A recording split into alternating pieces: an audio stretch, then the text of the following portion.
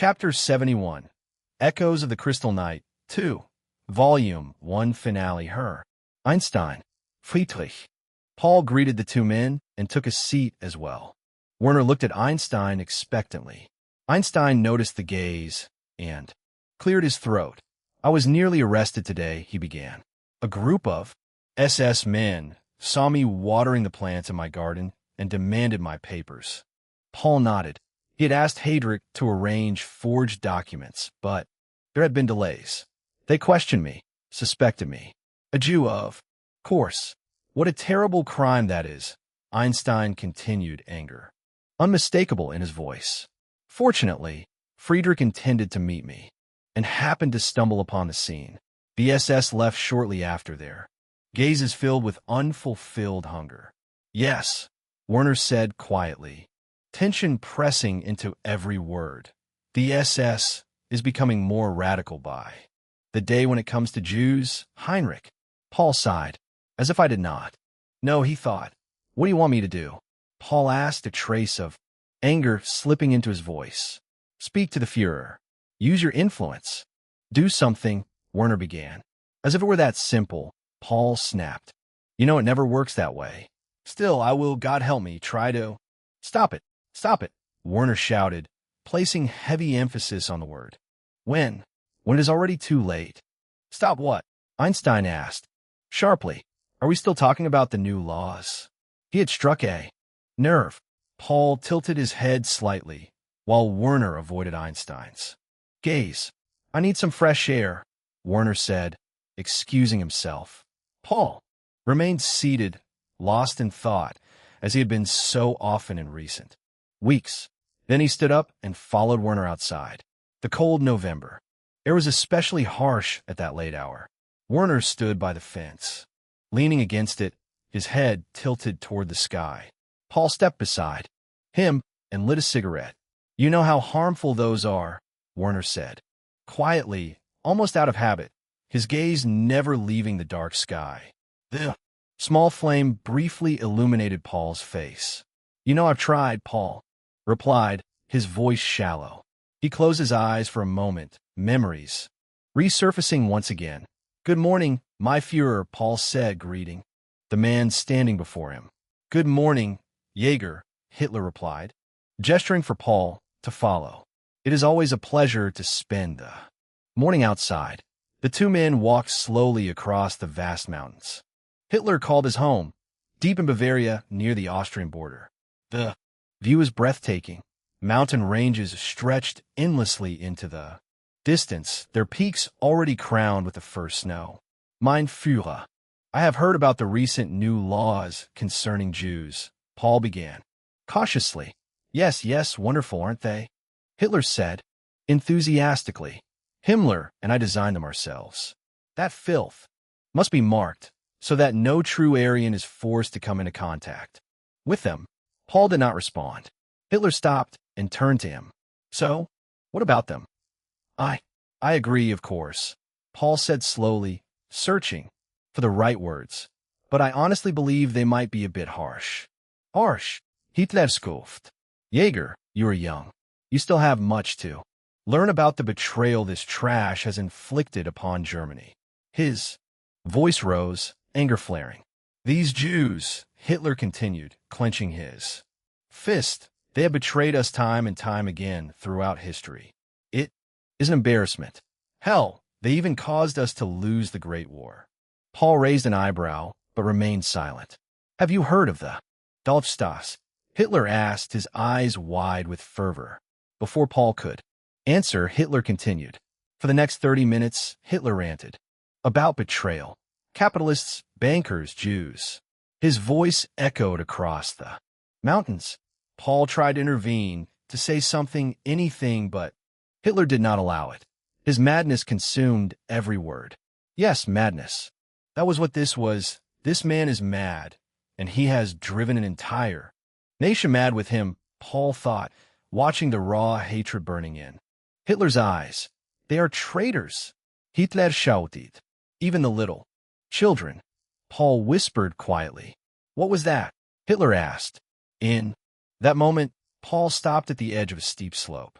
Far below, Hundreds of meters down, a narrow river cut through the land like a wound.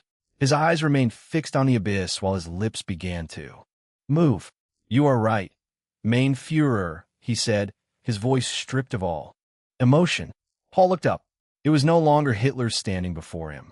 It was Werner, staring directly into his eyes. Why are we here, Paul? Werner asked, almost rhetorically, his voice heavy with emotion. I have asked myself that question countless times. I thought about God, about fate, about some higher purpose. But all I ever found was suffering, death, horror. The last word was barely more than a whisper. Paul watched him and said nothing. Why are we here? Werner asked again. I don't know, Paul replied. Cold, honest. I don't know either, Werner said, clenching his fist, but I want to use this chance whoever gave to us. Maybe God, maybe fate, maybe ourselves. For something meaningful. We have the privilege of knowledge, of the future, and yet we stand here talking while the world burns. We should do something. Go out there and do something. Do something. Paul snapped, anger flaring visibly. You think I haven't done anything? He stepped forward, dropping his cigarette and crushing it beneath his shoe. I have done everything within my power, but I still have rationality. You think that if we kill Satan, hell will disappear? No, there are thousands of demons. Should we slaughter them all? And if we do, are we any better than they are? Werner opened his mouth, but Paul did not stop. Don't act like a fairy tale hero, Paul said, his jaw clenched tight. You might save your princess, but you will not save her kingdom, Werner. That is what I have been trying to tell you all this time. Look at the bigger picture. He turned his gaze back toward the starry sky. The time will come when we can end it. All of it. For everyone. Somewhere. Along the way, you will lose something, Paul, Werner said quietly. What is it? Paul asked, barely above a whisper. Your humanity, Werner replied. Paul closed his eyes and let a few seconds pass before answering. That is a cost I am willing to pay. At that moment, the door opened. Einstein stepped outside. I did not wish to interrupt, he said, but you should see something. He gestured for them to follow. They walked around the house, toward the garden. It ended at a slight cliff, the elevated position offering a wide view over Berlin. Einstein turned to them, his eyes filled with expectation. A blazing fire reflected in his pupils. The same fire burned in Paul's eyes. And in Vanos, deep in the heart of Berlin, war was raging. Not against the Russians, not against the French or the British, not against an army at all. It was a war against humans. The sound of boots striking asphalt in perfect synchronization echoed through streets that were usually silent. At night, men marched forward, singing, their arms locked, their movements rigid, forming a single living machine. Many carried burning torches, the flames dancing wildly in the darkness. Soon they reached their destination. Shouts erupted. Orders were barked. Then destruction followed. The sound of glass breaking shattered the night, followed by screams. Men, women, children. Their cries echoed through the streets, swallowed only slowly by the roaring chants. The horde moved on to the next building. Greed, hatred, madness burned in their eyes. They hammered against the door again and again, but it did not yield. One of the men, a swastika wrapped around his arm, spat against the wall. He tore down a small star hanging beside the door and crushed it beneath his boot. From inside came the muffled sound of crying. It only fed their rage. One after another, they hurled their torches at the wooden building. Fire spread rapidly.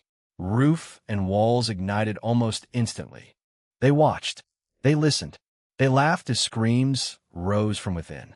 The men answered with singing once more. Rods and bats twitched nervously in their hands. Then the doors burst open.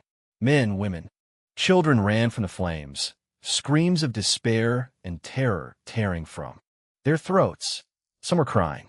Some were burning. There was no mercy. The men struck without restraint. Brutally, repeatedly, blows rained. Down as they shouted in ecstasy, consumed by violence. The night remained long. The night remained dark, despite the countless fires, and the night remained, even as the first streaks of sunlight revealed the full extent of the destruction. Later, they would give that night a name. Crystal Night. A man clad in a Wehrmacht uniform walked silently through the streets, assessing what was left behind. He stopped before the blackened, charred remains of what had once been a building. A synagogue. Blood still clung to the ground in quiet defiance. People remained as well. Some knelt before the ruins, unmoving. Their tears had long since dried, yet their sobs continued, hollow and broken. Paul bent down and picked up a small golden object from the ground. His reflection stared back at him. His eyes carried something no words could describe. Not far from where the object had lain, buried beneath burned wood and collapsed stone, rested a small body. A body Paul would have recognized, had he seen it clearly. A sight that would have pushed him beyond a boundary that should never be crossed. They will pay, Paul muttered, his fist, clad in a black leather glove, curled with terrifying force. Anger surged through his body. Every heartbeat fed it. Every breath sharpened it. His muscles tensed, pulsing with rage. Through a narrow gap in the rubble, sunlight slipped through. It illuminated the childish facial features of a familiar young boy. Chapter 72. A Wedding in Shadow. It was a cold Sunday morning, yet the streets before a certain church were already alive with people. Loud chatter and laughter filled the courtyard of the church. The importance of the event was unmistakable. Dozens of men stood among the crowd, clad in brilliant military uniforms that marked their significance to the Reich. Yet they were not the only ones who stood out. Several familiar faces could be spotted as well. Those with an interest in economics would have recognized more than a few of them, men in expensive suits, their expressions strict and calculating. Suddenly, the lively noise faded. All eyes turned toward the sound of an approaching engine. A sleek black limousine rolled into the courtyard, its windows darkly tinted. Two familiar figures stepped out from the front, both tall and handsome, dressed in elegant suits. Richard Heydrich, one guest, whispered, recognizing one of the men. Heydrich straightened his tie as he walked around the car, a faint smile on his face. "Are we ready, Friedrich?" he asked, turning toward the other man. "We are. She will arrive in 5 minutes," Werner replied, glancing at his watch. "Good," Heydrich answered as he opened the rear door. A man stepped out slowly, his silhouette immediately commanding attention. He wore a brilliant, white and gold ceremonial military uniform, adorned with countless decorations. A white gloved hand held the door as his face was revealed. "Little nervous, Heinrich?" Werner asked quietly. Paul ran a final check through his meticulously styled hair, then nodded. He began walking through the crowd, greeting many with a smile, others with a word or a knowing glance. "Owen, Wolfram, thank you for coming," Paul said as he approached the two men who had, over time, become friends. "Rommel and Richthofen laughed softly and nodded in return. "Admiral," Paul greeted the man before him, a silent understanding passing between them. "Oberst, congratulations," Ritter replied with a smile. Behind him stood another officer in the unmistakable uniform of the Navy. "Herr Dönitz, thank you for coming," Paul said, calculations once again turning in his mind. "Even today, it is my pleasure," Dönitz replied plainly. And Paul began, intending to greet another familiar face beside Ritter, before he fully realized who stood before him. "General," he murmured. "Come on, boy," General Spurl said, patting Paul on the shoulder. "It has been a long time," Spurl added with a faint smile. Paul nodded. "Thank you for coming," he said, a heartfelt smile spreading across his face. It was not calculated, not forced, not hiding deeper intentions. It was genuine, Where would I have been without you? Paul thought, but his thoughts were interrupted as Hadric nervously tapped his shoulder. She will arrive any moment now, he said. Fine, Paul replied, turning toward the entrance of the beautiful church and walking toward the altar. Behind him, the guests slowly began to take their seats. Greetings, Pastor, he said, shaking hands with the clergyman. And greetings to you, my friend, the man replied warmly, taking his place beside Paul and Werner, who had joined them as Paul's best man. Paul let his gaze wander over the gathered crowd and suddenly spotted someone familiar, or at least it felt that way instinctively. He searched his memories until a name surfaced. Aunt Bettina? Paul wondered, recognizing Heinrich's late aunt. What about Heinrich's father, my father? He thought. Next, I'm sure we invited him. I wanted to finally meet him. His thoughts were cut short as soft music began to play, performed by a small group seated in the corner of the church. He rested his hand on the ceremonial golden sword at his waist, his eyes fixed on the entrance, anticipation tightening his chest. Then slowly, two silhouettes appeared in the doorway. A man and a woman walked side by side, their arms interlocked. They moved at a measured pace. The man, his hair white and freckles scattered across his face, limped slightly. With each step, he wore a majestic military uniform inspired by the Great War. The sword scabbard he leaned on as a walking aid struck the marble floor, each tap echoing through the church. The woman beside him was hidden beneath a white veil. She wore an elegant bridal gown, its fabric adorned with delicate silver linings. Slowly but steadily, the pair made their way down the long aisle. The people around them rose from their seats, watching in silence. When they reached the steps before the altar, Paul could hear the older man's heavy breathing. Paul sighed and stepped forward. Each movement seemed like torture reflected clearly in the man's strained expression. Werner shifted his foot, ready to help, but a hand stopped him. Paul's hand. He shook his head. Rinstedt's tired face drew close to Paul's as he stretched out his hand. Sir, Paul said, taking it. With his other arm, Rinstedt pulled Paul into an embrace. Whether it was born of exhaustion or affection, Paul could not tell, but the gesture was sincere. Rinstedt's mouth moved close to Paul's ear. Thank you, Heinrich, for honoring your promise, Rinstedt murmured, his warm breath brushing Paul's skin. Paul nodded and helped Rinstedt into position. The promise. Was it only because of that? Paul wondered as memories resurfaced. Come closer. Jaeger, Rinstedt said. He was sitting upright in his bed now. Paul nodded and stepped closer. Rinstedt gripped his shoulder and leaned forward, his hand trembling. Please promise me, he said quietly. Promise this old man one last thing. He paused, holding Paul's gaze for a moment before continuing. I am no fool. I know my daughter's feelings for you, and I hope I understand the feelings you carry for her as well. Please fulfill my last wish. Marry her when you return from your mission. It would mean everything to me. The strength drained from his body before Paul could answer.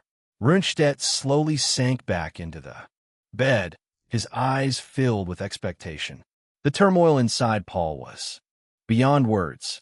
It was chaos, a whirlwind of emotions he could not categorize.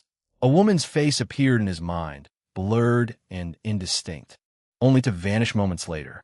Paul pressed his eyes shut, but the image did not return. He opened them slowly. His head moved as if guided by a higher force. He nodded. Back at the church, Paul turned toward the woman. Her veil, her dress, everything about her was stunning. Then, suddenly, everything went dark. Paul blinked and saw her again, but something was wrong. Everything looked different somehow. He glanced toward the seated crowd. Many were dressed in suits, some children among them. Their heads were tilted downward, objects held in their hands, their fingers tapping relentlessly. He looked closer at the people around him. They looked different. No, they were different. Paul studied their faces carefully, every detail, every expression. And yet, something was missing. He tried to remember their names, but none came. To him, their faces were painfully familiar, but no matter how hard he tried, no names surfaced.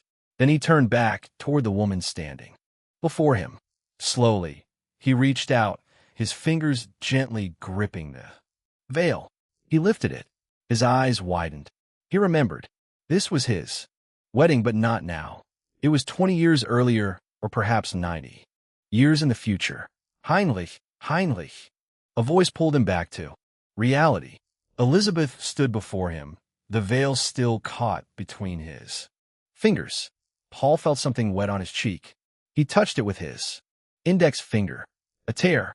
A single one he had shed without even realizing it.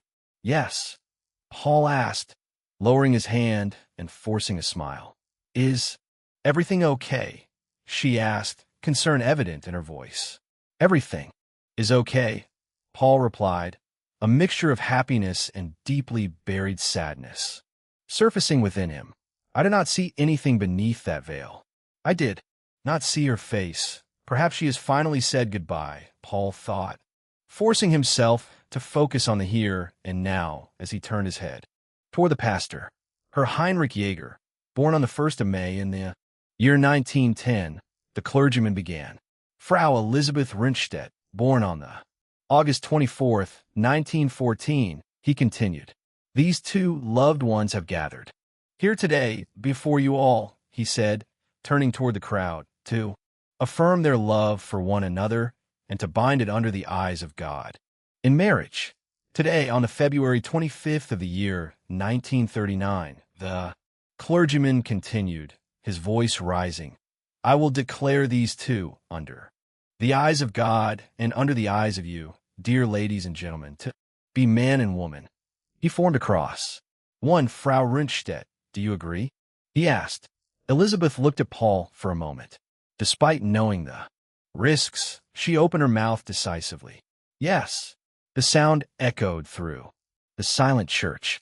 Paul closed his eyes, knowing what was about to come. But he forced them open again and looked at Elizabeth. Their eyes met. In that moment, Paul severed it. He cut the rope that bound him to all past responsibilities decisively. Herr Jaeger, do you agree? Yes. May God stand with you. May he protect your love and cherish it. I declare you man and woman. Dear Herr Jaeger, you may kiss the bride. The pastor said, smiling as he stepped aside. Paul stepped closer, pressing his hand softly against her cheek. He kissed her as the church erupted into cheers. Chapter 73. Sketches of War and Peace. Heinrich, wake up. A soft voice called out to Paul, who slowly opened his eyes. He sighed in relief when he saw Elizabeth's face, only centimeters away from his. A bad dream?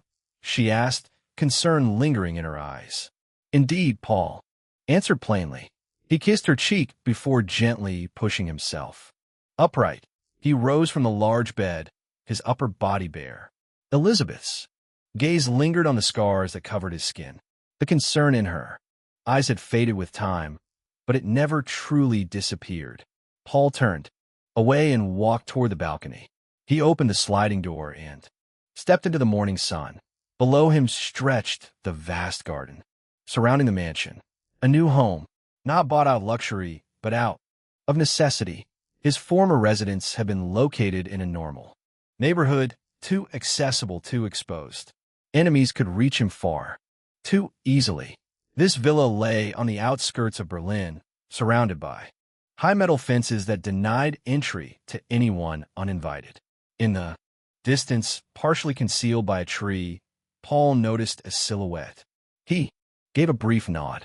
One of the Ghost Squad, his personal security force, watching over him, and more importantly, over his wife day and night. With the enemies he had made, anything less would have been foolish.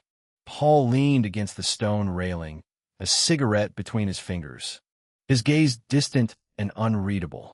Behind him, he heard the balcony door slide open, but he did not turn. Moments later, a pair of arms wrapped around him from behind. What are you thinking about so intensely this early? Heinrich Elizabeth asked softly. This and that, Paul replied. His eyes suddenly shifted toward the gate below. A black car had stopped. In front of it. For example, who would visit this early on a Saturday? He added, already turning away. He stepped back inside, pulled on a shirt, and made his way downstairs. When he arrived, he saw a man in a Wehrmacht uniform speaking with one of Paul's attendants. Sir, the man called out, snapping to attention and saluting. Paul nodded, studying him with expectant eyes. The Führer has called a general meeting. You are requested to attend. Oberstjäger, the messenger reported. So he has finally made up his mind, Paul thought, barely managing to suppress the excitement rising within him. What is it, Heinrich? Elizabeth asked, having followed him downstairs. The Führer has called a meeting. I have to go, Paul said, pulling her into a brief embrace. Her disappointment was obvious. Soon, the black limousine departed from the estate, carrying one passenger more. From a mansion's windows, Elizabeth watched as the car disappeared down the road. The car arrived at a large complex, its architecture beautiful, yet cold and uninviting. Paul stepped out and made his way up the broad stairs of the Ministry of Defense, the headquarters of the General Staff. His footsteps echoed through the vast structure as he ascended. At the doorway, two soldiers immediately straightened when they recognized him, saluting sharply. Before pulling the door open, "Hey, wasn't that?" one of them whispered. As the door closed, not quite fully, the other merely nodded. Inside, Paul moved through the corridors until he reached a half-open door. He stepped inside. Warm air and a mixture of raised voices greeted him. A long wooden table dominated the room, surrounded by dozens of officers, most of them already seated. Only a few chairs remained empty. Paul let his gaze wander. Authority radiated from those present, heavy and almost tangible. In truth, he was likely the lowest-ranking officer in the room, invited not by rank, but by proximity. His closeness to the Führer and his quiet, unspoken influence within the Wehrmacht had earned him a seat among men above him in title. Paul shook hands with several familiar faces: Ritter, Donitz, Spurl, and the newly promoted Kesselring. Yes, Kesselring, a man he had first met through Richthofen. Another Luftwaffe officer, a man of great importance, Paul thought. His gaze wandered almost subconsciously to the corpulent figure clad in an overly brilliant ceremonial uniform at the far end of the room. It bordered on the embarrassing, but his eyes quickly returned. General Kesselring, good to see you again, Paul said, shaking the man's hand. Good to see you again as well. Oberstjäger, Kesselring replied with a nod. Paul liked him. In stark contrast to Göring, Kesselring was a capable Luftwaffe general, competent, disciplined, and possessed of a far steadier temperament. Is this seat already taken? Paul asked, gesturing to the chair beside him. No, please feel free, Kesselring answered. Thank you, Paul said, taking a seat. So, Paul continued, attempting small talk. Has the Führer finally decided on the Czechoslovakian plan? That is what I have heard as well, Kesselring replied quietly. Good day, fellow officers, a voice announced. A man stepped forward. He was older, with a gray mustache, wearing the uniform of a general. Keitel, Paul thought, studying him. The man who had taken Blomberg's position as chief of the general staff. Paul's eyes swept through the room, noting several officers whose expressions betrayed clear displeasure at the man standing before them. The Führer enters, Keitel announced, stepping aside. Like a loyal lapdog, Paul murmured, barely audible. The doors opened, and the Führer stepped inside. Immediately, the generals rose to their feet, all raising their right hands. The Führer merely nodded and moved forward, taking Keitel's place at the head of the table, leaving him standing off to the side. Paul shook his head slightly, a small gesture, but not unnoticed by the man seated beside him. The Czechoslovakian plan will be implemented, Hitler declared. pointing toward the large map depicting Europe. Ribbentrop has made significant progress, and we expect a possible annexation. He then turned toward Hess, who stood a short distance away, as always close at his side. More a secretary than a vice Führer, Paul thought, his gaze briefly resting on Hess. Hess noticed it. By tomorrow, my Führer replied, turning his attention back to Hitler. But of course we must expect a reaction from the French. Hitler continued, spitting out the words, and the British as well. His gaze swept across the long table. How do you assess this situation, my generals? Paul studied the faces, in turn committing names to memory. Then a man he knew well rose from his seat. I do not believe the French or the British will react in any significant way, my Führer, Manstein said calmly. They are not ready for war, and they have no desire for one. He sat down again. How right you are, as always, Paul thought, silently observing the room. The discussion continued long into the evening, drifting from one topic to the next. Although the Führer had already left, the need for conversation remained. Decisions echoed, implications were weighed, and futures quietly measured. When the sun had fully sunk beyond the horizon, the first generals finally began to depart. Paul left as well. By the time his car reached the estate, darkness had already settled over the grounds. Hello, Elizabeth, he said, stepping inside and embracing the woman waiting at the entrance. Hello, Heinrich. I cooked something for you to eat, she replied, offering him a gentle smile. I will gladly take it, Paul said, returning the smile, though his expression looked noticeably tired. They sat together at the table, the house quiet around them. It's very tasty, thank you, Paul said, cutting off another piece of the schnitzel Elizabeth had prepared and bringing it to his mouth. I'm happy, she replied simply. After dinner, Paul retreated into his study. He sat behind his desk, a sheet of paper spread out before him, his hand moving steadily as he sketched lines, curves, measurements. Elizabeth entered quietly, carrying 2 cups of tea. She placed one beside him. Thank you, Paul said without looking up, his focus remaining on the drawing. What is it? Elizabeth asked, stepping closer and studying the paper. You know my interest in technology, Paul replied, leaning back slightly. I'm trying something out. Trying something out, she repeated, raising an eyebrow. Shouldn't that involve actual technology, not paper? Well, it's complicated, Paul answered, hesitating. It looks like an engine, Elizabeth murmured. For a car? For a plane? Paul replied calmly, taking another puff from his freshly lit cigar. One of many already, reduced to ash. But it has no propellers? She asked, tilting her head. Have you forgotten them? Paul almost laughed at her comment, nearly spilling his tea. What? Elizabeth asked, crossing her arms, feigning offense. I did not forget them, Paul replied, setting his cup down. This kind of plane does not need any. He glanced at his watch, then at Elizabeth before picking up the sheet of paper and sliding it into a drawer. The page drifted through the air, landing atop another sketch. 1.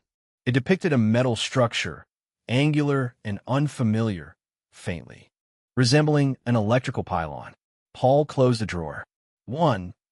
Chapter 74. One step after another, climbing until only the summit remains. Today we receive the news that Adolf Hitler has announced the annexation of Czechoslovakia.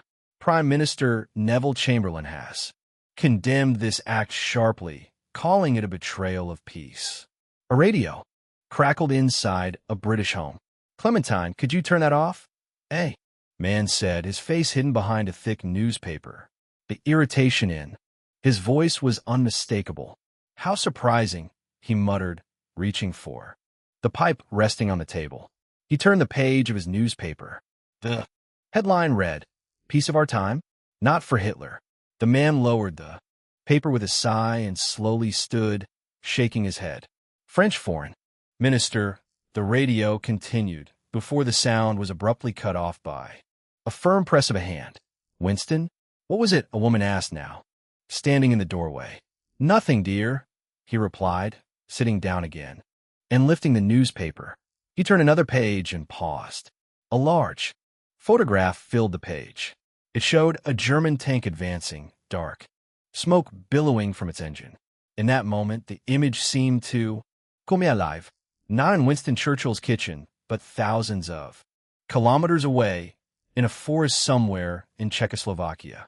The roar of the tank echoed through the lonely woodland. Its tracks churned through the mud with considerable speed. Atop the tank sat a Wehrmacht Oberstleutnant, binoculars raised to his eyes. He lowered them, letting them hang from his neck. With a brief hand gesture, the column pressed on, increasing its pace. The cold wind bit against the man's cheeks.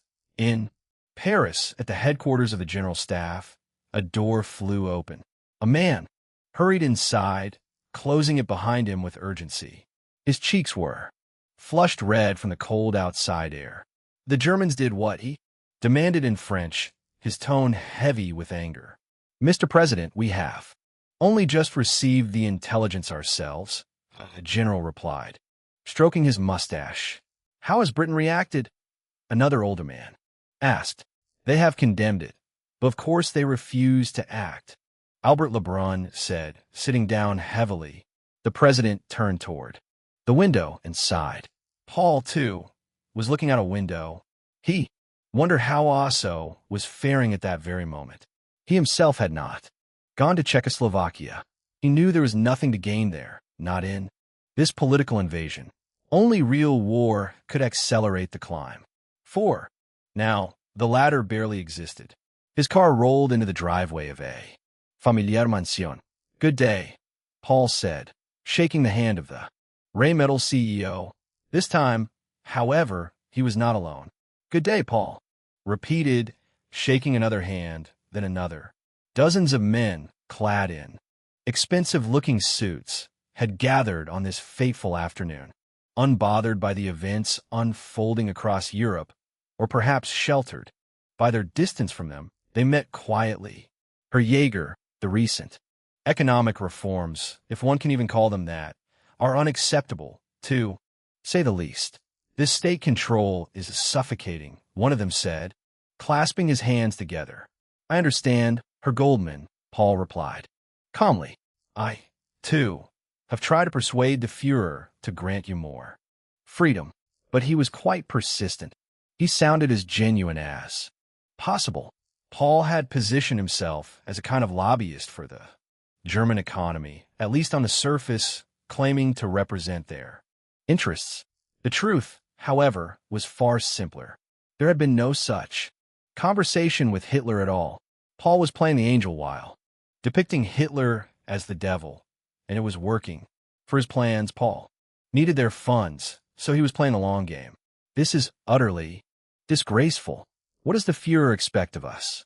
To just sit still?" one man asked, his fist hitting the table, the expensive cutlery shaking. "And when the war happens, he plans to nationalize all your companies," Paul added, fueling their rage.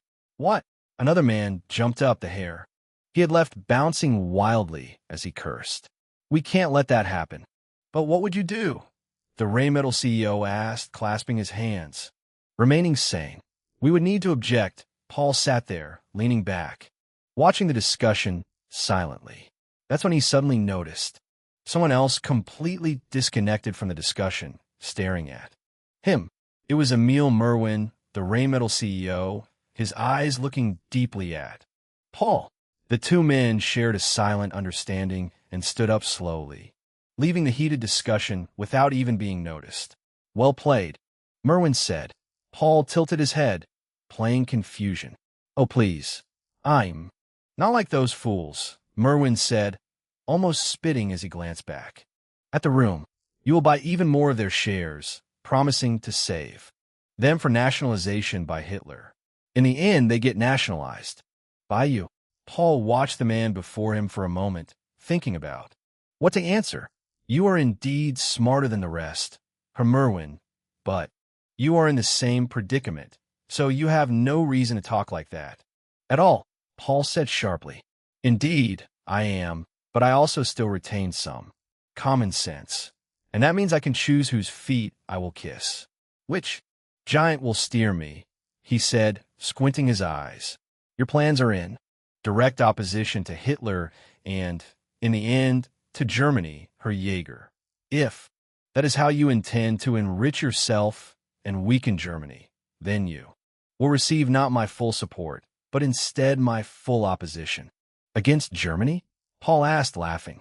Was it not me who gave the blueprints, technologies that have accelerated Germany's arms industry by years? Blueprints I have more of. Was that to weaken Germany? Her. Merwin? No. Did it weaken Germany? Paul asked, stopping. No. Medwin began, getting interrupted. Exactly. It strengthened Germany, and that is what I intend to do, Paul said, leaning against the railing of the veranda. Strengthening Germany, yet opposing Hitler. Are you talking about a coup? Merwin asked, his eyes wide. Paul turned around, his eyes bearing something dangerous. What if I am a lone Oberst? Although I admit you have economic influence in Germany, you are nothing but an ant that has received a little bit of fame, Merwin said, shaking his head. Quite harsh words. Then tell me, what was I to you 3 years ago?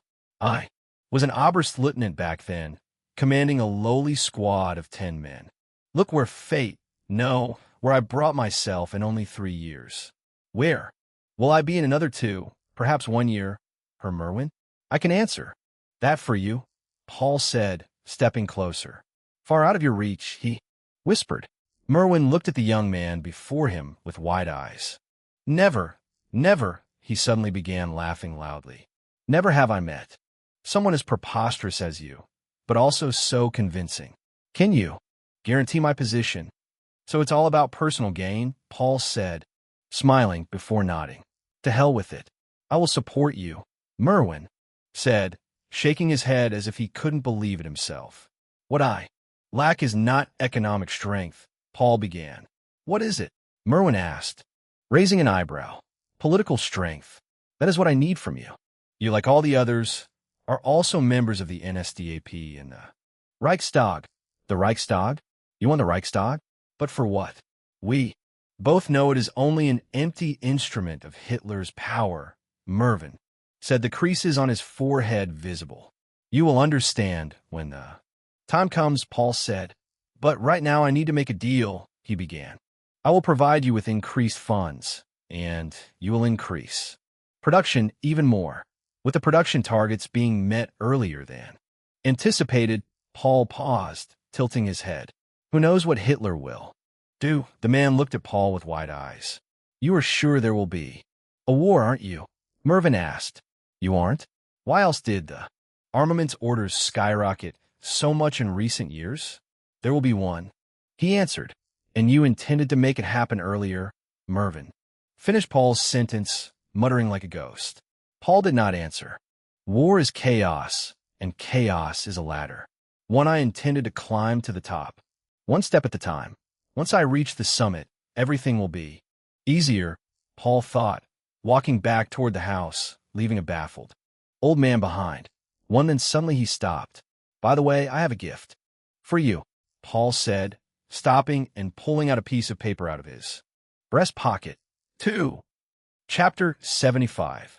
The shape of future war in an office in the center of Berlin. Krupp and Rheinmetall have already completed their orders. Earlier than planned, my Führer, Paul reported, reading from the paper, as though the information had reached him only moments ago. Hitler looked up, surprised. That is good news. Then we must distribute the new materials to the divisions at once, he said, stroking his small mustache thoughtfully. The Gestapo has also received intelligence that France and Britain are preparing for war. Paul continued, his tone measured, almost concerned. Their industries are operating at maximum capacity. They expect an invasion of Poland. Of course, only because our industry is doing the same. It is a devil's spiral, Paul thought, not saying it out loud. An invasion? Hitler snapped. We would be taking back what was stolen from us, and they dare to call that an invasion.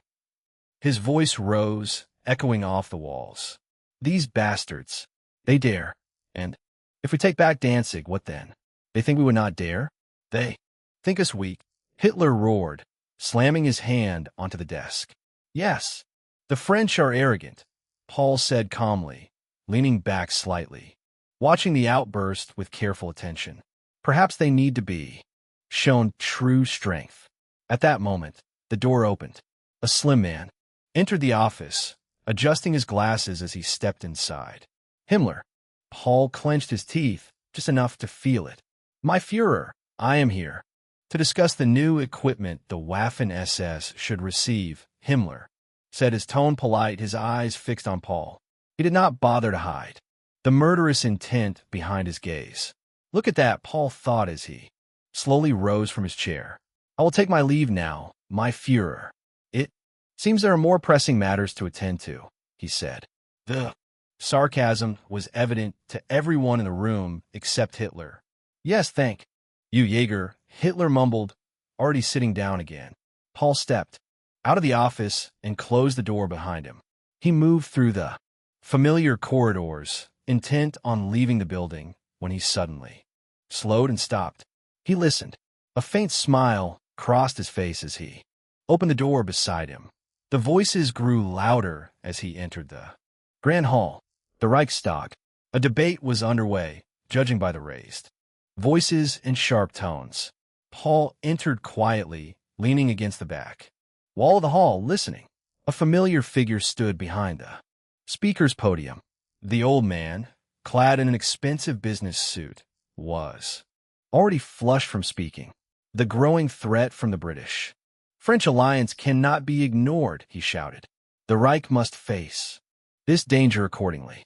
I propose increasing the budget for this quarter by 100 million Reichsmark. The hall erupted in applause. Yet beneath the thunderous clapping, some remained conspicuously still, their hands unmoving. Paul and Merwin, who had just stepped away from the podium, exchanged a brief glance before both went their separate ways.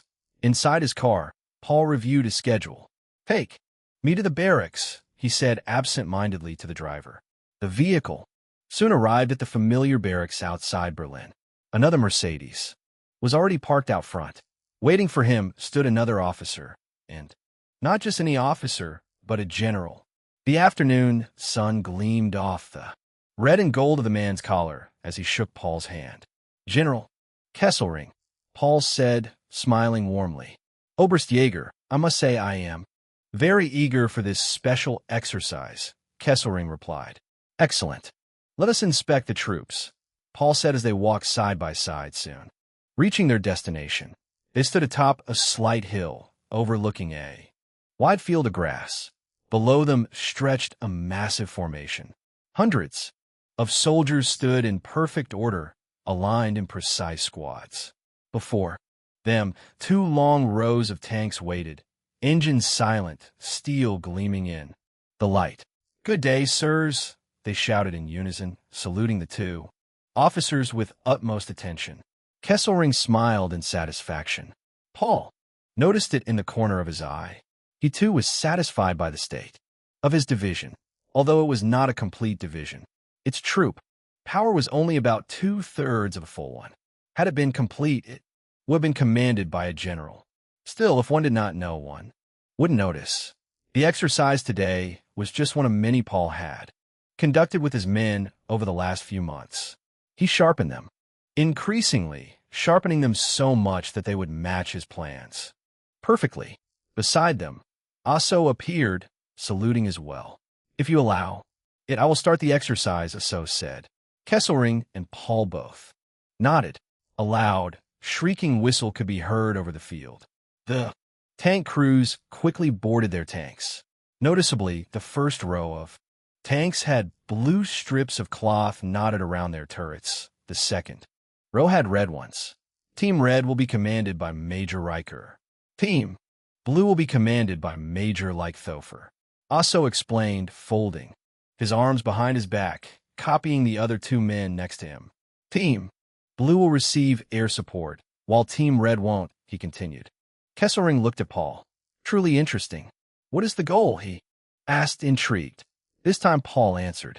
On each team's side is a command post, a tent of sorts. Inside is a flag. Capturing the flag will be the winning condition. Interesting, Kesselring muttered, stroking his chin. What kind of air support are we talking about? A squadron of Stukas, Asso answered, pointing into the distance where one could see small dots. Of course, we won't be shooting live. Only fake bullets, grenades, and bombs, Paul added, shortly before the whistle sounded once again. Both Paul and Kesselring raised their binoculars. Watching the spectacle, we advance, Major Leichthofer said, watching. The planes roar overhead as they reach their targets. Columns of Team Blue's tanks began to roll forward, the enemy positions of Team Red already burning beneath the bombardment. Yet the closer they came, the fewer bombs fell. Have they already been decimated? Leichthofer muttered. He raised his hand, signaling 2 tanks to increase speed and move ahead as scouts. Minutes later, the radio inside his command tank crackled. Sir, reporting. There are no signs of Team Red's tanks. What? Leichthofer snapped, grabbing the receiver. Gimme Lieutenant Sigmund. Why hasn't he reported? Is his engine too loud for him to speak? Or what? Static hissed. Then a sudden, harsh noise cut through the channel, followed by a voice, faint and strained. Team Red's tanks have withdrawn into the forest.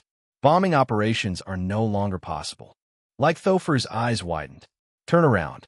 Now, he shouted. His tank company veered away, running parallel to the forest's edge. Every 100 meters, Leichthofer ordered a tank to peel off into the trees. Living markers probing the darkness, searching for the hidden armor of Team Red. Suddenly, the radio crackled again. Lieutenant Sigmund, reporting. I see 2 tanks from Team Red on the far edge of the forest. Near our command post, he shouted, the roar of his propeller nearly drowning out his voice. What? Leichthofer barked, shaking his head in disbelief. How are they that fast? Moving through dense forest at such speed was impossible. Was this another trap? Send 2 tanks after them. Full speed, Leichthofer ordered. The rest halt and turn.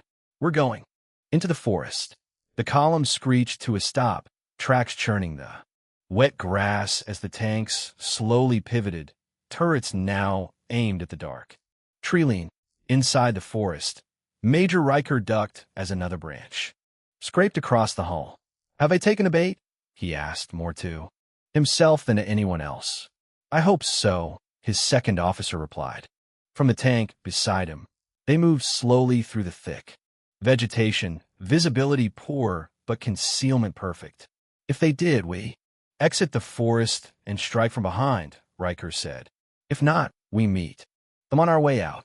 Either way, prepare for combat. The tanks turned, inching toward the forest's edge. Then distant explosions echoed across the field. Did they take it? Riker shouted, a hint of excitement in his voice. Another explosion followed, far louder than the rest. A tank, roughly 100 meters away, was hit. The crew raised their hands, signaling defeat. Riker reacted instantly, lifting his binoculars. Enemy, 11 o'clock. Fire at will, he shouted. His tank lurched sideways, slipping behind dense foliage. Looks like they haven't spotted us yet, the driver yelled. Riker peered through the viewing slit. Wait. When the enemy tank finally entered his sights, a drop of sweat slid down his face. Now, the cannon roared. The shape-charged shell struck true, punching straight through the enemy armor. Reload, Riker shouted as the tank surged forward, its position now exposed. The forest erupted into chaos. Explosions thundered, echoes rolling out into the open field. Paul lowered his binoculars. Looks like Leichthofer was defeated, he said calmly, watching the last tank of Leichthofer's division burn. But Riker only has 1 tank left, Kesselring replied, gripping his binoculars tightly. and he hasn't reached the command post yet. Look, Kesselring said. Sharply, Paul raised his binoculars again. A single tank burst from the forest's edge, black smoke pouring from its overworked engine. It raced along the tree line, zigzagging wildly through the mud, straight toward Team Blue's command center. He hasn't won yet, Kesselring said. Look, Paul followed his gaze upward. Dozens of Stukas dove from the clouds, sirens screaming as they locked onto their prey. Come on, Lieutenant Sigmund shouted inside his cockpit, pushing his aircraft into a steep dive. The tank was barely 200 meters from the command post. The bombs fell. Light explosives, but many. Watch out, Riker screamed, slamming the hatch shut as death rained from above. The tank swerved violently, evading one blast after another. If one of those hits us directly, it's over, Riker shouted, gripping the driver's shoulder. Miraculously, the tank burst through the bombing run. Untouched, coated in mud, leaves, and shattered branches. Then Riker saw him through the slit. Sigmund, he whispered. He knew instantly what had to be done. Riker threw the hatch open, sunlight flooding the interior. What are you doing, sir? The driver shouted. Riker didn't answer. He climbed out and jumped. Behind him, the tank was struck. Directly, the explosion forcing it to a halt. Yes, Sigmund shouted, pulling his plane into a sharp climb. Then he saw it, a small figure, sprinting across the open field. Yes, Riker shouted, raising the blue flag high above his head. Unbelievable, Kesselring exclaimed, his excitement obvious. We must certainly learn from this exercise, Jaeger. Indeed, Paul replied calmly. It clearly shows the need for close coordination between ground forces and air support. Without proper communication, the advantage of air superiority is severely limited. True, Kesselring said, stroking his chin. Riker was clever. He used the forest to shield himself from air attack. But that protection came at the cost of speed, something like Thofer correctly identified. He paused, then looked at Paul. So for a proper blitzkrieg, Kesselring continued, as you called in our last meeting, yes, Paul said. Air support is essential, Kesselring finished. Without it, speed alone is meaningless. Chapter 76. Behind the carefully set stage. Come on, we don't have unlimited time, Stefan, a worker shouted at the colleague beside him, their faces smeared with dirt and grime. The barrels bent, Stefan growled, hurling the twisted metal aside. He immediately reached for the next piece, his jaw clenched. The discarded part skidded across the pier and stopped at the edge. A little more force, and it would have splashed into the dark water below. The pier itself was dominated by a colossal steel monster. A half-finished warship loomed above the men. Dozens of workers clung to its hull, welding plates into place while an enormous crane swung a massive turret through the air, its shadow sliding across the steel. Welding torches hissed. Hummus hung. Metal screamed as it was cut and shaped. Across Germany, the same sounds echoed, fueled by words. Germany has the right to defend itself. Germany has the right to arm itself. And Germany has the right to take back what belongs to us. Hitler roared, thunderous applause erupting inside the Reichstag. 1. Families at home applauded.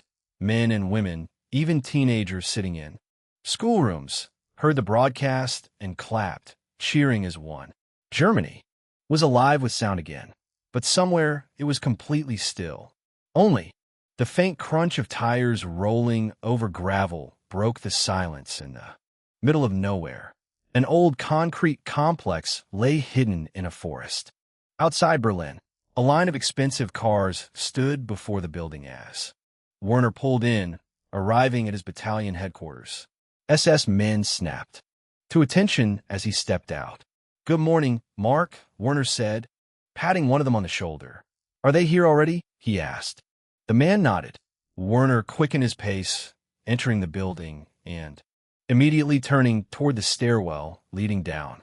He descended into the basement without hesitation and walked straight toward a heavy metal door. Two familiar SS guards stood watch, but now they were not alone. Two Wehrmacht soldiers flanked them, their gazes sharp and unreadable. Beside them stood a Luftwaffe officer, an Oberleutnant in a pressed uniform, and a naval officer calmly stroking his beard. The SS guards saluted and swung the door open. The room beyond was spacious, a long table dominating the interior. Seated behind it were figures whose names carried weight. Redder, Werner realized, studying the tall, stern man, who remained standing, and donuts. The thought surprised him. His gaze moved on. Richthofen, Spurl, Manstein, Heydrich, Rundstedt, and one old man he did not recognize. Then he saw him. Rommel. Werner watched as Rommel spoke quietly with Paul. Paul noticed him, gave a brief nod, and gestured toward an empty seat. Werner sat down beside two men whose faces were hidden beneath hoods. He did not need to see them to know who they were. Paul's eyes lingered on the hooded figures for a moment, longer than necessary. The room fell silent as everyone took their seats, polished uniforms catching the light, authority radiating from every rank and insignia. 4 Wehrmacht soldiers stood guard in the corners of the room. They were Go Squad. Directly behind Paul stood Gustav, unmoving, a silent reminder of where true power rested. Paul straightened. I have called this meeting to discuss, he paused, narrowing his eyes slightly. Operation Z. Several officers nodded at once. Before Paul could continue, Ritter rose from his seat. Before we proceed, I wish to inform everyone present that the Kriegsmarine is fully aligned with Plan Z, Ritter said calmly. All internal opposition has been removed. Admiral Donitz has also pledged his full support. He smiled, measured and calculating. Paul inclined his head. Excellent, he said. Admiral, you have exceeded our expectations. He clasped his hands together. What about the Luftwaffe? Richthofen began to rise, opening his mouth to speak. Before he could, the metal door opened once. Again, footsteps echoed into the room. General, Richthofen asked, surprise flashing across his face as his eyes shifted between Paul and the newcomer. Paul smiled faintly. General Kesselring had arrived. It had been difficult persuading him, step by step, over time, but Paul finally managed it by presenting the documents. Forged by Heydrich, yes, yet entirely plausible. They showed Göring's position as commander-in-chief of the Luftwaffe clearly, leaving no room for Kesselring to rise. Black on white, Reader's eyes widened slightly, and he gave Paul a faint, approving glance. The Luftwaffe is now led by an incompetent commander, Kesselring said, his voice calm but laced with disgust. Many officers realized this long ago. They're searching for more capable leadership, a leadership you intend to assume, Kesselring. Reader said, smiling provocatively. Kesselring said nothing. He simply sat down beside Richthofen. His silence was answer enough. Paul cleared his throat. Regarding the Wehrmacht, he said, suddenly standing, we have, of course, myself and Oberst Rommel. Both of us will see our chances for promotion rise with the coming war. He stepped closer to Rommel, standing just behind him. But as you know, Plan Z does not depend solely on numbers. It depends above all on timing, Paul continued, walking around the table and meeting each gaze. The Wehrmacht's influence and power will reach their peak in the upcoming Va. That is when we strike. Doesn't a strike during wartime destabilize the country? That would be a dangerous game. Rundstedt said, his voice rough. Yes, Paul replied evenly, but not if we direct all fear and uncertainty toward an enemy we invent. The enemy? Reader asked, tilting his head. Paul smiled faintly. Of course, Reader nodded slowly. That would be possible. Paul arrived behind the older man, clad in the expensive suit. Exactly. And to legitimize these claims, we have her Mervyn and the other economic. Leaders of Germany. Their influence in parliament will secure formal legitimacy.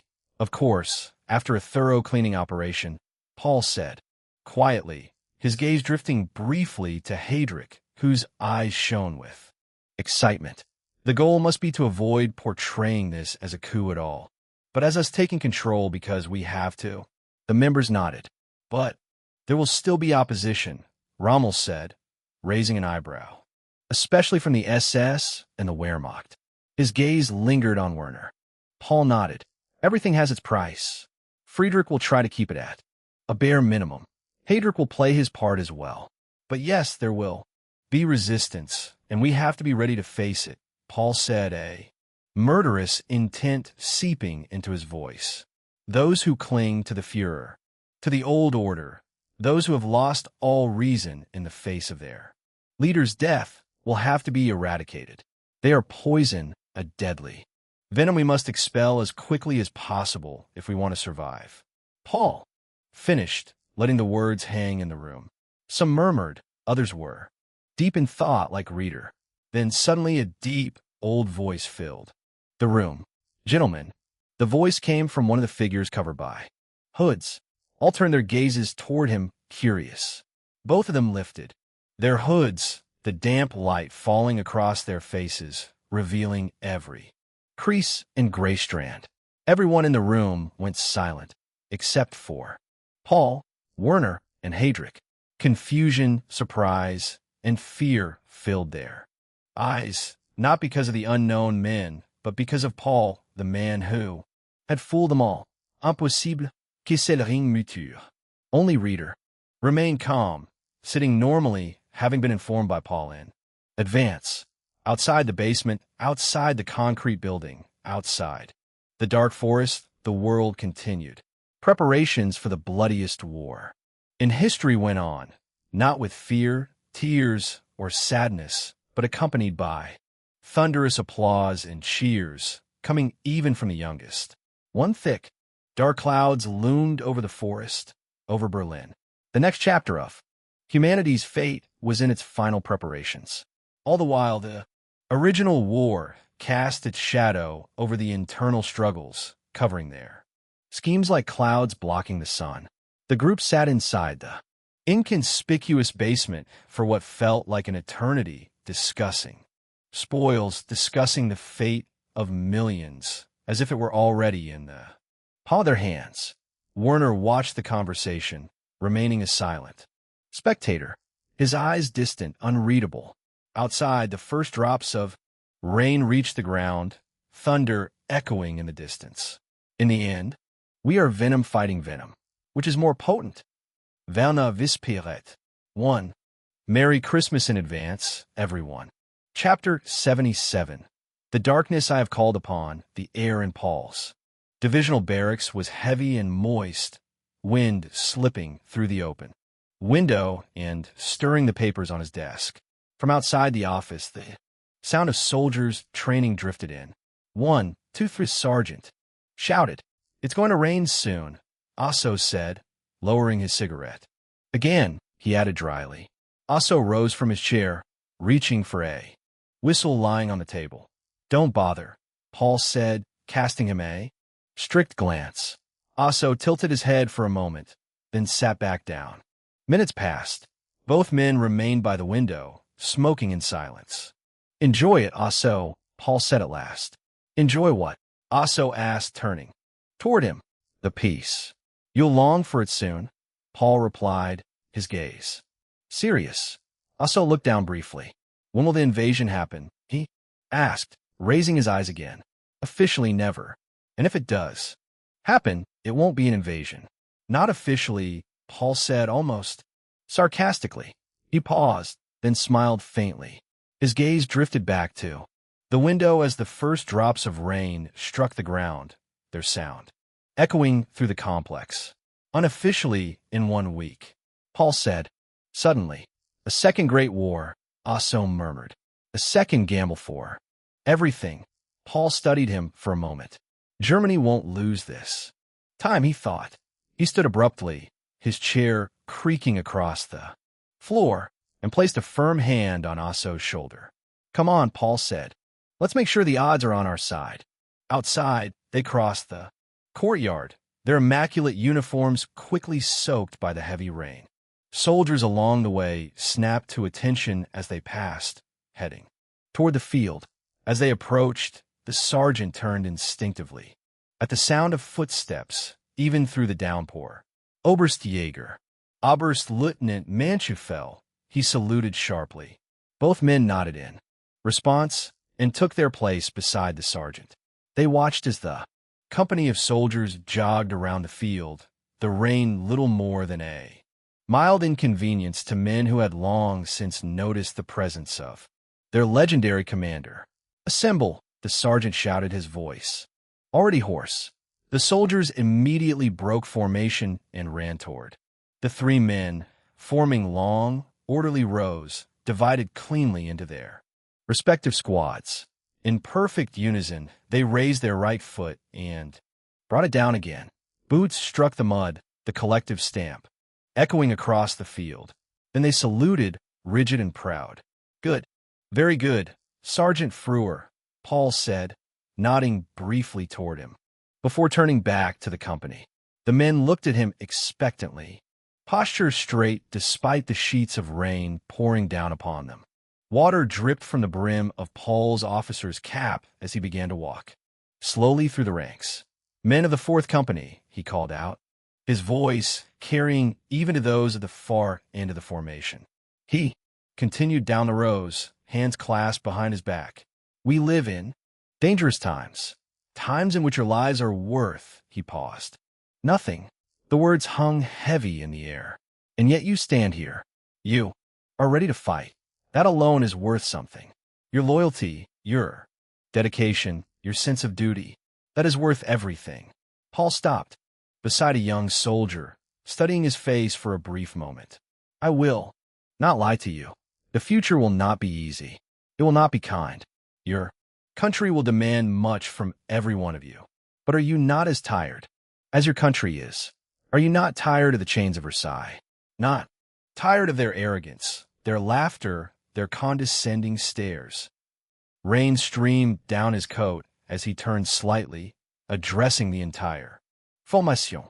"Soon, I will ask you to break those chains." He stopped. "How will you answer?" For a heartbeat, the field was silent. Then, as if bound by a single will, the soldiers shouted as one. "Yes, sir." Paul nodded and returned to Asso's side. "I believe the odds are good for us," he said quietly. "Do you know why, Asso? Because we have a reason to fight. Rage fuels us. The shame of the previous generation fuels us. And that is what sets us apart from the rest." He watched the soldiers, standing unmoving in the rain. A starved child will always be stronger than a well-fed one. Hours later, Paul stared at his plate with quiet irony. It was generously filled. Venison and potatoes made up the main course. "It's wonderful. Thank you, Elizabeth," Paul said as usually, rigid shoulders relaxing slightly. "Good to hear. Gustav shot the deer this morning, so I thought we shouldn't let it go to waste," Elizabeth replied with a smile, tasting her own cooking. Paul nodded as he chewed, his gaze drifting across the wide garden beyond them. "What great peace," he murmured absent-mindedly, a piece of venison slipping from his fork and falling back onto the plate. Elizabeth raised an eyebrow. "What? Is it Heinrich? What troubles you so much?" Paul almost laughed. It was dry, hollow, and sad. "This piece is beautiful, yet I destroyed it myself. Willingly," he muttered. "What are you talking about?" Elizabeth asked, her eyes narrowing. Paul sighed before leaning forward. Slowly, gently, he reached out and brushed a strand of her blonde hair behind her ear, his hand resting against her cheek. "A darkness, one you have never seen, will befall this continent," he said quietly. "A darkness? Are you talking about the French?" she asked. "I'm talking about war, my dear," Paul replied, his gaze drifting aside, caught between shame and regret. Elizabeth slowly pulled away, emotion weighing heavily in her eyes. You men and your wars, she said, shaking her head, her voice trembling. Elizabeth, Paul began, reaching out again. No, feigned reach. No, she murmured, tears gathering as she turned away in defiance. Paul withdrew his hand, his jaw tightening. For a moment, there was complete silence. Only the faint sound of the wind drifted in from outside. You. No, Paul said at last, standing up. I will make sure it is the last one. Elizabeth wiped her eyes with a napkin and let out a weak chuckle. The last one. Of course. No, Elisabeth. I'm serious. This will be the conflict to end all conflict. A massacre to end all death. A great flame to extinguish the fire. I will make sure of it, Paul thought, a deadly resolve burning in his gaze. He stepped closer and gently pulled her into an embrace, holding her softly as the weight of his resolve settled between them. How much time do we have left? She asked, her face buried in Paul's arm, her voice muffled. Paul closed his eyes and sighed. We have begun the final preparations. The troops will move to the Polish border in 4 days. After the ultimatum, they will refuse. We attack. He paused, swallowing. 5 days at most. Elizabeth pulled herself upright, wiping her tears away with her sleeve. Then let us spend those days well, she said with a faint smile, her lips unable to hide her sadness in the slightest. The night grew long. Lights burned inside Paul's house for hours, voices and soft sounds drifting into the dark sky, heard only by the squirrels in the garden and by a few wandering ghosts. Paul arrived at the headquarters of the general staff early the next morning, his hair untypically disheveled. Strands of dark hair had fallen onto his forehead, giving him a worn appearance he rarely showed. He made his way through the grand building, past wide rooms and vast halls, until he reached the very end of a long corridor. There, set almost deliberately out of place, was a small, unremarkable door. A simple sign beside it read, Working Group Manstein. Paul stepped inside the room that would become his second home for the coming days. The heart of the Reich's strategic mind. This was where plans were sharpened, where wars were shaped before the first shot was ever fired. Several familiar faces greeted him. At the center stood Manstein, designated commanding general of the operation, still known to only a select few.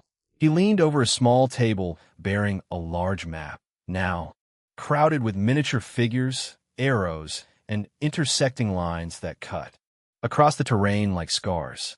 Beside him stood Rommel, sipping coffee, leaning casually against the wall, his posture relaxed, almost deceptively so. At the far end of the room, half swallowed by shadow, where the morning sun did not reach, sat Heydrich. His posture was loose, his expression unreadable. Above the map, a single line of text marked the plan they were all gathered for. Fall Weiss. Chapter 78, The Beginning of the End. It is important to capture these 2 strategic points. Without them, we would not be able to continue. Manstein said, pointing at 2 locations close to one another. He marked them, adding another line to the map. Paul nodded, then suddenly paused. There is another point we did not consider, he said. His finger moved slowly before coming to rest on a position farther west. Paul turned toward the man standing in the background. Heydrich, didn't you say there are only limited bridges at the Vistula that can support our tanks? Is this one of them? Heydrich raised an eyebrow and flipped through a stack of papers. Our intelligence suggests yes, he said. Slowly, Paul sighed. It is the only one within roughly 100 kilometers, Heydrich added, looking up at the others. Paul and Rommel exchanged a glance, their expressions serious. Manstein nodded. This bridge will become a focal point, he said. To capture it, and to do so, before they can destroy it, we will have to be faster. Once again, Paul and Rommel looked at one another, sharing a silent understanding. Sunlight streamed through the windows, illuminating the map. Marks and lines multiplied steadily, turning it into an entirely new canvas. Hours passed. Eventually, the sun's reflection faded, replaced by the dull glow of a lamp. Quiet sounds continued to emerge from the inconspicuous room throughout the night. The days passed in much the same way. Although Paul tried to spend as much time with Elizabeth as he could, fate was cruel. On a seemingly ordinary evening, no different from the others, sobbing echoed through the broad hallways of Paul's mansion. A silhouette stood by the window, drops of tears hitting the floor. Outside, a small convoy waited. A black Mercedes flanked by 2 military trucks. A man clad in a black leather coat walked slowly toward it. The soldiers standing before the convoy saluted him with rigid pride. The door of the limousine swung open, and the men stepped forward. Before entering, he paused and turned one last time, his black hair fluttering. In a harsh, cold wind, their eyes met for an instant that stretched far longer than it did in reality. Then the man turned and slipped into the car, his leather glove tightening under the pressure of Paul's unseen grip. The convoy drove through the brightly lit city of Berlin. Reaching its center before coming to a stop, Paul opened the door and stepped out, the cold air biting into him. He adjusted his glove and looked behind him. 2 similar convoys were parked beside his, waiting silently on the deserted street. He turned forward and tilted his head upward, taking in a massive monument before him. A towering pillar, crowned by a golden statue. A winged woman holding a laurel wreath in one hand and a spear in the other. The victory column, a voice said. Paul lowered his gaze as he approached the 2 silhouettes of Manstein and Rommel. Both wore coats, their decorated uniforms visible beneath. Paul nodded as he reached them. I brought something, Manstein said, reaching into his breast pocket and producing 3 metal flasks, handing one to each of them. To our victory, Rommel said with a short laugh, raising his flask. Paul and Manstein exchanged a glance before raising theirs as well. Paul exhaled softly, opening his mouth at the same moment as Manstein. To victory, they said, tilting their flasks to their lips. The full moon illuminated Berlin that night. The 3 men stood within the shadow cast by the towering statue, almost poetically framed. They spoke of the war, of tactics, and also of life and family. After a few minutes, they parted ways. Manstein's convoy turned first, disappearing down another street. Rommel followed Paul for some time before his own convoy branched off as well. Only the moon and the golden statue bore witness to their meeting on that fateful night. Separation, Paul thought, as he stared out of the window, a fate that had befallen many that day. Hours later, Paul awoke as the car took a turn. Outside, only darkness greeted him. Herr Oberst, we have arrived, the driver said. Paul stepped out and looked toward the horizon, where the first rays of sunlight struggled against the fading night. A faint glow spread across the sky. Guided by a soldier, Paul walked forward, his leather boots feeling heavier than usual. Half a dozen armed men flanked him. The sounds of engines and voices grew louder, an irregularity within the otherwise silent forest. He rounded a tree and saw the first tank moving, dozens more following in a long column. Their tracks echoed through the oak forest. The camp came into view, a field of tents, campfires, and armored vehicles. Soldiers rested, laughed, slept, or played cards on tree trunks. Each acknowledged him with respect. On a small rise stood a larger tent, guarded by 2 soldiers. They saluted as he approached. Herr Oberst. Welcome, one of them said. Paul entered the tent and found a small bunk and a large wooden table. A map lay spread across it, with a man standing before it. So, good to see you, Paul said, taking his place beside him.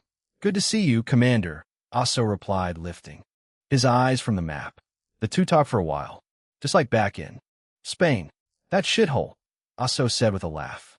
Indeed, Paul replied, slowly straightening up from the table they had been leaning over for the past hour. We take that position first, he concluded. Should we dig trenches just in case? Asso began. Paul turned around. Why? Should we? We won't be the ones defending, Asso. He pushed aside the tarp blocking the entrance. Bright light hit his face, forcing him to raise a hand to shield his eyes. The calm before the storm, Paul thought, blinking as he slowly adjusted to the light. It was unusually warm for April, the sun especially strong. Not a single cloud was visible in the sky.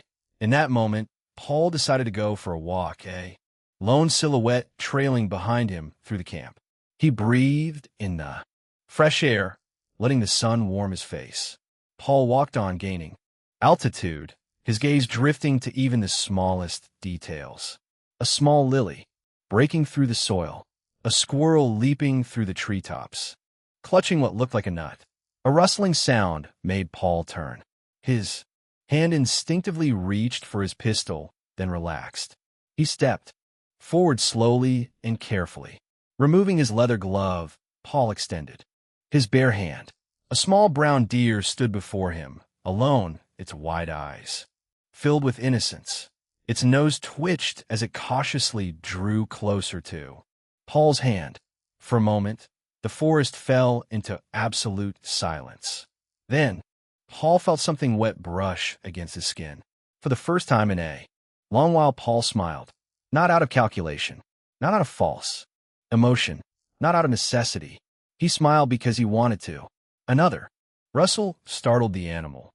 It gave Paul one last look at its dark eyes, strangely expressive, before darting away. Its silhouette vanished behind the trees. With it, Paul's smile slowly faded. His gaze shifted toward the source of a sound. Sorry, sir, Gustav muttered, stepping into view. Paul exhaled softly. It's fine. He continued toward the light, reaching the edge of the forest and a small cliff beyond it. Below lay the vast camp.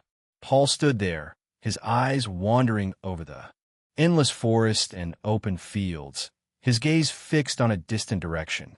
Poland, he thought, trying to discern where within that sea of trees Poland began and where Germany ended. Only empty lines drawn on maps. He whispered, clasping his hands behind his back. He closed his eyes and let the harsh sunlight wash over his face, his thoughts slowly drifting away. An airfield in Königsberg, two silhouettes stood on the asphalt of the airfield. Their broad backs were turned toward the ground there, gazes fixed upward. The sun illuminated the golden decorations on their uniforms. Beautiful, is it not? Kesselring asked, turning slightly, catching Richthofen in the corner of his eye. Richthofen did not answer. He merely nodded. Their conversation was barely audible beneath the countless sirens echoing across the military airfield. Soldiers rushed about frantically before them, behind them, all around the two officers. Do you miss the time you spent inside the cockpit? Richthofen asked suddenly. Kesselring smiled. More than anything. The two continued to observe the scene before them. The heated runway was crowded with aircraft. One after another, they roared forward, their wheels leaving the safety of the ground as they climbed into the bright sky. Fighter after fighter, bomber after bomber joined the formation, until a massive strike group had taken shape above the skies of Königsberg. Kiel, military port with thunderous roars and cheering from the sailors. Warship after warship cast off their ropes. Destroyers, cruisers, and even the old battleships came to life as turbines roared into motion. Thick black smoke poured from their funnels. Slowly but surely, the fleet left the safety of the harbor. Steel hulls met the open sea as the waves of the Baltic crashed against the massive ships. They spread out, forming a wide and disciplined formation. On the bridge of the battlecruiser Scharnhorst stood a single man, small in comparison to the colossal vessel beneath him. His brilliant blue uniform reflected the light as he leaned against the metal railing, gazing into the distance before turning and stepping inside. The man picked up a telephone. A voice crackled through the line. Admiral reporting. Naval. Strike Force 1 has assembled successfully. Course 31 degrees. East. Redder nodded sternly. Good. Full speed. All ships, he commanded, setting the telephone down. He gripped the table as the ship accelerated, the hull swaying rhythmically from side to side as the fleet surged forward. A certain camp at the border to Poland, Major. Reich stood at attention when the field telephone rang. He grabbed it. Instantly, a deep voice spoke from the other end. Chief of the Wehrmacht Keitel speaking. The ultimatum has been refused. By authority of the Führer, I hereby order the immediate implementation of Plan. Vice. Reicher's eyes widened. The receiver slipped from his hand and hit the ground. For a moment, he simply stood there, breathing hard, his gaze darting through the tent. Sir, he asked, turning sharply toward. Ah, so, where's Oberstjäger? We have received the order to attack. His voice trembled, heavy with adrenaline. He went for a walk, ah, so, replied, shrugging his shoulders. Paul was still standing at the cliff. When he heard hurried breathing behind him, he did not turn. He already knew who it was. Sir, Riker gasped, bending forward and supporting himself on his knees. He stopped, forced himself to breathe, then straightened. Plan Weiss is to be implemented. We are ordered to attack. Paul exhaled slowly. His head lifted, his eyelids opening at last. In that moment, it was as if fate itself had aligned. The world, thousands of kilometers away, across an ocean, a quiet hospital room. A faint breathing echoed through the sterile air. On a narrow bed lay a man, his blond hair long and unkempt, a deep scar defining his face. At the exact moment Paul opened his eyes to the sun, the man's eyes snapped open as well, blue pupils meeting the world once. More .11 Paul looked at Riker, who stood rigid, waiting. Slowly he opened his mouth. Major Riker, he said, his voice colder than ice. Begin the general assault. The wind picked up. A small cloud drifted across the dominating sun, dimming its light. A new chapter in human history had begun, and it would not be a bright one. The world witnessed the dawn of the Second World War, arriving 5 months earlier than in the timeline we know. The war begins. Chapter 79. Ivan Kraskovic, comrades, a man shouted, his voice carrying even to those standing at the far edges of the vast courtyard somewhere. In Bydgoszcz, when Mykolaiv heard the voice, heavy with authority, he immediately turned to see who it belonged to. That's General Sikorsky, Ivan whispered. Mykolaiv nodded, recognizing the famous general as, well, a man who would one day lead the Polish government in exile. Of course, Mykolaiv, a mere lieutenant, did not know that yet. Instead, he listened intently to what the general had to say. Comrades, the German devil has begun the invasion of our homeland. An unjustified invasion. No less, Sikorsky shouted. His gaze swept across the mass of soldiers, meeting eyes filled with fear, with anticipation, and even with eagerness. Fools, he muttered under his breath, shaking his head as he looked away, his eyes drifting toward the distant horizon. But do not fear. In this hour, our nation does not kneel. The Republic of France and the United Kingdom have declared war on Germany just moments ago. Poland does not stand alone. So have courage, my friends. Have courage and fight. Push back the devil that has invaded our homeland. He roared, his fist striking his chest. 3 men nodded, shouting in response, fists raised high. Mykolaiv smiled as well. Did you hear that? The French and the British will help, he shouted, brimming with enthusiasm. Did you hear that, Igor? He asked, patting his friend on the shoulder. Ivan nodded and pulled Mykolaiv into a brief embrace. If we are lucky, we will be home soon. I'll invite you for soup. My mother makes the best, truly, Ivan said, a note of nostalgia creeping into his voice. Before they could continue, a shrill whistle cut through the noise. "1st Artillery Regiment," someone shouted. "14th Cavalry Division," another voice called out. Mykolaiev's eyes lit up at the sound. He nodded once to Ivan, who headed off in another direction. Pushing through the crowd, Mykolaiv pressed onward until he saw it. His horse. Mykolaiv had always been a passionate rider. Back on the farm, they had owned horses as well. Kalin, he thought, his mind drifting to his hometown horse and inevitably to his family. The sharp smell of manure pulled him back to reality. "They are safe in Warsaw," he reassured himself, patting his horse's neck. "Let's go, boy," Mykolaiv said, climbing onto the unknown war horse he had received.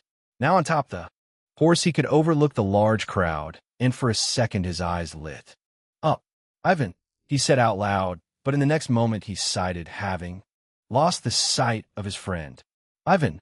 the man asked his uniform, identifying him as a lieutenant as he looked up from his notebook. "Kriskovic?" "Yes, sir," Ivan said, snapping to attention. "What are you waiting for?" The lieutenant looked up again when Ivan had not moved an inch, a questioning expression on his face. He sighed. "Go. Grab a rifle and ammunition. You get 1 grenade too," the officer barked. Ivan hurried in the direction he was pointing, selecting a rifle and some ammunition, just as ordered. But when he searched for grenades, he found none. "Sir?" Ivan asked, nervous. "What?" the officer snapped, turning around. "There are no grenades." "There are, well, then there aren't. Why are you mumbling around here?" "Go and assemble," the lieutenant shouted, already turning back to his notebook. 10 minutes later, the lieutenant stepped forward. "My name is Lieutenant Loveville." He stroked his mustache before continuing. "I served in the Great War and survived. I fought in the Polish-Soviet War and survived. And I will participate in this one too. Of course we will survive this one as well. At least, I will," he muttered, barely audible, before raising his voice again. "We're heading to the front. Man those trucks. Squeeze in as tightly as you can," he shouted, pointing towards several old military trucks, already idling, from the Great War as well. Ivan thought, though he dare not voice it. Soon the trucks rolled forward. Not just theirs, but countless others, all moving in the same direction. West. And it was not only engines that could be heard. Footsteps of men and horses echoed through the streets of Bydgoszcz.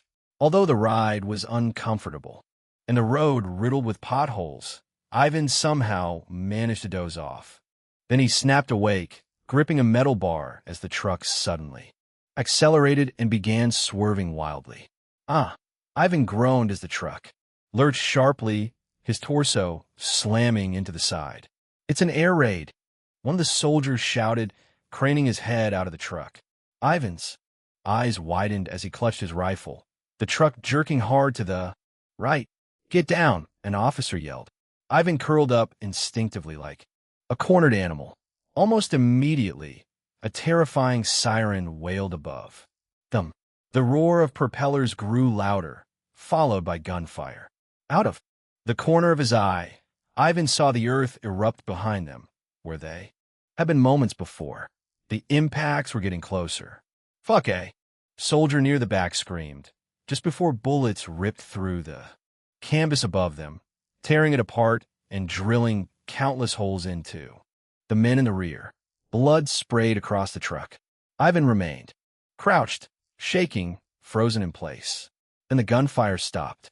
A shadow passed over them as the truck slowed abruptly, grinding to a halt. For a moment, there was only ragged breathing. A bead of sweat fell onto the metal floor, the sound sharp in the silence, a grim reminder of who was still alive. Thick smoke began to seep inside. "Cough, cough. Come on. We have to get out of here," a soldier shouted, covering his mouth. The survivors scrambled out of the truck, only to find Lieutenant Loveville standing nearby. "You're alive." Good, he muttered. Suddenly loud rustling came from the trees. The group raised their rifles at once. Ivan's trigger finger trembled. "Are you the reinforcements from the 14th Infantry Battalion?" an officer asked, stepping out from behind a tree. his face smeared with dark mud. "Yes, sir, Lieutenant," Lovell replied, saluting. The man appeared to be a major. "Good. We've established positions 100 meters west." "Move," the major said, impatiently. "But, sir, isn't the front line still 15 kilometers away?" Lovell asked, confused. "Huh? 15 kilometers?" "Yes," the major laughed. "That was 2 hours ago." Lovell opened his mouth to speak, then stopped, glancing back at his men. "Yes, sir. Come on in," said, turning toward Ivan and the others. After a short walk, they reached the hastily erected positions. Hastily, because many soldiers were still digging, their superior officers, barking orders as if shouting alone could make the earth move faster. Machine gunners were setting up their weapons, masking the barrels with leaves and bushes for cover. Then a truck arrived, its bed stacked high with sandbags. "What are you standing around for? Unload those bags," Lovell barked. Ivan ran toward the truck with the others, each of them heaving a heavy sack and carrying it toward the trenches.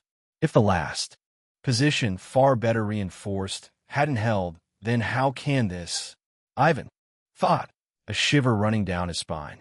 He refocused on the sandbag in his arms as it slipped dangerously close to falling. Just before he reached the trench, something caught his eye, something dark moving. He lifted his head, squinting into the distance. His unusually sharp eyesight had saved his life more than once. Today it would again. The sandbag slipped from his grasp. "Kraskovic," the lieutenant's voice rang. Out behind him, already tired, Ivan didn't move. His legs were frozen in place. "What is it?" Lovell shouted, now right beside him. Ivan could only raise a trembling hand and point toward the horizon. The lieutenant stepped forward, then his eyes widened. "Tank," he shouted. For a heartbeat, the trenches fell silent. Then an explosion tore reality apart. Earth erupted skyward, flinging 2 soldiers with it, their blood spraying through the air. "Take cover and return fire," the major roared. But Ivan only shook his head faintly, his mind numb. Slowly, he turned, explosions tearing the ground apart all around him. Behind them, countless tanks filled the horizon, dark gray silhouettes, everywhere maneuvering effortlessly through the trees. Then a strong hand entered his field of vision. "Where are you going?" the major shouted, pistol raised. "Either we win, or we die together." Ivan's eyes widened. He turned once more, giving the major a final glance before raising his rifle and sprinting toward the nearest safe trench. He barely made it, sliding down into the half-finished tunnel. Beside him, a machine gunner was firing relentlessly, the weapon roaring under the strain, empty shells piling up in the mud beneath. Ivan slowly lifted his head and placed his rifle on the edge of the trench, mimicking the soldier beside him. He assessed the situation. Behind the tanks, Wehrmacht infantry advanced, crouched low, jogging forward while using the armored hulls as moving cover. Bullets erupted from their submachine guns pouring into Ivan's trench. The soldier next to him suddenly collapsed, a gaping hole torn through his head. Ivan clenched his teeth, sweat streaming down his face, and fired back. His gaze flicked to the old wooden rifle in his hands, then to the German soldiers with their black submachine guns. His jaw ached under the pressure as he fired. Again and again, some shots vanished into nothing. Some sparked, uselessly off steel. Sometimes they found flesh. It did not matter. The armored tide kept coming closer. His ammunition grew thinner with every breath. "Fuck!" Ivan shouted as a tank turned directly toward his position. Dozens of tanks crashed into the Polish lines. After pulverizing them with fire, they simply rolled over what remained. Mercilessly, Ivan saw Wehrmacht soldiers leaping into a trench eagerly in the distance. So he ran. He sprinted with everything he had. Gunfire erupted around him. Soldiers fell behind him, beside him, ahead of him, cut down one by one, slaughtered like livestock. Then, rounding a corner, he saw two German soldiers, their heads turned away. Without thinking, Ivan raised his rifle and fired, punching around through the first man's chest. Skies. The second reacted instantly, swinging his submachine gun up. Ivan was faster. His finger crushed the trigger. A last round of gunfire tore through the air. Ivan was thrown backward, clutching his bleeding shoulder as he hit the ground. He groaned in pain, pressing hard against the wound as he forced himself back onto his feet. But then a new agony tore through his torso, sharp and sudden. He looked down, only to find another hole, blood leaking freely from it. Ivan staggered forward, reaching the end of the trench. He climbed out, leaving behind a thick trail of blood that pooled together with countless others in the churned earth. He limped on, driven by the last scraps of strength he had left. What he did not notice was how quiet everything had become. A loud ringing filled his ears, drowning out the world, and his eyes fixed only on the light ahead, the edge of the forest he was so desperately trying to reach. He passed another body on the ground and recognized the face. The major. Gradually, the ringing faded. Ivan stopped, gasping, only a few meters from the tree line. His legs gave out, and he sank to his knees, his grip loosening as strength slipped away. Then, in the stillness, he heard footsteps behind him. With the last of his energy, he turned his head slightly. His eyes, once so sharp, were now clouded with blood, yet he could still make out the silhouette of a tall man. He wore a pristine Wehrmacht uniform, his black hair fluttering in the rising wind. Ivan saw the man raise something, then darkness. The pain was gone. 1. Chapter 80. The essence of blitzkrieg footsteps could be heard outside the room, and Marshal Edward R. White-Easy Smigel lifted his tired gaze toward the door. Just as he expected, it opened, and the other officers, leaning against the table, finally looked up. "Generals," a soldier shouted, catching his breath while holding a piece of paper, stretching out his arm. The marshal stepped forward and grabbed the paper, his eyes scanning the document. He walked slowly back to the table, then froze, letting the letter fall to the ground. Suddenly, he seized a metal figure on the map and threw it across the room. "Marshal," the general shouted.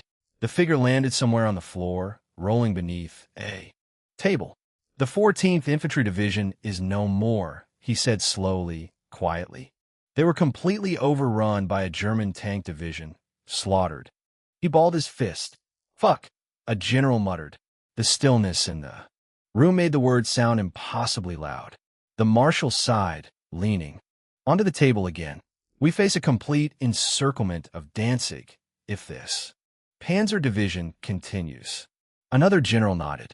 "The reserves?" he asked. "The reserves? Are you out of your mind?" Another general shouted. "Look what they did to one of our experienced infantry divisions. Infantry is like livestock to these tanks. We have to send tanks of our own." "Tanks," the marshal thought, watching the discussion, before clearing his throat. "We can only divert the 1st and 2nd armored brigades from the south. The next wave of reservists will replace them," he ordered, shaking his head while studying the map. "Yes, we have to reinforce the city of Bydgoszcz no matter what. If it falls, almost 200,000 men could be lost," a general said, nodding in agreement. "As for the south, no reports have yet mentioned a Panzer Division as fearsome as the one operating in the north." Marshall's gaze remained fixed on the silver tank icon, just outside Bydgoszcz. Paul stood before a corpse, staring at the man lying on the ground. "A brave soldier," Asso said, appearing behind Paul. "Indeed," Paul replied, suddenly turning. "Bury him." "But what about our speed?" Asso asked, confused. "We will stop for a couple of hours," Paul ordered, not answering the question. The man studied Paul for a moment, trying to decipher his poker face, but he failed. "Yes," he said finally, walking away to carry out the order. Soon a perimeter was established, tanks scouting the area while soldiers set up their Tense. Luftwaffe planes occasionally flew overhead, patrolling the skies. Most soldiers rested as ordered, using every free moment to sleep. Paul did not rest. He entered his command tent, Asso following behind. "So, are you going to tell me?" Asso finally asked, impatience in his voice.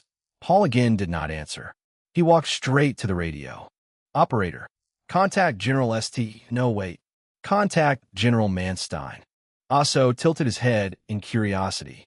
The operator nodded and went to work. Immediately, after a short while, he stepped aside, allowing Paul to seat. "Good day, General," the operator said. "Good day, Oberstjäger." Manstein's voice crackled through the radio. "I heard you have made good progress, breaking through their defenses. How far are you inside enemy territory? Last I was informed, it was 40 kilometers." Manstein said. Paul smiled slightly. "Around 80 kilometers," he answered. "In 7 hours?" Manstein asked, surprise evident. "We are about 30 kilometers from Bydgoszcz and have halted our advance. I believe they have taken the bait." For a moment, only silence followed, before Manstein finally responded. Good.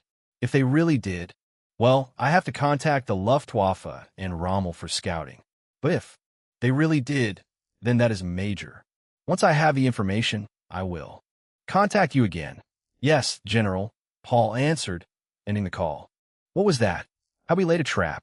Asso asked, eagerly leaning over the map. Paul smiled. "Right now, we have nothing, but we have a chance to change that." He stood next to Asso. "I will brief you now. Go fetch the other officers." A few minutes later, Major Reicher and Major Leichthofer arrived, accompanied by 2 older officers. "Gentlemen," Paul began, "so far we have done well. Our victory did not just cost the enemy soldiers and land. It has cost them their sanity. We have instilled fear." A dangerous glint appeared in his eyes. "Look here," Paul said, pointing to a small tank icon on the map. "We are roughly 30 kilometers from Bydgoszcz, the next major city. As you know, Oberst Rommel's tank division attacked here." He pointed to a more southern area, still north of Krakow. "He has also been quite successful, according to reports from the general staff. This is our current situation. The Polish have major division clusters here." Paul indicated around the greater Danzig area and then to another point. Poznan also realized. "General Guderian has advanced south from Königsberg," Paul added. "What would you do, gentlemen?" All eyes turned to Paul, then back to the map. They knew this was a test. "Well, if we advance," Leichthofer began, "we could try to encircle the army cluster in Danzig. It's only about 100 kilometers to Guderian's current position." Paul scanned the room, seeing nods of agreement, and he nodded as well. "Yes, Leichthofer, that would match our current style of blitzkrieg."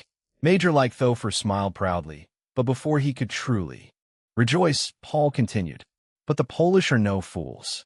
They know what we could do and have begun to understand the dimensions of our speed. As I said, they fear it. To stop us, they would do everything in their power, and that is," Paul began, "their armored battalions." Asso interrupted, pointing at the southern region where Rommel's division was located. "Most likely," Paul said, nodding in approval. "If they have moved their battalions, we will receive confirmation soon." Paul moved the tank icons further north, ahead of their Panzer division. "Then they have revealed a weakness. A gaping hole. We will use it. Rommel will use it." Riker and Leichthofer's eyes widened. An older major asked, intrigued, "Rommel will advance, but what will we do?" Paul laughed. "Well, what else would we do?" he said, looking at the older major. "But not further northwest." He stepped back slightly. The others looked at him in confusion until Riker and Asso's eyes widened simultaneously. "You want to encircle Poznan?" they asked in unison. "Correct answer," Paul said, putting his hands behind his back and slowly pacing the room. "The Polish fear our speed, but they have yet to see the true horror. They have yet to see a true blitzkrieg.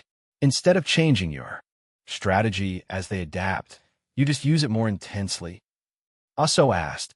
Yes, they would never expect that, and that. Paul suddenly raised his voice. That is the essence of blitzkrieg. Such speed that we suddenly appear not 100 kilometers toward Danzig, but 200 kilometers in Krakow. Instead of meeting Guderian, we will meet Rommel, and together encircle the entire Poznan army cluster, which amounts to 300,000 soldiers, Riker said quietly, still processing. They will never expect such audacity, Asso muttered. Audacity wins wars, my friends, and surprise does. Paul said, finally, completing his circle. Tonight we will give the Polish a true reason to fear us. Tonight we will show them what a real blitzkrieg is. Paul continued. Do you agree, gentlemen? All of them nodded, their expressions filled with respect. Once we receive confirmation, we will ready the tanks immediately and advance under the cover of night, Paul said, bringing the meeting to an end. Midnight, end of the first day, a small rabbit hopped through the grass in search of food, its tiny feet rustling softly among countless other creatures, insects hidden beneath the blades. Suddenly, everything froze. The rabbit stiffened, its eyes fixed on a distant point in the darkness. For a brief moment, it listened. Then it turned and bolted, vanishing into the night. The ground began to tremble. A massive track crushed the soft earth beneath it. Then another, and another. A second, a third, a fifth, a 20th.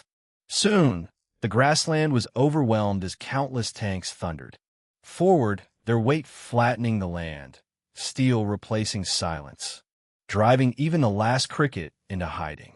Chapter 81. Once again, the fools have acted. The sun had only just begun to reveal its light to the world when the small city of Gniezno was already stirring. Leon, are you leaving already? A female voice asked from the bedroom of Leon's apartment.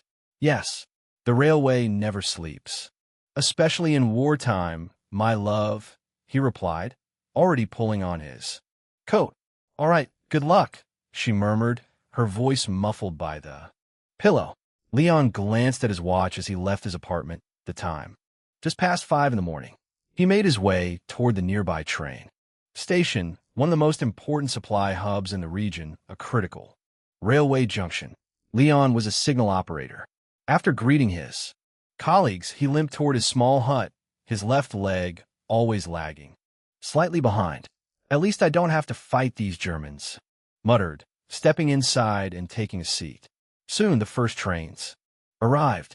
Leon greeted them through the window, raising his hand as the rails hummed beneath the weight of steel and war. A large red train passed through the station with high speeds. Military, Leon muttered, annoyed, taking a sip of his morning coffee.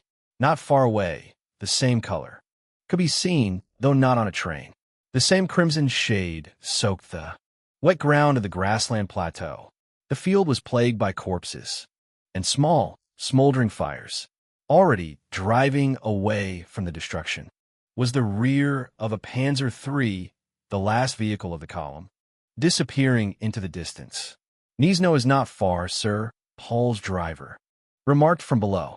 Good, why? Paul stopped mid-sentence, his eyes suddenly narrowing. Binoculars.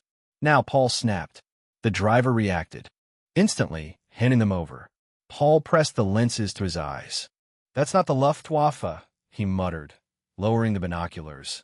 If I can see them, they can see us. Then he shouted, we've been spotted. Prepare for an air raid. Paul slipped back inside the tank, sealing the hatch as the driver took a sharp turn off the road. Paul grabbed the radio. All units, we have been spotted. Prepare for an air raid. The tanks immediately dispersed, fanning out in all directions. A row of trucks, however, came to a halt instead of fleeing. Soldiers jumped down, moving with desperate urgency. Quickly, Hans, one of them, shouted, tearing at the tarp while keeping his eyes fixed on the sky. Polish aircraft were already closing in. They ripped the cover away, revealing flak guns beneath. Fire! a sergeant yelled as the planes dove dangerously close. Gunfire erupted. Dozens of flak cannons spat death into the air, dark clouds of explosions bursting above, below, and beside the attacking aircraft. One plane was hit almost instantly, its fuselage turning into a fireball. Others managed to evade the barrage, their machine guns opening fire in response. "Take cover," an officer shouted, but the words died with him as bullets tore through his body. Dirt and debris rained down onto the flak positions. One gun was destroyed outright. "Fuck," a Wehrmacht soldier shouted, grabbing the flak again. "Come on." He squeezed the trigger, eyes narrowed in fierce concentration. A hit. Another. A Polish plane exploded midair, its shattered remains falling from the sky. "Watch out!" A soldier was crushed beneath a massive falling fragment of wreckage. Paul watched from the cover of the trees, jaw clenched tight. "Where the hell is the Luftwaffe?" he growled. "Contact headquarters again. Tell them it's urgent." He pointed at a nearby soldier. "Yes, sir," the man replied. "Already running." "They've managed to find us," Asso said quietly beside him. "Yes," Paul answered, "but we still made good progress. To continue, we need the Luftwaffe. Air superiority is essential, especially near urban areas." "Indeed," Asso replied, watching the Polish planes retreat into the distance. "More will follow." "Sir," the soldier said, returning out of breath. "Headquarters has responded. Please come with me." Paul followed him and took the radio. "Oberst Jäger," a voice asked. "Yes." "Who am I speaking with?" "General Keitel." Paul briefly turned his head away from the radio, his jaw tightening, before facing it again. "Sir, we have managed to break through near the city of Gniezno, but we urgently require air cover." "I'm confident." "General Kessel," Paul began. "Oberst Jäger, you're not in a position to dictate aerial movements," Keitel roared through the radio. "The General Staff has decided to concentrate on the greater Danzig area, assisting General Guderian." Huh. Paul laughed quietly, disbelief. Without another word, Paul shook his head as Asso watched him closely. "No air support?" Asso asked. "No air support," Paul replied. For a brief moment, it looked like a smile crossed his face, but it was twisted, poisoned by anger and frustration. Focusing on the greater Danzig area. Of course, he muttered. "I should have made more connections within the general staff. Puppets, all of them." "Why Danzig?" Asso asked, genuinely confused. "Why?" Paul snapped, his voice sharp with restrained fury. "Because of the Führer. Why else? His obsession with Danzig is costing us the entire strategic picture." He clenched his fist. "They know the importance of what we are doing here. They know it. Yet these old fools still cling to him like dogs, licking his boots instead of thinking." For a moment, no one around Paul dared to speak. Then he opened his mouth once more. Calmly, he began. "Either way, we attack. We have already crossed the Rubicon. There is no place for nostalgia now. We take that city." Paul clenched his fist, the leather of his glove creaking under the pressure. "We just have to be faster," he said quietly, his gaze sharp and threatening. "And I have a feeling a few minds are still clear in Berlin. At the same time, Berlin, General Staff, Guderian will have to pass through this hilly area," an officer analyzed, pointing at a marked section of the map. Keitel, standing beside him, his pristine Wehrmacht uniform adorned with dozens of medals, nodded. "They have established heavy defenses here. We will need the Luftwaffe." Herr Göring, seated in the back, lazily smoking a cigar, looked at Keitel for a moment, clearly enjoying his position of power. "Of course, I will assign the 2nd Air Corps," he began, when he suddenly twitched in surprise. The door was thrown open. Heavy footsteps echoed through the room as a man in a blue Luftwaffe uniform strode inside, his chest bearing even more decorations than Keitel's. "How dare you barge in like Goring roared, attempting to rise from his chair with visible effort. How dare I? Kesselring. Thunderback. Sunlight poured through the windows, illuminating his face. How dare you gamble the outcome of this war for ideology? What are you talking about, Kesselring?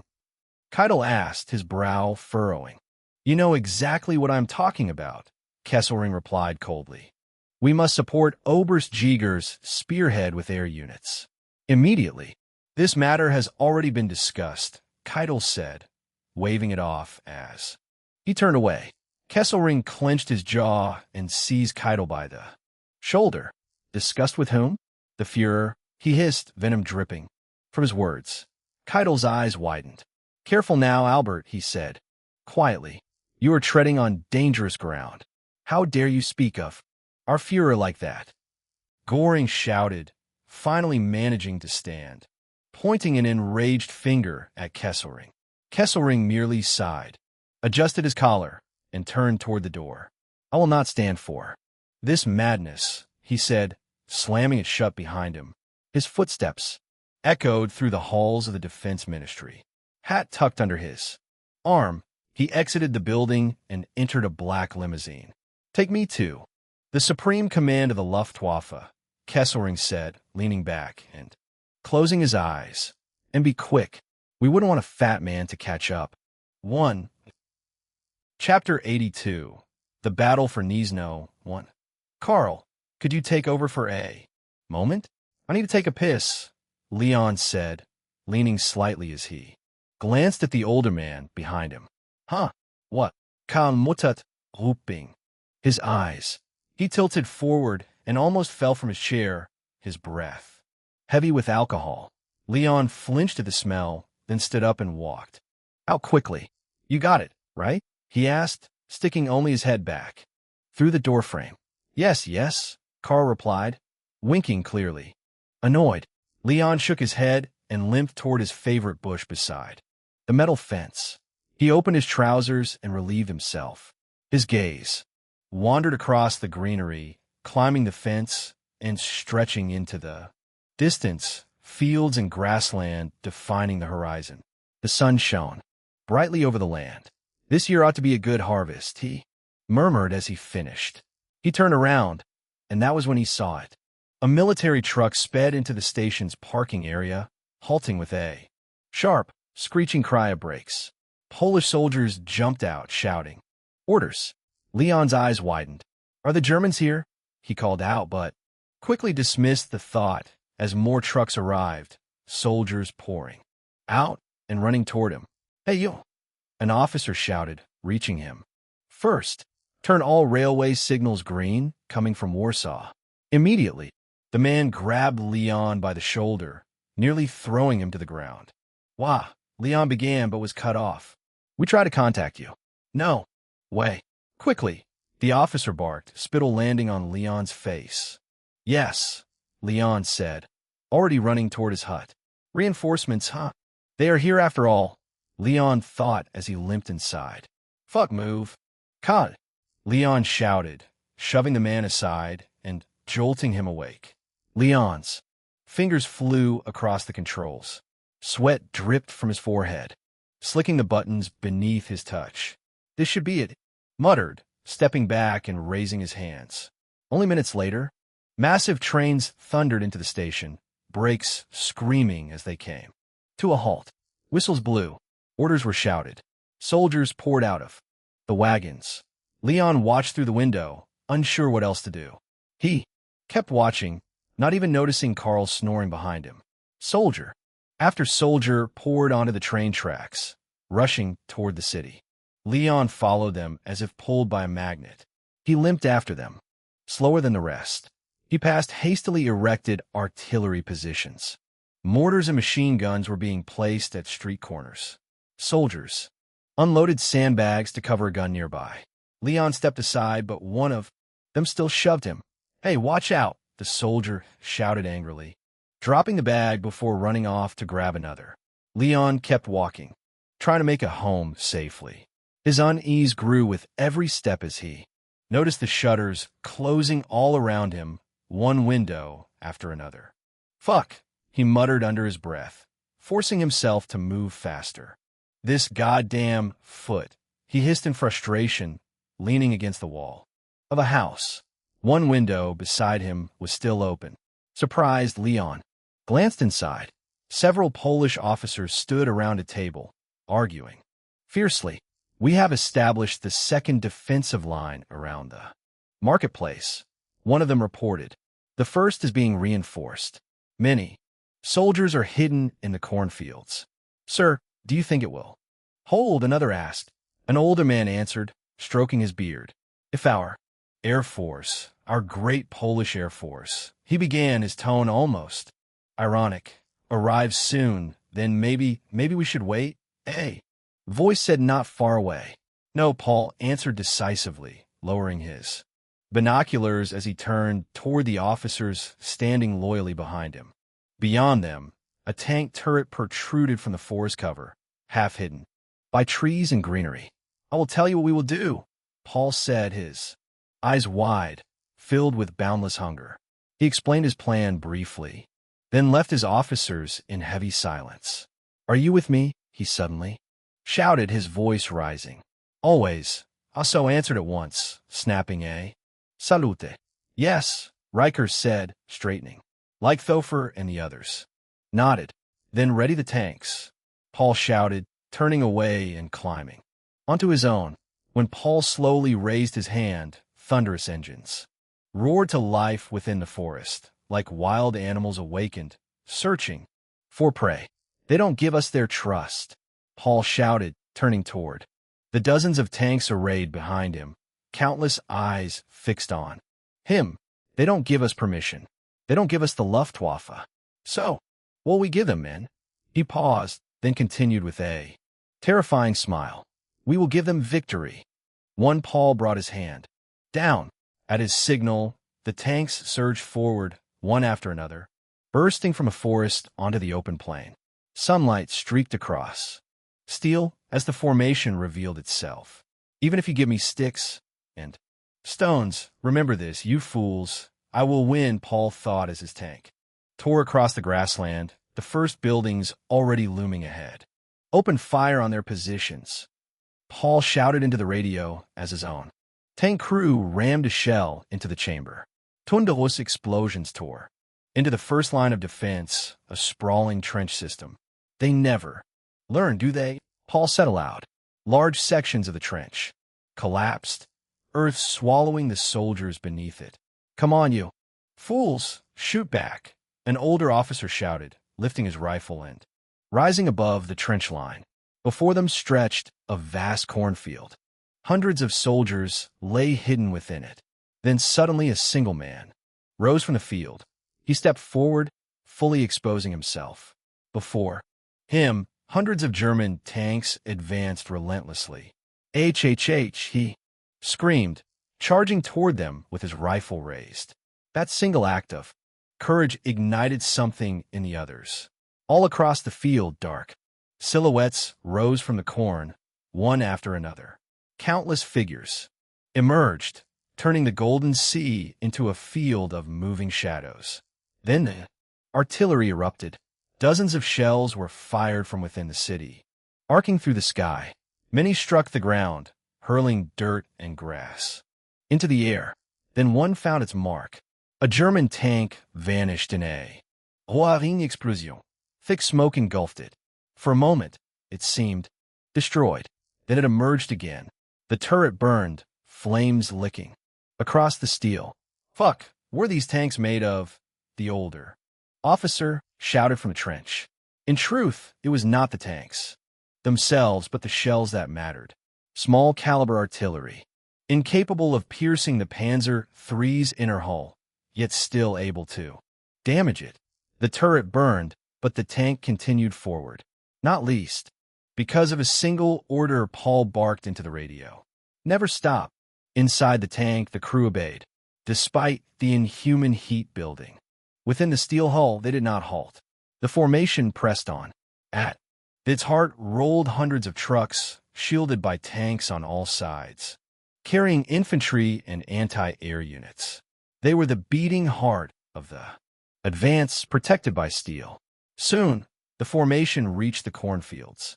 On the horizon, aircraft emerged, their intent unmistakable there. Target already chosen, Paul's tank division. Polish soldiers screamed, their combined shouts rivaling the roar of engines and grinding tracks. Tearing the land apart, they charged straight at the tanks. 100 meters, maybe less. Artillery shells struck among the trucks, some exploding in violent fireballs. Instead of breaking morale, it seemed to harden it. 50 meters, 30 meters, 10 meters, an unknown soldier tore a grenade from his belt as a tank thundered toward him. Then nothing happened. It was bizarre.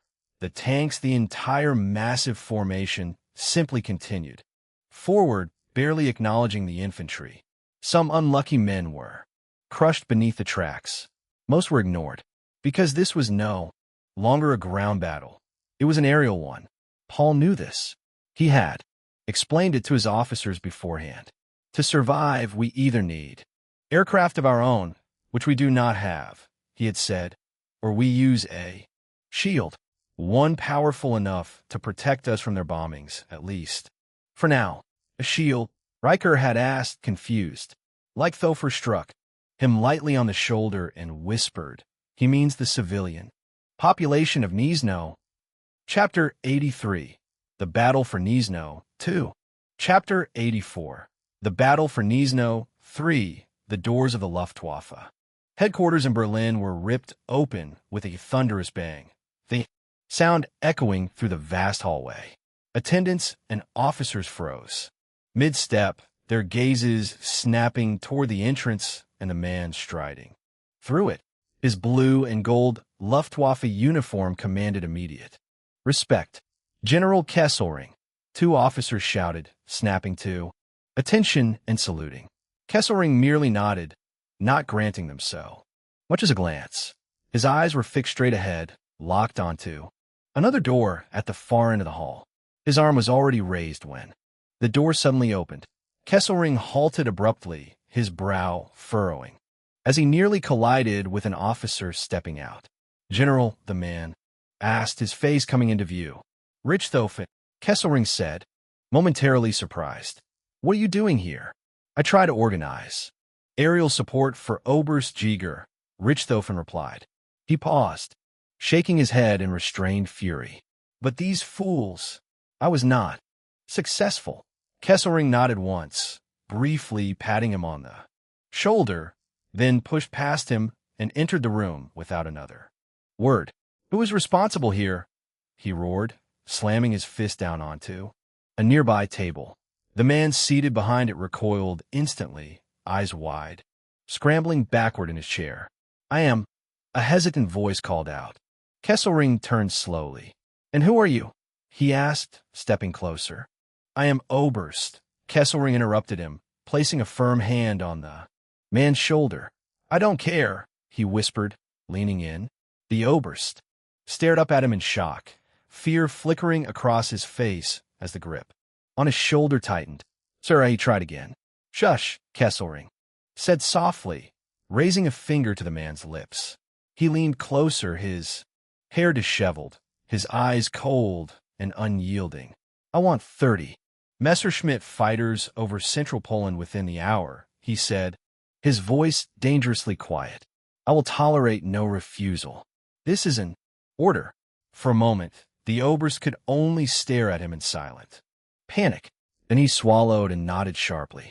Yes, sir, he muttered, turning and signaling to one of the soldiers nearby. He turned back, toward Kesselring once more. This will have consequences. You know, that. General Göring.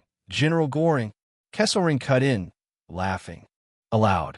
The sound followed him as he left the room, his laughter still echoing faintly after the door slammed shut behind him. Only 5 minutes later, a squadron of Messerschmitt fighters touched down at Königsberg Military Airport. Their engines were still hot when an attendant came running toward the gathered pilots, a piece of paper clutched in his hand. One pilot turned, helmet still under his arm, and scanned the orders quickly. Another mission, he shouted. Come on, boys. He waved toward the fighters that had landed only moments ago. Soon, plane after plane roared down the runway and lifted into the air. Heading south, they formed a menacing formation as they disappeared into the sky. Paul looked up, his breathing ragged. Above him, dozens of Polish aircraft circled the sky, their dark silhouettes more threatening than ever before. A single drop of blood slowly forced its way through the tangled strands of his hair, tracing a thin line down his forehead. It fell to the ground. The impact snapped him fully awake. Beside him lay a Panzer, half buried beneath bricks and debris, its hull still burning, flames licking along the steel. "You did your job well," Paul muttered, turning his back on the wreck. He faced the soldiers running toward him through the smoke. "Sir," one shouted as he approached. "Are you hurt?" Another yelled, scanning Paul from head to toe.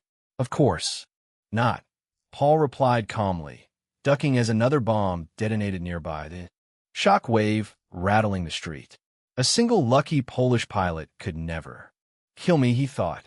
The bomb had narrowly missed another tank instead, slamming into a residential building beside it. Paul clenched his fist as screams poured from within the ruins. "First, we eliminate the remnants," he suddenly shouted, his voice cutting through the chaos. Searching desperately for cover. "Here," Paul shouted. Asso sprinted over and crouched beside him. "Sir," he said. "Status?" Paul asked. "We've lost around 10 Panzer IIs and 2 Panzer IIIs, he replied. "Many units are scattered across the city. This is all I could gather. Reich is advancing toward us after defeating the first defensive line." Paul nodded once. "This is enough," he said, his gaze locking onto a large structure in the distance. "The train station," continued coldly. "We take it. Now." He glanced up at the sky once more. "If this is all you amount to, then this city will fall," he thought, watching the planes circle above, no bombs hanging beneath their hulls.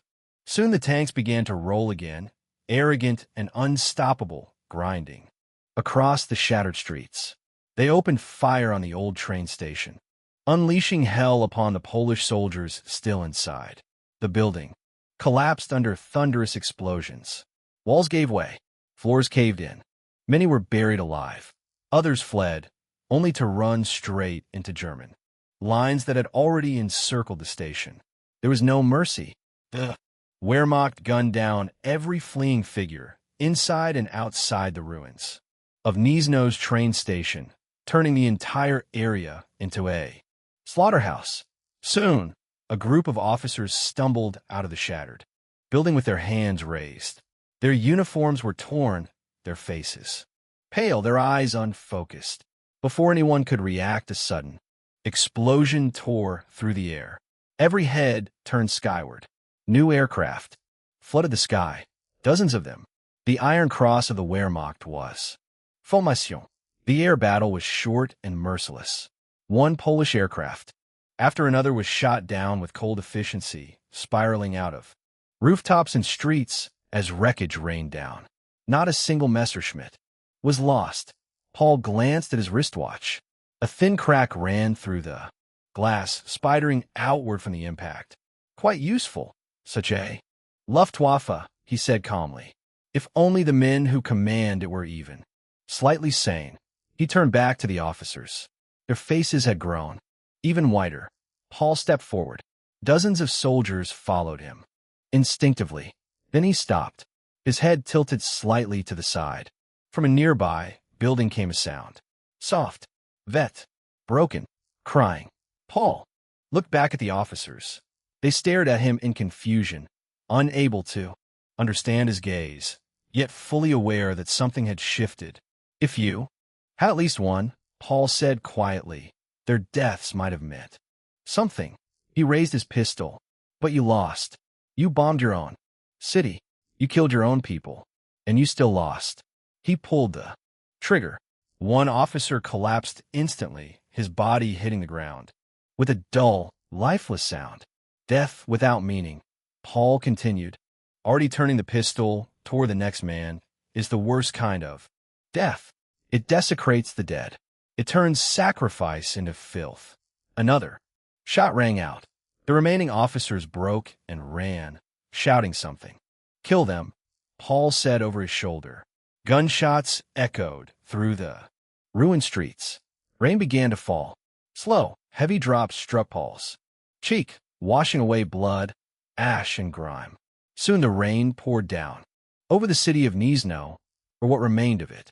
Inside one of those ruined buildings, a woman was still crying. She was kneeling beside a bed, a man lying on it. It was Leon.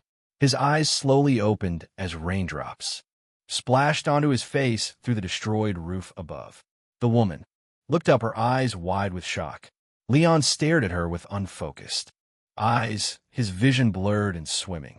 He tried to move, pushing the blanket away from his body. "Anna," he asked, his voice hoarse as fragments of memory began to return. The woman froze for a moment, then broke down again, sobbing uncontrollably. Leon did not understand. His mind was still clouded. He rubbed his eyes until his vision slowly sharpened. "Anna, why are you?" He stopped. "Maria? Is it you? Where is your sister?" he asked, his gaze drifting down to his left leg, tightly wrapped in bandages. Maria did not answer. She only cried harder, burying her face in the blanket. Leon examined the bandages more closely. "Did Anna do this? Did she give me something? Medicine from her work?" he murmured. "I feel dizzy." He leaned forward and gently grabbed Maria's shoulder. "Maria, please, answer me," Leon said quietly, squinting at her face. Slowly, Maria lifted her head. She brushed her blonde hair aside, revealing eyes red from tears and emptied of emotion. "Anna," her voice trembled. "She went to get medicine from the kitchen." "From the kitchen?" Leon repeated, tilting his head as he finally registered his surroundings.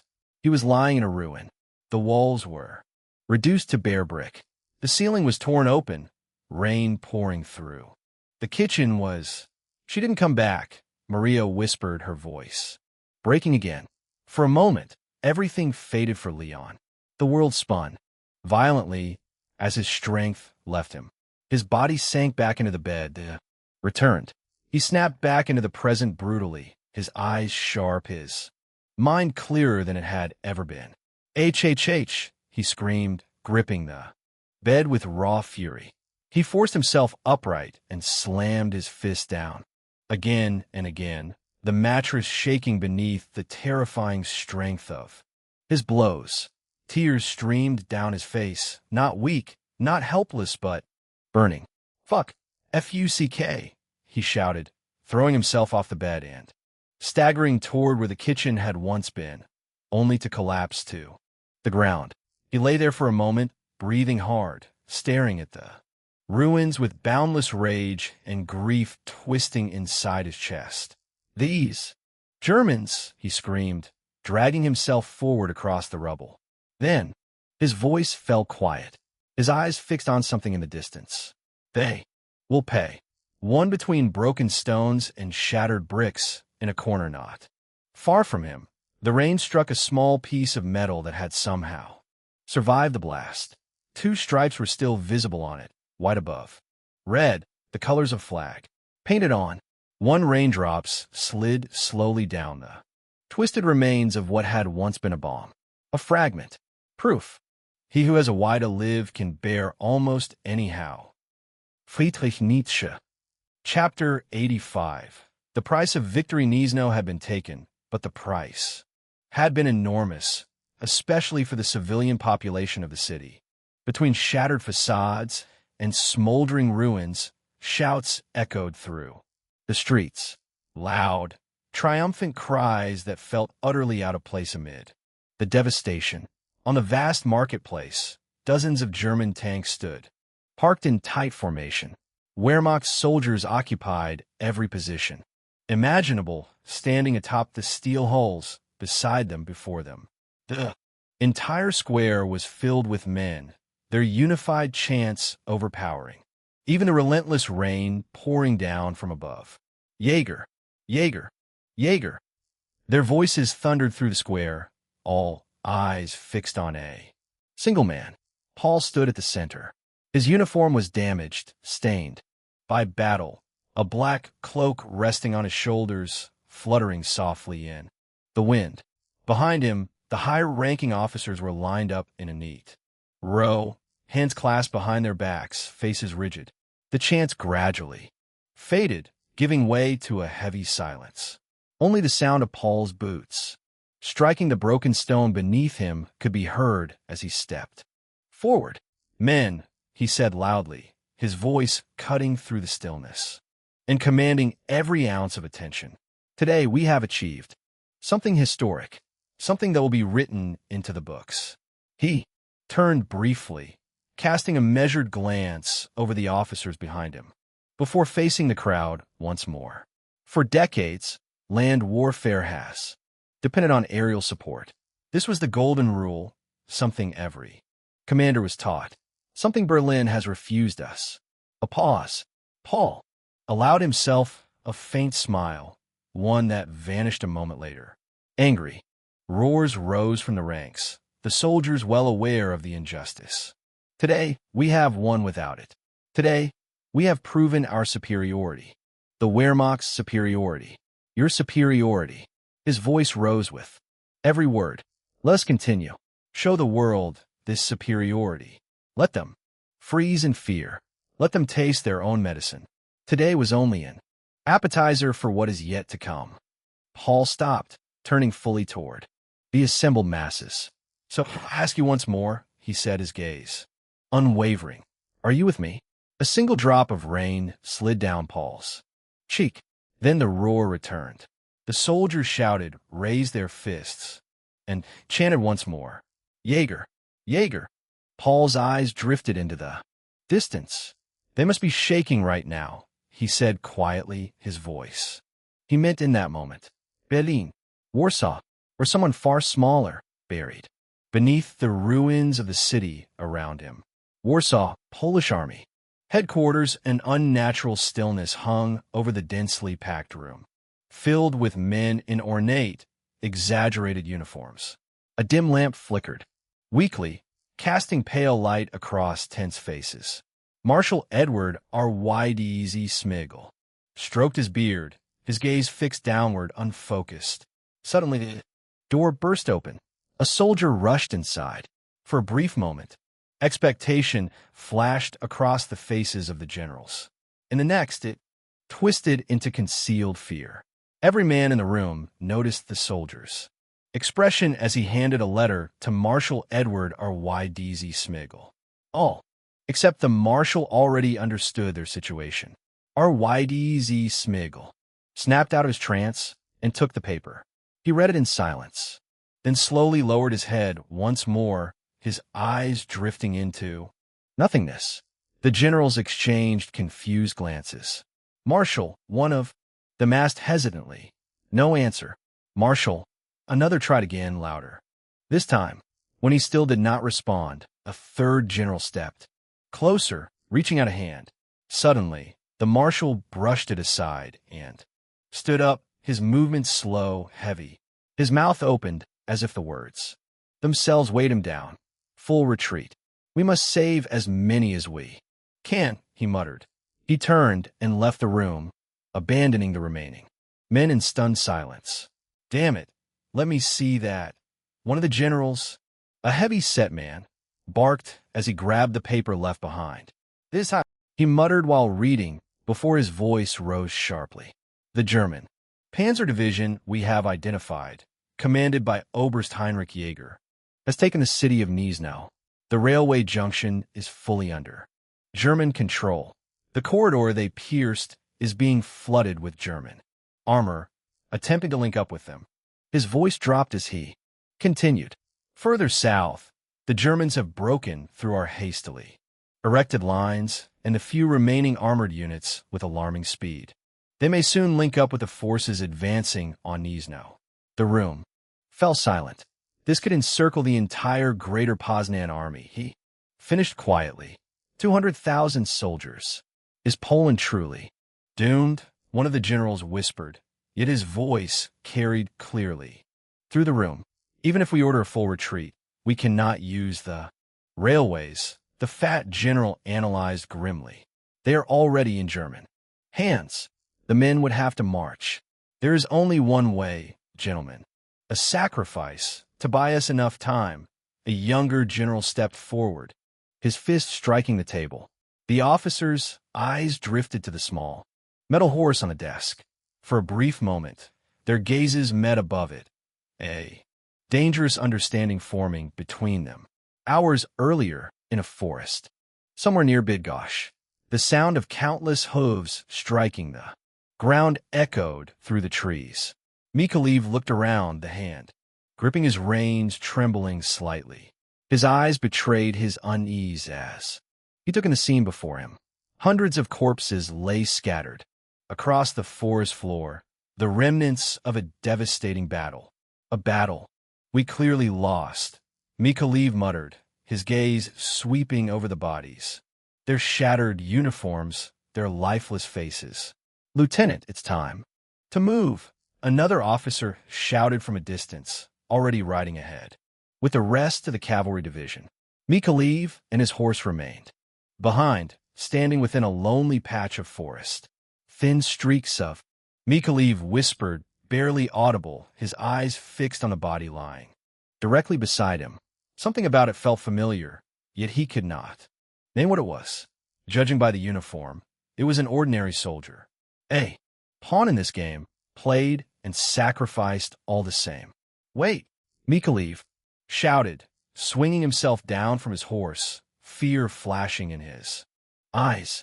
Slowly, he knelt beside the corpse, gripping it by the collar and turning it over. When the body fell onto its back, Mykolaiv stepped away at once, covering his nose. His gaze locked onto the face already rotten, stripped of all identity.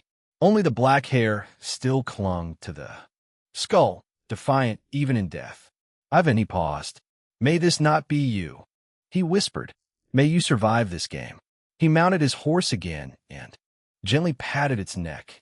Come on, he said, and the horse began to move toward the others, carefully weaving its way around the corpses scattered across the forest floor. Behind him lay darkness. Ahead stretched the end of the forest, bathed in warm sunlight.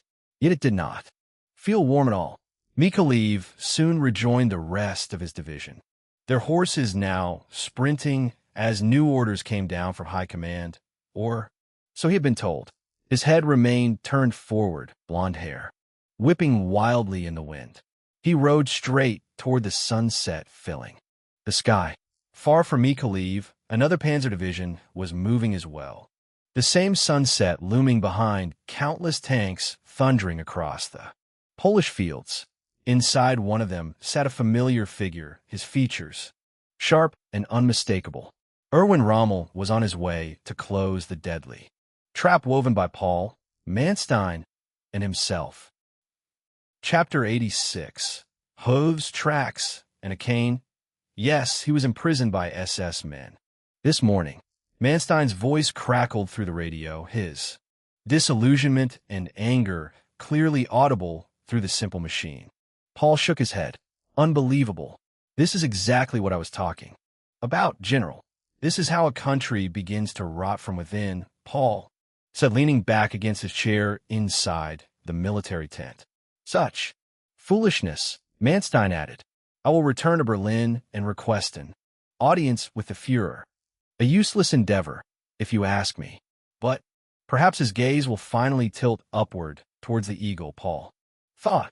But if I understand correctly, Paul continued coldly, I will now receive aerial support. So they have finally recognized the significance of our plan, yet they still punish Kesselring. That is not rationality. That is incompetence. Perhaps it is, Manstein replied, his voice sounding almost tired. I will contact you once the meeting is over.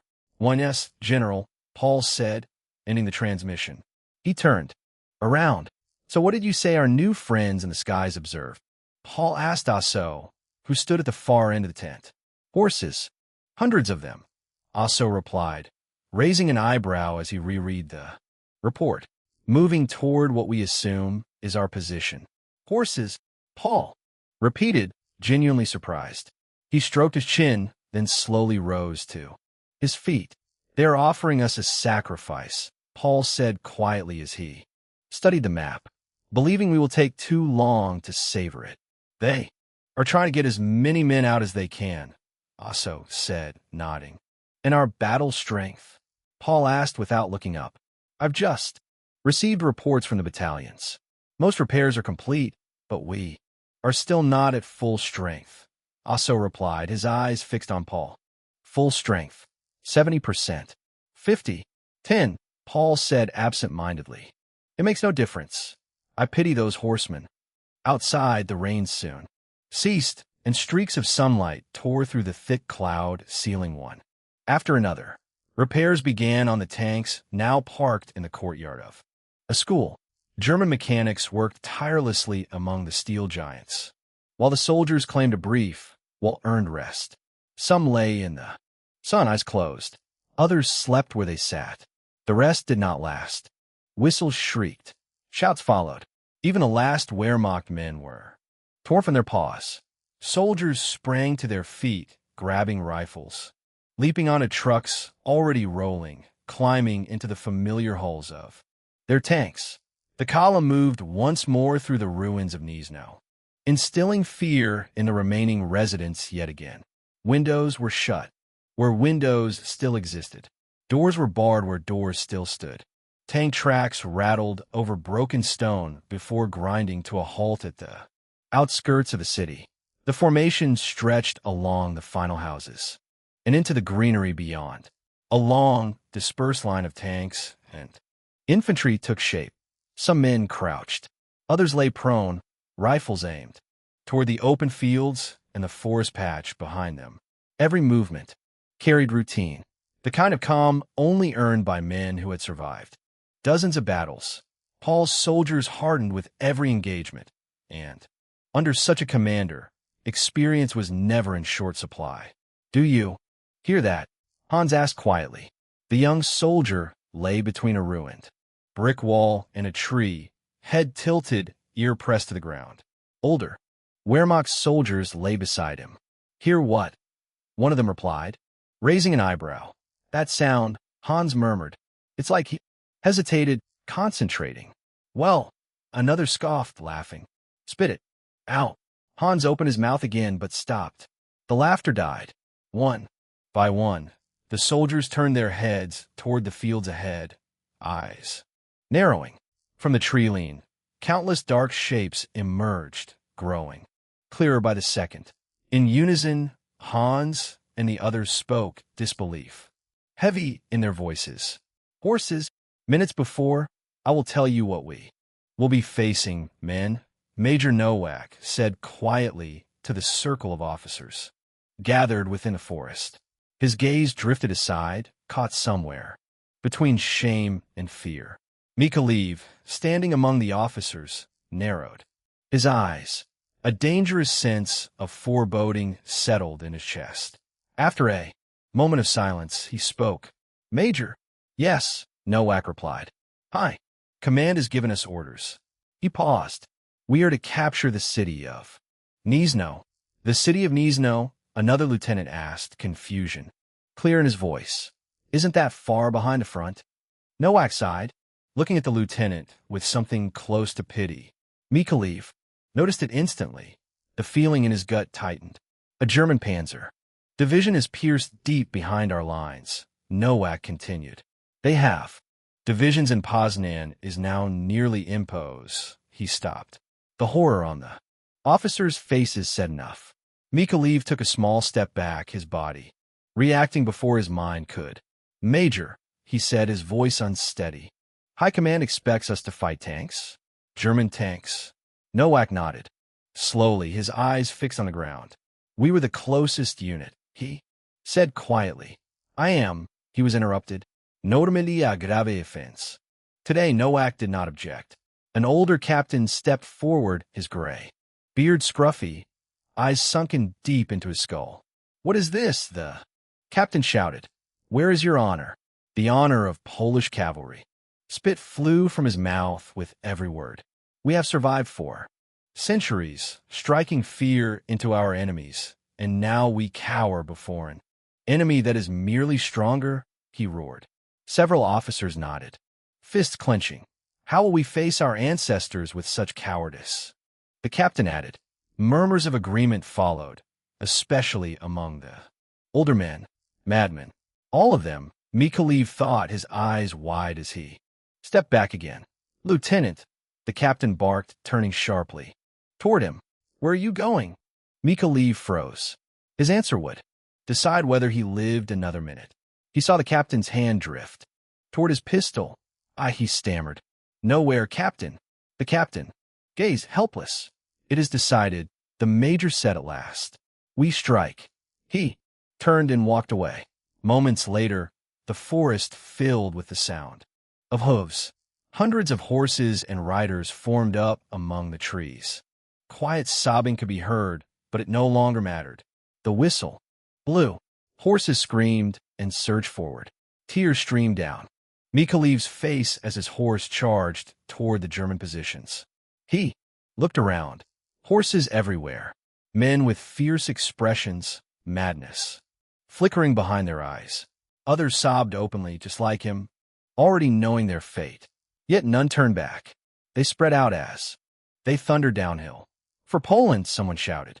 To victory, another screamed. Mikhail forced his gaze forward. He tightened his grip on the reins as the wind blew away the tears from his face. He closed his eyes. There was only the sharp air against his skin, his body trembling with defiance. Then the explosions began. The shouts of his fellow soldiers were swallowed instantly by the horror unleashed by the Germans. Gunfire erupted from all directions. Chaos consumed everything. Horses screamed and collapsed, or ran riderless in oncoming cavalry, trampling men already dead into the mud. Explosions ripped through the fields, hurling earth skyward. Some struck true, burying their targets. Beneath the falling soil, screams of men and horses alike rose into the air. It was all the citizens of Gniezno would hear on that fateful afternoon. The Second Battle of Gniezno marked the last cavalry charge of modern times. An era that had endured for more than 1,000 years came to its end in those fields. After what felt like an eternity, everything went quiet. Time moved on. Night fell. A Siegfried kremt across the city and its surroundings, swallowing the battlefield whole. Countless corpses lay scattered across the vast fields, which now resembled a cratered wasteland more than anything else. Inside the craters and between them, blood soaked the earth, seeping from the broken bodies of horses and men alike. Now, only the cawing of hundreds of crows filled the air. One after another, they descended upon the field, some still circling high above, others settling onto the corpses, tearing at them without mercy. Then somewhere in the fog, several of them suddenly shrieked and took flight. A shallow sound followed. Harsh breathing. Beneath a dead horse, an arm emerged, fingers buried deep into the soil. Slowly, painfully slowly, more of the soldier's body was revealed, his breathing growing heavier with every movement. After a long struggle, he finally dragged his torso free from beneath the crushing weight. He gasped and tilted his head upward, revealing his face. Mikhail had survived. Somehow, his eyes swept across the fog-shrouded field, the thick white curtain unable to hide the death that surrounded him. He took another ragged breath. Then he froze. A sound reached him, distant at first, then growing steadily louder. A silhouette of man began to take shape. Mikhail clenched his teeth, praying it was not a German. The figure came closer, a dim lantern, casting a weak circle of light through the mist. Only then did Mikhail understand the source of the sound. A wooden cane struck the ground in steady rhythm, supporting the man who was missing a foot. Chapter 87. Two fates. Hey guys, I've fallen ill, so there may be fewer chapters in the coming days. It depends on how I'm feeling. Hey, you, the man said quietly, raising his lantern. You, I can see you.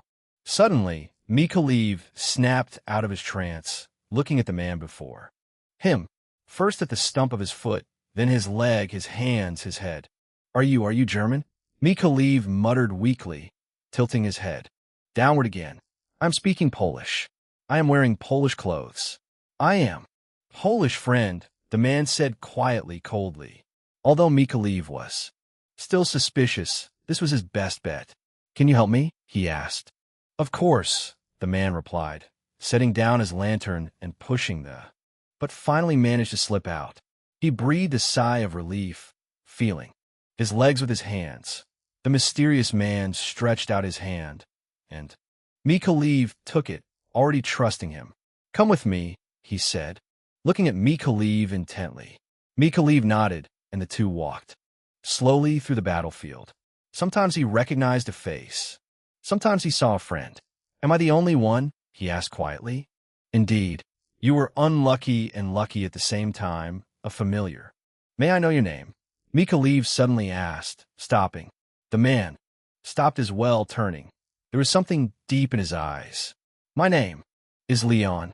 Leon, Mikaleev repeated, nodding. I am Mikaleev. Thank you for your help. Leon only nodded and turned, walking on once more. The two silhouettes disappeared into the thick white curtain. Only out, the man said as they reached the city. They could hear a truck approaching, voices carried with it German. The two pressed themselves against the wall of an old house as the truck passed by quickly. They are swarming the city right now, Leon said, clenching his jaw. Wait. Mikaleev's eyes widened. How much time has passed since the battle? Leon turned and laughed dryly. You've been sleeping quite long, beauty. That battle was 2 days ago, Leon answered. Mikaleev's eyes widened. Further, then what happened to the retreating forces of Poznan? Leon shook his head. They're fully encircled, at least from what I've heard. Mikaleev shook his head hectically. Did none make out? Was it really for nothing? He shouted, slamming his fist against the wall. Hey, Leon said, grabbing Mikaleev forcefully, signaling him to calm down. Mikaleev froze, listening. And indeed, German voices were coming closer. Fuck, Leon muttered. Hey you, a soldier shouted, walking toward them, his submachine gun half raised. Polish scum, what are you doing here? There's a curfew at night. He tilted his head toward another soldier approaching. Hey Klaus, look at these TW, began mockingly, then suddenly stopped, a gurgle escaping his throat. He collapsed, a gunshot echoing through the night. The other soldier's eyes widened as he raised his MP40, but it was too late. Another gunshot filled the deserted street. Leon sighed, putting away his pistol with haste. Come on, he said coldly. That gunshot will attract more of them. He turned and limped away quickly. Mikaleev stared at him for a moment, then at the two corpses. Slowly, he began to walk, following them.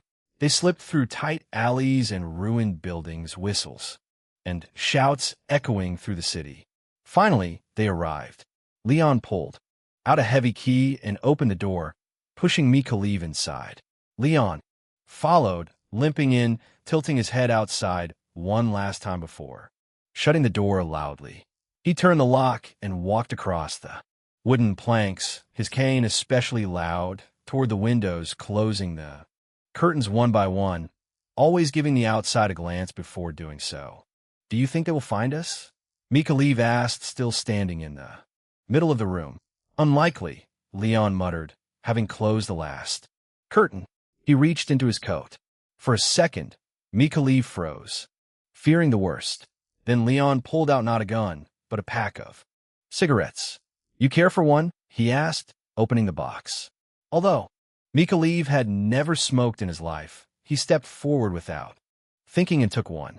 It felt smooth to the touch as he examined it. Where did you get these?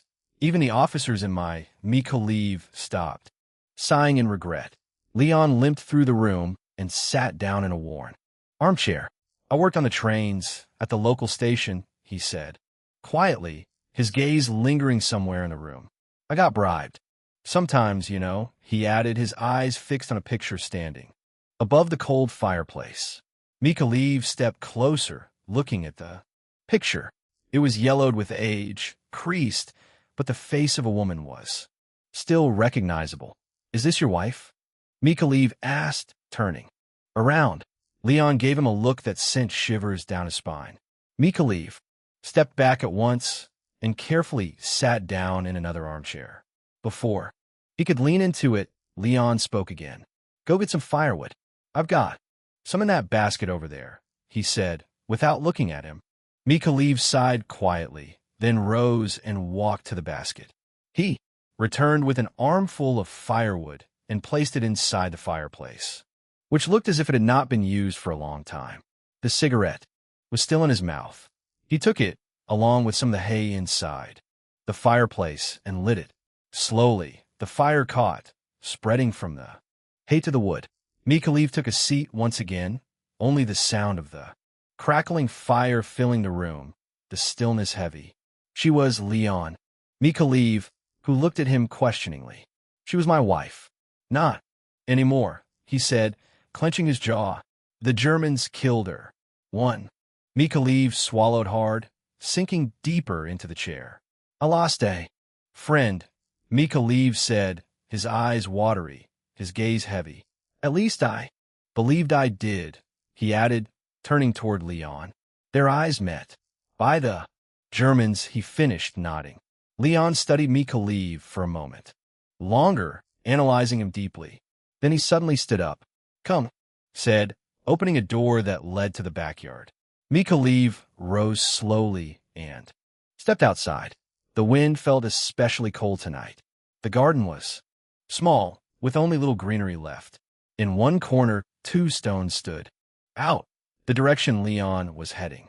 Mikhailiv stopped beside him, his gaze following Leon's, fixed on the stones. I told you about my wife, Leon said, pointing to the left one. Anna. That was her name. Mikhailiv nodded, looking at the stone, which felt distant to him in that moment. Then Leon's finger moved to the right one. He paused, looking up at the sky. Her sister, Maria. She killed herself, Leon said dully, his voice devoid of emotion, which felt even more unsettling. To Mikhailiv. I'm sorry, Mikhailiv said. It felt like the only thing he could say.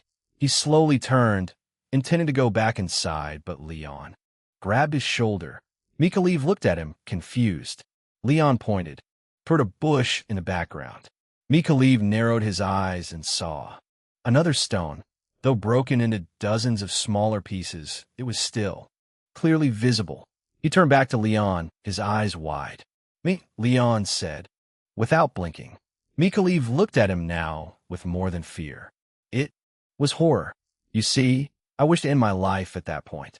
But I found a purpose that kept driving me. For a moment, everything was still again. Then Mikhailiv slowly opened his mouth. That is, he asked, hesitantly. Oberst Heinrich Jäger. I will kill him, Leon said, staring into the distance. His cane was buried deep in the earth, driven there by the force of his grip. The man in question was unaware of any of this.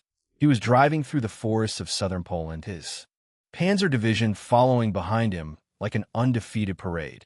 After a few seconds, Paul spotted it in the distance. He raised his hand high, and his tank, along with those behind him, came to a halt. Soldiers climbed out of their trucks and followed as Paul moved ahead alone, his attention fixed on the bridge before him.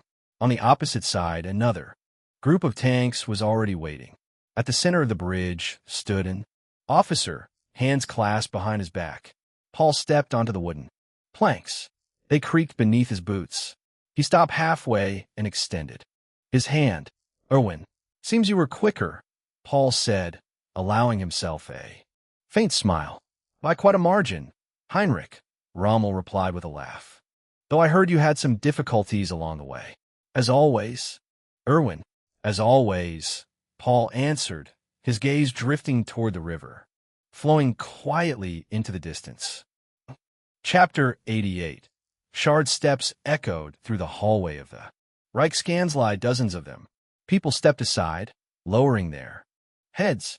The summer sun streamed through the tall windows, illuminating the faces of some of the highest generals and officers of the Wehrmacht, Luftwaffe, and Kriegsmarine. Leading them was Manstein, his hat pulled low, his expression unreadable. Behind him walked Admiral Donitz, his white gloves hidden behind his back. Richthofen, Spurl, and Student moved at his side, their faces stern and rigid. At the rear, another figure stood out. Paul would have rejoiced had he seen that he was among them. Erwin von Witzelben walked behind the others, his expression filled with annoyance and restrained anger. Any attendant who met his gaze quickly looked away, not daring to hold the stern eyes of the man who would later take part in Operation Valkyrie. They soon reached the door. The two SS men standing guard before it looked unsettled. The Führer is in the middle of a meeting, one of them began, stepping forward and raising his hand. The group stopped. In the next moment, Manstein seized the man's wrist with crushing force and pulled him closer. "Listen to me, soldier," Manstein said quietly, his voice calm, but edged with anger. "I had a war to fight, as did every man standing here. Yet we are here now, despite all common sense and despite the need for our presence at the front." He leaned in slightly.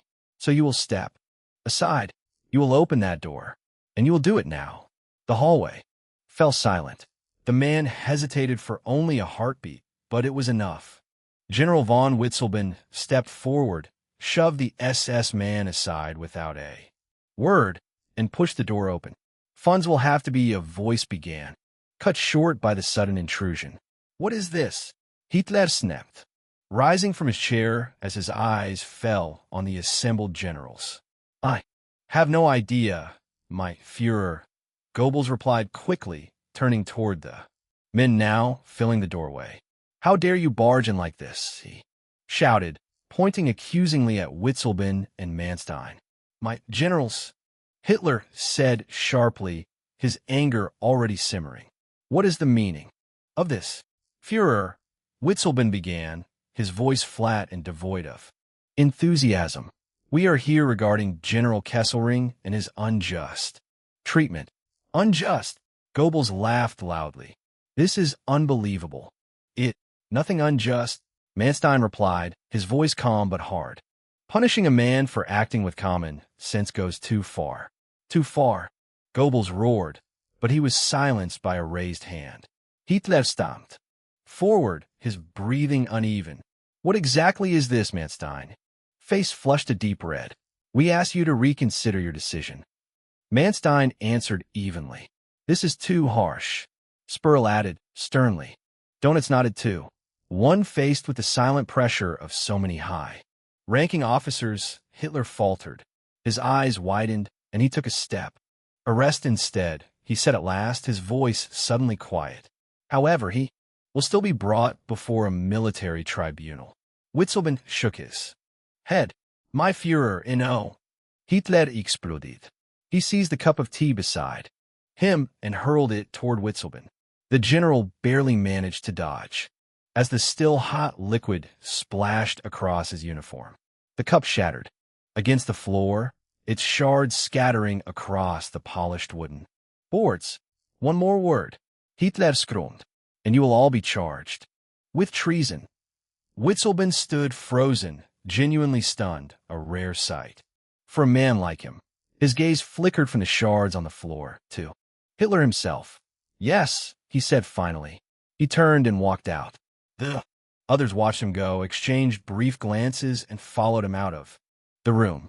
Manstein lingered for a moment, looking at Hitler, shaking with fury, and at Goebbels, seething beside him. His expression carried something unexpected, almost pity.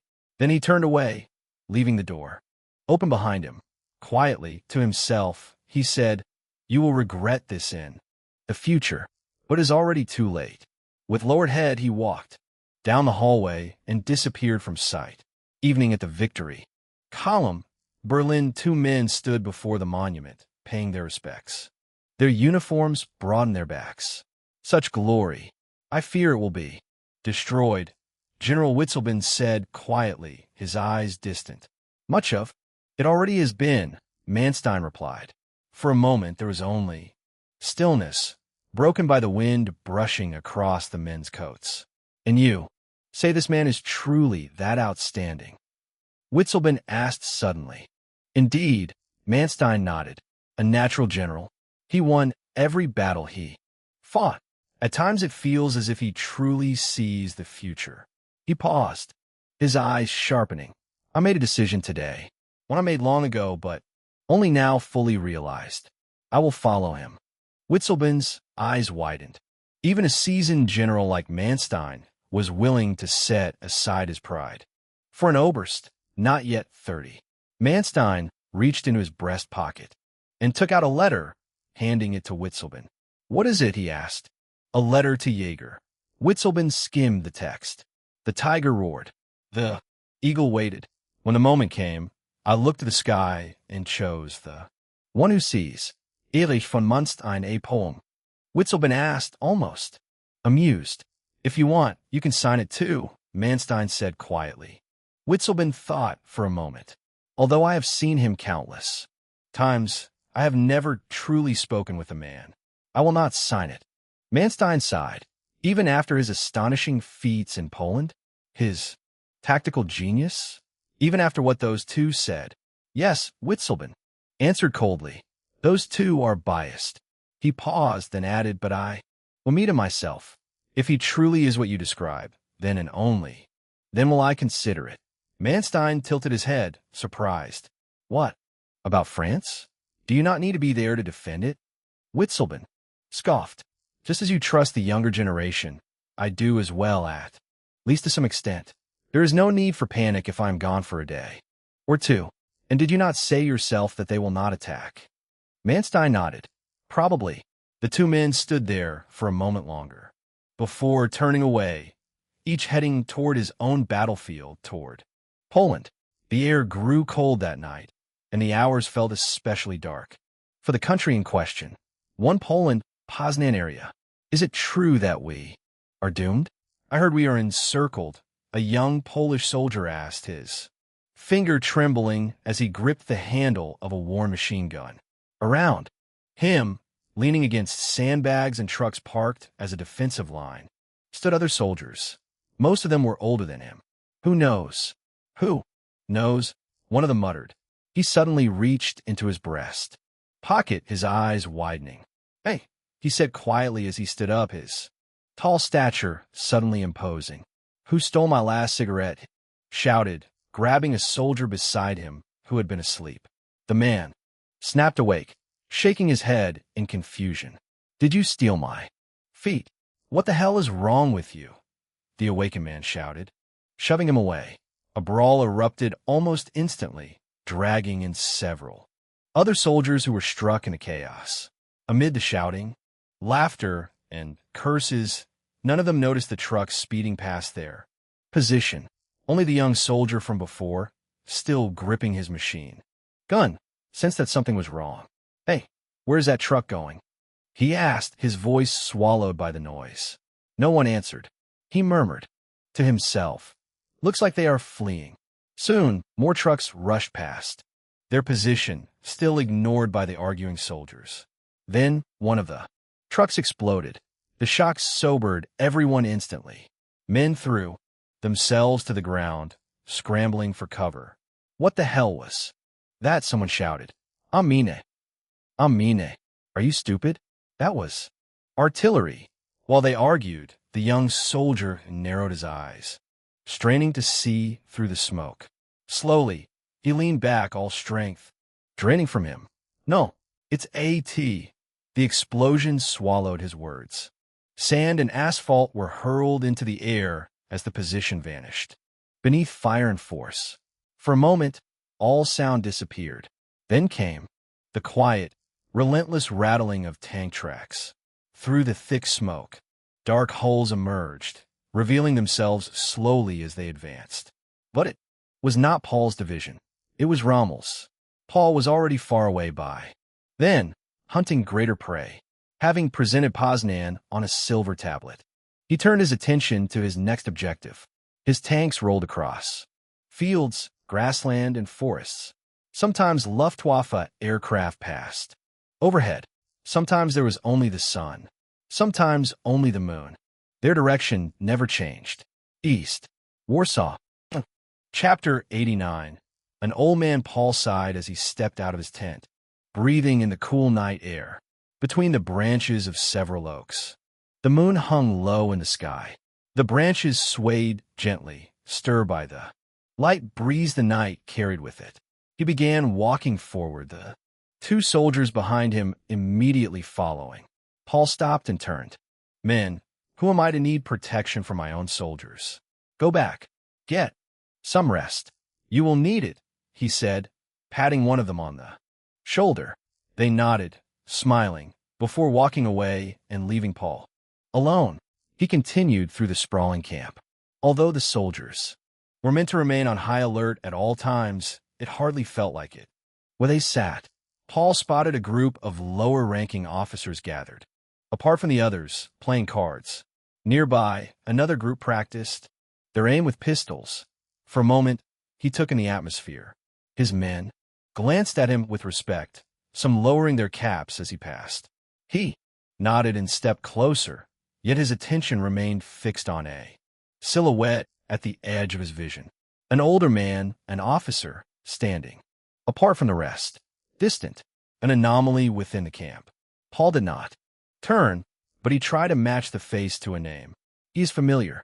I just cannot remember from where. He reached the group of soldiers playing cards. Sir, one of them exclaimed, saluting with exaggerated enthusiasm, earning mocking laughter from the others. No need. Soldier, Paul said, winking as he took a seat on a large tree trunk. He set his cap aside and sighed. So, who is winning right now? Well, I am quite. One of them began, only to be interrupted by a light punch to the gut. He's talking nonsense. Hermann here has won the most today. Oberst, another said, pointing at the mentioned Hermann. Hermann was a scrawny, middle-aged man, smiling sheepishly at Paul. And what is your profession, Hermann? Paul asked, his gaze drifting once more toward the older man leaning against the tank. I'm a driver, sir. Panzer III. Hermann answered. A driver? Paul asked. Well, are you as good at driving as you are at gambling? My tank was never hit once at the Battle of Gniezno, Hermann replied proudly. Yes, Hermann. Someone should promote you to general. The soldier beside him joked loud, laughter erupting from a group. But Oberst, when will Berlin promote you? The same man continued, his tone suddenly more serious. A genius should be rewarded. Yes, another added, standing up. We should drive to Berlin and demand it. Paul's smile vanished. A cold glint appeared in his eyes. Then the man burst out laughing, the others quickly joining in. Paul smiled again, but this time it was only a facade. General, he thought. Of course. General. Well, men, I wish you a good night, Paul said, standing up. They groaned, but offered their farewells. Paul walked on, slowly distancing himself from the group, heading toward the older soldier, who now met his gaze directly. He lowered himself and sat beside the man, his back resting against the still warm metal hull of the Panzer. Sir, the older man asked, adjusting his cap. Why do you not salute a superior officer? Paul asked, mockery lacing his voice. The man tilted his head, studying Paul with mild confusion before leaning back once more. Why don't you? He replied. Yeah, you are probably right, Paul replied, suddenly shooting upward, his boot striking the ground with exaggerated force. Go, he began loudly, only to be immediately interrupted. Hey, the old man hissed, glancing around to see if anyone was watching. Sit down, he added, grabbing Paul and pulling him back. I did not expect you to recognize me so quickly. We have not had much contact over the past few years, the man said. I have a good memory for faces, and who would not recognize the Famous General Witzleben, Paul replied, his tone neither mocking nor reverent. For a moment, only the quiet crackle of nearby campfires filled the air. You are not curious? Witzleben asked, tossing his cap aside. Why I am here? You have your reasons, Paul answered calmly. Yet that was only the surface of his thoughts, the tip of an iceberg he kept carefully hidden. But perhaps you will be generous enough to tell me yourself, Paul added, reaching into his breast pocket and pulling, visibly surprised, before suddenly letting out a short laugh. Bulli, his cigarette, then asked calmly, what is it? The general's expression slowly settled. These cigarettes, Witzleben began. I know it is.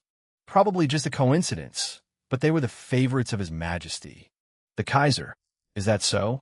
Paul thought, allowing himself a faint, mocking smile. A coincidence indeed, Paul replied, but it seems we both have good taste. He held out the pack. You know, Jaeger, Witzleben said as he took one and lit it himself. I have spoken with many people. Men who admire you, men who serve under you, men who support you. He exhaled slowly. All their exaggerated stories had one thing in common. Only one. Paul remained silent. You are different. I am different, Paul asked, studying the old general as he subtly adjusted his posture. In the sense that you are ahead of us, Witzleben continued. That you think differently, as if you do not quite belong to our time. His eyes fixed on Paul, sharp and searching. Even an old wolf still has sharp fangs, Paul thought, genuinely startled by the precision of the assessment. That is rare, Witzleben added. Stillness returned once more, broken only by the faint sound of burning cigarettes. Tell me something, Oberst, Witzleben continued. You understand the importance of the epoch before us. The war we are about to face will decide Germany's future. Paul merely nodded, his eyes narrowing slightly. When a war goes wrong, the old general asked, a small piece of ash falling from his cigarette, do you believe that means it was fought poorly, or that it should never have been fought at all? Paul waited a moment before answering. Most wars don't go wrong all at once, he said, quietly. They fail through small decisions. Decisions no one wants to question. He paused. They shake the foundation stone by stone until the castle collapses. Paul glanced around the camp. By the time it looks like a mistake, he continued, it is usually too late to ask whether it should have been fought at all. A small pause, and even later for anyone to admit it was won, at least in the circles we operate in general. Indeed, Witzleben answered, his gaze fixed ahead. I have long lost my patience with these half-men, he continued. People with no restraint, no humility, no sense of honor. They do not understand what it means. He exhaled slowly. They wear uniforms brighter than those of the most decorated soldiers, yet they have never fought a single battle, never earned a shred of glory. A pause followed. They shouted. Instead, believing words alone can become deeds. Those, Witzleben almost shouted, pointing at the soldiers sitting around them. Those have attained glory the true way. You have attained it the right way. He tapped Paul's chest. You? Paul suddenly shot back, pointing at the general. You have attained it too. Far more than I ever have. The general laughed. That was long ago, he muttered. But I believe the time is right to gain some more. He rose to his feet. Come on, Jaeger. Let us talk tactics, he said, gesturing toward Paul's tent. Paul nodded, and the two men crossed the camp together until they reached it. Inside, Paul spread a large map across the wooden table. They talked long into the night, until Witzleben finally took a chair and leaned back, sighing. Different, he murmured, reaching into his breast pocket. He began, when someone suddenly stepped into the tent. General, Asso said, saluting without the slightest surprise. Paul narrowed his eyes. You knew about this? He asked. Well, Asso muttered, scratching his head. All your officers knew, Witzleben said. with a quiet laugh. Do not be too hard on them. He raised a hand. But you may leave us now. Oberstleutnant Manteuffel also left the tent as quickly as he had entered. So, the general continued, now holding a letter. Open this once you have been promoted to General Major. I will. Make sure it happens soon. He handed it to Paul. Paul nodded, feeling the soft fabric of the paper between his fingers. Chapter 90. A ghost outskirts of Berlin, 2 days earlier silent. Footsteps splashed through the puddles of a deserted street. Slowly a man emerged from the rain. His black leather coat was soaked, his hat pulled low over his face. As he reached a gate, 2 soldiers standing. Guard briefly inspected him, then gave a familiar nod before slowly opening the metal structure. The man continued along the gravel path. Passing through the large garden, he stopped in front of the heavy doors, raised his hand, and knocked. After a moment, the door opened. With a faint creak, a man dressed in a butler's uniform greeted him. The butler inclined his head respectfully. The lady of the house, the man asked, without a word. The butler gestured toward a corridor. The man followed without hesitation. Soon, he entered the living room. Elegant furniture filled the space, an unused fireplace dominating one wall. Ornate carpets covering the floor. On one of the sofas sat a woman who stared at him with wide eyes. She rose instantly, crossing the room and throwing her arms around him. Gustav, she murmured. What about? Heinrich. Gustav removed his hat and sat down beside Elizabeth, who was still visibly trembling with adrenaline. He is doing well, he said, calmly, pulling out a thin stack of photographs. Elizabeth grabbed them, immediately, scanning each one in search of her husband. Is that a beard? She asked, half whispering, half laughing. And it hasn't even been 3 weeks. No one heard him, she added, looking up at Gustav with an insistent gaze. No. In fact, he asked me to return and see whether that is also the case for you. His blonde hair caught the dim light of the chandelier, still damp from the rain. Elizabeth studied the man before her, Paul's friend, Paul's employee, Paul's subordinate. She was not even sure herself.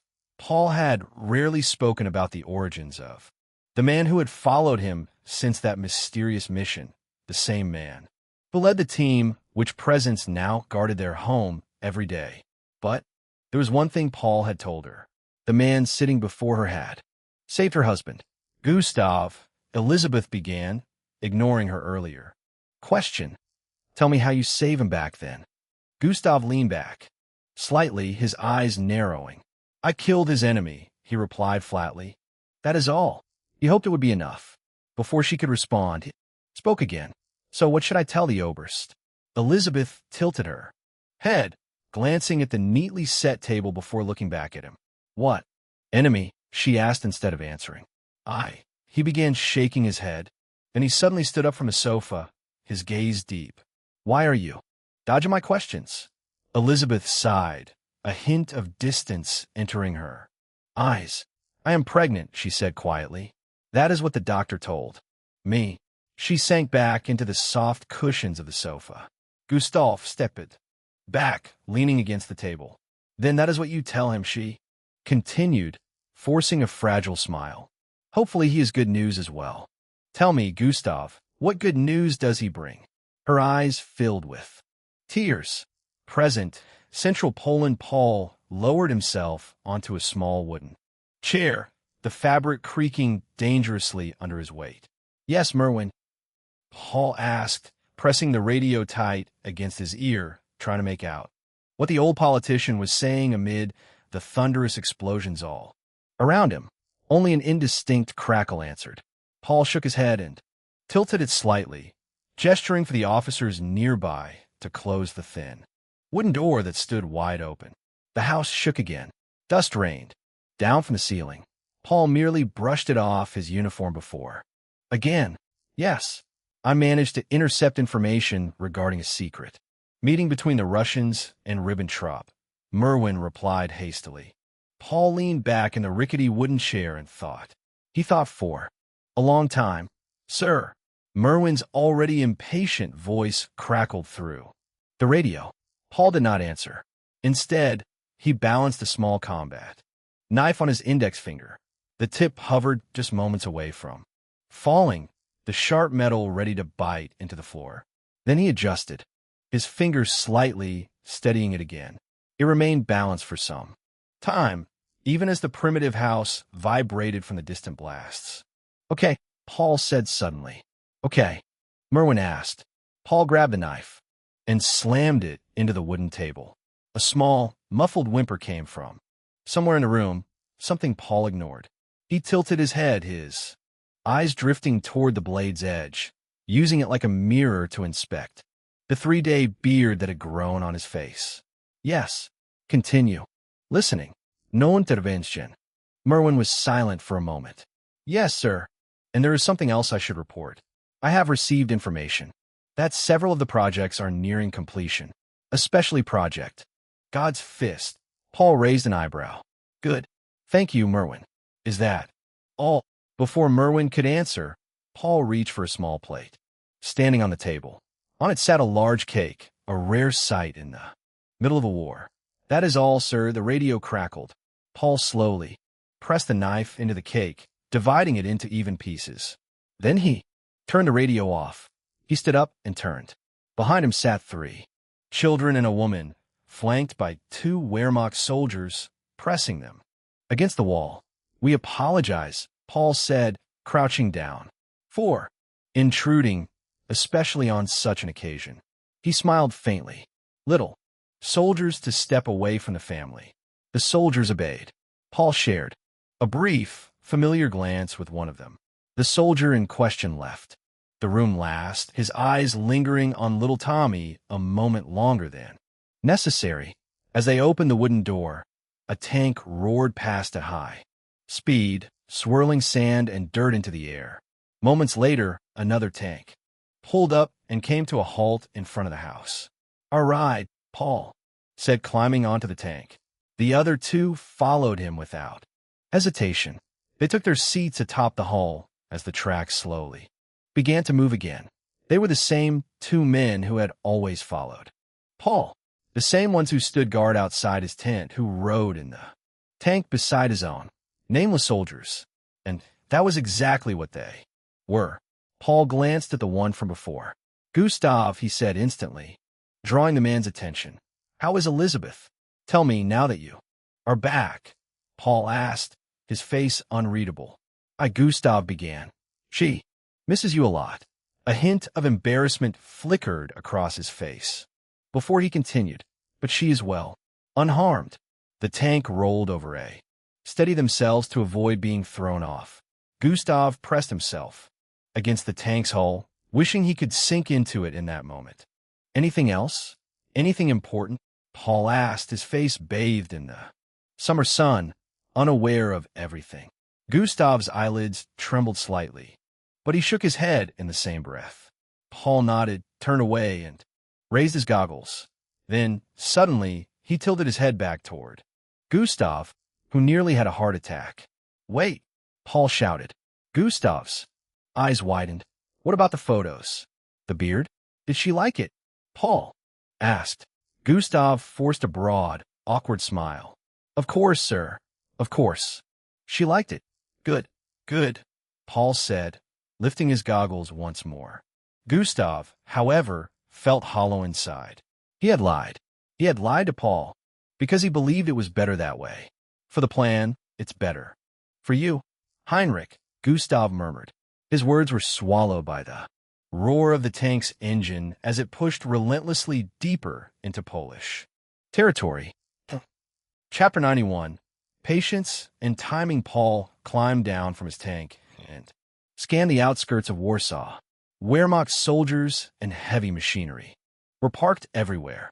Artillery positions were already firing deep into the distance. That was the first line. Then came the second line, and the third.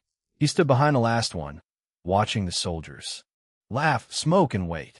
Too relaxed, too careless. He turned toward the men he had brought with him. Also, Reich, Leichthofer and Gustav, who was there for protection, even though this was a meeting with fellow Wehrmacht officers. It certainly did not feel like one. The entire group was tense, including Paul, who shook his head as he looked at the soldiers sitting around without discipline. "Who is your commanding officer, Major?" Paul asked. The older major had been talking animatedly with another man. "Huh? What?" the major replied, raising a hand to shield his eyes from the sun as he turned. "I will ask again," Paul said, his tone cold. "Who is your commanding officer?"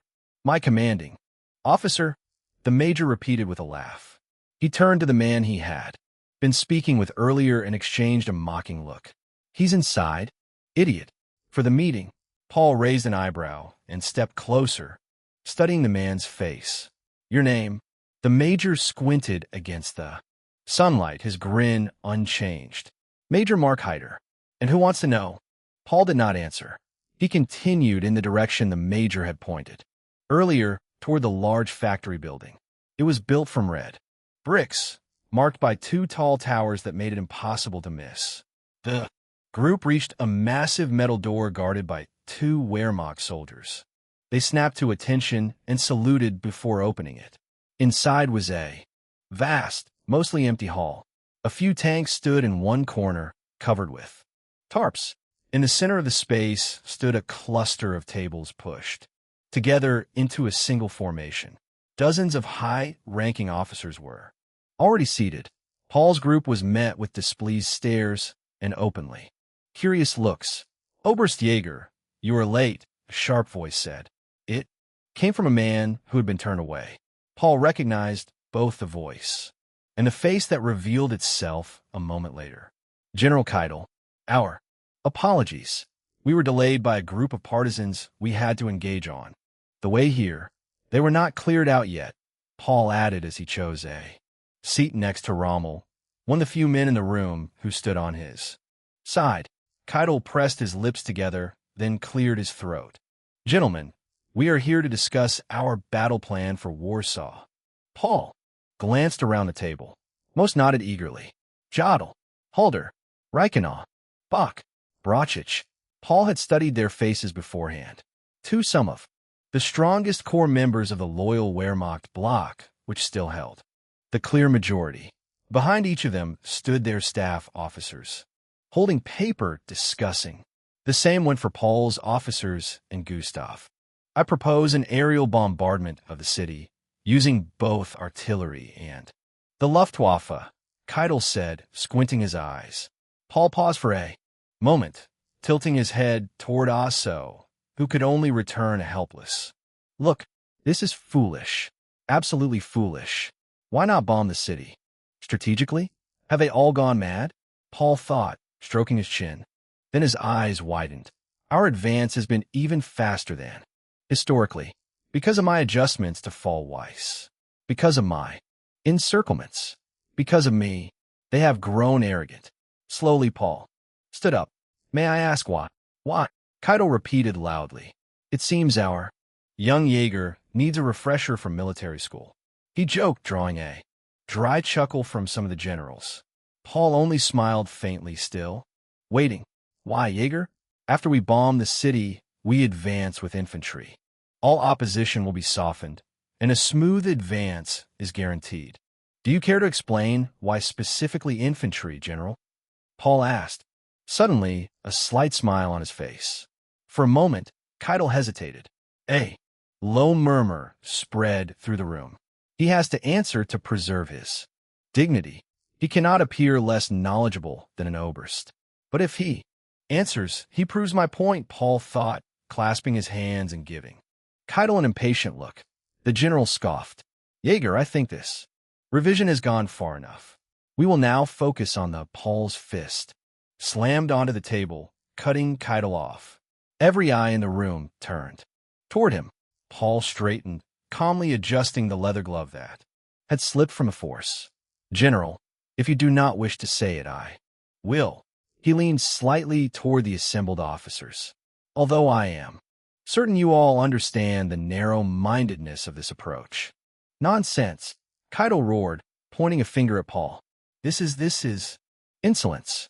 Lower your finger, General, Paul said coldly, his eyes filled with killing intent. With such heavy, imprecise, and unstrategic bombing, you eliminate any chance for armored units to advance into Warsaw. The city is already densely populated, making a mechanized approach extremely difficult. Does it matter? A voice asked from Paul's side. Jodl, Paul thought, narrowing his eyes. You believe the Luftwaffe will make it easy for us to simply walk in? It will leave ruins, chaos, despair. And ruins, chaos, and despair lead to desperation. They will fight to the last man. With the Russians at their backs and us in front, how do you think they will fight? Paul said, his voice rising. Like animals. Lower your voice, Oberst. Keitel shouted, stepping closer. What? Paul shot back. I'm speaking this loudly, so you cannot simply refuse to hear it. So you can't send countless German men to their deaths unnecessarily. Such insinuations. Keitel barked, now standing directly in front of Paul. This is enough, Oberstjäger. You will be detained. He barked in order at two soldiers standing at the side of the hall. The two looked at Keitel, then at each other, before fixing their gaze on Paul as they moved toward him, hands resting on their holsters. Keitel, too, had his pistol in hand. The moment Gustav noticed it, he stepped forward and drew his own weapon. Then hell broke loose. The guards drew their pistols as well, raising them. Keitel kept shouting, his voice sharp and panicked, while Paul pulled out his own Luger almost reflexively. Another reflex followed as Paul's officers saw their superior draw a weapon. They drew theirs too. Drop your weapons, one of the guards shouted, sweat running down his face. Why don't you? Major Reicher replied coolly, his gaze shifting sideways. There were clearly more guns, aimed from Paul's side than from Keitel's. Keitel trembled. Whether from rage or fear was impossible to tell. His finger twitched nervously on the grip of his Luger, raised and aimed directly at Paul's head. In the middle sat Rommel. Unsure of what to do, he remained seated, silent and unmoving. For a moment, no one noticed how everything fell silent. The shouting, the accusations, the panic all vanished. Only the dull explosions outside remained, the vibrations shaking the hall, and the heavy breathing of armed men. Boots echoed. Slow, measured. A man stepped forward. With every step, he moved closer to the barrel until cold metal pressed against warm skin. Gustav's eyes widened. A drop of sweat traced its way down his temple. Paul stood directly before Keitel. The barrel pressed against his cheek. It was his cheek because Paul was taller. Then Paul seized the barrel in one swift motion, forcing it upward and pressing it against his own forehead. Happy now, Keitel? Paul said calmly, studying the man's face, the mustache, the creases, the eyes staring back at him. You can shoot me now. Keitel did not answer. He only breathed heavily. Do it, Paul shouted, pressing the barrel harder against his own skin. Do it and explain it to the Führer. Explain it to the generals. Explain it. Paul looked at Keitel with a gaze so detached, so utterly devoid of emotion, that Keitel believed he truly meant it, as if pulling the trigger would not matter to him at all. You are mad, Keitel muttered. Perhaps, Paul whispered, smiling. Now, suddenly, the heavy metal door slid open and a soldier rushed. Inside is Oberstjäger, he began, then stopped short when he saw the scene. For a moment, he simply stood there, frozen, unsure of what to do. Then he slowly turned, as if to leave. Stop, Paul commanded. I am here. What is the problem? Why are you here? The soldier stammered. I was sent to deliver a... Get it out. Asso snapped, shaking his head. A message from headquarters, the soldier blurted out, fear evident in his eyes. Slowly, Paul turned away from the barrel and faced the soldier. What is it? Read it. The soldier hesitated. then carefully unfolded the paper. 3rd of March, 1939, he began. The important part, for God's sake. Asso barked. Yes, sir. The soldier skimmed the text, his voice dropping to a whisper before rising. Again, echoing through the hall. The General Staff, in accordance with. The Führer has decided, in light of recent actions demonstrated, bravery and tactical genius in the campaign against Poland, to promote Oberst Heinrich Jäger to the rank of General Major. All equipment in accordance with the rank shall be bestowed. All assets in accordance with the rank shall be bestowed. All authority in accordance with the rank shall be bestowed. A loud murmur rippled through the rows of generals, disbelief written openly across their faces. The youngest General Major ever. At 30, one of them whispered, "Why would the Führer?" Another whispered, "Congratulations, General Major Jäger." The soldier added, reading the final line. His voice wavered as he noticed the hostile glares of the generals. "Thank you," Paul said, turning back to Keitel, who was still trembling. The cause was clear now. Bureanje, mixed with fear. "This can't be," Keitel stammered. "Lower your guns." "Gentlemen," Paul said calmly, looking at the two soldiers Keitel had summoned. They hesitated, their resolve weakening with every second. Slowly, they lowered their weapons, their eyes never leaving Keitel, whose own pistol was already tilting downward. Go away," Keitel snapped, waving his hand dismissively. "You are dismissed from this meeting." "General, it is not too late to adjust your—" Paul began. "Go. I said go. That is an order," Keitel shouted, then lowered his voice. "This will have consequences, Jäger. Believe me." Venom laced every word. Paul shook his head and turned, walking toward the door. As he passed the table, he tilted his head slightly. "They have chosen their owner carefully. What happens when that owner disappears? Do they choose a new one or remain loyal to the old?" He thought, meeting the eyes of the core faction, where only hatred remained seated. Paul walked beside Gustav, exchanging a glance with him. For a brief moment, it carried the same tension as the one they had shared inside the hall. "You know," Paul said quietly, for a moment in there, "I considered implementing Plan Z." Right there, Gustav narrowed his eyes, studying Paul's face. "Yes," he said after a pause. "You were patient. That matters." Paul nodded. For a few seconds, neither of them spoke. The distant thunder of artillery rolled across the outskirts of the city, steady and indifferent. Patience, Paul thought. Not mercy. Timing. Each day it demanded more. 1. Chapter 92. A foot soldier gunfire echoed through the narrow streets of Warsaw. Every alley, every street, every corner was filled with war. Filled to the brim. "Load the shells," someone shouted. Soldiers rushed to obey, moving hastily as they heaved the heavy rounds into position. Leather boots struck stone, slipping on dust and debris. Fire! The artillery piece erupted in a thunderous explosion, the shell tearing through the night sky. Only meters away stood a man whose uniform set him apart. More medals, more gold, more authority. Yet the soldiers had grown used to his presence, standing at the very forefront of the battlefield, exactly where he did not need to be. Paul stood behind the artillery line the Germans had erected along the street, a cigarette burning between his fingers. It was the first time he wore his newly issued uniform. The red on the collar felt almost obscene amid the gray and black of the battlefield. "One or so," Paul said quietly. "Yes, came," the flat reply from the man standing, as always, beside him. "I was promoted to General Major yesterday, wasn't I?" Paul asked without turning. His eyes followed a column of soldiers jogging past, disappearing toward the gunfire. Asso studied him for a moment. "Yes."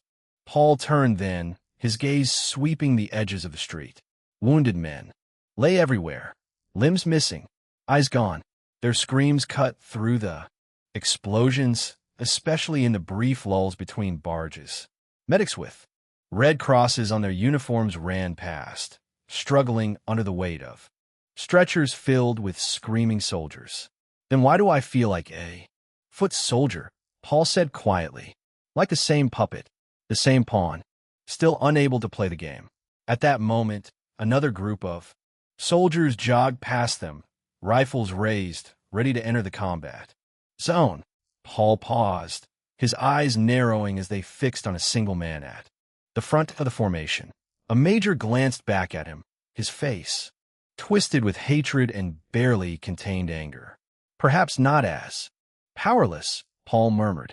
Major, what was his name again? He asked, nodding toward the man. Major Hyder, sir. I did as you asked. Paul inclined his head, offering the major a thin smile. So Paul said, calmly, where were we? We are winning, Asso said, though his tone contradicted the words. In the wrong way, Paul replied, shaking his head. The Russian way, a familiar voice added behind them. Paul and Asso turned. It was Rommel, wearing the same uniform Paul did. Fresh, new, almost untouched by the grime and dust of the streets. Oh, Rommel said lightly, brushing dust from his collar. Seems I received a similar letter. Congratulations, Paul replied, shaking his hand. Rommel nodded, then let his gaze wander across the ruined street. We are fighting like the Russians, he said, pretending we have endless hordes waiting at home. Indeed, Paul nodded, a rather fitting analysis. His eyes flicked to the paper in Rommel's hand. Oh, Rommel said, noticing the look. Orders. Paul raised an eyebrow. I managed to persuade the old generals to authorize a mission, Rommel continued. We will take our newly formed divisions and attempt to encircle the city. Paul let out a short breath, almost a laugh. How in the world did you manage that? For once, an order that actually makes sense. Rommel smiled faintly. Sometimes you just have to talk long enough. He looked at Paul expectantly. Paul answered with a skeptical stare. Rommel sighed. Fine. Manstein applied pressure on Keitel. He raised the paper so Paul could read it. Encirclement of Greater Warsaw. Destruction of supply routes. Something we should have done from the beginning, Paul said quietly. For the first time in days, his eyes gleamed with something close to excitement. 2 hours later, the German tanks greeted their new adversaries with thunderous explosions. One by one, the steel giants emerged from behind the houses on the outskirts of Warsaw, rolling over the grasslands. Forward, Paul commanded, accelerating the assault. The tanks pressed onward. The Polish positions on a small hillside fired desperately at the approaching machines. Then something happened on the Polish side. Shouts and sudden movement. A large cannon was revealed as the tarp covering it was ripped away. Soldiers ran forward, grabbing shells and quickly adjusting the piece.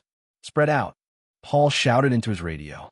His tanks immediately scattered, taking evasive positions, yet their continuous fire did not falter, grinding down the Polish trenches. Soon, Polish artillery opened fire, but it was almost too late. Many German tanks were already within a few hundred meters in range of machine guns that were little more than toys against their armor. Fire! Come on! A Polish officer shouted, pointing at the oncoming tanks. The anti-tank gun did not disappoint. A deafening explosion erupted as a shell struck one of the German Panzer II tanks. The hull disintegrated violently, flames engulfing any survivors inside. Paul did not glance at the wreck. He only commanded, onwards. The first tanks slammed into the positions with devastating effect. Some soldiers panicked, fleeing only to be crushed under the heavy tracks, meeting a fate beyond imagination. Those who remained in the trenches fared slightly better, though many in shallower positions were still struck down. More and more tanks rammed the Polish lines, destroying everything in their path. The assault continued relentlessly until the tanks came to a halt and turned. From the other side, trucks screeched to a stop, disgorging hundreds of Wehrmacht soldiers to storm the lines. A maneuver Paul had used often. The infantry pushed forward, driving the surviving defenders back, yet only death awaited them. And it came as expected. Dozens of Polish soldiers fled the trenches, but German machine gun fire allowed no escape. Soldier after soldier was cut down. Some tried to turn, only to be met by bullets from German soldiers who had already infiltrated the positions. After leaving steel and blood behind, the tanks carved a path of destruction, pushing the defenses further and further back. Paul advanced again, ruthless and relentless. And now, with the backing of the Luftwaffe, he had no fear of a surprise attack. On the other side of Warsaw, the same scene unfolded. General Major Rommel pierced the lines almost as quickly as Paul, his maneuvers equally impressive. Both tank divisions tightened the noose around the Polish forces and their capital. The news of the fearsome duo soon reached not only the ears of the German generals, but also those of the Polish command. Headquarters of the Polish army. Pieces of paper littered the floor. Officers rushed through the chaos, shouting words that everyone had already heard that day. Burn, burn, burn. Countless stacks of vital documents were thrown out of the windows. The pieces swirled through the air, forming brief patterns before landing in the scorching courtyard. There, hands snatched them up, crumpled them, and tossed them into metal containers. Flames devoured every piece, every line, every word. The ink itself was eaten away. History itself was erased. Above, 2 floors up, a double door remained half open. Shouts poured out of the room. Rommel and Jäger have us at the neck, the marshal shouted, glaring at the man before him. The Ladislas Sikorski, the Polish prime minister, stared back with madness in his eyes. I know that, he shouted, hammering his fist onto the table, already dented from earlier blows. Send the armored battalions. We cannot risk encirclement this early. The armored battalions, the marshal exclaimed. They are needed for the city's defense. The Germans use tanks, so should we. Let the soldiers fight. The new reservists will. Do, Sikorski answered, fixing the marshal with an expectant gaze. The old men? The marshal asked, dripping with sarcasm. For a moment, both men froze. The damp shouts from the courtyard seeped through the door. Gap, filling the room. Fine. Jäger and Rommel must be stopped, but we cannot stop them both. Dividing our forces would be disastrous. Our only chance, fleeting as it is to send the full force. Perhaps we can finally repel an attack. Which one? The marshal asked coldly, his eyes scanning the map. Throw a coin. How should I know? The prime minister snapped, rubbing his temples as his eyes darted dangerously through the gap. Jäger, Marshal Smigly Ryd whispered, following the prime minister's gaze with anger. He knew exactly what this man was planning, yet he could not change it. Someone had to stop the tank divisions, but not for the reasons the prime minister had. Fleeing. 1. Chapter 93. The weary arrive. General Major Jäger, a voice crackled through the radio. Yes, Oberleutnant, Paul asked, raising his head. I would like to inform you about extensive Polish troop movements. The Oberleutnant began. Paul raised an eyebrow, listening carefully. As I can see from up here, multiple what I would guess are armored battalions are on their way toward your position. They are about, paused briefly, 20 kilometers from your current location, still within the city, but closing in fast. Do you see tanks? Paul asked. I believe so, the Oberleutnant answered immediately. Fine. Thank you, officer. When they leave the urban area and the range of Polish air defenses, you may proceed with the dive attacks. Understood, General. Paul switched off the radio and set the device aside. Something the Polish tanks do not have, if my knowledge is correct, Paul thought, his mind drifting into a deeper state of calculation. Polish tanks were simple to assess. Their guns were often respectable, but their armor was thin and their doctrine outdated.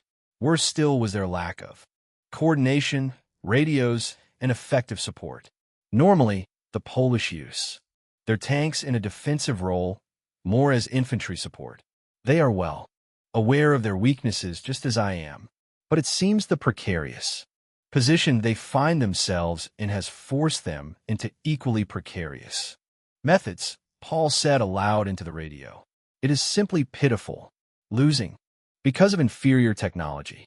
Truly pitiful, he added. So any recommendations? Asso's voice crackled through the device. Actually, I have one. If Polish tanks are so weak in tank-to-tank combat due to their thin armor, then we must maximize this advantage, Asso began. Paul nodded to himself. Let's try, Asso began again. After some time, the Oberleutnant reached out again. Yes, I hear you. Oberleutnant, Paul replied. Yes, sir. The battalions are only 5 kilometers from your current position. You should make contact soon. Did you manage to inflict any damage? Paul asked, opening the hatch of his tank and squinting into the distance, spotting aircraft cutting across the sky. Yes, sir. By our count, we destroyed 3 tanks and around a dozen armored cars. Additionally, several vehicles were damaged by machine gun fire, even some of the tanks. Paul nodded. Subconsciously, the report confirmed his assessment. Good. Continue to inflict damage, Paul answered, ending the transmission. He turned to his crew and the surrounding units. The rest of you, prepare for combat. Immediately, we will meet them head-on in open terrain, Paul said, a faint smile forming as his gaze drifted toward the rolling hills on the horizon. The German tanks halted and spread out across the wide stretch of grass, their engines resting after the relentless strain Paul and his men had pushed them through. Everyone knew this pause was only the calm before the storm. He who occupies the battlefield first and awaits the enemy is at ease. He who comes later and rushes into battle is weary. Paul muttered, quoting Sun Tzu from The Art of War, a book he had read more than once. Soon, Polish armor appeared on the horizon, rolling forward slowly before coming to a complete halt. But the Polish commander was anything but weary in that moment. Look at that. Where? Did they leave the rest? Back home in Germany? In Frankfurt or whatever they call it? The colonel laughed nervously, peering through the narrow slit of his tank. We don't have time, he muttered, even if it is a trap. Although several officers in other tanks suspected exactly that, they had no way of communicating their concerns to their commander. The largest tank battle of the war was about to unfold. Fate had willed it. So, a sharp whistle echoed as the commander cracked open his hatch, signaling the attack. Polish tanks opened fire, their shells streaking toward the Germans, who held slightly elevated positions. The Germans returned fire but remained stationary, unmoved despite the incoming shells. The Polish tanks, by contrast, began advancing almost immediately, their engines howling. If they wished to keep firing, they had only one direction to go: forward. Dozens of tanks surged ahead, maintaining their barrage, though with limited success. Occasionally, a shell struck a German tank, but even then it did not always destroy it, especially when it hit a Panzer III, whose armor absorbed most of the impact. The Panzer II fared worse, though only a single one was engulfed in flames. The rest were spread wide enough that many Polish shells landed harmlessly between them. Still, the Polish had it easier firing at stationary targets. But as the exchange dragged on, Polish accuracy steadily worsened. Their firing angle grew steeper the closer they came to the elevation. German accuracy declined slightly as well, but their hits were devastating. Each successful shell destroyed its target outright. Many of the less fortunate Polish crews were now trapped inside burning wrecks, scattered across the open field. Then suddenly, 3 Polish tanks exploded one after another, tearing a massive gap into the right flank of the formation. The burning hulks bore gaping, holes not in their fronts but along their right sides. From a forest to the east, tank turrets slowly revealed themselves. Smoke drifted from barrels protruding through the tree-line. Paul smiled as devastating fire erupted from the right. "Come on now. Adjust your angles," Paul shouted. The German tanks at the front began moving forward, engines growling, their turrets turning fully toward the still advancing Polish steel giants. "Fire," Paul ordered coldly, catching the Polish formation in a pincer maneuver, cut off by the lack of communication and overwhelmed by the terrifying situation. The Polish commanders found themselves surrounded by chaos. Tank after tank exploded around them. Some turned and fled. Others pressed forward blindly, continuing to fire. Paul tilted his head, then gave a short command. "Meet them. Use your machine guns." The tanks surged forward once more. Machine guns erupted almost instantly, streams of fire ripping across the field. The closer they came, the more violent the barrage grew. When German and Polish tanks closed to mere meters, bullets punched straight through the thinner steel plates, cutting down men inside their hulls. The moment German commanders realized the effectiveness of their fire, they adapted. Tanks began circling their opponents, slipping out of the narrow arcs of enemy turrets, raking exposed sides with sustained fire. It became a brutal game of cat and mouse, something shockingly absurd for a battlefield built of steel and engines. Paul nodded as he observed the battlefield, a quiet sense of pride settling in as he watched his officers act on the autonomy he had deliberately given them. After barely 5 minutes, the largest tank battle of the Polish-German War was over. It ended in a disastrous defeat for the Polish armored forces. They had wounded the Eagle at least slightly, Paul thought as he opened his hatch and looked back across the field, taking in the scattered burning wrecks. But the Eagle would move on regardless, as it always did. It would lick its wounds in motion, only to inflict far deeper and more gruesome ones on its next enemy. After several hours of recovery and reorganization, along with necessary repairs and logistical work, the tanks moved on. Contrary to Paul's expectations, they encountered no further resistance. Paul opened his hatch once more and raised his binoculars. Tanks appeared on the horizon, but this time they did not belong to a new enemy. "Rommel," he murmured, continuing to watch as the vehicles rolled forward beneath a sky still glowing with the last light of sunset. Their meeting marked the official encirclement of the capital. Warsaw was cut off from the rest of the country, separated from the remaining strip of land caught between the closing jaws of the two great powers, Germany and Russia. Chapter 94. Vodka on the Vistula. Paul stepped forward slowly, the men behind him tense. Even his own eyes were slightly unsteady as he moved. Ahead, Gustav and several Wehrmacht soldiers flanked him. There, some machine guns lowered but ready. The wood creaked loudly beneath their boots as they reached the center of the bridge, stretching over the Vistula River. Already standing, there was a man in a dark green uniform, dozens of medals covering his chest. Paul knew that many more would be added if the war unfolded as it had in the original timeline. The man was already famous, but his status would only grow.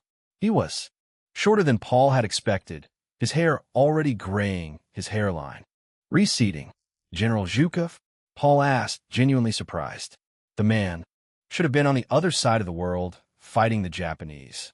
"General Major Jiger," Zhukov replied, struggling slightly with the pronunciation, his heavy accent unmistakable. Paul nodded and extended his hand. Zhukov met his gaze, and for a brief moment the two men studied each other. Then Zhukov took it and shook his hand firmly. With his free hand, the Soviet general gestured to a nearby soldier. The man stepped closer, leaning in as Zhukov spoke quietly into his ear.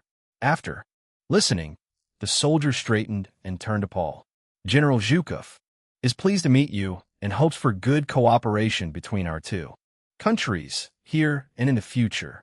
He believes we have set a good example in this conflict. Paul nodded before replying. I hope so as well. I have long heard of General Zhukov's deeds, and it is an honor to meet him personally. If possible, I would like to remain in contact. The soldier's eyes widened slightly at the last words, but he quickly translated them. Zhukov, too, looked at Paul with clear surprise before responding. General Zhukov thanks you for your kind words. He agrees with the idea of keeping in contact, but wonders in which way you intend to do so. Letters, telegrams, or in person? Preferably letters and telegrams. Paul replied with a faint smile, placing his hands behind his back. Though I would not refuse a cup of coffee with the general. In fact, we could do something like that right now. Paul gestured subtly to one of his attendants and whispered a few words.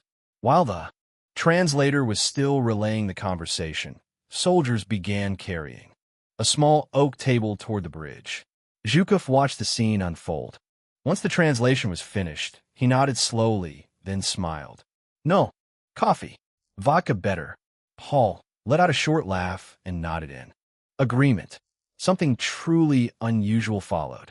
The table was set in the middle of the bridge, 2 chairs placed opposite each other, all brought from a nearby truck. The 2 generals took their seats. A clear glass bottle of vodka was set between them, with 2 small glasses beside it. Zhukov reached for the bottle, glancing at Paul for confirmation. Paul nodded. The glasses were filled without ceremony. Na zdorovye, Zhukov said loudly, raising his glass. One prost, Paul replied, lifting his own, before drinking. Behind him, Gustav remained standing, eyeing the glass with visible skepticism. Paul, however, was certain of one thing. In a geopolitical moment this tense, the Russian would not dare poison him. It was not only the generals who had bonded, but the soldiers as well. They were allowed to cross the bridge and meet one another. Wehrmacht soldiers stepped on a Zhukov's side, while Red Army troops crossed toward Paul's. Most of them did not understand each other's language, but they still managed to communicate through gestures, broken words that existed in both languages and simple expressions. They shared what they had, just as their commanders had demonstrated. Chocolate, liquor, cigarettes, small personal items. For a brief moment, the war felt distant. Higher-ranking officers held quieter discussions with the help of translators standing on the bridge not far from Paul and Zhukov, who continued their own conversation. The general says that you are already known in Russia, the translator said. Your maneuvers have been analyzed by the general staff. Paul's eyes widened slightly, only for a fraction of a second, before his expression returned to normal as if nothing had happened. I am honored, Paul replied calmly. The conversation continued for some time, touching on strategy, restraint, and mutual understanding, until it slowly reached its end. You know, General, Paul said at last, one day I will show you a magic trick. His eyes bearing something dangerous. A magic trick? Zhukov asked, genuinely surprised. For a single moment, Paul continued, meeting his gaze. The whole world will hold its breath. Zhukov tilted his head slightly. Ow! Paul paused, then looked him straight in the eyes. That you will see. Telling you now would take away its magic. That moment, later known as vodka on the Vistula, marked the end of the Polish-German War after only 17 days, quicker than in the original timeline, more efficient. Yet there was still someone who wished to defy fate at any cost. Prime Minister Sikorsky practically lunged into the aircraft, 2 of his closest officers following close behind. The transport plane's door was slammed shut before any of them had fully caught their breath. Sikorsky took his seat, his movements hurried and unsteady. His eyes darted nervously, his head tilting from side to side as he repeatedly glanced out of the small window. The Airport was little more than a dirt strip on the outskirts of Warsaw, a place the Germans and Russians had not yet reached. The plane began to move, slowly at first, then faster. It rattled violently as its tires tore across the uneven runway, the entire fuselage trembling beneath the strain. Then suddenly nothing. The wheels left the ground, and with them went much of Sikorsky's tension. He exhaled deeply, allowing himself a moment of relief. One last glance out of the window before he leaned back in his seat. His gaze dropped to the large suitcase, resting between his knees. It contained everything Sikorsky still valued. Paris will be safe, he muttered, trying to calm himself. Further, what he did not see in that moment was the co-pilot's gaze. Through the half-open cabin door, his head was tilted slightly to the side, his eyes carrying a dangerous glint, his lips curved into a faint, almost gentle smile. Then, without warning, he turned back toward the cockpit, his attention shifting to the pilot beside him. Sikorsky only blinked. Suddenly, blood burst from the pilot's neck, splattering across the cockpit. "Seems like there was a slight accident," the co-pilot said, calmly, smiling despite the situation. Sikorsky's eyes widened, his breathing quickening as panic took hold. "An accident?" What he began to stammer, but the co-pilot was already on his feet, stepping out of the cockpit, a pistol raised. The two officers reacted instinctively, reaching for their weapons, but they were far too slow. 2 shots rang out. Both bullets pierced their foreheads cleanly. Their bodies tilted forward before collapsing lifelessly onto Sikorsky, who shoved them aside in disgust. "Fuck, what is this? What the hell is happening? Who are you?" he shouted, panic etched clearly across his face. Slowly the man reached up and removed his cap, his other hand still steady. The pistol now aimed directly at Sikorsky. A face all too familiar revealed itself. "Reinhard Heydrich, Gestapo. Welcome on board," Heydrich said, smiling at Sikorsky like the devil himself. 2. Chapter 95. 2 men today, on April 18th, the Republic of Poland announced its unconditional surrender following the massive presence of German and Russian troops within its territory. Field Marshal Edward R. Whitesy Smigley delivered the official statement earlier today at 9 o'clock. Western European time. The radio's volume was turned up slightly by a hand wrapped in bandages, the fingers shaking noticeably. The man's torso and parts of his head were heavily bandaged. They did little to conceal the long, hideous scar running across his face, nor his blonde hair, which fell carelessly over his shoulders. The great powers of France and Britain have been shocked by the rapid advance of the German army, an outcome they had not anticipated. Both nations are now committing their full resources to the war effort of foreign policy. Spokesperson of the United Kingdom stated earlier today. Meanwhile, Germany has continued to build up forces along the French, Belgian, and Dutch borders. Armored units in particular have been massed in large numbers. It appears that war will once again reach Western European soil. This was Todd Newsom for One News. "Thank you." "Huh, you've been quite busy, Paul," the man muttered. He slowly tilted his head toward the open window. Outside lay a vast garden, birds chirping loudly as they flitted between the branches of a large apple tree. Their wings caught the bright afternoon sun as it shone through the windows. Soft music now played from the radio, echoing quietly through the room. A normal telephone booth in Trier was now guarded by 3 Wehrmacht soldiers, their eyes scanning the surrounding passers-by, their weapons always ready. Inside stood a man in a brilliant Wehrmacht uniform. His black hair was neatly combed into a side part. He held the small receiver close, pressing it against his ear. "Elizabeth, dear, how have you been?" Paul asked. He noticed the look Gustav was giving the booth, but dismissed it as unnecessary caution. Good, Elizabeth," answered. You know how it is.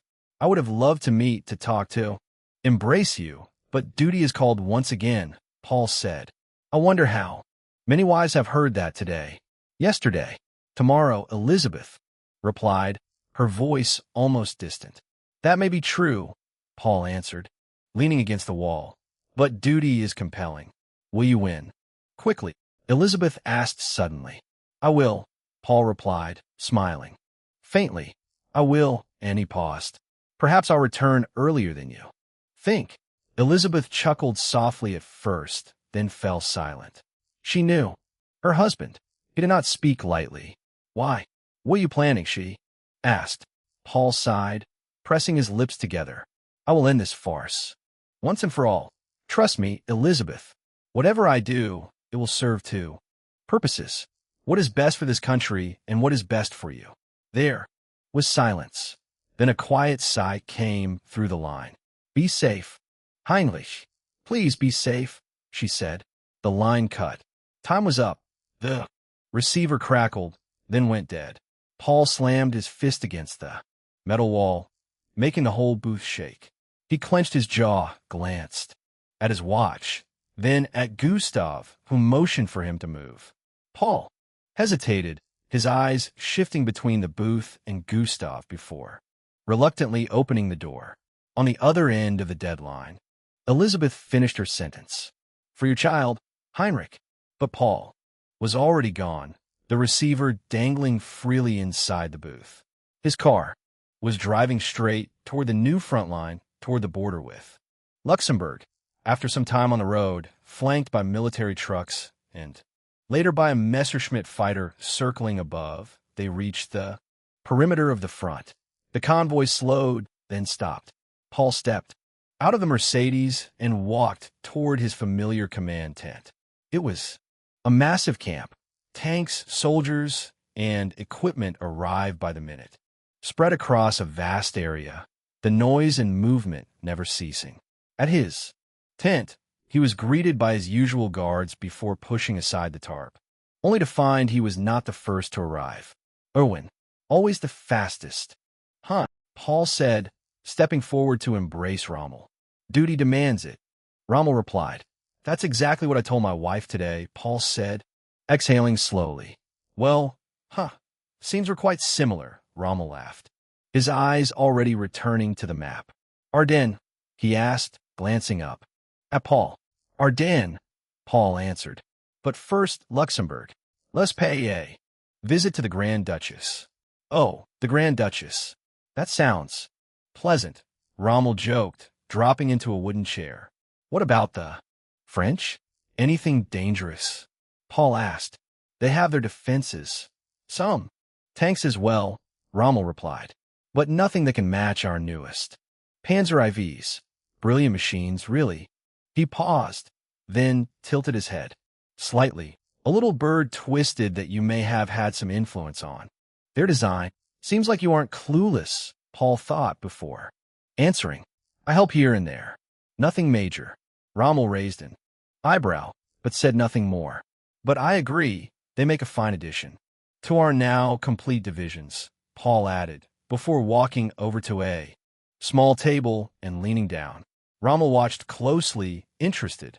There should be some. Paul stopped, his hand closing around a clear bottle. Zhukov gifted me this, Paul said, walking back toward Rommel. At duty, Jiger? Rommel asked, raising an eyebrow. Paul paused for a moment, meeting his gaze before opening the bottle. He filled 2 small glasses. The bottle was set aside again. So, what do we toast to? Rommel asked, lifting his glass. To us. To our victories, Paul said. Wouldn't it be arrogant? Rommel asked, smiling. Confidence is not the same as arrogance. Weak-minded people only perceive it as such. Paul replied, already bringing the glass to his lips. Rommel laughed dryly, then did the same. And indeed, they would remain right. At 1600 hours, on May 20th, the Wehrmacht initiated Fallgelb, the long-prepared offensive against Western Europe. It was a plan Paul, Rommel, and Manstein had refined relentlessly in the months before the war. Countless map sessions, Arguments over routes, logistics, and timing had gone into it. Now, at last, their work was ready to bear fruit. In the consulates of the Netherlands, Belgium, and Luxembourg, identical letters arrived almost simultaneously. The German Reich hereby declares war on the Kingdom of Luxembourg, the Kingdom of the Netherlands, and the Kingdom of Belgium, effective today at 1600 hours. By the time the declarations were formally received, the war had already begun. German units had crossed the borders minutes earlier. Advanced detachments moved fast, ignoring formalities. Columns of infantry, engineers, and reconnaissance units pushed forward, followed closely by armored formation. Dozens of tanks rolled across roads and fields alike there. Objectives already fixed. Bridges, crossroads, airfields. There was no hesitation. These units had particularly urgent business to attend to. Fall Gelb was no longer a plan. It was in motion. Chapter 96. Heroic. That was how the residents who took up arms against the German aggressor must have felt. Picking up weapons, marching together with the small police force of the country, facing a behemoth they could not possibly defeat. But those brave men held one fatal false assumption. They believed they would fight other men, foot soldiers like themselves. Instead, towering before them were not humans but monsters. Monsters carved from steel, their turrets aimed directly at them. Then, finally, a human showed his face. An officer, judging by his uniform, climbed down from the foremost tank. Slowly he walked past them. Their knees already ached, yet none dared to voice it or rise to their feet. This man would not hesitate to shoot them if they even flinched. Grand Duchess, the officer said, his tone elegant, directed at the woman standing in the large doorway of her residence. The residence of the Luxembourg royal family for decades, for centuries. Their ancestral home, now surrounded by German forces who had stepped onto their land illegally. Grand Duchess Charlotte's gaze matched her expression. It was the look of someone who had lost, yet still wanted a rematch. General, she began, her slight accent carrying a questioning undertone. Jiger, Paul answered warmly. Well, General Jiger, on behalf of our nation, the Duchess began. Oh, please, Paul interrupted, glancing at his watch. Why don't we go inside and discuss these matters? Over a cup of tea, a quick one. The Duchess looked at the peculiar general with surprise, but still gestured for him to step inside. Paul observed the hallway as they walked. Extravagance, gold, the past. He studied the ornaments and portraits lining the walls, and dying like every monarchy nowadays. Soon, they entered a room. The Duchess gestured toward a chair. Paul sat down, clasping his hands, while the Duchess gave quiet orders to a pair of attendants. She then returned and took a seat herself. Are you in a hurry? She asked. Yes, unfortunately, Paul replied, leaning back. To rob more land? The Duchess asked, tilting her head. Indeed, Paul answered without shame, something she had not expected. Indeed, she repeated, surprised. Yes, what else are we doing? We are robbing you because we are stronger, Paul said, his gaze shifting to the door as the attendants entered with fresh tea. Paul took his cup and raised it to his lips. You do not seem so strong now. General, I could have put something into the tea or rallied my attendants to attack you, the Duchess said provocatively, not lifting her own cup. Paul lowered his cup, smiling faintly. You would not poison me, your old nobility. You have a strong, if misplaced, sense of honor. As for your attendants, they would not survive, Paul replied, before finally tasting the tea. It is good, thank you. Perhaps you would like to continue with the topic from before, Paul said, placing the cup down. The Duchess shook her head slightly before setting her cup aside as well. On behalf of the Kingdom of Luxembourg, I hereby surrender unconditionally to you, General Jiger. Paul nodded. Good. He took the cup again and sipped. The Duchess narrowed her eyes at the scene. You are quite young, she began, before being interrupted. You. No, Duchess, there are two options before us right now, Paul said, locking eyes with her. My men could remain here for some time. Roam. Freely. Have some fun. I am sure they would enjoy it, Paul continued, his gaze wandering through the room. Perhaps they could sleep here. You. Have many guest rooms. And the second option, the Duchess asked, pressing her lips together. We could leave immediately. A small occupation force would remain, of course, but it would soon be replaced by German police. What do you choose? Paul asked, meeting her gaze. Once more, the Duchess looked at him for a long moment before speaking. The second option, of course. Well, there are some prerequisites. First, I want no resistance from anyone in this small piece of land. Second, Paul continued, taking another sip of his tea. What is it that you want from us? The Duchess asked, annoyed. I want something from you, Paul said, smiling. For a moment, there was silence. Then the Duchess flushed slightly. Paul noticed immediately and raised his hand. No, not what you're thinking. I am happily married. I want you to flee. To London, Paul said. The Duchess quickly collected herself and gave Paul a questioning look. Flee? Why, she asked. To live there, of course, and to keep a little long-distance friend. Me, Paul replied, his eyes now more dangerous than amused. The Duchess's eyes widened. You want me to spy for you? She realized. Why should I? Paul stood up, the teacup still in his hand. Slowly, he tilted it, letting a few drops spill onto the floor. What are you doing? The Duchess asked. Anything I want, Paul answered calmly. The same applies to the fate of this residence. As I said before, you can live in peace, or you can suffer. That depends entirely on your performance. Of course you could go to London and never write to me, supporting the Allies. But I would calculate the odds carefully before deciding, dear Duchess. The Duchess twitched slightly, her worry evident. Paul observed her reaction with interest. In the original timeline, this woman had fled and supported the Allied war effort. But this was no longer the original timeline.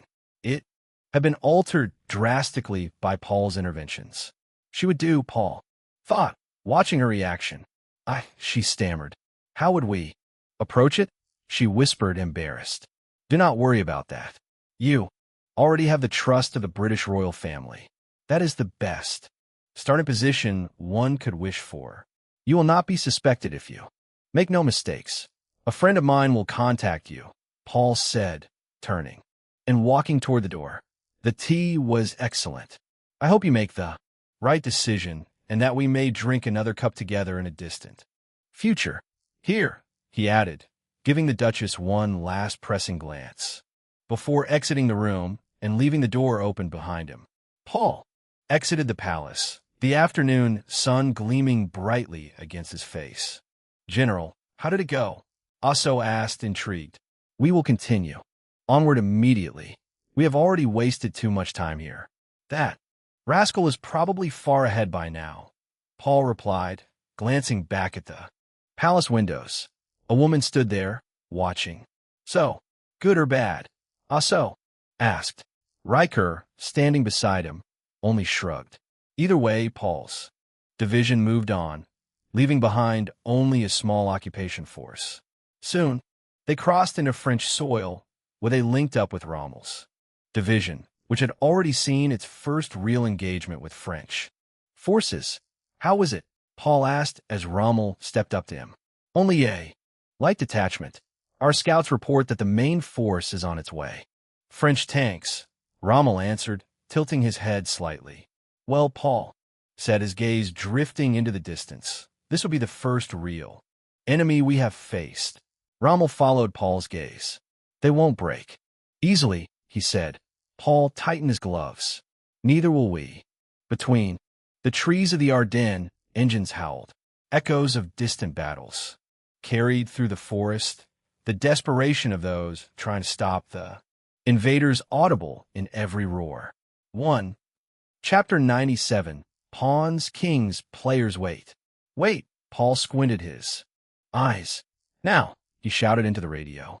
His tank fired the newly loaded shell detonating against the enemy's position and tearing apart its cover beneath the shade of the trees. The shells cut through the air, arcing briefly before descending again, and then an explosion. A tank, engulfed in flames. That was the beginning of everything else. Hundreds of shells followed, screaming through the forest. Some struck trees, splintering wood. Others catapulted up dirt. Some hit metal, steel. Against steel, shrapnel ripped through the greenery, cutting down men who had barely taken cover. The German side had struck first, firing from a small hillside where they had barely been visible. Now their cover was gone. "Move," Paul ordered, though he knew it was already routine for his tank commanders. One by one, the German tanks revealed themselves, spreading out as they advanced, maneuvering and evading the incoming French return fire. A shell struck the ground between two panzers, throwing dirt and smoke over their hulls. Then Paul heard something over the radio. "Tanks," a commander at the forefront reported. Paul nodded. "Full attack. Break through their positions," he ordered, leaning back as his tank vibrated once more from the recoil of another fired shell. The German tanks thundered across the forest floor, seasoned drivers weaving between trees and explosions alike. Still, casualties were inevitable. Tracks slipped in the loose soil, engines roared as drivers fought for control. A Panzer III was struck by an anti-tank shell, the round slamming directly into its side. The metal buckled inward under the violent impact. Those inside met a terrible fate. Pawns are bound to fall on the path to killing the enemy king. Their bodies become stepping stones. Paul thought this coldly, his regard for human life having eroded over the long years of war. "All four. The checkmate," he added. Then, suddenly, several of the French tanks turned their turrets to the side. A Charby 1 was struck hard from the flank, its hull erupting into fresh flames.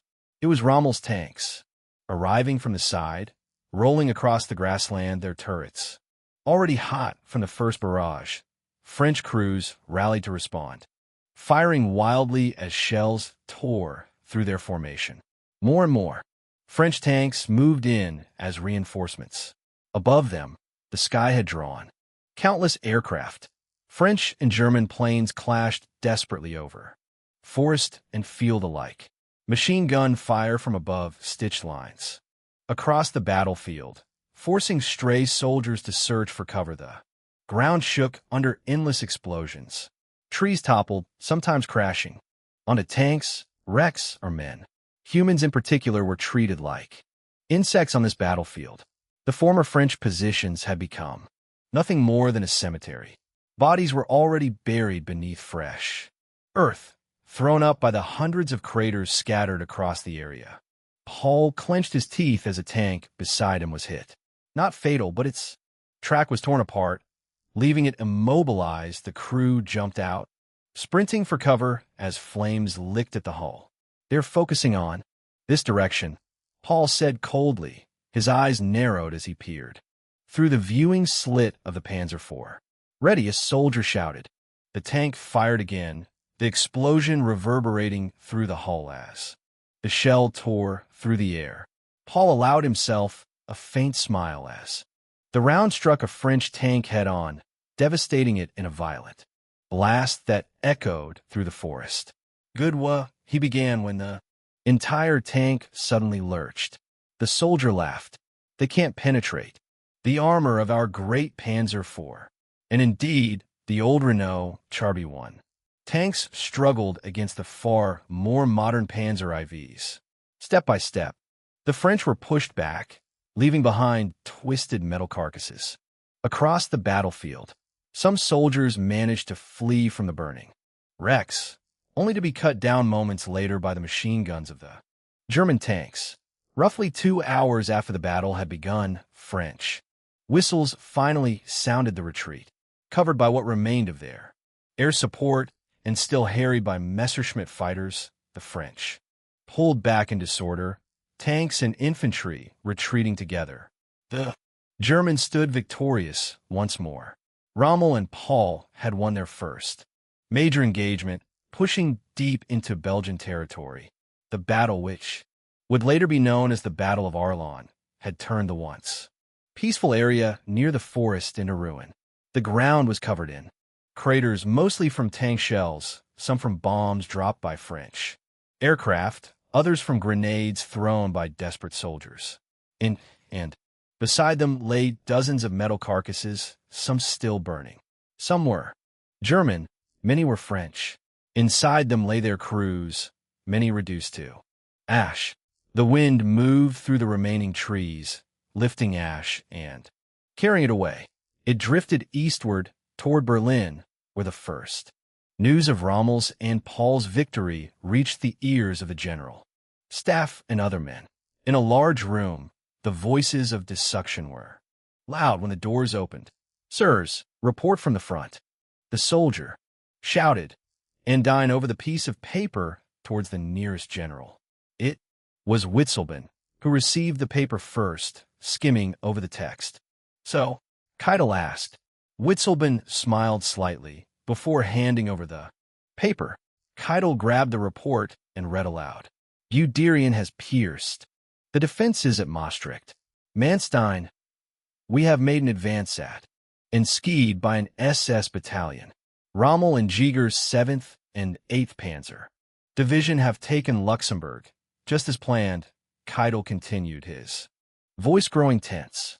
"They have engaged a French tank division at Arlon." He searched for the city on the map and pointed at it. The other generals in the room whispered quietly, nodding as their eyes followed his finger. They managed to push the division back, suffering only light casualties. They report that they will continue their advance into the French hinterland. Keitel read on until the end, then lowered the paper. "They should wait for the rearguard. Their advance is too hasty." No word of praise for their remarkable victories? Witzleben asked, raising an eyebrow. Keitel sighed, barely audible before speaking again. "Of course they did well, but they must not grow megalomaniacal. Waiting for the rearguard is no disgrace." Witzleben tilted his head, not in agreement, not in opposition. He merely observed the reactions of the other generals, who had already begun to murmur among themselves. "Tell Jäger and Rommel to slow down," Keitel said, gesturing to the soldier who had delivered the message. The soldier nodded and left the room. Paul sat atop the lookout hatch of his Panzer IV, the minor repairs already completed. Slowly he tilted his head. Behind him stretched a long column of tanks, rolling along the narrow dirt road. The sun shone brightly on the faces of Paul and his tank commanders. He looked forward again. A forest line emerged ahead. "The Ardennes," he muttered, his gaze dropping to the piece of paper held between his gloved fingers. He chuckled dryly, then pulled out a lighter and a cigarette. He lit it, the tip glowing red, and calmly pressed it against the paper. The edge caught fire, flames spreading slowly across the surface. With a casual flick of his wrist, he tossed the burning paper away. It spiraled through the air as the wind caught its light weight, carrying it until it fell to the ground, already half consumed by fire. A tank track rolled over it moments later, grinding the remains into dust and dirt until nothing was left. Paul did not look back. Instead, he exchanged a glance with the tank beside him. The general seated, there was none other than Rommel, who had watched everything in silence. The 7th and 8th Panzer Divisions continued onward, swallowed by the forests of the Ardennes. "No, chap. Tomorrow, guys." Chapter 98. How far is Dunkirk? Grand Quartier Général, Paris-Yasmol. Bead of sweat ran down the forehead of Maurice Gamelin, General d'Armée of the French army, as he stared at the report in his hands. "German tanks," he muttered quietly, "sighted in the Ardennes." He glanced sideways at the general standing beside him. Maxime Vagon swallowed hard. "They must be the divisions coming from Luxembourg," he said, shaking his head in disbelief. "How could they have been this fast? Through the Ardennes? Who is even in command of these armored troops?" According to the latest intelligence report, there are 3 possibilities, Gamelin replied, his voice tight. 3. Vagon asked, raising an eyebrow. Guderian, although reports suggest his tank division is further north. Rommel, or Gamelin stopped, his eyes fixing on the inked letters before him. Jaeger. Vagon pressed his lips together. Is that not the maniac who encircled Warsaw and drove 90 kilometers in a single day straight through the Polish hinterland? Gamelin nodded, then straightened himself. We have to act. We are being pushed back in Belgium as well. If we're not careful, if we do not stop them, then he broke off, his eyes locking with Vagon's. We are finished, he whispered. Vagon nodded grimly and bent over the map. If they truly are already there, we can only commit the 5th Armored Brigade and the 132nd Reserve Battalion. If they manage to regroup with the clustered forces, they will be forced to meet them. The door was suddenly thrown open. A man in a dark suit stormed into the room, anger flashing in his eyes, a still smoking cigar clenched between his fingers. President Albert Lebrun exchanged a hard look with both generals, his gaze sending a chill down their spines. What, he began, then stopped, leaning heavily against the table. What am I supposed to tell the people? What should I tell our allies? Britain. He exhaled sharply. I have a call with the new prime minister in 5 minutes. Gamelin exchanged a careful, questioning glance with Vagon. Sir, said cautiously, Britain has a new prime minister? Yes, Lebrun muttered, raising the cigar before lowering it again. What was his name? Again? Ah, yes. Churchill. Chamberlain resigned this morning. The pressure from the House became too great. He declared that Churchill was the better man to lead a wartime government. He exhaled slowly. A surprising turnaround, but not an unwelcome one for us. Perhaps now they will finally send more troops. Something Chamberlain was always hesitant about. That would be good, Gamelin said eagerly. Then perhaps we could stop the advance, maybe even push them back. Lebrun only sighed, the creases in his face deepening in the eyes of the 2 generals. Then he turned. You too, he said, tilting his head slightly. Bring this back into order. He raised his voice. At once. He left as quickly as he had arrived. Walking through the cold hallway, Lebrun shook his head and massaged his temples. A car was waiting outside. The door was opened by a French soldier, a security measure introduced at the beginning of the war. Quickly, he climbed into his limousine, the car rolling away from the building. Meanwhile, in London, a chorus of footsteps echoed through the ancient hallways of Westminster. Men clad in every kind of suit moved forward, tall and short, some still wearing their hats. They halted before a dark wooden door. At their forefront stood a burly man, a cigar clenched between his lips. The door was opened. The group stepped inside, and all eyes turned toward the newcomers, weighing them with expectation. Churchill lifted his head slightly, his gaze wandering across the chamber. He exchanged glances with friends, with enemies, with temporary allies. Yet they all looked at him in the same way, not with friendliness or disdain, but with hope. He lowered his head once more and continued his walk toward the speaker's podium. Then he reached it. For a brief moment, the chamber fell completely silent. He removed the cigar from his lips, set it aside, and placed both hands on the wood before him. Gentlemen of the House, he began, his voice steady, carrying easily through the hall. I stand before you at a moment of the gravest consequence for our nation and for Europe. He paused, his eyes turning towards a certain direction. Berlin, Reichskanzlei Hitler stood at the window, his gaze fixed through the large glass panes on something far beyond the rooftops of Berlin. His eyebrow twitched slightly as he listened to the report. Suddenly, he turned and stepped closer to the adjutant, who was visibly under strain, sweat running down his forehead. Are you saying, Hitler asked quietly, that Rommel and Jaeger are disobeying orders? Before the man could answer, Hitler grabbed him by the collar and pulled him forward. "Are you saying that?" he shouted, his spit striking the man's face. The adjutant stood there, helpless. "Traitors!" Hitler roared, releasing his grip and storming away.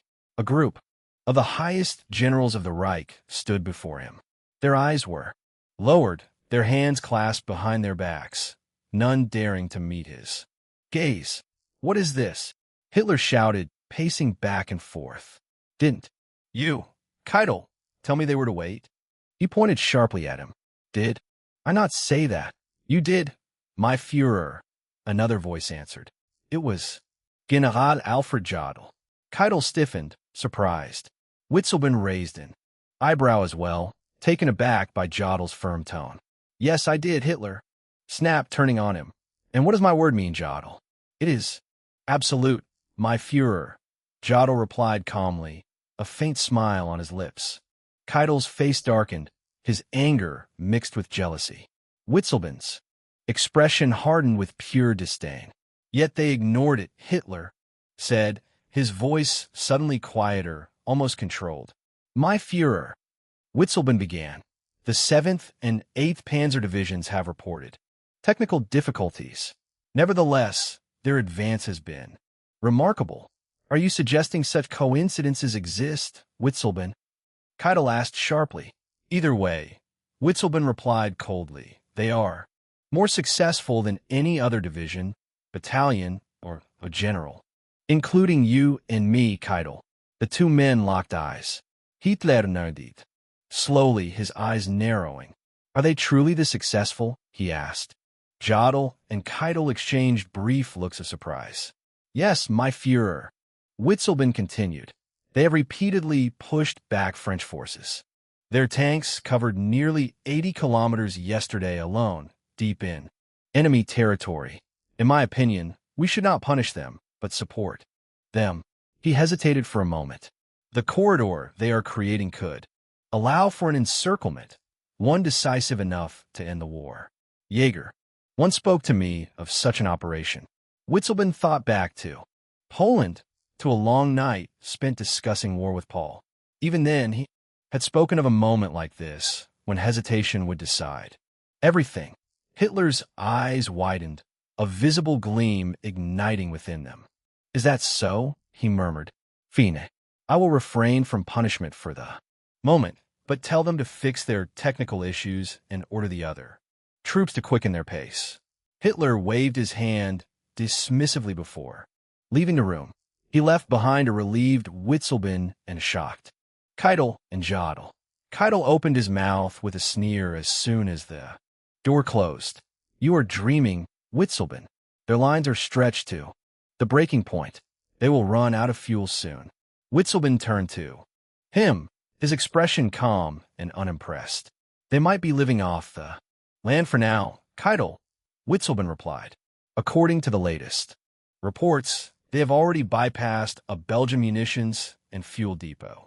I am merely organizing the route to ensure we don't lose the ground they have already won."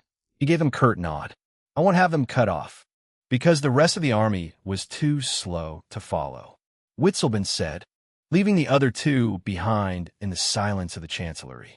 One far from all the talk, the discussions, the papers. "Look, Mom, look, eh?" Child shouted, pointing out of the window. "What is it?" his mother called back as she walked toward him, the old wooden floor creaking beneath her feet. "What?" she began, her eyes shifting from her son to the street outside. A large tank stood in front of their house.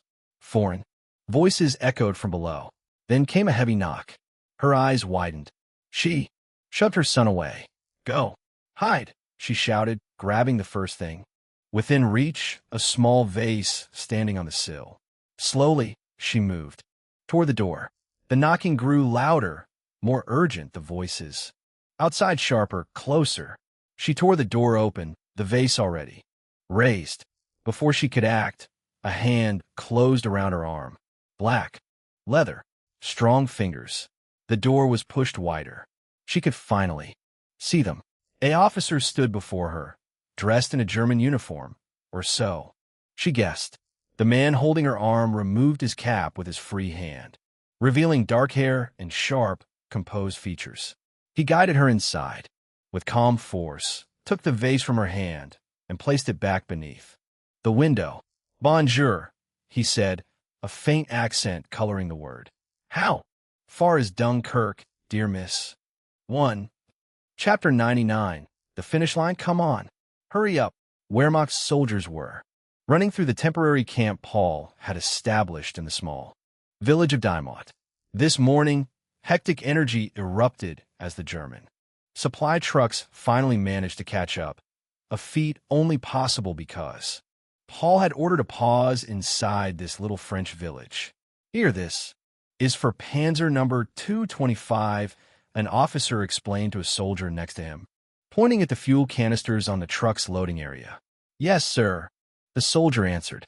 He grabbed a canister and walked with haste toward the tank the officer had indicated. Around him, other soldiers ran or walked with purpose, many of them carrying similar canisters. Paul watched the commotion through a small window overlooking the main plaza, sitting behind a poor wooden table. Have you established contact? Again, Paul asked without averting his gaze. Yes, as you said, I told. Then we fixed our technical problems, Asso answered. He was standing in the middle of the living room, an old couch resting beside him. Do you think they believe us? Asso asked, squinting his eyes. No, Baud answered, finally turning toward him. But it is not about what they believe. It is about what they want to believe. Many want to believe things are different than they are, the foremost probably Hitler. Otherwise, we would have tasted the consequences long ago. And we are winning, Asso added. Exactly. Something that can justify a lot of things, if you use the spirit of triumph to your benefit, Paul nodded. For a moment, there was silence, interrupted only by a light sound coming from the door. It creaked open slightly, revealing a small hand and a pair of wide, gleaming eyes peering through the gap. A little visitor, Asso noted, meeting the boy's eyes. Then a female voice shouted, first loudly, then hushed. The boy turned around, and the door was closed quickly. A short visit, Paul added, laughing dryly. He turned back toward the window and raised his cigarette to his lips. Who? Happy to thank for this rare present. Trucks are still sparse, he asked, gesturing toward the supply trucks outside. It was Witzelben who informed us about the current movements, so I suppose it was him, Asso answered. Of course it was him. He hasn't forgotten, Paul thought, a faint smile touching his face. Where is Rommel? Paul asked. Taking a stroll, at least that's what he told me. Asso answered, shrugging his shoulders. Something we should do too, because once all those canisters are emptied, we will continue at once, Paul said, standing up. Outside, they walked through the narrow streets. They were deserted, although one or another villager risked a glance through their windows. Look at them, Asso said, meeting the gaze of one of the locals. They would kill us the moment they had the chance. Like now, Paul repeated. I will not be killed by a random attack. It would have to be planned extensively. That is the least they should do, he joked. Asso chuckled lightly before stopping suddenly. Paul turned, giving him a questioning look, but Asso didn't look surprised for long. Instead, amusement spread across his face. Paul followed his gaze and scoffed as, well, looks like no stroll to me, Paul said before walking toward Rommel. The general was standing in a doorway, leaning against the wall, and laughing. Erwin, Paul said, walking up next to him and looking at the woman Rommel was talking with. Heinrich, Rommel answered, sounding slightly embarrassed. You have not yet introduced me to your friend. Here, Paul said, meeting the eyes of the woman standing before them. Well, this is Frau Lyman, Rommel said. Victoria, this is General Major Jaeger. Nice to meet you, Frau Lyman, Paul said, giving Rommel a definitive look. Nice to meet you, General Major, she replied, lowering her head for a moment. German, Paul asked, his voice tinged with surprise. Frau Lyman has been helping us translate.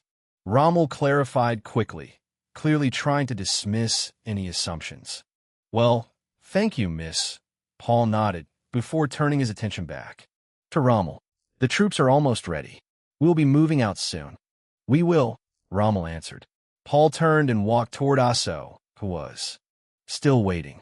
Behind him, Rommel hastily said his goodbyes before catching up with Paul. Hey, Rommel called out, grabbing Paul's shoulder.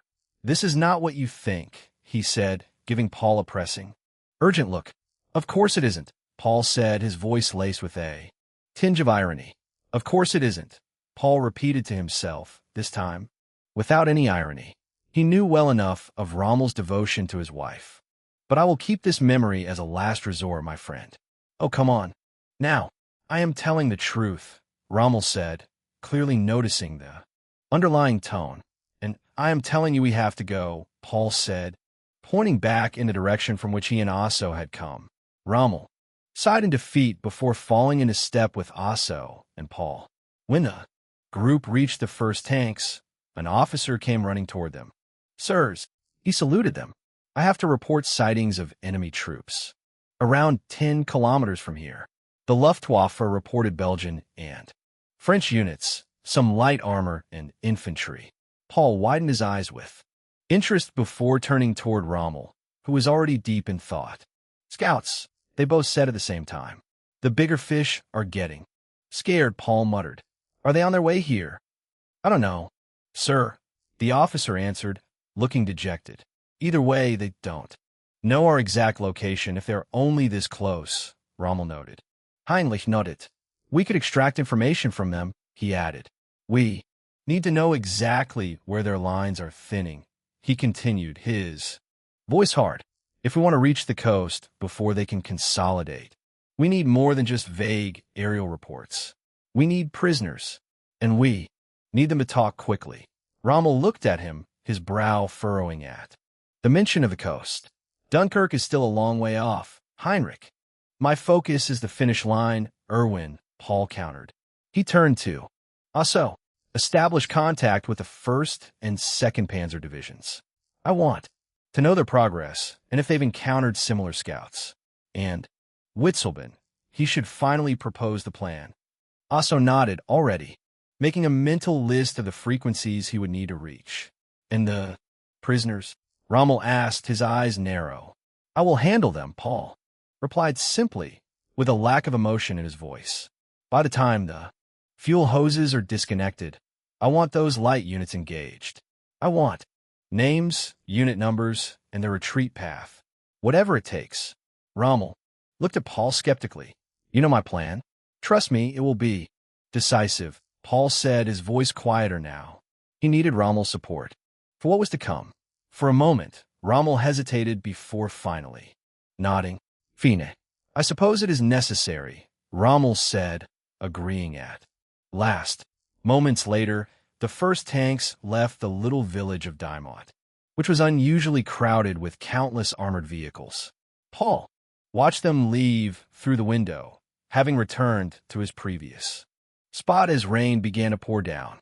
The drops rattled against the primitive window pane while Paul averted his gaze, first to Rommel, who was sitting beside him, and then to the map lying on the table they shared.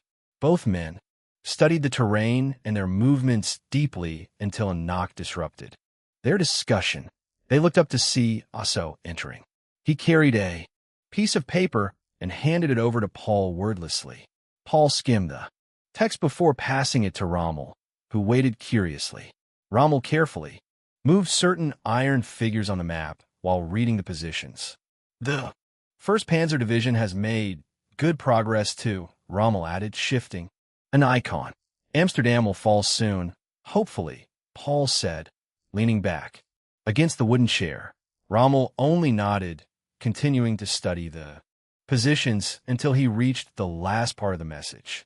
"Approved?" he asked, surprised. "Hitler loves flashy plans.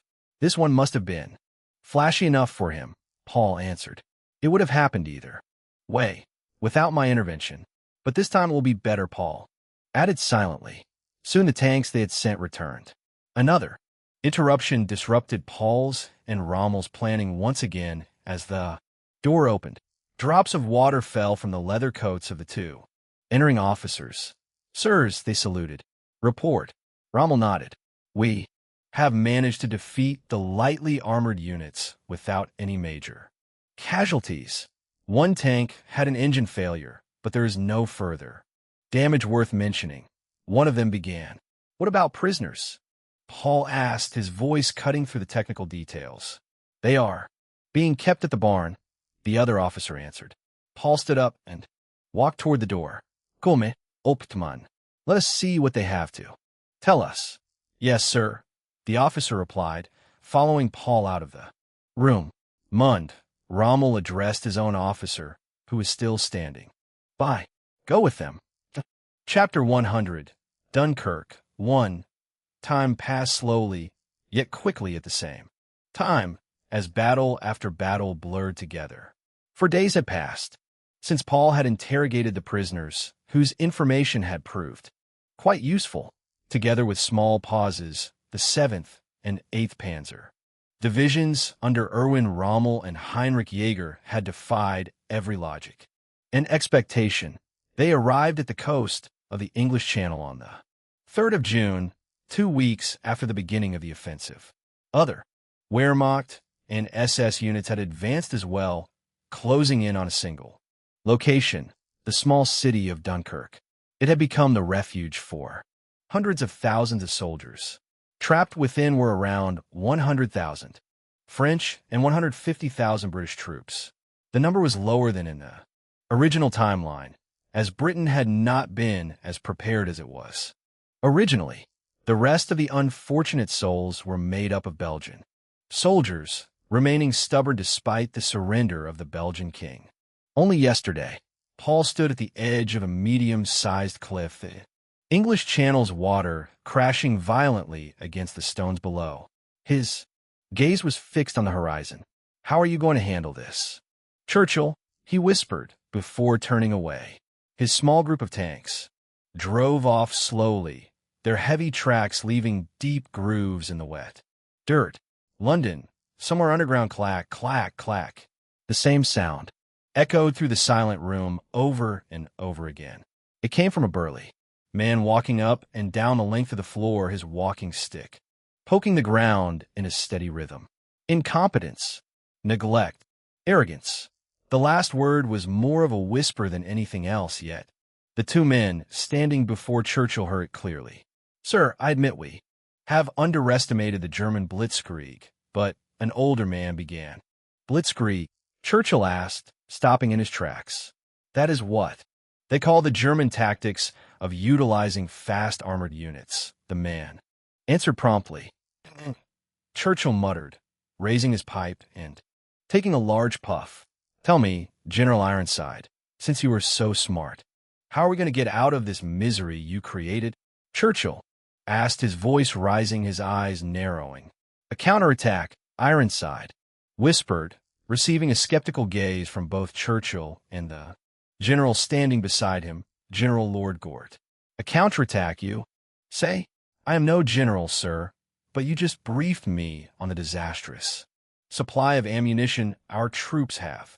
Additionally, we have a significant lack of tanks compared to the Germans. Is that not what you told me yourself? Churchill asked, stepping closer. If only we had better prepared, he added, whispering once again. But Chamberlain, that fool, sir, our only option now is to evacuate. We simply cannot risk nearly our entire expeditionary force. These soldiers are the backbone of our army. If we lose them all, it would be General Gort began, his voice trailing off, his eyes filling with fear. Evacuation? That means France is lost, does it not? Churchill asked finally, sitting down, sweat glistening on his forehead. For a moment there was only silence. Both generals were unwilling to answer.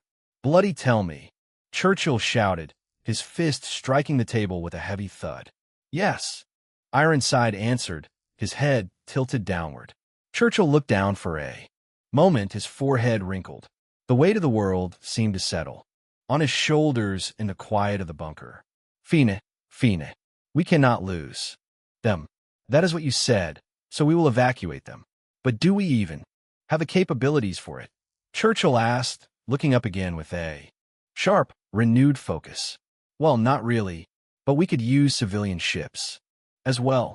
Then, perhaps, we have a chance, Gord answered. And we would need every plane we can get to cover the retreat as best as possible. Churchill looked at the two generals before him with an expectant gaze. What are you doing? He shouted. Go and organize it. Yes, sir. Yes, sir. Both answered in unison, quickly leaving the room. Why should I stay in this hole as well? It is not like the Germans are bombing London, Churchill muttered, grabbing his walking stick and following the two generals out. Hours later, Dunkirk explosions erupted, virtually everywhere throughout the city and its surroundings. Most of them came from the sky, which was now blanketed by Luftwaffe planes. Black clouds of smoke burst between them. These stemmed from the anti-aircraft guns the British had deployed across the area. Then another bomb was dropped. Its metal carcass whistled through the air as it fell. Rapidly downward, the houses grew larger and the faces of people below became visible for a split second, and then a deafening explosion erupted beside a British anti-aircraft position. Soldiers screamed and coughed, choked by the rising dust. James! James! Someone shouted through the roar. Screams like this came from virtually everywhere. At least, that was how Michael perceived it. Slowly he stood up. He looked down at his beige uniform and checked for any injuries. Aha, he stammered. His breath came in quick, shallow gasps. He pulled himself up and began to walk. First he moved slowly, tried to orient himself, then more quickly, until he was running. He jumped over a row of sandbags, turned a corner, and quickened his pace. Even more. Suddenly, another shell exploded only meters behind him. It was artillery this time. The blast tore open the facade of the house he had been standing next to only moments before. Michael looked back for a fleeting second. His eyes were wide with horror before he turned and started running again. A large group of soldiers stood before him, blocking the road. Hey, watch out, you twat, one of them shouted, spitting on the ground. The man's accent sounded weird somehow yet. Michael continued. He adjusted his collar and scrambled up a small hill. He slowed his pace steadily as he arrived before a stony ruin. It was the remains of what had once been a castle. Hey, stop, soldiers shouted, standing before the gate and holding out his hand. What are you doing here, Lieutenant? The soldier asked, raising his rifle slightly. He stammered, breathing heavily from the run. I have orders for General Brooke. He continued, pulling an envelope from his breast pocket and holding it out to the soldier. Orders? Man asked skeptically, after thinking for a moment and mustering. Michael, he led him through. Quickly, Michael made his way through the castle. He navigated narrow aisles filled with British officers. Some were wounded, leaning against the walls or sitting on the ground. Then, he reached a large open space with a massive hole in the ceiling. They are still holding the line, but General Brooke, Michael shouted, seeing the man with a group of officers. All heads turned toward the young Michael, looking at him with skepticism. What is it? Brooke asked, turning around. I have orders for you, Michael answered. Orders? What about Major Sheepstead? Brooke asked, looking confused. Michael paused. Killed by a bomb. Brooke sighed before, stretching out his hand. Michael quickly handed over the paper. Brooke skimmed the lines before tilting his head upward suddenly. He looked through the large hole in the ceiling as small raindrops drifted through. God has mercy on us, after all. Gentlemen, London has sent evacuation transport. They should arrive within the hour. Some officers sighed in relief. Others tilted their heads toward the ceiling. As well, watching the air battle raging above where British planes had finally arrived. Then suddenly all of them tilted their heads to the side, toward the direction of the entrance. Gunshots, an officer asked, baffled. Indeed, gunshots could be heard. They were muffled through the thick stone walls, but they were audible. Screaming and shouting followed. "What is this?" Brooke asked, looking confused. The officer from before shook his head. He walked toward the entrance, pulling out his pistol. Slowly, he turned around the corner. The others watched eagerly. They heard no more gunshots. For a moment, nothing happened. Then a single gunshot echoed through the halls, louder than the ones before. The officers all tensed up. Michael had already moved toward the far end of the room. Slowly, all of the officers pulled out their pistols. 2 guards who had been standing in the room raised their rifles as well, nearing the door. Then came a damp sound. Something dropped and rolled slowly on the ground.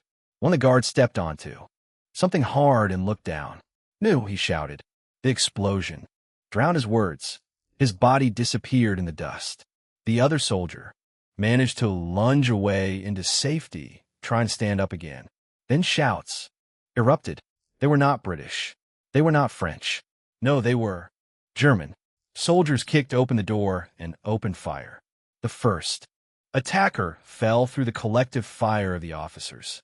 They had searched for cover by flipping over a large wooden table. But more soldiers rushed inside. All were equipped with brand new German submachine guns and clad in beige British uniforms. "Fire!" one of them shouted, presumably an officer. The gunfire was intense.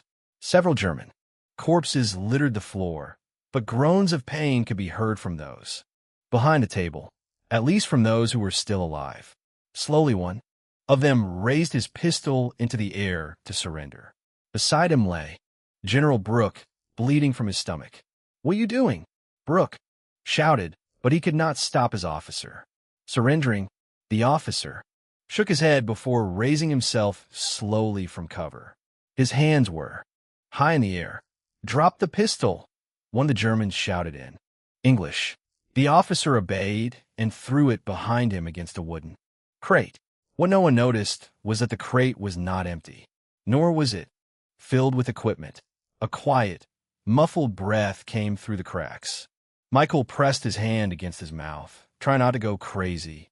He watched as the German soldiers arrested General Brooke. One of them was awfully familiar to him. It was the same man he had bumped into on his way here, the one who had called him a twat. "Do you have no honor?" Brooke shouted toward the Germans clad in British uniforms. "Honor? What do you take us for? Aristocrats?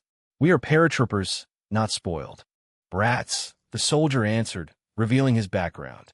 Michael's gaze, through the small gap in the crate, moved to the pistol lying right before him. It was the weapon the officer had thrown away moments ago. His eyes portrayed a kind of desperate determination. Chapter 101. Dunkirk. 2. The door opened with a loud creak and Paul stepped into the room, dozens of officers looking at him curiously. Paul did not mind them because his gaze lingered on the one man who did not look up. This man did not admire him, hate him, or want anything from him. He was simply leaning over the military maps spread across the table. Paul stepped forward and cleared his throat, waking the man who seemed to be in a trance. He raised his head suddenly, looking at Paul. "Heinrich?" he asked, smiling lightly. He stood tall now as Luftwaffe, uniform gleaming with awards. "Kurt," Paul answered, shaking hands with the founding father of German paratrooping for the first time in a long while. "How is it going?" Paul asked. "With the plan, or with me?" Student asked, laughing lightly. "Let's do the plan first, and later we grab a beer," Paul suggested, patting Student on the shoulder. Student nodded, his serious demeanor returning. From a drawer, he took out another map. It was a highly detailed view of a city with a small ink headline saying, "City of Dunkirk. A gift from that friend of yours," Student said, spreading the map out neatly. Paul nodded before studying the details. "So, who will be leading this operation?" Paul asked, turning toward Student. "One of my best." "No, the best," Student answered, proudly, gesturing to one of the officers in the room. Moments later, he returned with a man clad in a pristine uniform. He was middle-aged, tall, and of strong build. Let me introduce you to Obersteugen Meindl of the paratrooper troops, student said. Sir, Meindl, a famous World War I veteran, saluted Paul rigidly. Paul nodded, putting Meindl at ease. Sir, if I may say so, I've been a big admirer of the Battle of Madrid, in particular the Battle of the Madrid airport. It was brilliant. Thank you. I heard you two have quite the legacy too. Present. I look forward to working with you, Paul said, shaking his hand. Meindl studied Paul with his pristine blue eyes, his mind already racing toward the top-secret mission he and his soldiers would soon join. Present, sir. One of the German soldiers saluted an officer. We have secured the perimeter. Good, the man answered, his voice familiar. Slowly, he turned, his pristine blue eyes lingering on a wooden crate at the edge of the room. Michael's eyes widened as he tried to press himself against the back side of the crate, distancing himself from the crack. Major, Meindl began, slowly walking in the direction of the crate. He stood directly before it, and Michael closed his eyes in regret. Then the officer turned around, back to the major. You and Philip will take over here. Get those radios to work and send the messages. I will go to the front, because I am sure our actions will be noticed sooner or later, Meindl said. He walked away, his leather boots striking the stony floor loudly. Michael sighed, sweat pouring down his forehead. After a while, only 3 soldiers remained in the command room, all working on the British radio. A shiver ran down Michael's spine, wondering what they were doing. But there was someone else too, his muffled sounds annoying the German soldiers. The handcuffed and gagged General Brooke was still cursing the Germans. Are you sure we have to keep him alive, sir? One of the Germans asked, turning and picking up his submachine gun.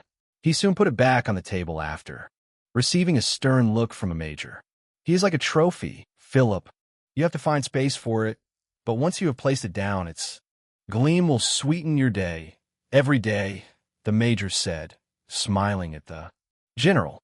What nobody noticed was that, in that moment, a small silhouette sneaked over the floor. Michael used the distraction of the major and the 2 other soldiers as a chance. Slowly, he crept along the floor, the flipped wooden table still somewhat shielding him from their view. He reached out with his hand, a familiar feeling reaching his body. Slowly, he raised the pistol. His body rose too, his breath ragged and quick, the adrenaline rushing through his blood. His head poked over the table, his eyes meeting General Brooks. The general looked at him with surprise and shock. Then, suddenly, Brooke kicked against the table, where the major and the other 2 were working. A glass bottle flipped over and shattered. What the hell? Philip cursed, turning toward the general together with the other 2. Major, can we punish this bastard? The major looked at Brooke, meeting his eyes. Yet something felt weird. The general did not have the same defeated look in his eyes as before. Something was wrong. Something. Gunfire erupted from the opposite direction. The major's eyes widened as he lunged through the room. Behind him, both Philip and another soldier were killed there, blood flowing onto the ground. The major returned fire while hiding behind a stone wall. Whoever you are, you have no chance. Give up now, he shouted in English, returning fire once again. His submachine gun riddled the table with holes. Michael's eyes went wide. Bullet holes penetrated the table all around him, and one of them grazed his shoulder, drawing a little blood.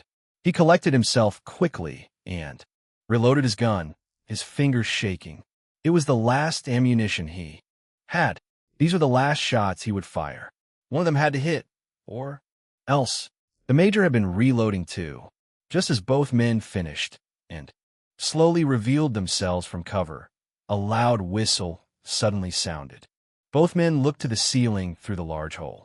A burning fireball, what was once a plane, was falling directly toward them. Both ran.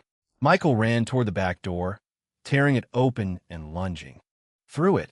The major ran in the opposite direction through the front door, throwing himself through it. Then came a massive shock. The whole building shook as the plane crashed violently into the upper floor. Stone fell everywhere, and fire engulfed the ceiling of the command room. The tip of the plane leaning through the hole. Cough, cough. Michael managed to stand up again, his mind blank for a moment.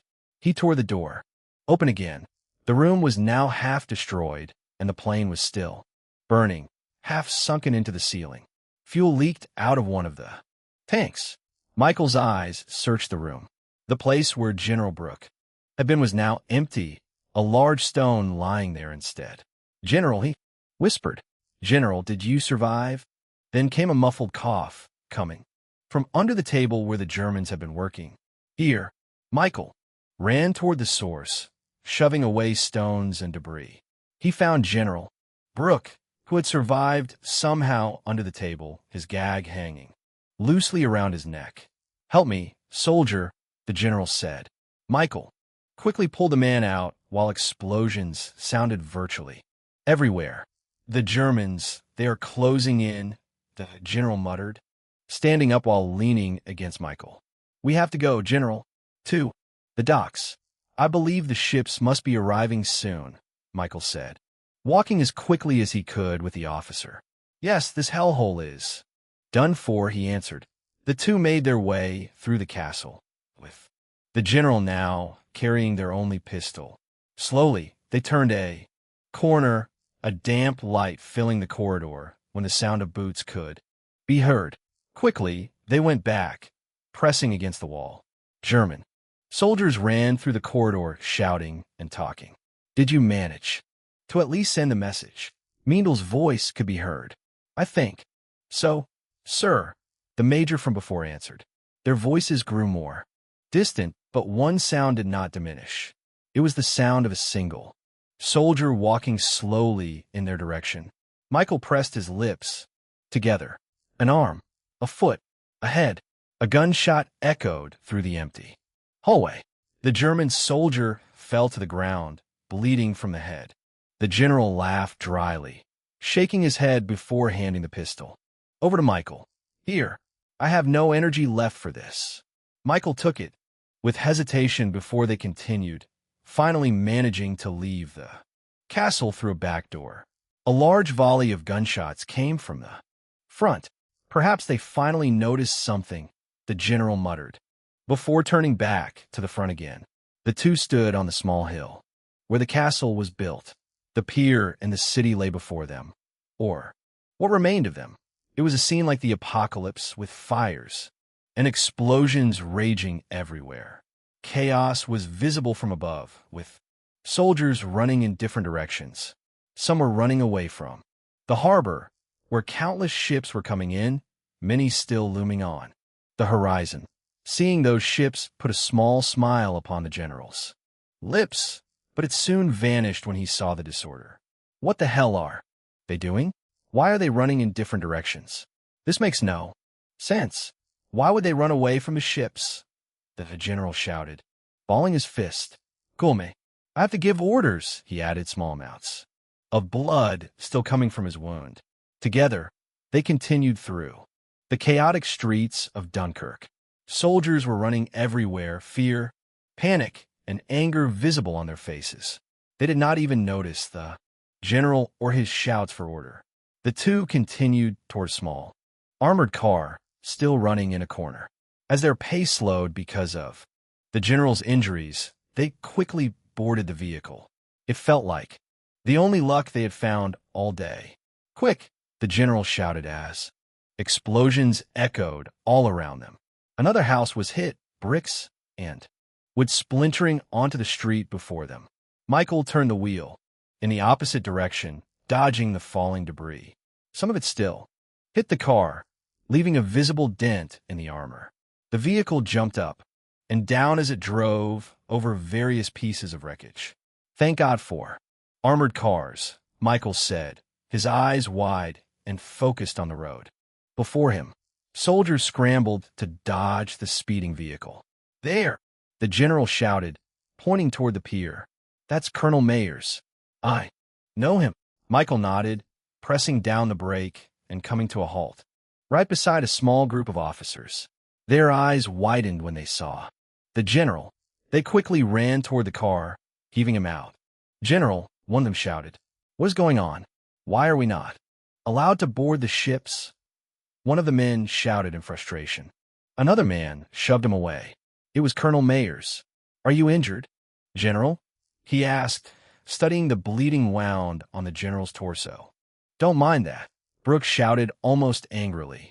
"Mayers," he said, his voice pressing as he pulled the man close to him. "What did he say before? Not to board the ships." Brooke clung to Mayers, who looked at him with confusion. "Did you not order it yourself? You said we should not board the ships until you said so. Some did board them anyway, but many still obeyed." "What is my God?" Brooke muttered, stepping back.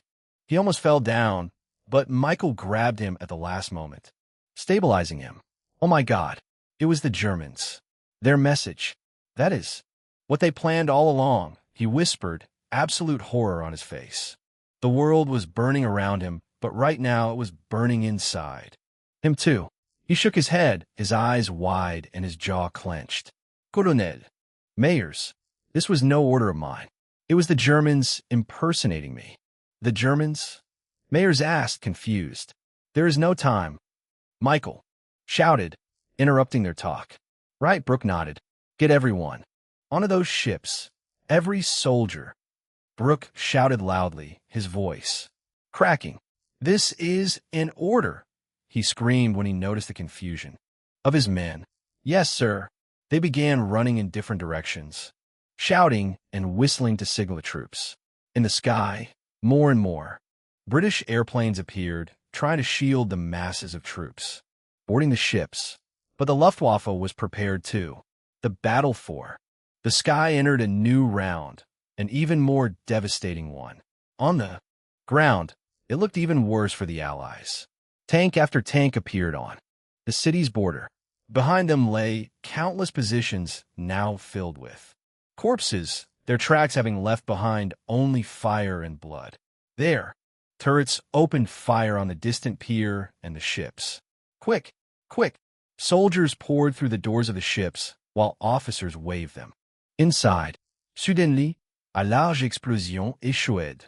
One of the ships, which was still trying to dock, was hit.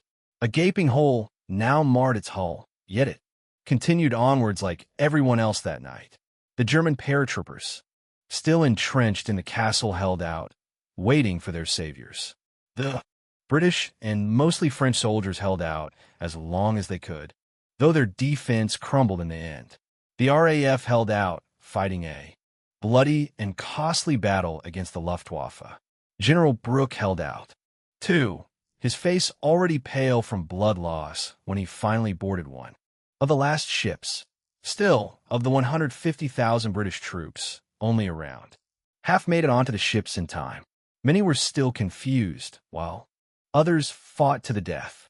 It was a devastating result, but not one that would force Britain to its knees just yet. The British would keep standing and keep fighting despite the blow the Germans had dealt them. Slowly, steps echoed. A man was walking across the field of corpses, built up before a weathered stone building. His uniform was an anomaly. Across the field of British ones, he stepped over the body of what had been a British major when a small group of soldiers appeared from the entrance of the building. They were clad in British uniforms, yet the single man raised his hand in a familiar greeting. "General Major." Meindl saluted.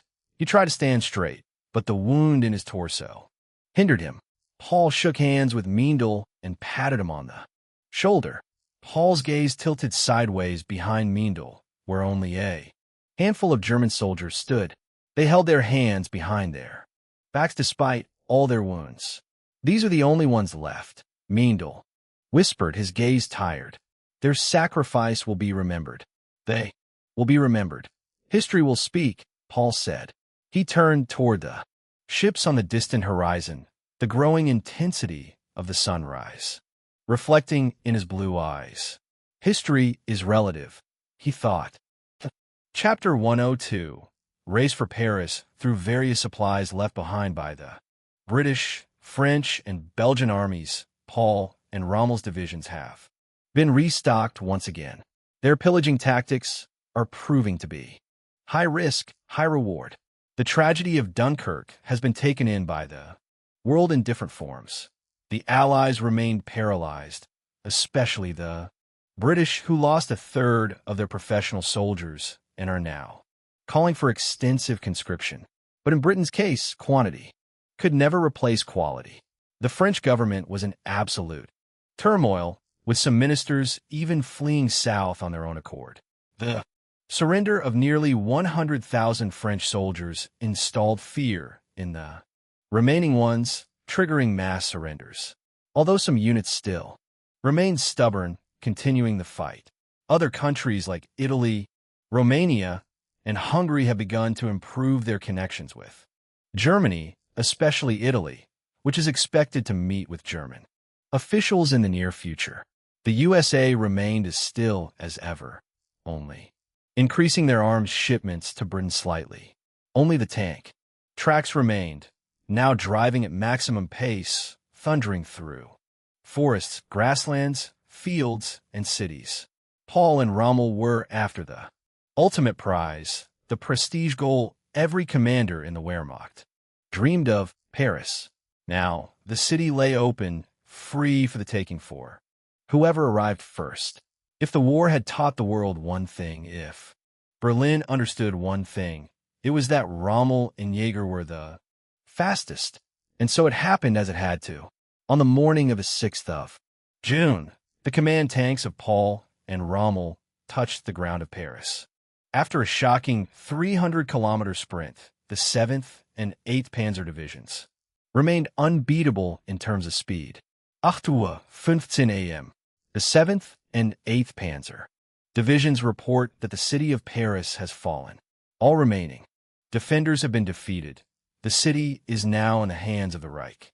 Slowly, more and more residents left their houses, shops, and workplaces, stepping carefully onto the sidewalks. Children, adults, the elderly, all turned in one direction. Some lowered their hats, others sobbed openly, some shouted insults, yet it did not matter. The sound did not diminish, it grew louder and louder. Paul watched the crowd, his face betraying no emotion. Only a slight, almost non-existent smile distinguished his lips from the rest. His tank, like all the others, drove at a walking pace. Many soldiers sat on top of their vehicles or marched in formation in between. Their cheers felt utterly out of place.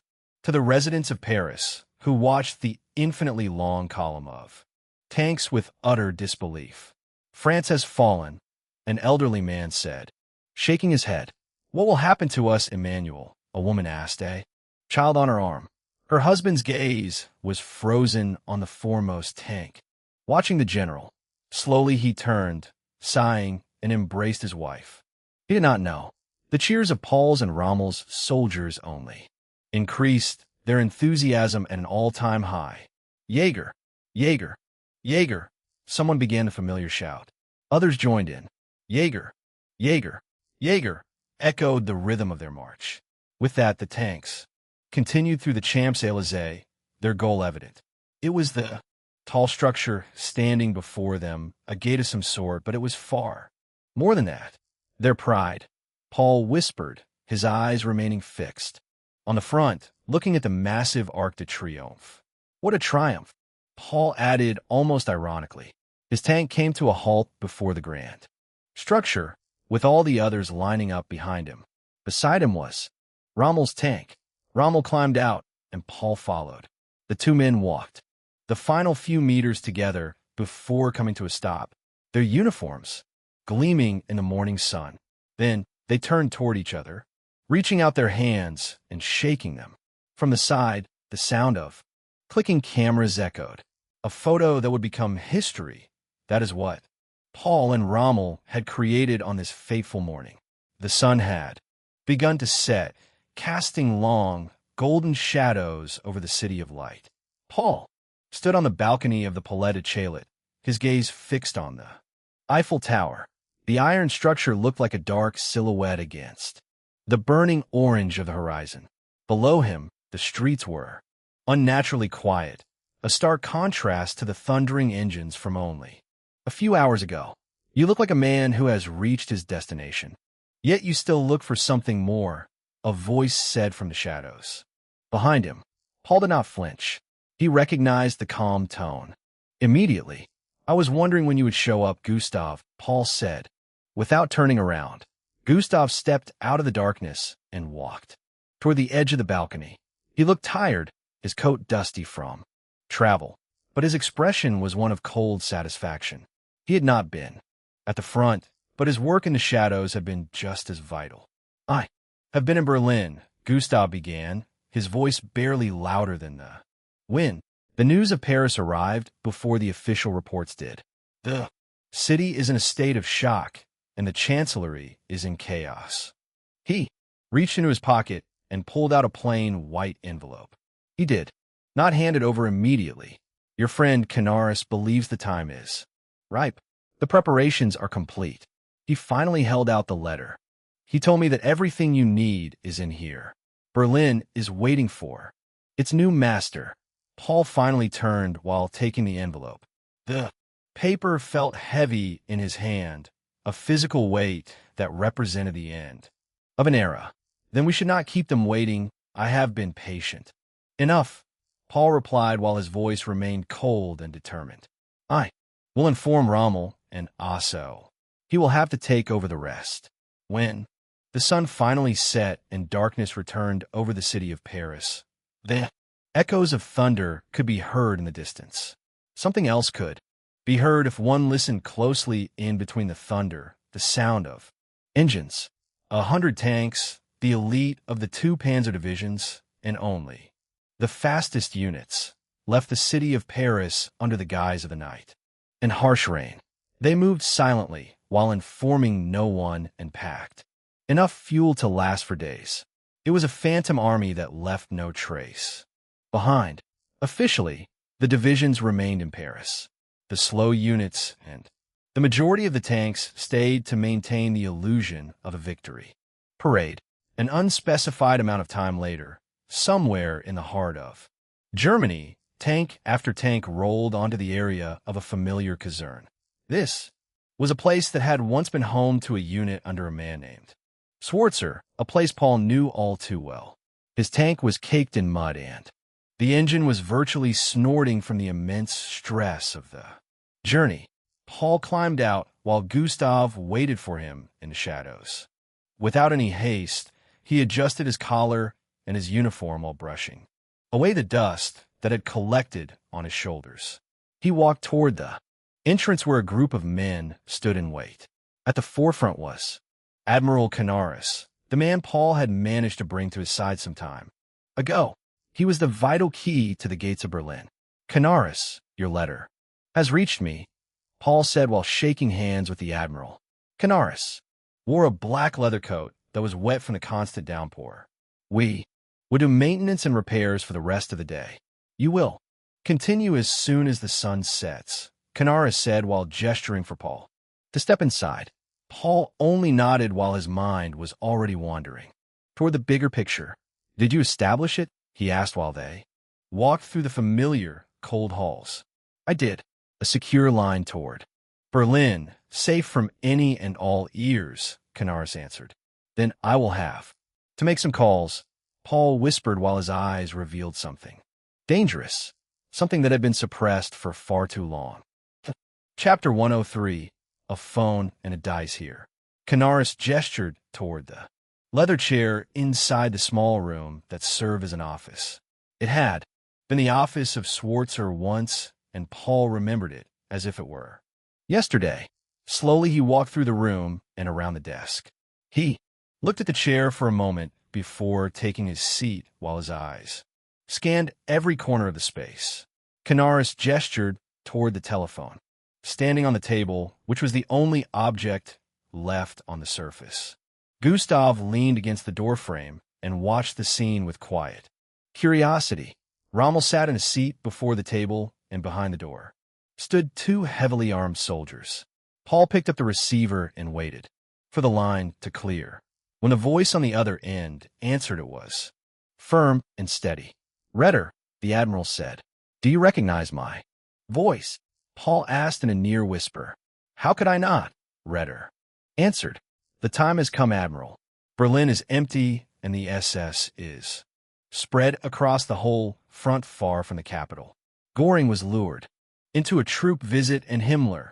Paul paused while his fingers tightened around the cigarette he was smoking. Is visiting a concentration camp in Poland, he added with a voice full of hatred. Are you going to stand with me, Ritter? Are you going to fulfill Plan Z? Paul continued, while a silence filled the other end of the line. When I met you the first time, you remember that evening, don't you? At that time I stood with you. When I persuaded countless officers, I stood with you. When I planned the details with you, I stood with you. And now I will stand with you too. The Kriegsmarine stands with you as well. Paul nodded and smiled lightly. Today you will help me, and tomorrow I will show the Kriegsmarine my gratitude. My gratitude to you and donuts will be plentiful, but first we have to win, Paul said with his eyes squinted. We have to, and for that I wish you good luck, Ritter said while sighing. It will work with luck or misfortune, as there is no difference. When the sun rises tomorrow, Berlin will be ours, Paul said. Before ending the call, he sat there for a few minutes, smoking before his hand finally reached out to the phone once again. The line rang, and then another man took up the phone. Blomberg. Paul spoke a name that had been long forgotten by the powerful and influential Heinrich Jaeger. This call is what I think it is for, Blomberg asked at the other end of the line with a voice that was almost threatening. It is, General. The time is ripe. You are to execute your obligations in Plan Z. Together with Fritsch and Rundstedt, Paul said. I have waited a long time for this call. The longing for his blood, the blood of the man who betrayed me, has plagued me every day. So Jaeger, trust me with this obligation. I will fulfill it. Fritsch will too. We will begin at the hour. Good. Your revenge will be fulfilled. That is what my obligation is, Paul added before ending the call once again. Then he dialed another number, one that he had called more often than the others.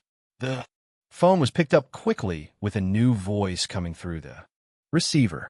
Hello, you have called the Rundstedt residence. May I know who you are and what your intent is? A man asked. Albert, Paul began. I have to speak to the general. Would you be so kind? He is right. Next to me, Herrn Jaeger. I will give the phone to him. A loud coughing could be heard before a hoarse voice sounded. Heinrich, good to hear from you. I heard of your triumphs, and I have to congratulate you. You did good, boy, Rundstedt said before coughing once again. Thank you, Paul said, while sighing at the condition Rundstedt was in. A condition that was partly his fault. But this is not why you called, am I right? Rundstedt asked with a voice still bearing a tinge of sharpness. Indeed, Paul began as his tone changed. General, I will have to ask of you one last favor. MHM. I already understand, Rundstedt groaned, already knowing what Paul indicated. Then he paused. That you may ask, Rundstedt said, his words ending the third call. While Paul dialed the next number, Rundstedt slowly climbed out of his bed with the help of his attendant while breathing heavily. Albert, he turned toward the old attendant. Bring me my uniform and my saber. One last time. Quietly, Rundstedt was dressed. The pristine and highly decorated uniform still fit perfectly while the saber fit right into its sheath. My coat, Rundstedt said. Then a coat was put on him, and he began walking. The wooden floor creaked under the pressure the saber emitted as Rundstedt put his weight on it. Outside, the metal scabbard struck the ground rhythmically while the sound echoed through the streets of Berlin. The phone began ringing again. Werner, Paul said with a voice bearing a tinge of emotion. Paul, Werner replied, speaking the name only he was allowed to use. Although I would have liked a rendezvous. You likely already know why I am calling, Paul said. I know, Werner said nostalgically. I know, and I will go. Do not worry. But things will have to change, Paul. Yes, they will, Paul answered. With that, the fourth call ended. Paul leaned back for a moment while talking with Rommel. While they were speaking, Werner had already begun his part of the mission. Berlin Outskirts. You remember that woman? What was her name again? A laughter erupted between the guards. How would I know what your woman is called? Then someone cleared his throat. The two SS guards nearly choked on their own spit. Am I disturbing you, soldiers? Werner asked while clad in his SS officer uniform. No, no, sir. The first one noticed Werner's rank and quickly saluted while the other one followed his lead. Behind Werner stood two other men in SS uniforms with submachine guns in their hands. I'll have to talk to her. Kesselring, Werner said. The two guards looked at each other before the first one slowly opened his mouth. Sir, we were instructed to let know. One inside. It is a Führer order. Werner raised his eyebrow. Are there other guards here? No, we're the only ones, the second one answered. While his gaze became mistrusting, Werner nodded before stepping to the side and walking toward the gate. Hey, the sound of the submachine guns erupted and muted the two guards. Werner's men quickly carried away the two bodies and threw them into the greenery of the forest before. They replaced them as if nothing had happened. All while Werner was walking toward the mansion and reaching the heavy wooden door. He knocked twice. After a while, the door was opened by an elderly man who gave Werner a look of disdain. What do you want? He asked while almost closing the door. To talk with her, Kesselring, Werner answered. The attendant mustered him before sighing and opening the door further. He is in his study. I will lead you to him. Quietly, they made their way through the large but empty house until they reached a single door. The attendant gestured for Werner to step inside. Werner knocked before opening the door. Kesselring, do you remember me? Werner asked when he saw the former general sitting behind his table. Kesselring's hostile gaze quickly diminished when he looked past the SS uniform. You are Friedrich Lehmann, the friend of Jaeger, are you not? Kesselring asked, while his eyes widened with every word. That I am. A loud thunder struck in the background and illuminated the dark room. General Kesselring, Werner said with a tone of authority. Are you ready to resume your role? Kesselring stood up immediately. He was still clad in his uniform despite it not meaning anything to the current regime. That I am. Kesselring smiled lightly before grabbing his hat. You know what your role is? Werner asked. Kesselring nodded. The two left the mansion and walked past the new SS guards. Kesselring noticed the residue of blood on the ground, but he did not say anything. Before the gate, a transport truck was waiting. Werner gestured for Kesselring to get inside. Kesselring climbed into the truck before leaning out again. Tell Jaeger my gratitude. Werner nodded and the truck drove away. After some time had passed, Paul reached out for the phone one last time, while exchanging a meaningful look with Rommel. Hello, is that you? General Major Jaeger, a familiar voice said. Indeed, General Major. Schwarzer, it is me.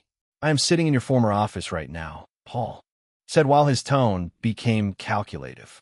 I call for promise. For a debt that has to be settled. I would have helped you either way. Besides, you are part of the reason why I got my current position. Garrison Commander of Berlin.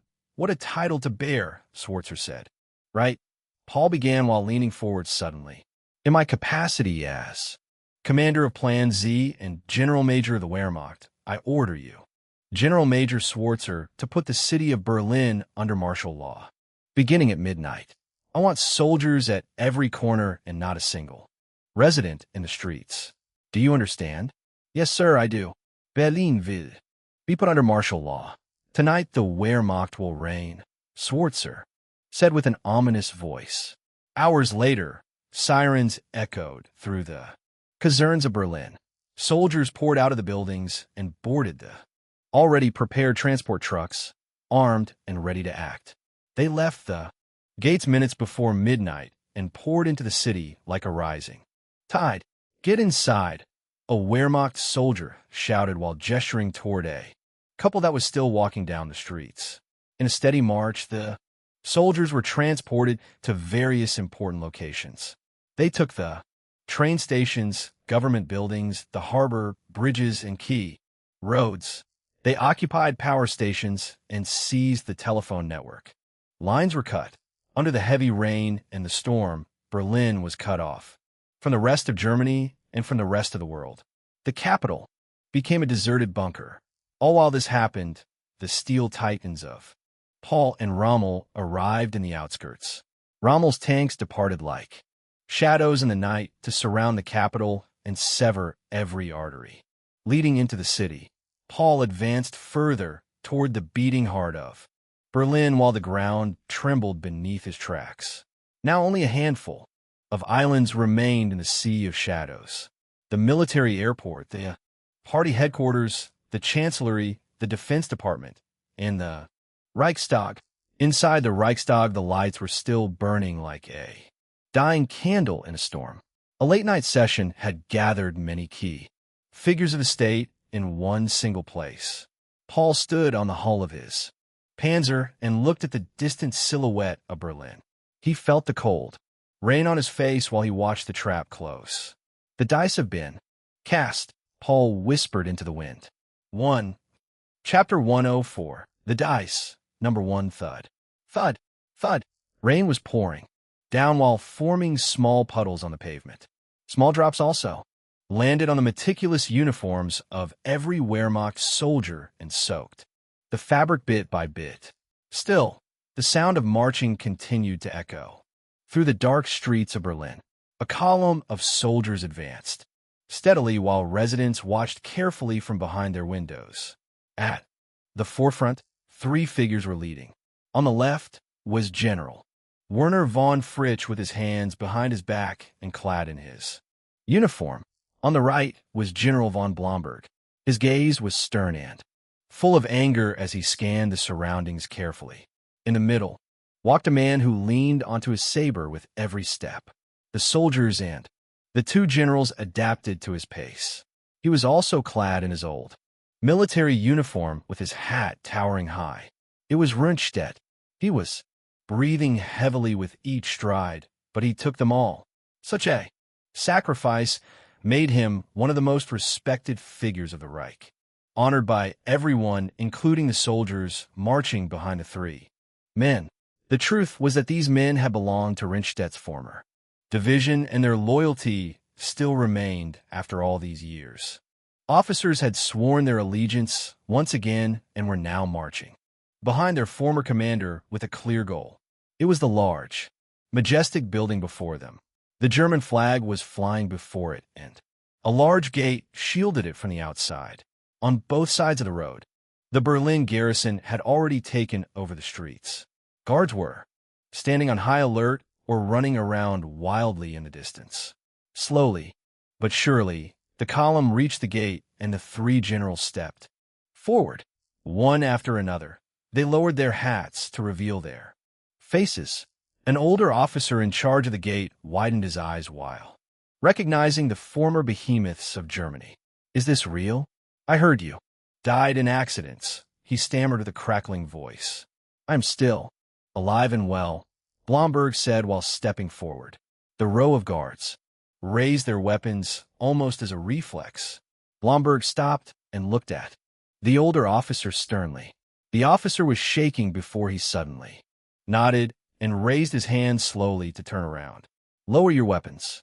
These men are heroes of the Reich. We are to let them in," he said while giving Blomberg a nostalgic look. "This is not right, sir," a younger soldier shouted while raising his weapon with anger. A single gunshot fell. Blomberg lowered his pistol while the barrel was still hot. "There is no mercy for traitors. No mercy for the foot soldier, the general." Or, he paused. "The Führer," he whispered before stepping past the older officer whose head was lowered in silence. Soldier after soldier passed the gate while stepping over the body of the young guard and walking past the remaining men. "What the hell is going on?" General Keitel shouted while looking through the window on the 3rd floor. "We do not know, sir," an officer said while looking through a gap in the door. "Well then, find out." Keitel roared and turned around. "Yes, sir," the officer said hastily while pulling his pistol and leaving the room. Remaining inside were Keitel, Jodl, Halder, Reichenau, Bach, Brachich, and other officers who had come together for a strategic meeting before they noticed the commotion outside. Still not working, sir, another officer said while lowering the telephone. Keitel shook his head frantically. How can he stop? Distant and damp. Gunshots were now audible. The generals exchanged panicked looks. Who would dare? Jodl shouted while his eyes were wide with fear or perhaps anger. Close the door, Keitel murmured with a distant gaze.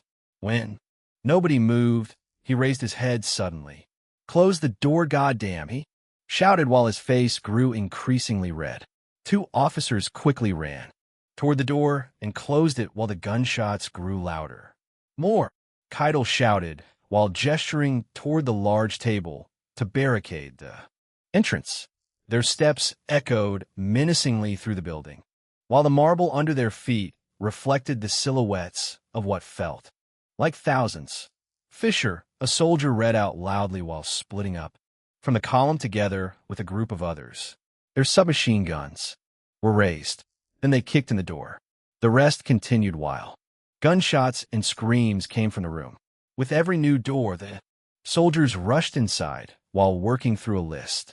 That was how Rundstedt, Blomberg, and Fritsch made their way through the building, while leaving blood and death behind. They suddenly stopped when a large staircase appeared before them, exchanging glances before standing aside. Major, open the way, Blomberg commanded the officer who nodded. Immediately, a large part of the soldiers rushed onto the staircase and ran to the top. While the generals waited, a large exchange of gunfire happened above them and shouts reached their ears. After a few moments, a silhouette appeared on the brink of the staircase and slowly walked down. It was the major from before. His uniform was littered with blood. The way is free, he said emotionlessly while gesturing for the generals to step forward. Slowly, they climbed the stairs while Rundstedt's saber still struck the ground. It was a sound which somehow dominated the remaining gunfire coming from inside the building. They reached the top floor, which was now littered with bullet holes and corpses. The soldiers they had sent now stood aside while the rest followed behind them. The blood now covered parts of the mosaics. With each step, they neared the large and menacing door at the end of the hallway. Knock, knock. The sound echoed through the tall hallway with no answer coming from within. Rundstedt turned before tilting his head toward the door. It was a gesture the major understood immediately. The three generals stepped back a few steps while the soldiers stepped forward to prepare themselves. One of them stepped toward the door while bearing a small packet. He glued it to the door carefully, and then he also stepped away to await the command. Rundstedt nodded decisively, and the soldier pressed the device in his hand. A deafening explosion sounded while it splintered everywhere and thick smoke covered the area. Immediately, the soldiers rushed forward and shouted while entering the room through the now open door. Drop your weapons. Hands in the air. Still, a single gunshot echoed while a small scream followed. Through the smoke, the three generals stepped into the room until their silhouettes were finally revealed. Inside, the leading figures of the Wehrmacht were now kneeling while one of them was bleeding from a gaping hole in his hand. Keitel, what happened? Rundstedt asked sarcastically, while revealing himself from the smoke. You? Keitel began while his face was completely red and his eyes were full of shock. But his shock, and that of the others, did not diminish once the other two figures became visible. What? Someone whispered. This is impossible, Jodl murmured while squinting his eyes. Only one man had finally lost his mind. Aha! Ha ha ha! Keitel began laughing uncontrollably. So you have fooled us all, he shouted. Look at you. Look where your master has brought you. We have not fooled you, but Hitler has. But you are still too blind to see, Blomberg said while walking toward Keitel and grabbing his chin.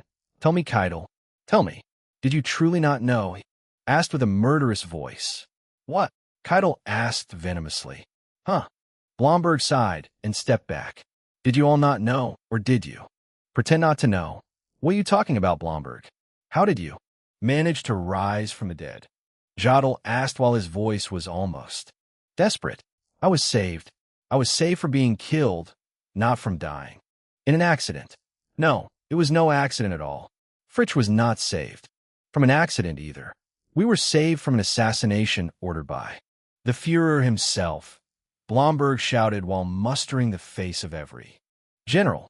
That is a lie, Keitel roared. It is not, but it is fitting for a dog like you to remain loyal to your master, Keitel, Fritsch suddenly said while stepping forward. We were indeed saved by he stopped and looked at Blomberg, who gave him an unidentified look. By whom? By whom? Jodl asked while looking at the soldier beside him with the submachine gun still raised. Heinrich Jäger, Lundstedt suddenly said with a voice that was hoarse and deep. The sound left the room completely while leaving the kneeling generals and officers speechless. Then suddenly a clapping came from the far end of the room. One of the generals stood up from his knees while giving the soldier beside him a serious look before walking toward the front of the room. Witzelben, what are you doing? Keitel asked while his voice was full of distrust. The show has been so fun to watch, Witzelben began while walking past Keitel, that I had to get a better view. One Witzelben took his place beside the three generals and met Keitel's eyes. Of course you too, Witzelben. Of course. It was so obvious, Jodl shouted. The guard beside him gave him a head bump with his gun and received a death stare from Jodl, whose head was now bleeding slightly. So you are telling me he planned all of this? And you believe he will be successful? You all are following him? Keitel asked while being completely in disbelief. Rundstedt only smiled before suddenly opening his mouth. We have wasted enough time. Tonight a new order will be established and Germany will be born anew. Will you be part of it, or will you become the necessary sacrifice? Decide now. You have 1 minute. 1. Chapter 105. The Dice. Number 2. Obersmeyer, what are you doing? A voice came through the door while light entered the dark room. A groaning could be heard from within. Sleeping? The colonel answered, while turning around in his bed. He squinted his eyes against the intense light coming from the hallway. You still have not given a cleaning plan for the officers. Do I have to remind you that you were appointed temporary commander of the Airborne Corps Berlin only as it says temporary? Your lack of enthusiasm is truly disturbing. It is something I will have to report to the party, the man said with a venomous voice before already turning away. The party? You, Inspector Fuchs, are the true commander here since the general. Meyer paused. While rising from his bed, left, he said provocatively as he climbed out. If you say so, Meyer, Fuchs said while adjusting his glasses. Yes. So why don't you work on the plan while I continue sleeping? It doesn't matter after all what I am doing. Careful, Fuchs began while 2 SS men appeared behind him. Meyer tilted his head to the side. His jawline was still clearly visible despite being middle-aged. It was clenched while containing all his anger. Fuchs nodded before turning around. Tomorrow morning, I want the plan. Choose who you want to throw away and who is useful. Remember, there's always trash. You just have to search for it. Fuchs walked away and left behind a baffled Meyer. This bastard, he murmured while balling his fist. He stormed out of the room. Can't sleep now. He walked through the dimly lit hallways of the Luftwaffe caserne before opening a door. The fresh night air hit his warm head, and the cooling sensation calmed him. Slowly he walked toward the large landing strip. The asphalt was wet from the continuous downpour of rain, yet he continued with a glass bottle in his hand. He raised it and took a big gulp. Then he continued until he spotted a Messerschmitt fighter plane standing beside the hangar with its propellers missing. Haven't finished the repairs, he murmured while kicking against the plane. Nothing is working anymore. Quietly he sat onto the wet ground and leaned against the metal hull of the plane. He sat there for a while, The liquid in his glass bottle somehow never diminished. The cause was either his already drunken state or the continuous downpour, which always filled up the bottle with water instead of alcohol. It was something Meyer did not even notice. His gaze wandered across the large airfield. The place he had chosen was right at the edge where a large metal fence worked as a barrier between the airport and the outside. The only road toward the entrance led past Meyer's position. Then suddenly lights could be seen in the distance, while growing larger and more intense. Meyer had to raise his hand to shield himself from the light. The sound of engines followed. Then the lights went past him and the sound of engines diminished. The shutting of doors could be heard. When Meyer finally lowered his hand and looked in the direction of the sound, he saw someone, a face. His eyes went wide with surprise and even hope. Quickly he raised himself while holding onto the wing of the plane. Quietly he walked parallel to the group while observing the man in the middle who still had not noticed him. Then suddenly he stopped. "It's him, huh, Fuchs?" muttered, twitching when suddenly the lights in the hallway turned off.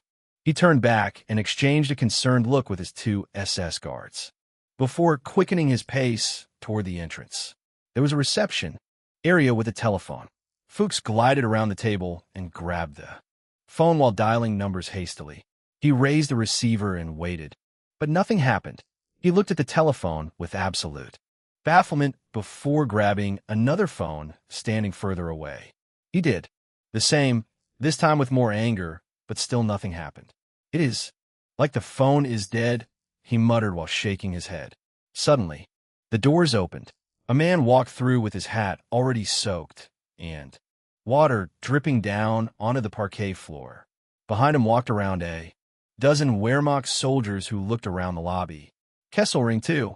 Voices said simultaneously. One spoke with confusion and the other with hope. One Fuchs turned and looked at the origin of the other voice. It was Meyer standing in the hallway. His clothes and hair were completely soaked, and the familiar glass bottle was still in his hand. "Meyer, are you drunk?" Fuchs asked before answering his own question. "Forget it. What are you doing here, Herr Kesselring? And who are these men?"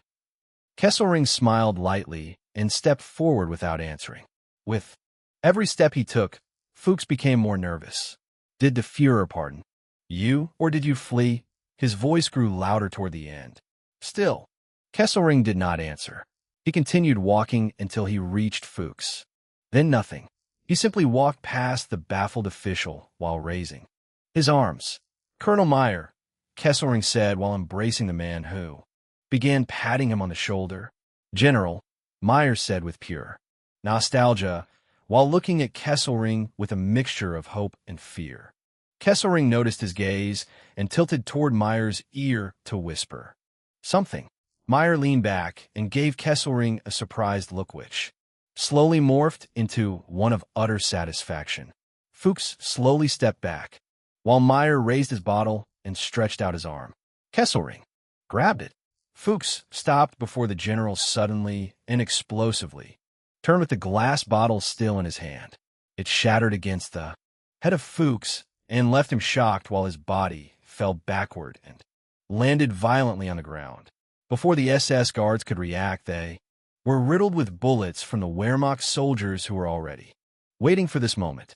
Meyer sighed and looked toward the ceiling, before suddenly erupting into laughter. Kesselring smiled too and patted him on the shoulder. "Wake them up. All of them. I am back." Moments later, sirens echoed through the hallways of the caserne. Soldiers ran hectically out of their rooms while following the shouting officers. Their uniforms were still half open. Quietly they assembled outside in the rain. Their faces were full of anger and frustration, even through their sleep-deprived states. "What the hell is this?" one asked while rubbing his eyes and tilting his head to the side to dodge the rain. Then the doors to the outside opened and muted the trained soldiers. Immediately, Meyer and other high-ranking officers walked through while assembling before them in the rain. Meyer was holding something covered in his hands. Then, when they thought it was over, the door remained open. Another silhouette suddenly appeared around the corner and stepped out of the building. His hat was pulled low.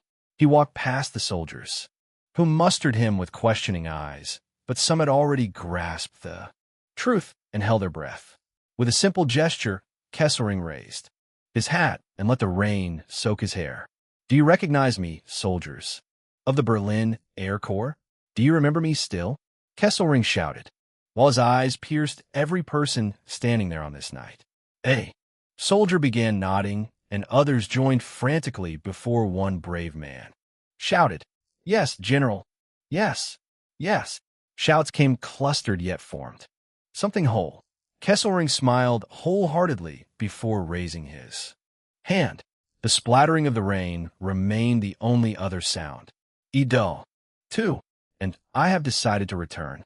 I have decided to bolster against the injustice that was done to me and against the injustice that was inflicted upon you. Tonight, we will get our retribution. Tonight, Berlin will fall and rise.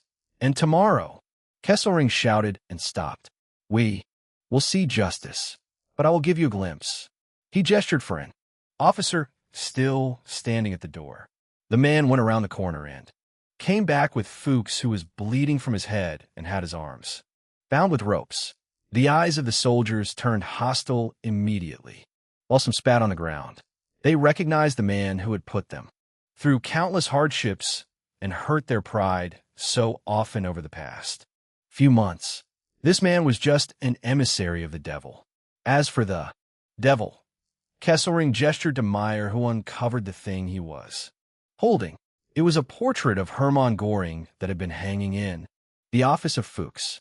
"He is attending to," Kesselring said more quietly, while grabbing the portrait and holding out toward Fuchs, whose hands were freed. "Take it," Kesselring said with a murderous voice. Slowly, Fuchs reached out and grabbed the portrait with questioning eyes. Then, Kesselring simply turned and walked toward the entrance again together with the other officers. Before walking through the door, Kesselring turned one last time. "At ease, soldiers," he shouted and turned around the corner. He left behind a terrified Fuchs whose survival instincts had finally reached him. Kesselring walked together with Meyer. "This is a full-blown coup by the Wehrmacht. Are you ready to take part in it?"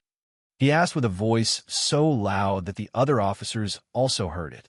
They nodded decisively while giving Kesselring a proud look.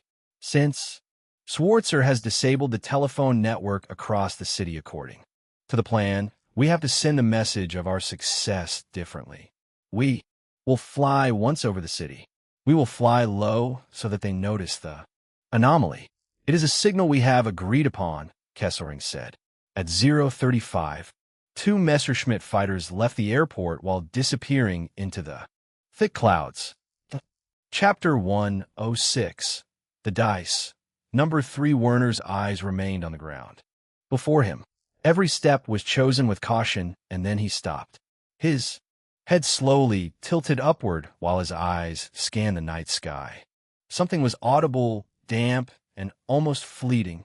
It was an anomaly in the quiet streets of Berlin, and it grew louder. Werner squinted his eyes while turning toward the origin of the sound. "What is it, sir?" An SS man next to Werner asked while following his gaze. "It sounds like—" Werner began while his eyes suddenly widened. 2 Messerschmitt fighters broke through the cloud bed while shooting through the sky and swinging their wings. "Planes," Werner whispered while his gaze hardened. "Our signal." The sound of propellers was barely audible over the splashes the SS men made while walking toward a certain building. "Come on, men," Valna shouted. A dozen soldiers followed behind him. Their black SS uniforms were barely visible in the dark, although Werner's eyes remained stern while kicking in the door of the party building of the NSDAP. His inside remained in turmoil. Months earlier, Crystal Night, the door was shut and only the back of a Wehrmacht uniform was visible. Yet, Werner did not raise his head. He held a glass while pouring a brown liquid inside. Slowly the glass filled, yet he did not lower the bottle. His focus was instead on the reflection in the liquid. He saw his own eyes, blue, sharp, weak and full of fear. Is that not enough, young friend? A quiet voice came from behind him while pulling him out of his state. He blinked while the glass was nearly filled completely. Yes, he muttered while picking up the nearly full glass and the one besides, which was only filled barely half. He turned and walked toward the table while meeting the eyes of the man who had spoken to him earlier. His gray and disheveled hair shimmered under the shine of the table lamp, while his eyes contained something unfathomable. Werner pushed the half-full glass over the wooden surface until it stood before Einstein, who watched his every step. Is there something on your mind, friend? Einstein asked carefully while Werner took a seat. For a moment, Werner smiled lightly, not because of amusement, but because of the absurdity of the situation. You can call me Friedrich, he suddenly said almost awkwardly. Friedrich. You don't like your name, do you? Einstein asked, while looking at the glass before him. Not particularly, Werner answered with a tinge of sarcasm. Names, Einstein began. They are so irrelevant if one thinks about it. Yes, of course they are defining our identity, but greatness and the boundless vastness could never be contained in a simple constellation of syllables. It is simple. You are you, and I am I. We are what we want to be, and if you don't want to be Friedrich, be someone else. Werner averted his eyes while shaking his head lightly. What if I never have been Friedrich to begin with, he suddenly asked while his eyes turned slightly red. Einstein paused for a moment before finally taking the glass. Then who? Someone else. Someone that does not belong here, Werner said while his gaze went through the window toward distant fires raging in Berlin. And I am so tired of pretending that I am not, he added while sighing. Yes, you do. Not belong here, do you? Einstein suddenly asked while his voice was somewhat darker than before. You and Heinrich Jaeger are different. Somehow, it has always intrigued me. If you say you don't belong here, then where do you belong, friend? Werner met his eyes for a moment that felt longer than it actually was. The future. The future? Einstein asked while tilting forward. He scanned Werner for any hesitation or anything other than hopelessness. And I miss it, Werner said. His voice grew louder while his eyes became wetter. Everything in this. He pulled the fabric of his SS uniform. This fabric is burning me every day. It hurts. Then why do you wear it? Einstein asked quietly. For him. He has saved the ones I loved. Thus I help as best as I can. But everything we're doing, I know it is a way to approach things, but my doubts are increasing together with my anger for the stillness. My anger for our inaction, Werner said. A single tear fell down his cheek and reached the ground. Are you talking about her, Jaeger? Einstein asked, still intrigued by Werner's words. Werner sighed while standing up and turning around. I have already said too much tonight, Einstein, and you have asked too much. That is why I have a question for you. Werner began. His head was turned to the side while the fires in the distance were vaguely reflected in his eyes. And what is that? Einstein asked, while standing up too. We have captured you and brought you back to Germany. You know we want something from you. Will you do it? Werner asked. That depends on what I am to do, Einstein whispered with his. I squinted. No. What if it depends on who told you to do it? What if Heinrich Jaeger was someone who knows the future? Would you do everything he says just for the fact that he knows the future? Werner asked. No, of course not, Einstein answered while deep in thought. His gaze sometimes flickered up to Werner. Then you are stronger than me, Werner muttered while walking away. I will continue to do so until the burns devour me. Friedrich, Friedrich, Einstein shouted. The voice was distant and blank in Werner's mind. Back in the present, Lehman. Lehman, another voice shouted. Werner looked up while his hand was pressed around the neck of an individual. Let him go, Lehman, the man said again. He was sitting behind a desk while watching the happenings. Carefully. Why should I, her Bohrman? Werner asked while mustering the SS man whose neck he held in his grip. The man was desperately Seeking air. Because you're not like that, Bormann said while leaning back into his chair. Slowly Werner loosened his grip and shoved the man to the side. Cuff him, he ordered the soldiers. Their guns were still raised and blood was sticking to their uniforms. Their hair and faces were disheveled from the small but intense fight. The rest of you replaced the previous guards, Werner said before grabbing a chair. Slowly he took a seat before Bormann, who was still holding a cigar in his hand. So what is this? Bormann finally asked while breaking the silence. What does it look like? Werner asked provocatively.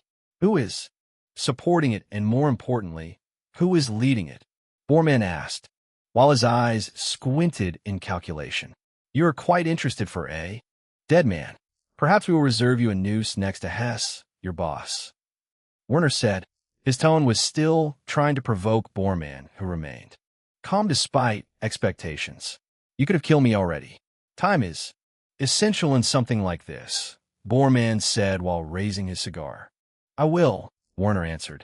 No, you won't, Bormann said while suddenly standing up.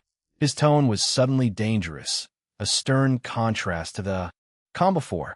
No, you won't, he continued while walking around the table. You need me. That is why I'm still alive.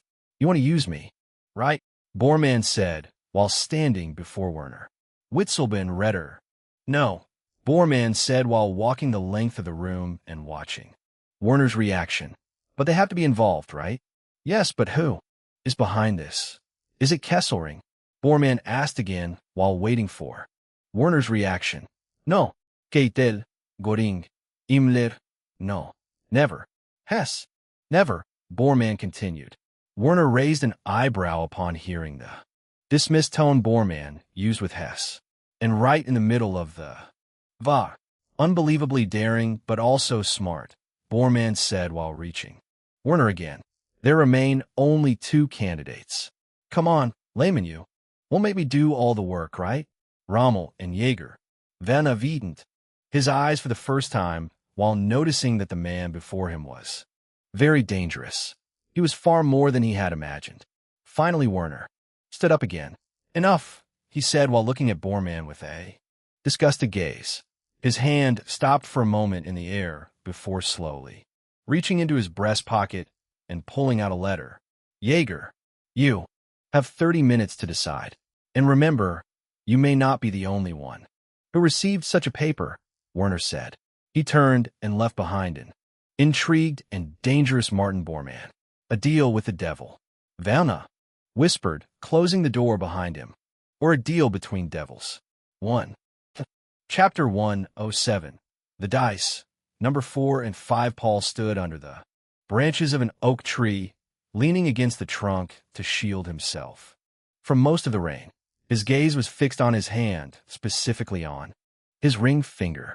Slowly, he twisted the ring back and forth, lost in thought. Gustav stood only meters away, also leaning against a tree. A cigarette hung from his lips, its flame barely alive in the downpour. Then something rustled. Paul did not turn.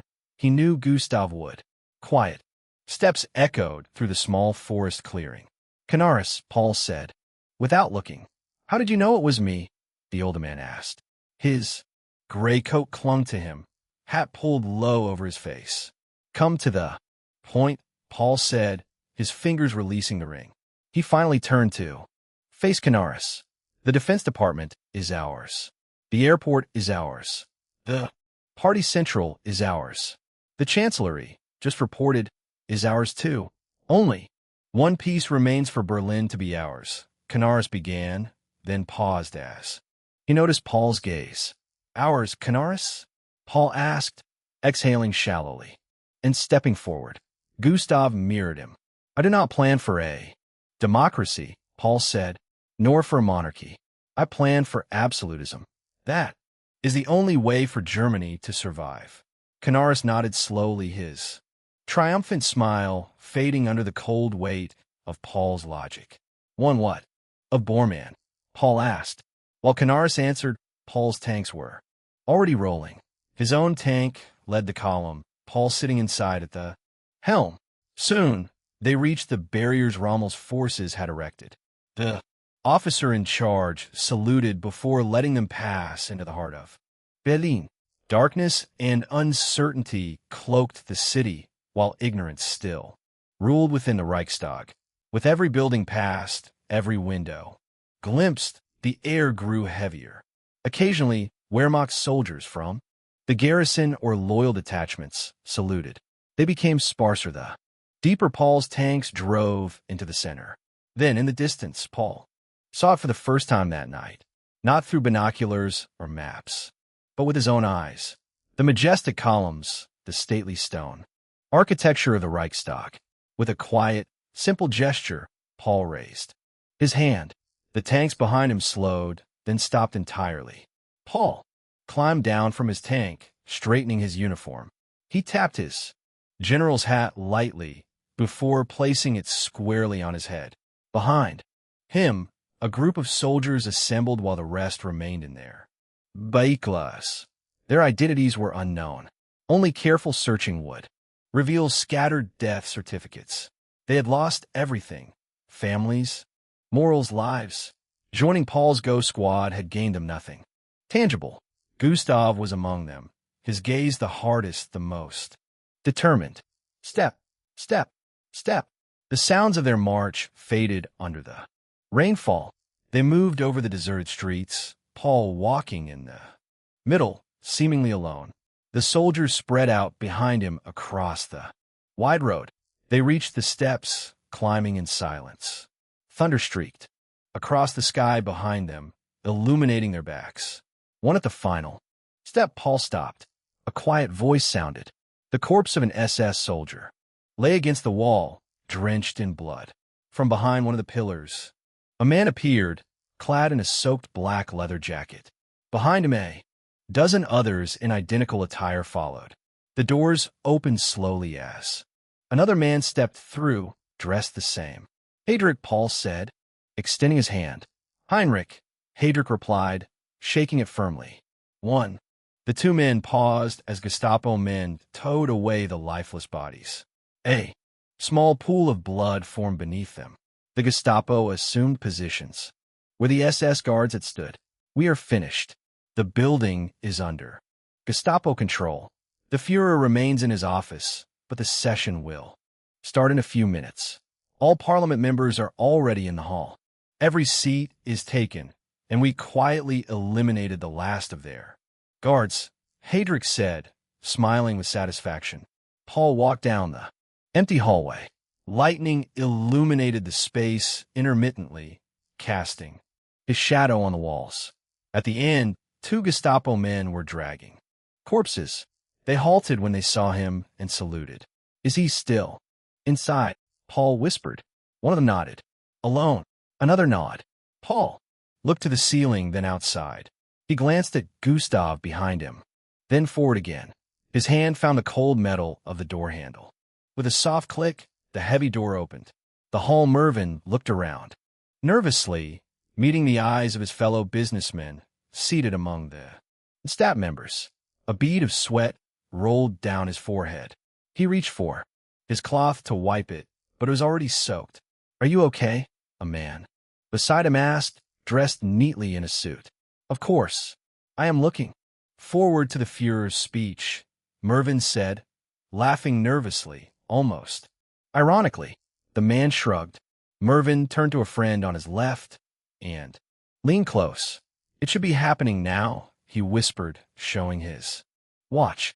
The man nodded, exchanging a nervous glance. Oh God, may this gamble save us.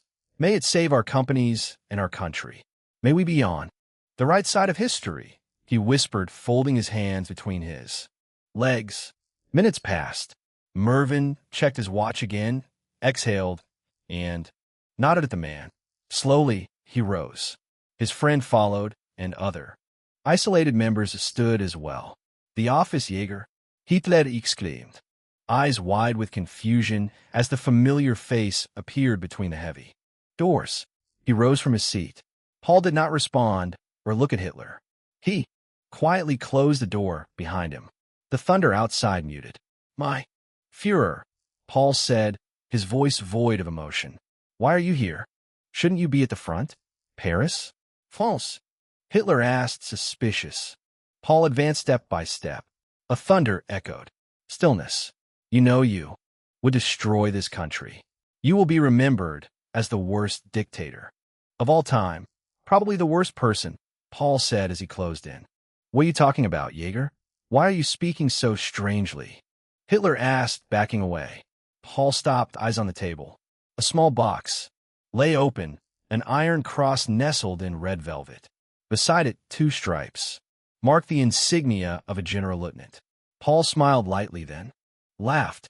Life is full of surprises, full of twists and turns. Like today, he said, moving closer. Look outside. The world is crying. Hitler shook his head. What? He muttered. Paul drew a knife from his back. He reached Hitler and placed a hand on his shoulder. Hitler turned, inches from him. Horror filled his eyes as the knife entered his stomach. Paul tightened his grip and stabbed again. Hitler pointed, legs giving way, collapsing pathetically. Paul turned from him and took the iron cross, caressing the metal before fixing it to his collar. He replaced the insignia of a general major with general lieutenant. This would have belonged to me either way, he said.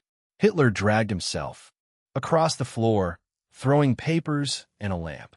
Paul pulled a fountain pen and paper from his breast pocket. A fountain pen, he murmured. Searching the drawers, he crouched beside Hitler. Sign it, he said. Hitler raised his hand, leaning on the other, and slowly moved toward the paper, then shoved it away. How unexpected, Paul said coldly. Zen and thunder outside mirrored the moment Hitler drew his last breath. Paul crouched, dipped the pen into the blood pool, and signed the paper. Hey, Hitler, he turned toward the window, hands behind his back.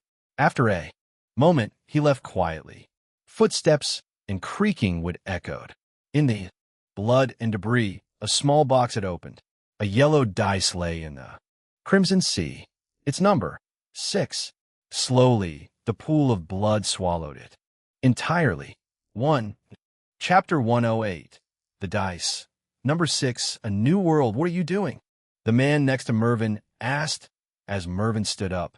Mervyn glanced back for a split second before quickly averting his eyes. A loud murmur swept through the hall as members turned and rose to their feet. Even Goebbels and Hess, sitting in the front row, looked back at the large group. Leaving the hall, Hess squinted, trying to make sense of it. Is this a protest? Goebbels asked venomously, anger thick in his voice. A protest, Hess repeated, shaking his head frantically. For what? How? Should I know? Goebbels replied, adjusting his collar. The Führer will be furious when he arrives. Hess said nothing. He suddenly rose as well and pushed past other members. Excuse me. He cleared his throat as a member stepped aside, giving him a confused look. Yet Hess only quickened his pace, trying to catch up with the departing group amid the shouts and chaos. The first individuals had already reached the massive door. Hess' eyes widened. Someone was opening it from the outside. He froze. A leather glove appeared in the doorway, followed by a coat, and then a partially visible face beneath a hat. More men dressed the same. Way poured in, parting to the sides evenly. Submachine guns hung at their sides, still lowered. Mervyn glanced back and met Hess' eyes in the middle of the stairs, then turned quickly toward the door, passing the Gestapo men. One of them crossed out names on a list. What is this? A member of the NSDAP shouted at the men. There was no answer. Chaos erupted as others tried to reach the door. At the forefront was Hess. Mervyn, he yelled, seeing only the back of the man, before he disappeared behind the half-open door. Fuck, Hess muttered, almost running. Then he stopped abruptly, frozen. His eyes widened in terror. Slowly, he raised his head from the gaping hole shot into the floor.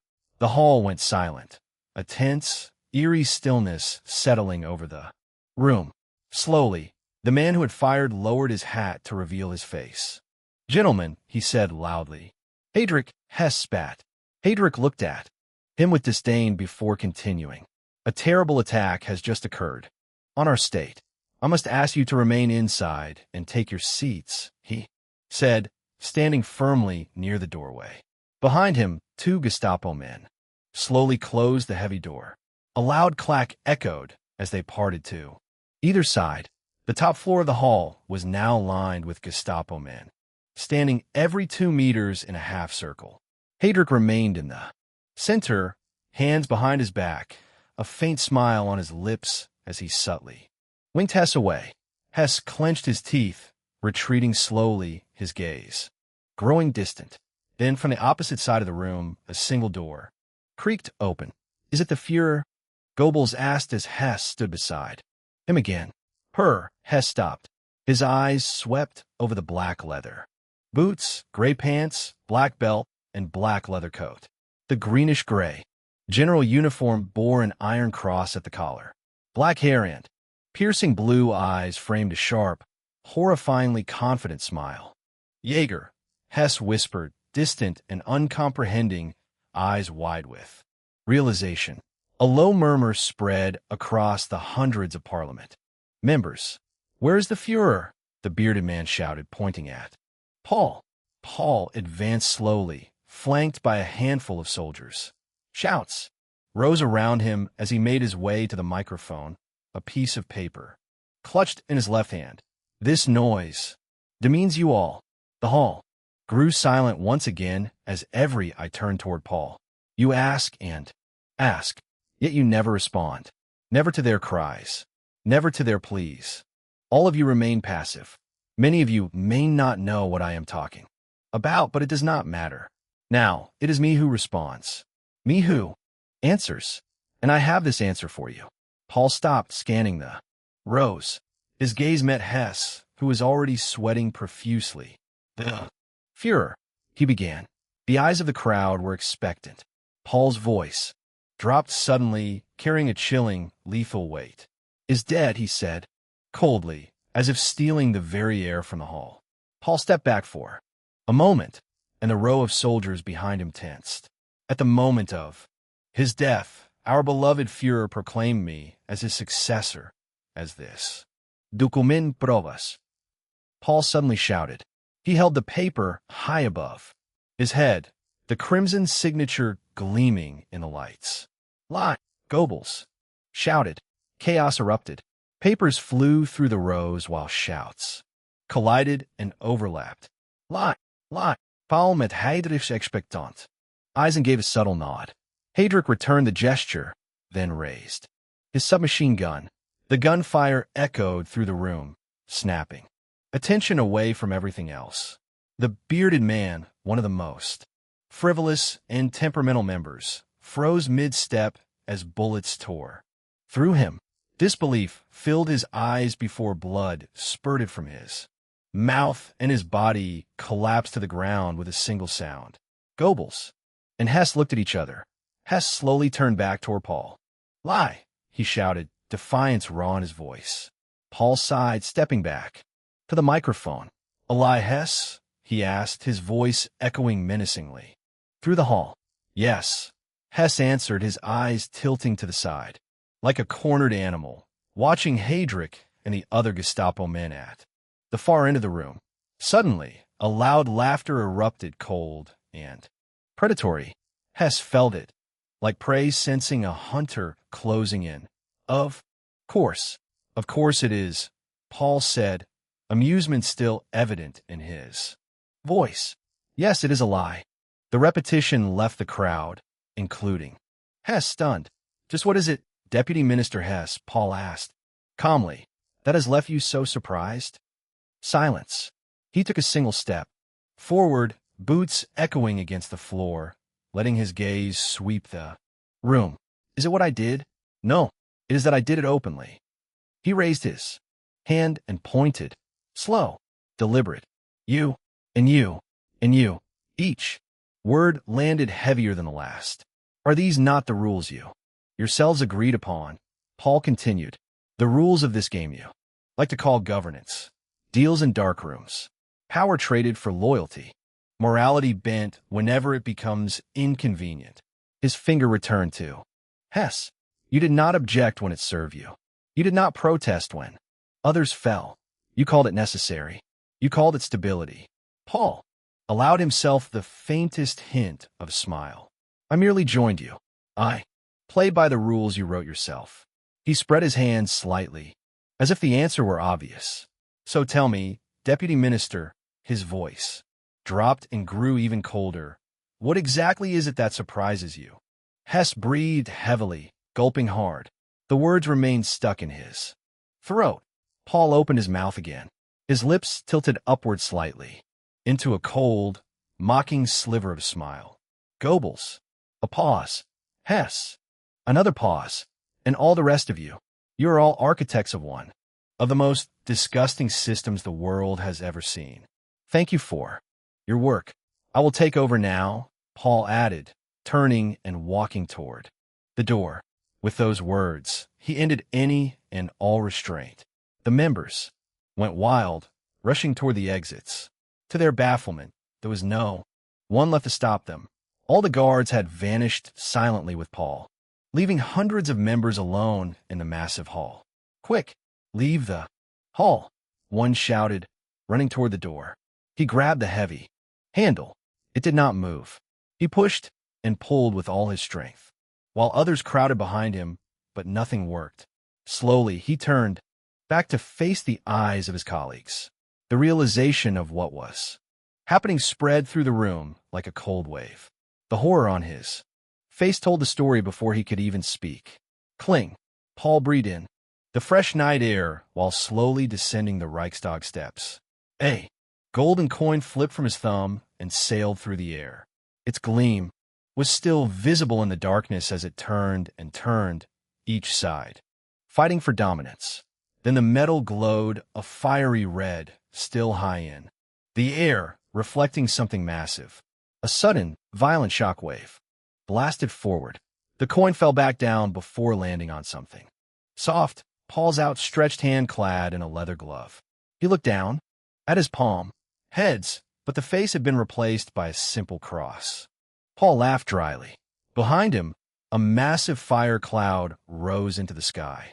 Debris and stone were catapulted everywhere, while the heart of the old Reichstag was devoured by flames. There is no need to gamble anymore. Chance is inefficient. There is no need for dice or coin. I say the numbers. Paul thought, descending the stone steps. 1. The coming chapters will return to a slower pace once again. Chapter 109. The Anatomy of Blindness at 2 a.m. Residents of Berlin woke to an enormous light shining through their half-open windows. They climbed out of their beds, opened their windows, and what they saw took their breath away. The Reichstag, the symbol of Germany's power, of its democracy, was ablaze. The fire formed a towering column that seemed to reach into the clouds above. Throughout the morning, no one was allowed outside. Countless Wehrmacht soldiers and tanks patrolled the streets, sealing the city in iron. When the first streaks of sunlight finally broke through, the fire was still burning. The rain had diminished much of it, yet the ashes remained hot. Under those first rays, an individual walked through the field of debris quietly and slowly. He crouched down, pulled off his leather glove, and reached into the hot ashes with his bare hand. When he raised it again, a small amount rested in his palm. The ashes of the past are so fleeting, don't you think, Gustav? Paul asked, suddenly turning toward the man behind him. Gustav did not understand. He only nodded. So how is Scholes doing? We will have to make an announcement at noon, Paul said. He is working tirelessly. Sir, Gustav answered. Is that so? Paul replied. Do you know what I did while you visited Scholes? He started walking toward Gustav. I visited my dear wife, Paul whispered, venom dripping from every word. Paul grabbed him by the shoulder with force. Listen to me, Paul said, coldly, his voice filled with fury. You will never keep something like this from me. Do you understand? He stared directly into Gustav's eyes. I did what I thought was best for you, Gustav answered. Perhaps, Paul said, releasing him. But that is simply not for you to decide. Ghost, if something like this happens again, I will consider our past as fleeting as these ashes. Gustav nodded slowly, his eyes fixed on Paul. 12 p.m. Thomas Scholes nodded, raising his thumb while nervously glancing at the microphone before Paul. Paul exhaled, then opened his mouth. Fellow countrymen. Fellow countrymen, his voice could be heard through every radio in the German Reich. Families, parents, and their children. People who had noticed what had happened during the night all listened. The evidence was undeniable. The Reichstag had been blown up. My name is Heinrich Jäger, General Lieutenant of the Wehrmacht. I speak to you regarding the terrible attack that has been committed against us. Many of you have already seen what has transpired. You have seen the outcome of last night's events. Yet the darkness still remains. A pause. Tonight, at around midnight, a large group of assailants managed to enter our capital city. Through trickery, these men struck at our very core, a stab at the heart of the Reich. Thankfully, we reacted quickly, enough to capture those who bear an indescribable debt of blood. These monsters attacked our Reichstag. Countless party members have died. The number continues to rise as salvage operations by the Wehrmacht are still ongoing, but another pause. Our beloved Führer, Adolf Hitler, has passed away. He was killed in cold blood by one of these assailants. That is why I am speaking to you today, filled with anger and sorrow, burdened by the great task he entrusted to me. In his final moments, our Führer proclaimed me his rightful successor. I accepted with a heavy heart, but with unwavering resolve. Now, fellow citizens, you wish to know the identity of these monsters and the identity of their masters. I will give it to you. The men who dared to hurt us were none other than a French and British special commando, tasked personally by the French and British presidents. Today we grieve. Today we remember. Tomorrow we act. Tomorrow we act upon our memories. The French dogs will learn what a blood debt truly means. Tomorrow at dawn, the French and British soldiers will be hanged before the ruins of the Reichstag. Let stand as a statement to all who believe Germany has entered a period of weakness. Just moments ago, I gave the order for our troops to continue their merciless advance into French territory. They are to bring President Lebrun to me alive. This is what they have sown. This is what follows. Let the world remember this period not as one of weakness, but of strength. Somewhere deep, under the capital, drip, drip, drip. Water continuously hit the ground, while loud coughing echoed from one of the rooms, iron bars separating it from the hallway. Stop coughing, you dumb fuck, a man shouted, his voice filled with anger. Shut up, Keitel, Jodl answered, coughing once. Again, you know this is, Keitel began, before suddenly stopping. Even the rattling of his chains diminished. Quiet footsteps approached, accompanied by a small moving light. Two men emerged from the darkness, clad in dark robes. One of them lifted his hood, revealing his face. Under the damp glow of the lantern he carried, Heydrich, Keitel, roared, suddenly jumping up and rushing toward the iron bars. Before he could reach them, his hand only inches away, a violent pull surged through his body. He crashed to the ground as the iron chain around his foot snapped him back. Fuck, he shouted, grabbing at the chain. Not even 2 days, and you have already become a beast, Heydrich said, calmly. Or perhaps this is what you always were. He pressed a light switch on the wall slowly, deliberately. One lamp after another flickered to life, stretching dozens of meters down the corridor. 1, 2, 3, 4, 5, 6. The full length of the corridor was revealed, muffled sobbing audible from somewhere in the distance. Most cells are empty, Heydrich said to the man beside him. Around 30 are occupied. The man nodded, then turned his gaze back toward the prisoners. They look filthy, he said. You should dress them better. The iron cross on his chest gleamed faintly beneath his robe, catching the overhead light even through the narrow slit in the fabric. Yes, sir, Heydrich replied. The words sounded almost awkward on his tongue. Time passed, with the first streaks of sunlight arriving after an impactful night. Loud but damp shouts could be heard from outside. A massive crowd had gathered before the Reichstag, shouting and screaming. Some crying, others rejoicing. Their reasons were different, yet all the same. On the elevation, a row of wooden poles stood silently, lonely, the wind fluttering the ropes hanging from their tops. It was an ominous sight. Right before the poles stood a long row of Wehrmacht soldiers, a 1-meter gap between them, parting the crowd from the stairs and the elevated platform. A second row stood directly in front of the crowd. Backs turned. The two rows formed a corridor through which a column of Mercedes cars and military vehicles drove in, coming to a quick halt. The crowd grew quieter, heads lifting as people tried to catch a glimpse of their new leader. Do you see him? A smaller man asked the tall one next to him. Yes, I think that's him, the tall man answered, sudden enthusiasm in his voice. Indeed, from one of the cars a man stepped out, clad fully in black, the silver iron cross forming a majestic contrast. His gaze swept over the crowd as the rows of soldiers suddenly raised their right arms. Slowly, others raised theirs too, some hesitating. Paul's gaze did not linger. He walked toward the platform, the soldiers opening a path for him. Behind him walked Gustav and another ghost, both at attention. From the military trucks, more and more familiar figures emerged. General Witzolben, General Manstein, General Major Rommel, Admiral Retter, General Kesselring, General Major Richthofen, General Spurl, and 2 other men. Some knowledgeable people in the crowd widened their eyes, shocked by the appearance of men believed to be dead.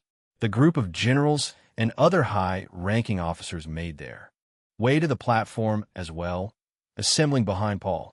Meanwhile, from the cars emerged 3 key individuals, all clad in expensive suits, their hair neatly combed, their appearance sleek. Albert Speer, Martin Bormann, and Mervyn arrived at the platform, greeted by scattered cheers from the crowd. Werner and Heydrich arrived as well, remaining in the shadows at the back. Paul stood before the microphone, letting his gaze wander over the massive crowd once more. 10,000, perhaps more. Suddenly, he turned to the side. A long column of men appeared, clad in French and British military uniforms, each pushed forward by 2 Wehrmacht soldiers. The crowd thundered with excitement and anger upon seeing the alleged terrorists for the first time. Many shouted, "Kill them! Hang them! Death to the French!" "Yes, yes, I hear you," Paul began, his voice echoing through the loudspeakers. The crowd cheered, pouring fuel onto a massive fire. The prisoners, each restrained with chains around their feet and hands, sacks covering their heads, were pushed forward and assembled before the wooden poles. From beneath the sacks, muffled shouts and screams could be heard, something obstructing their speech. Many prisoners struggled like this, desperately trying to draw attention. Others remained still, seemingly accepting their fate. One man coughed frantically, the sound escaping through the fabric. Paul tilted his head slightly, his eyes resting on the coughing man. Quietly, he watched as dozens of nooses were tied around the prisoners' necks. At the far back of the assembled elite of the Reich, Heydrich tilted his head to the side, whispering toward Werner, who stood emotionless. "You know, there are only 2 things in the world that make people blind, besides blindness itself," Heydrich said, laughing lightly. Werner raised an eyebrow, turning his head toward him, showing no visible enthusiasm. "One is love. It is like a sweet that turns out to be poison," slowly covering her eyes. "The second one," he paused. "MHM," Werner replied, as Heydrich watched the nooses being tied. Suddenly, Heydrich turned back to him. Anger. Once you make someone angry, truly so, their field of view diminishes to nothing more than what you give them. Everything else becomes irrelevant. That is how you fool a country. He is a genius, Heydrich said, his eyes filled with reverence as they rested on the man standing before the microphone. Werner studied Heydrich for a moment, then turned his gaze forward. Again, thoughtful. Into France. Into Britain. Into them all. Too. All those who wish nothing but harm upon us. Let the world see our response, not just hear it, but feel it. Paul's voice echoed across the courtyard. Slowly, he raised his hands. With a collective clank, the supports were kicked away. The prisoners dropped, dangling freely in the air, their choking drowned out by the massive cheers and shouts erupting from the crowd. A row of poles now stood marked, each bearing a corpse. Bodies swayed lifelessly in the wind, like grotesque scarecrows. Yet not. All shared the enthusiasm. Deep within the crowd, hidden behind a tall man or using the shadow of a tree, some did not rejoice. No, they watched in silence. Fear etched clearly across their faces, a fear rarely seen. Their eyes did not linger on the corpses, but on the man at the forefront, alive and unshaken. It felt as if he was looking directly at them, seeing them, picking them out from the countless faces. Paul stepped back from the microphone, surveying the crowd. 2 players remain exposed. Others remain in the shadows. Let the hunt begin. Anew, he whispered. 1. Chapter 110. Accidents happen every day somewhere in Poland. It was a warm summer night. Crickets echoed through the grasslands, their song, steady and calm, until a distant sound began to rise. Louder and louder. It grew, drowning out the insects as a deep vibration spread through the earth itself. Then it thundered over the iron rails. A massive armored train, long and heavy, its sheer weight forcing the metal beneath it to creak and groan. Your dinner, sir. Himmler looked up from his notebook, briefly glancing at the attendant standing before him.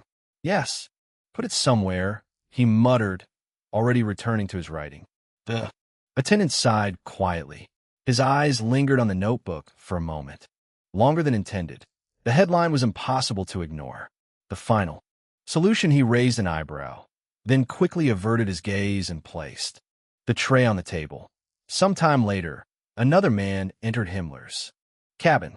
Sir, the SS man began. Himmler sighed in irritation. What is it? He asked, not bothering to look up this time. The train driver informed me that we can finally increase speed. The upcoming tracks are in better condition. Good, good. I'm tired of this long journey. Himmler replied, checking his watch and shaking his head. We should reach German territory in about 1 hour, the SS man added before turning to leave. The train noticeably increased its speed. The teacup on Himmler's table began to rattle, trembling more with every passing second.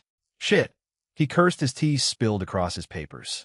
He tried to steady the cup, but the boiling liquid continued to slosh and spill. Ah, he hissed again, rubbing his hand, now reddened from the heat. A moment later, the cup finally toppled over completely. Annoyed, Himmler stood up. The entire train was shaking violently now. Squinting, he staggered through the cabin, gripping furniture and walls until he reached the door to the next wagon. A small glass window was set into it. Through it, he saw the SS man from earlier sprinting toward him in panic. Then everything shifted. Time seemed to slow.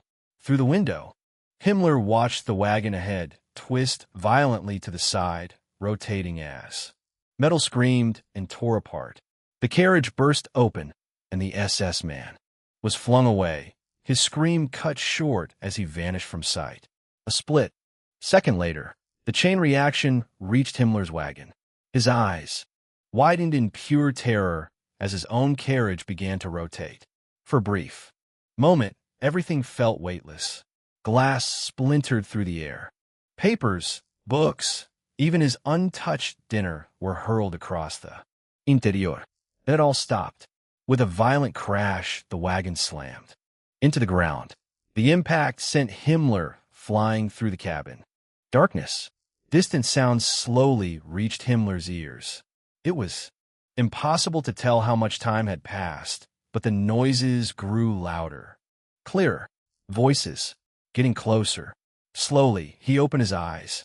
His vision was ruined.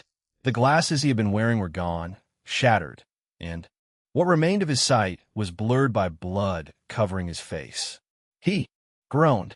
The summer sun burned down on him, yet he could not move. Pain. Enormous pain. Pain that stole his breath and his voice. His eyes closed. Again. They opened. They closed.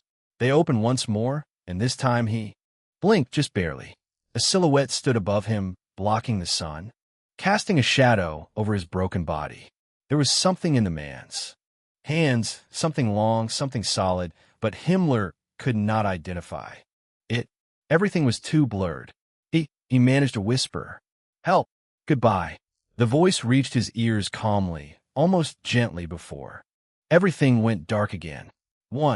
Fuck, Goring shouted, hammering his fist onto the fragile wooden table with every word. What the hell is this situation? The Führer is dead, he yelled, more rhetorically than expectantly. He had heard Paul's speech over the radio himself, before the man sitting across from him could answer. Goring continued, "This bastard. There is no way. The Wehrmacht has. Stijdaku. Yes." He muttered the last words, almost to himself. "If that is the case, sir, should we not seek asylum with the Allies instead of flying to Berlin?" the official asked, his voice heavy with concern. Goring nodded slowly, sweat pouring down his forehead. "Yes, you are right. London. London it is," he said, rising to his feet. Only minutes later, his luxurious custom aircraft lifted off the ground, a fact that brought Goring immediate relief. "We will have to negotiate." "Yes, negotiate," he repeated over and over before suddenly standing up. Again, he hurried through the cabin and reached the cockpit door, tearing it open and startling the pilot. "How much longer to London?" he shouted, trying to overpower the roar of the engines and propellers.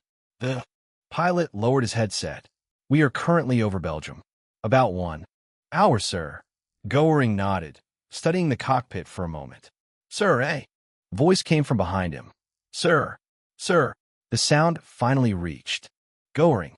He turned around, irritated. "What is it? You should look at this," the official stammered, pointing toward the window. Goring raised an eyebrow and walked back toward his seat, leaning forward to look outside. "What?" he began, his voice cracking. A Messerschmitt fighter silhouette emerged between the clouds. His eyes widened. He stepped back, then hurried to the opposite side of the cabin and pressed himself against another window. There was another plane flying. Parallel. A bead of sweat rolled down Goring's face. Suddenly the aircraft broke away, vanishing from sight somewhere behind them. "Fuck!" Goring shouted, stumbling backward from the window. The entire plane shook violently.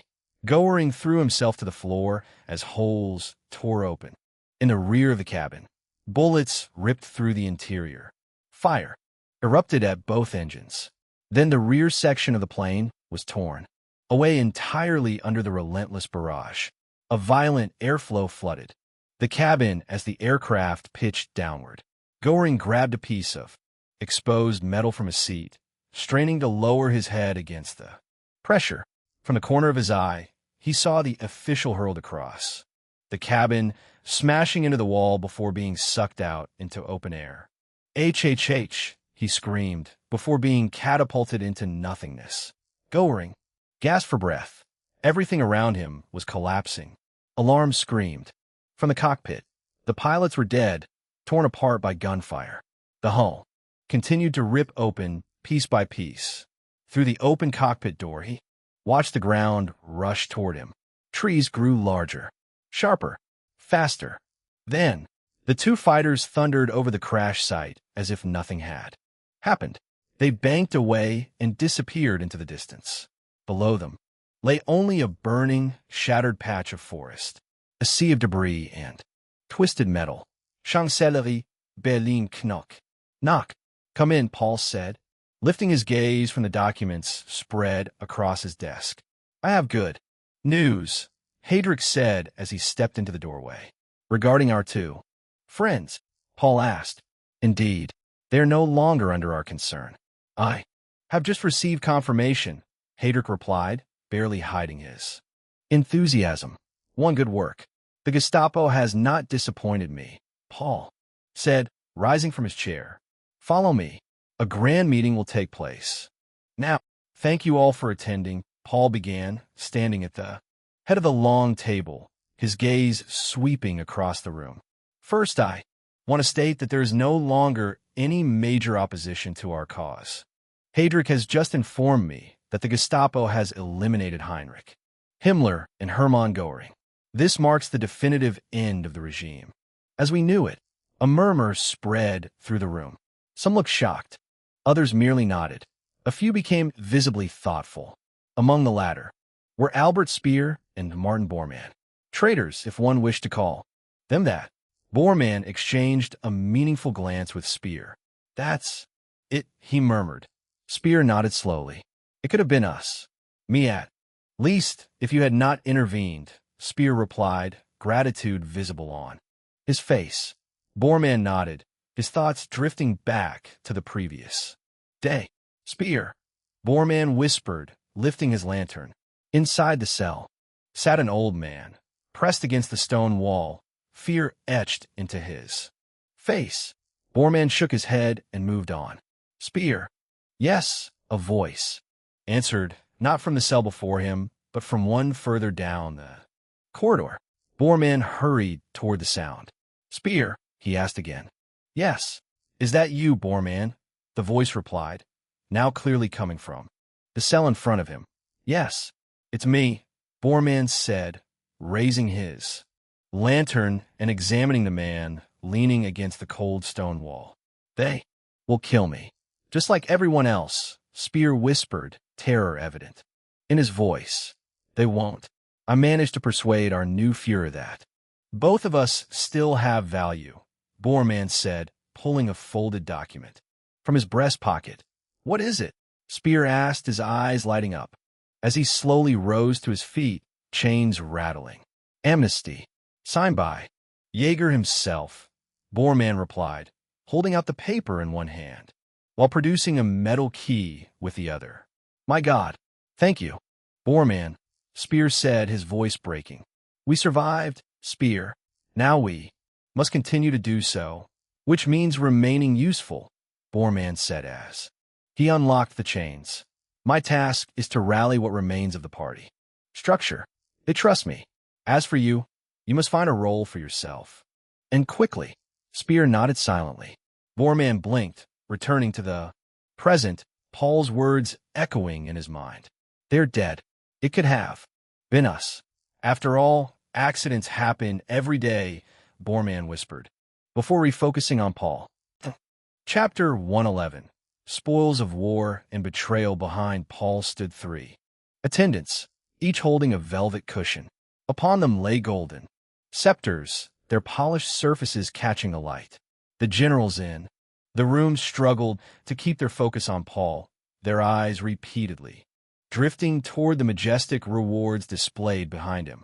Admiral Ritter, Paul began, you will be appointed Reichsmarshal of the Reich, and will retain your position as Grand Admiral of the Kriegsmarine.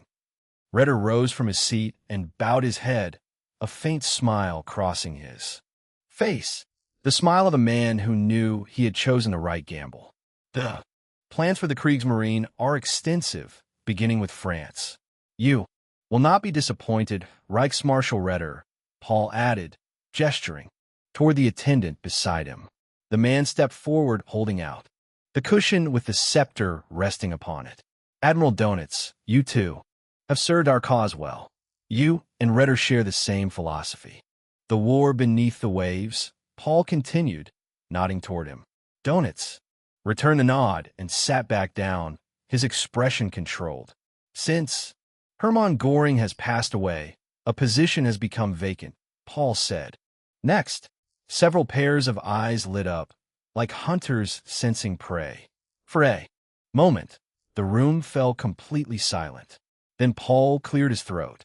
General Kesselring, you are hereby appointed Reichsmarshal of the Luftwaffe. Another scepter was brought forward.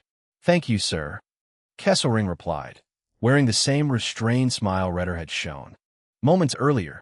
Additionally, General Major Richthofen, you will be promoted to the rank of General of the Luftwaffe. Richthofen's eyes widened as he quickly bowed his head. Paul nodded, then turned his attention to the third scepter. Everyone knew what was coming. The Wehrmacht generals straightened immediately. I have decided to grant Keitel's former position to General Manstein. Additionally, you two are appointed Reichsmarshal. A ripple of surprise spread through the room. Even Bormann looked taken aback. I thought he would choose one of the old men. The safe option, Bormann murmured. But I suppose that was never his philosophy. Manstein inhaled deeply and straightened his posture. I accept this honor. Thank you, he said, already feeling the weight of his new authority. General Blomberg and General Fritsch, your positions within the Wehrmacht will be fully reinstated, Paul added, glancing toward the two older men seated at the far end of the table. 1. They responded with brief nods. Now, Paul continued, raising his voice. Once more, to the other sectors. Reinhard Heydrich, you have proven your worth repeatedly. You will remain commander of the Gestapo. Effective immediately, the Gestapo will become fully independent from the SS. Your authority, responsibilities, and manpower will be significantly expanded. One who has won big, Speer whispered, leaning toward Bormann. Indeed, Bormann replied, narrowing his eyes with visible concern. Thank you, Heydrich said calmly, confidence and pride evident in his tone. The SS, Paul continued, and once again the room fell silent. While most of its members have accepted our narrative, some have remained stubborn. They've been dealt with. The SS will be gradually dismantled and integrated into the Wehrmacht. He paused briefly. For the transitional period, Oberfuhrer Friedrich Lehmann will assume Heinrich Himmler's former responsibilities. Paul exchanged a glance with Werner. His expression was conflicted, but he nodded. Nonetheless, Martin Bormann will assume leadership of the NSDAP, taking over all relevant responsibilities. Paul continued, raising his hand toward Bormann, who rose quickly from his seat. I will do everything in my power to secure our current position, Bormann declared. Paul nodded, then gestured toward the man standing beside him. Albert Speer, you will become my secretary. I need someone like you. Speer's eyes widened. He exchanged a quick glance with Bormann, who looked equally surprised, even frightened. Yes, I will assume all responsibilities. Thank you for your generosity, Speer replied, adjusting his collar. After further discussion and the distribution of remaining roles, most of the men left the room. Among them were Bormann and Speer, speaking quietly as they walked. Speer, you remain, Paul said loudly, lifting his gaze from the papers on his desk. Speer stopped abruptly and turned around. Don't do anything rash, or you'll end up back in that cell very quickly, Bormann whispered as he passed him, closing the door behind him. Speer watched him leave, his eyes filled with fear and uncertainty. Slowly, he turned back toward Paul. When Paul looked at Speer again, his expression told a completely different story. The fear, the hesitation, even a lack of confidence had vanished. In their place stood disdain, confidence, and quiet arrogance. Ah, Paul laughed, shaking his head. So is he planning something? Paul asked, gesturing for Speer to sit. No, for now. He's diligently working to keep the party together. But I know him. Sooner or later, he will make a move, Speer replied calmly. Sitting down, crossing his legs, and leaning back. Paul nodded. Either way, I have 2 additional tasks for you. First, coordinate with Heydrich and Canaris. I want an extensive hunt for spies, not only in Berlin, but with Berlin as the primary focus. The less the Allies know about our coup, the better. And the second task, Speer asked, nodding. Our own spies. I have already stated that I intend to expand the Gestapo's capabilities abroad, Paul said. What I did not mention is that we already have an asset, one placed at the very heart of London, eating with them, drinking with them. She is one of them. Paul smiled faintly and opened a drawer, pulling out a letter sealed with a royal insignia. Luxembourg, Speer asked, intrigued. She has provided instructions on how to contact her. Do so, establish communication, and find out everything you can, Paul replied. Speer studied the seal for a moment. Are you referring to the Grand Duchess? He asked suddenly, his eyes widening. Paul answered only with a smile, still holding the letter. Speer shook his head slightly, then reached out and took the envelope. Time passed. Eventually, a new letter arrived, bearing the voice of the Grand Duchess. Yesterday, we first heard about the coup in Germany. Everyone at court was shocked. It was something no one had expected.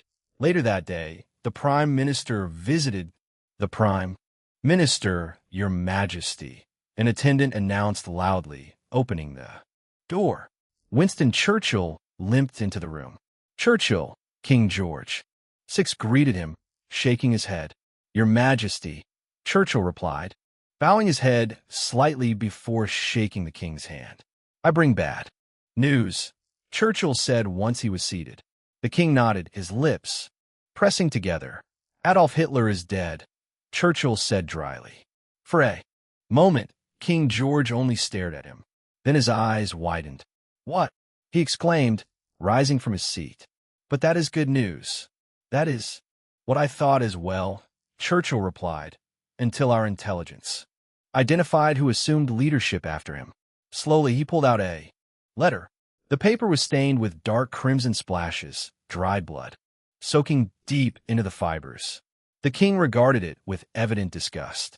There has been an extensive hunt for our spies in the last few days. Churchill continued quietly. They barely managed to get this information out. Many did not survive. A heavy stillness settled over the room. It was so quiet that, had either man listened closely, they might have heard the damp, uneven breathing coming from a nearby door, left just slightly ajar. General Major Jaeger has emerged as the leading figure behind the coup in Germany. Churchill read aloud. A coup? George repeated in disbelief. How? Churchill lowered his gaze back to the letter. According to our information, the coup was carried out by a combination of new and old figures within the Wehrmacht, the Kriegsmarine, and the Luftwaffe. It appears to have taken place 2 nights ago, when the Wehrmacht seized control of Berlin in the middle of the night. We observed it only by chance. Roughly an hour later, a massive explosion tore through the Reichstag, destroying large parts of the parliament. By morning, General Jaeger's voice crackled through every radio in the city. And the following day, there was a large mass execution of French and British soldiers. Churchill continued. They were presented as the alleged terrorists responsible for destroying the Reichstag and assassinating Hitler. What? George muttered, staring at Churchill. This was not us, Churchill said firmly. Then who? The king asked, his eyes slowly widening. They themselves? Most definitely, Churchill replied. And now they are pinning it on us. Such a strategy, the king whispered, leaning back into his cushioned chair. How terrifying. Indeed, Churchill said quietly. If this information is correct, and Jaeger truly orchestrated this plan, then he is far more dangerous than Hitler ever was. Germany has become something far worse. United under a single cause. Revenge. Horror lingered in Churchill's eyes. The door creaked softly as it closed, something Churchill and George failed to notice. Behind it, the sound of heels striking the marble floor echoed through the hallway. Chapter 112. The Fate of France. caught in the wolf's fang, kill them. All, Hermann shouted, raising his submachine gun toward his comrades. Bullets tore through the air, ripping into the advancing French soldiers. Bodies collapsed onto the wet grass, uniforms darkening almost. Instantly, a scream erupted beside him. Ah! Hermann ducked. Instinctively behind the military truck they had arrived in. Michael, a stray bullet had struck him square in the chest. His torso rose and fell, erratically, each breath shorter than the last. With it came horrifying screams. Ah, come on, Michael. Hermann pressed his lips together. First the Führer, and now you? These bastards won't kill you too. Rage flooded him. Without thinking, Hermann grabbed Michael's body and hoisted him onto his shoulder. The screaming continued, but it no longer reached him. His mind was somewhere else entirely. Adrenaline surged through his body, drowning out pain, fear, everything. Then he ran, unbelievably fast, despite carrying nearly twice his own weight. Shots cracked behind him, bullets snapping through the air, but none found their mark. He reached the hill at last, sliding down its slope and vanishing from enemy fire. Follow them, a French officer shouted. Dozens of soldiers moved toward the hill, their advance hesitant, almost unwilling. Then the ground began to vibrate beneath their feet. At first, it was subtle, barely noticeable. Then it grew stronger, strong enough that they stopped, exchanging terrified glances. From afar, the officer shouted again, furious and confused. The soldiers shook their heads. Frantically, they knew that feeling. Suddenly, they turned and ran. Behind them, emerging from a hill, long gun barrels revealed themselves. Steel hulls followed, relentless and fast. Now the officer understood. Fuck, he muttered. Did they not stop their offensive? He turned to flee as well. He took one step. Then the ground vanished.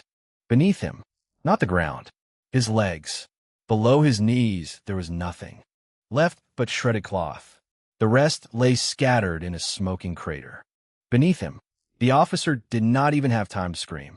Dozens of Panzer IV thundered across the grassland, their machine guns and tracks, erasing any remaining resistance. Bodies were crushed into the mud, gunfire ripping through those still moving. Yet somehow one man managed to evade the tanks. Limping, stumbling, he fled toward a nearby patch of forest. With a loud metallic clack, a Panzer's turret hatch burst open. An officer rose from within, calm amid the chaos. He closed his left eye and raised his pistol. MHM, he murmured. The shot rang out.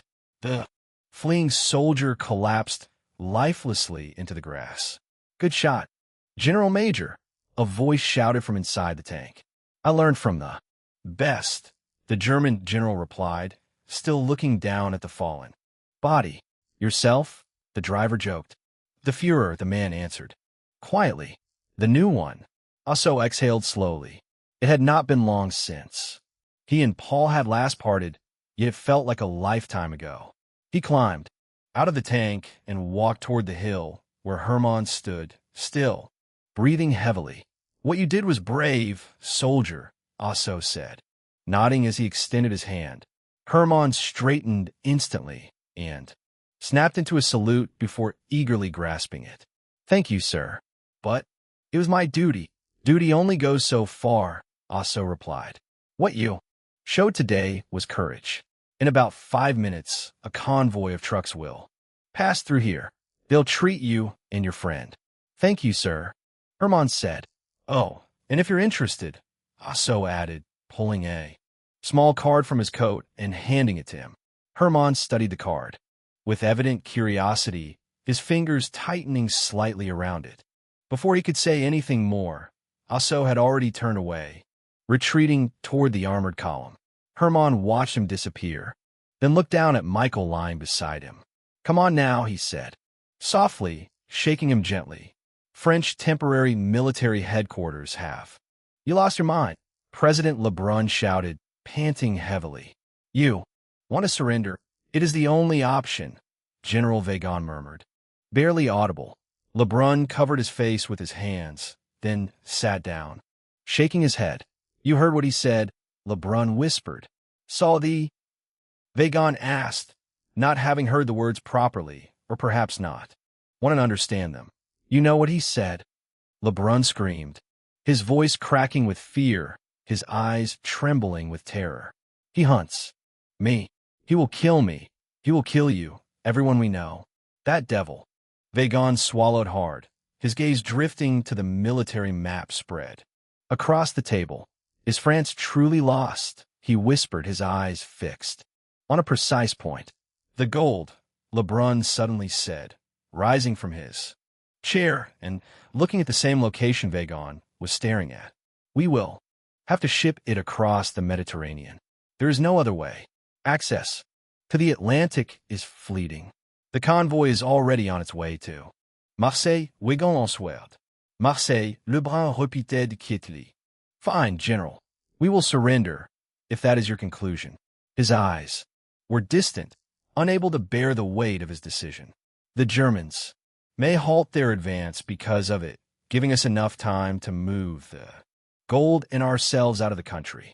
Vagon studied Lebrun for a moment before sighing. I will remain. You will what? Lebrun asked, completely dumbfounded. Do you not value your life? I value my honor. More, Vagon shot back, giving Lebrun a dismissive look. Besides, if everyone flees, there must be someone left to sign the agreement. Lebrun shook his head.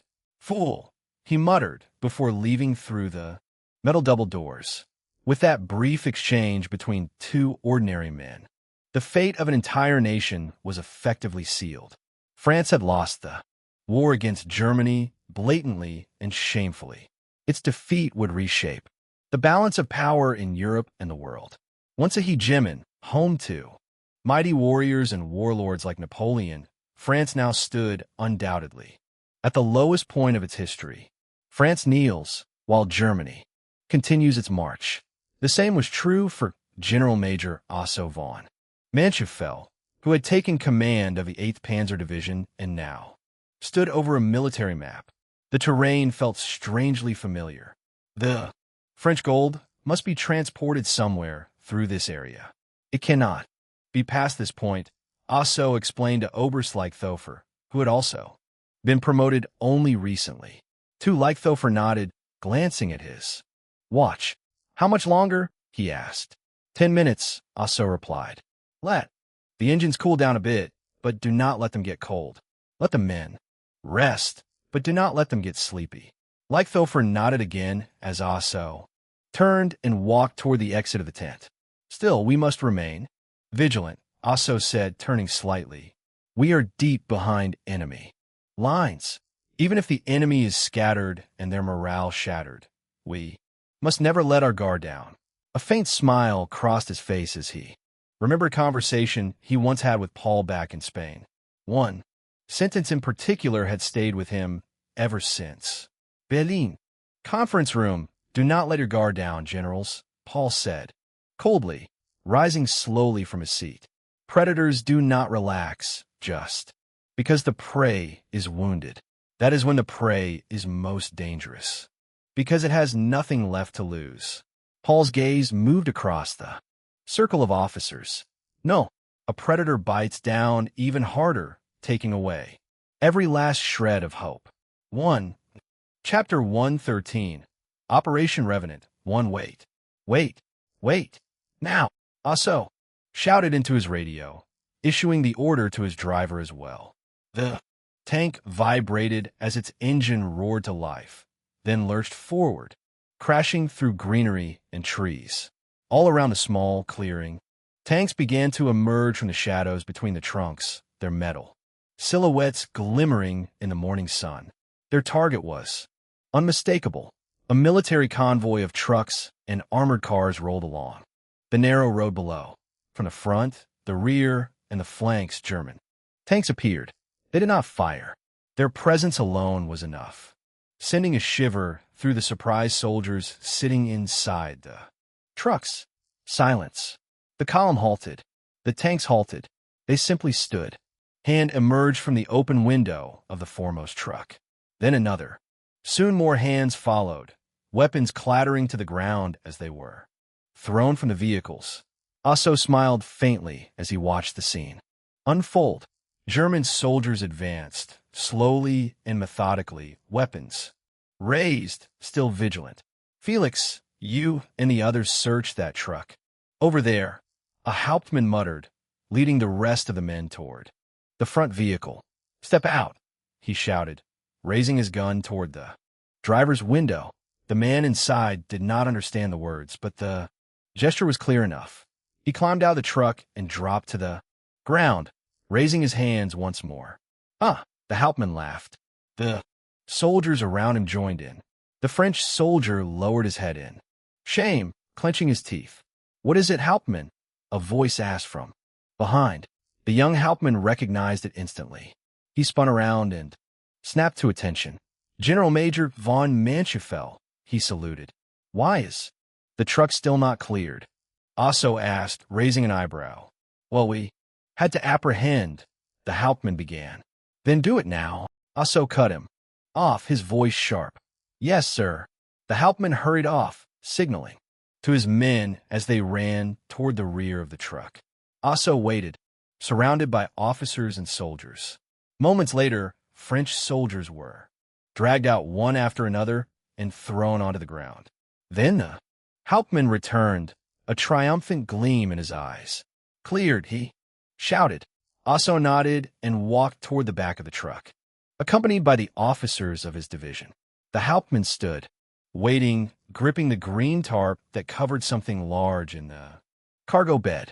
At Asso's nod, he pulled it away in one smooth motion. For a moment, everyone squinted as the sun reflected directly off what lay before them. Asso's lips slowly curled upward until they formed an unmistakable smile, a golden gleam mirrored in his eyes. Without looking away, he spoke. Contact them. We have fulfilled our part.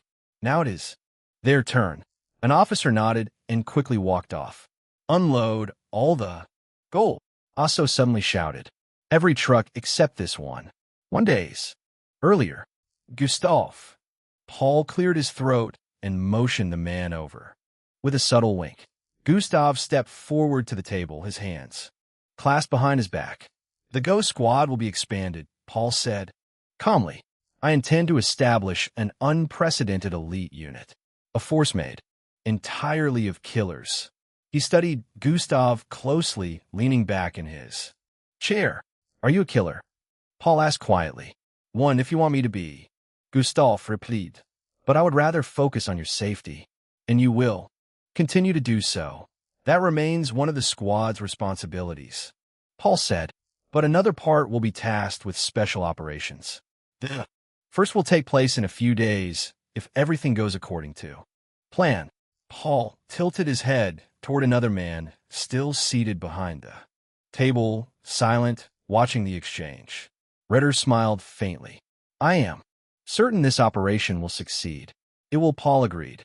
But I want you to supervise the new team I have created for their first mission as co-leader. Paul turned back to Gustav, who narrowed his eyes. May I ask who will be leading the team? He asked, his displeasure obvious. A new ghost, Paul replied. A man who died at Dunkirk, declared dead along with nearly his entire unit. Paul gestured toward the door. It opened at once, footsteps echoing down the corridor. An older man stepped into the doorway, wearing a standard Wehrmacht uniform, nothing distinctive about him at first glance. Formerly Oberst Meindl. May he rest peacefully, Paul said, raising his hand slightly. Today we welcome Meindl, commander of the Ghost Squadron. Meindl stepped forward. He was almost as tall as Gustav, though slightly slimmer. Without hesitation, he extended his hand. Gustav stared at it for a moment before reluctantly shaking it. Meindl, Paul said. The man straightened instantly. You have shown what you were capable of once. In this new life, I will expect even more. As commander of the Ghost Squad, you will lead nameless men into the most dangerous and unforgiving missions imaginable. If you die, no one will even weep for you. Are you prepared to accept your first mission? Meindl hesitated, lowering his gaze. Then he looked up again. I am, sir. Paul nodded. He opened a drawer and pulled out a single sheet of paper. President Meindl stepped out of his truck, a group of soldiers following behind him. All of them were tall, their caps pulled low over their faces. General Major von Manchefeld, Meindl said, offering no salute. Ghost Leader Asso replied, shaking his hand. We will take over now, Meindl said, gesturing toward the group of French soldiers kneeling beside the road. Wehrmacht troops encircling them. Fine, Asso said, motioning for his men to step back. The ghosts advanced toward the prisoners. The French soldiers did not understand what was happening. Fear and confusion etched across their faces. Suddenly, Meindl raised his hand. The French soldier in front of him closed his eyes, bracing himself. Instead of a shot, Meindl grabbed him by the collar. Your clothes, Meindl said, coldly, locking eyes with him and tugging at the fabric. Pardon it? Soldier asked timidly, not understanding. Niemand, Meindl called out, sharply, scanning the ranks. Yes, one of the ghosts stepped forward. One of your dozen languages is French, right? Meindl asked almost casually. The man gave him a brief, puzzled look, then turned to the prisoners and began speaking fluent French. Minutes later, the ghosts, who had arrived in German uniforms, now wore French ones.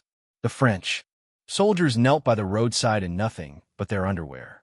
White, like your flag, French, Meindl mocked as he climbed into the foremost truck. You drive, Niemand, he said, fixing him with a hard stare. You are the highest-ranking officer now. Remember that. Niemand nodded. Once, dressed in a French officer's uniform, he climbed into the driver's seat and gripped the wheel. The tires spun, throwing up dust and sand as the truck lurched forward. One by one, the rest of the column followed. In every vehicle sat one or two German soldiers clad in French uniforms, their helmets low, their rifles resting casually in their hands. From a distance, it looked like a retreating French convoy. Up close, it was anything but. The kneeling prisoners were left behind. By the roadside, half-naked, silent, watching as their own uniforms disappeared down the road with the engine's fading growl. Meindl stood in the open cargo bed of the lead truck, one hand braced against the frame, eyes fixed ahead. No insignia marked him. No rank, no name. Just another French officer among many. The ghost did not speak. The convoy rolled on, swallowed by dust and trees, carrying gold, lies, and men who officially no longer existed. Asso's tanks rolled into the opposite direction. Chapter 114. Operation Revenant, to halt, a French soldier shouted, raising his rifle over the temporary roadblock. With him, a group of other French soldiers emerged, blocking the advancing military trucks. Meindl narrowed his eyes and raised his hand. At the signal, Niemann slowed the vehicle, coming to a halt in front of the soldiers, the other trucks in the column stopping accordingly. The French soldier from before walked slowly, almost leisurely, toward the driver's side window. Noticing that he and Niemann held the same rank, he straightened slightly and pulled a cigarette between his lips. Good morning. Where are you heading? He asked. Niemann glanced briefly at Meindl before turning toward the window. Good morning. This is a special transport. Our destination is secret, he replied in flawless French. The French officer exchanged a glance with the three soldiers now standing beside him, then suddenly burst into laughter, the others joining in. The officer stepped closer, leaning into the truck. Once again, where are you heading? He paused, his eyes shifting to Meindl. And what exactly are you transporting? I don't see any soldiers in the back. That is secret as well, Niemann answered, pressing his lips together, his hand slowly lowering toward his belt. The officer sighed, winking at his men, and gesturing toward the rear of the truck. Niemann narrowed his eyes. and shot Meindl a pressing look. Meindl shook his head and sighed. Quickly, he opened the door and jumped out, giving a brief nod toward the truck a few meters behind them. Moments later, its doors opened and 2 soldiers stepped out. "Oh my God," one of the real French soldiers shouted. "This is," the officer muttered, his voice filled with shock and disbelief before turning toward the approaching Meindl. "You," he shouted. "What is this?" Meindl looked at him in confusion, tilting his head. The officer stared back, equally confused before hearing footsteps and turning again. "What is this?" he demanded, now facing Neiman, who had also stepped out. Neiman ran a hand through his hair and sighed. "Take one and leave." The officer opened his mouth, then closed it again. "One," he finally said, a greedy smile creeping across his face. "Where is your generosity?" Neiman exhaled and stepped toward the revealed mass of gold ingots. Slowly, he reached out and grabbed one. Then, without warning, he swung around and smashed the ingot into the officer's face. The man collapsed instantly, his expression frozen, in stunned disbelief as blood seeped from his shattered features. The other 3 soldiers froze for a split second before raising their rifles, but Meindl and the accompanying men were faster. A barrage of gunfire erupted, and the 3 soldiers fell beside their officer. Meindl and Neiman exchanged a brief look. Neiman then placed the ingot back into its fitting place, the golden surface now smeared with dark crimson. "Onwards," Gustav said to his driver, leaning against the truck, while watching Meindl and Neiman before climbing back into his own vehicle. Meindl turned as well, sensing a gaze on his back. Their eyes met. There was no hostility, yet the exchange was cold as ice. The column continued onward, its destination clear to everyone. Toulon, the main military harbor of the French Republic, home to a large part of the French Mediterranean fleet. Trees and grass rushed past as the tires glided over the ground. Somewhere far away, Paul watched the scenery speed by as well, though his view held no greenery or forests, only blue and white. His plane shuddered lightly as it flew straight into a formation of clouds. "We will reach Paris airport shortly," Ribbentrop said, seated opposite Paul. "Good," Paul replied flatly, still not fully trusting the foreign minister before him. Ribbentrop had switched sides, not because Paul had demanded it, but because he seemed to believe the fabricated transfer of power. Or more likely, he merely pretended to save his meager life, Paul thought, tilting his head and watching the cloud once more.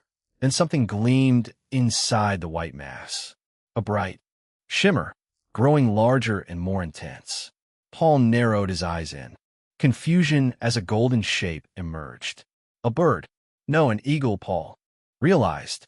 The eagle shot toward him, and he instinctively recoiled from the window. In the next instant, the golden gleam filled his vision. Again, am I about to die again? Paul thought, recognizing the sensation from earlier events in Spain and at Rundstedt's estate. "One, sir?" Ribbentrop asked, noticing Paul's sudden tension. Paul did not answer. His mind was far away. He saw destruction, fire, explosions, chaos, pure, chaos. At the center of it all stood Gustav. His silhouette staggered through the devastation, one hand clutching his side as he limped forward. Then he collapsed. Blood burst from his mouth and torso. Behind him appeared French soldiers. An officer stepped forward, raising his pistol. Then darkness. Paul jolted, his eyes snapping open in horror. Ribbentrop's face loomed right in front of him. "Sir? Sir? Yes." Ribbentrop. Paul murmured distantly, turning his gaze toward the other side of the cabin. "Manstein," he said, meeting the concerned eyes of the general. "Yes." Paul looked down for a moment, still withdrawn, then his focus sharpened abruptly. "Operation Revenant," he began. "You will send additional reinforcements. I have a feeling this will not go as planned." But the plan stands as it is, Manstein replied carefully. The Go Squad is highly skilled. They will secure the base with minimal resistance from within once the surrender of France reaches. The officers there. No, Paul Prest. Send them. Airborne units. They will secure the harbor. Contact General Student. I want heavy weaponry on site as well. You should use the new prototypes. Manstein widened his eyes. That is a considerable risk on such short notice. But if you insist, I will arrange it once we land, he said, skepticism clear in his voice. Paul's thoughts returned to the vision. The chaos. The explosions. It had felt as if he stood between the buildings and the ships themselves. Ships, Paul said aloud, realization dawning. They were the ones firing. Pardon, Ribbentrop and Manstein asked. Simultaneously, a fox remains a fox, even when the game is rigged. Churchill, I underestimated you, Paul thought. The British have sent their fleet to destroy the French one, together with our Go Squad. Paul said decisively, receiving confused glances from Manstein and Ribbentrop. Paul sighed while looking at their dumbfounded expressions. Although I do not wish to be as unreasonable as your previous Führer, this time I will be. Trust me, we need to start an emergency mission. He said coldly, if the British have really sent their fleet, then... Manstein hesitated, still not fully persuaded.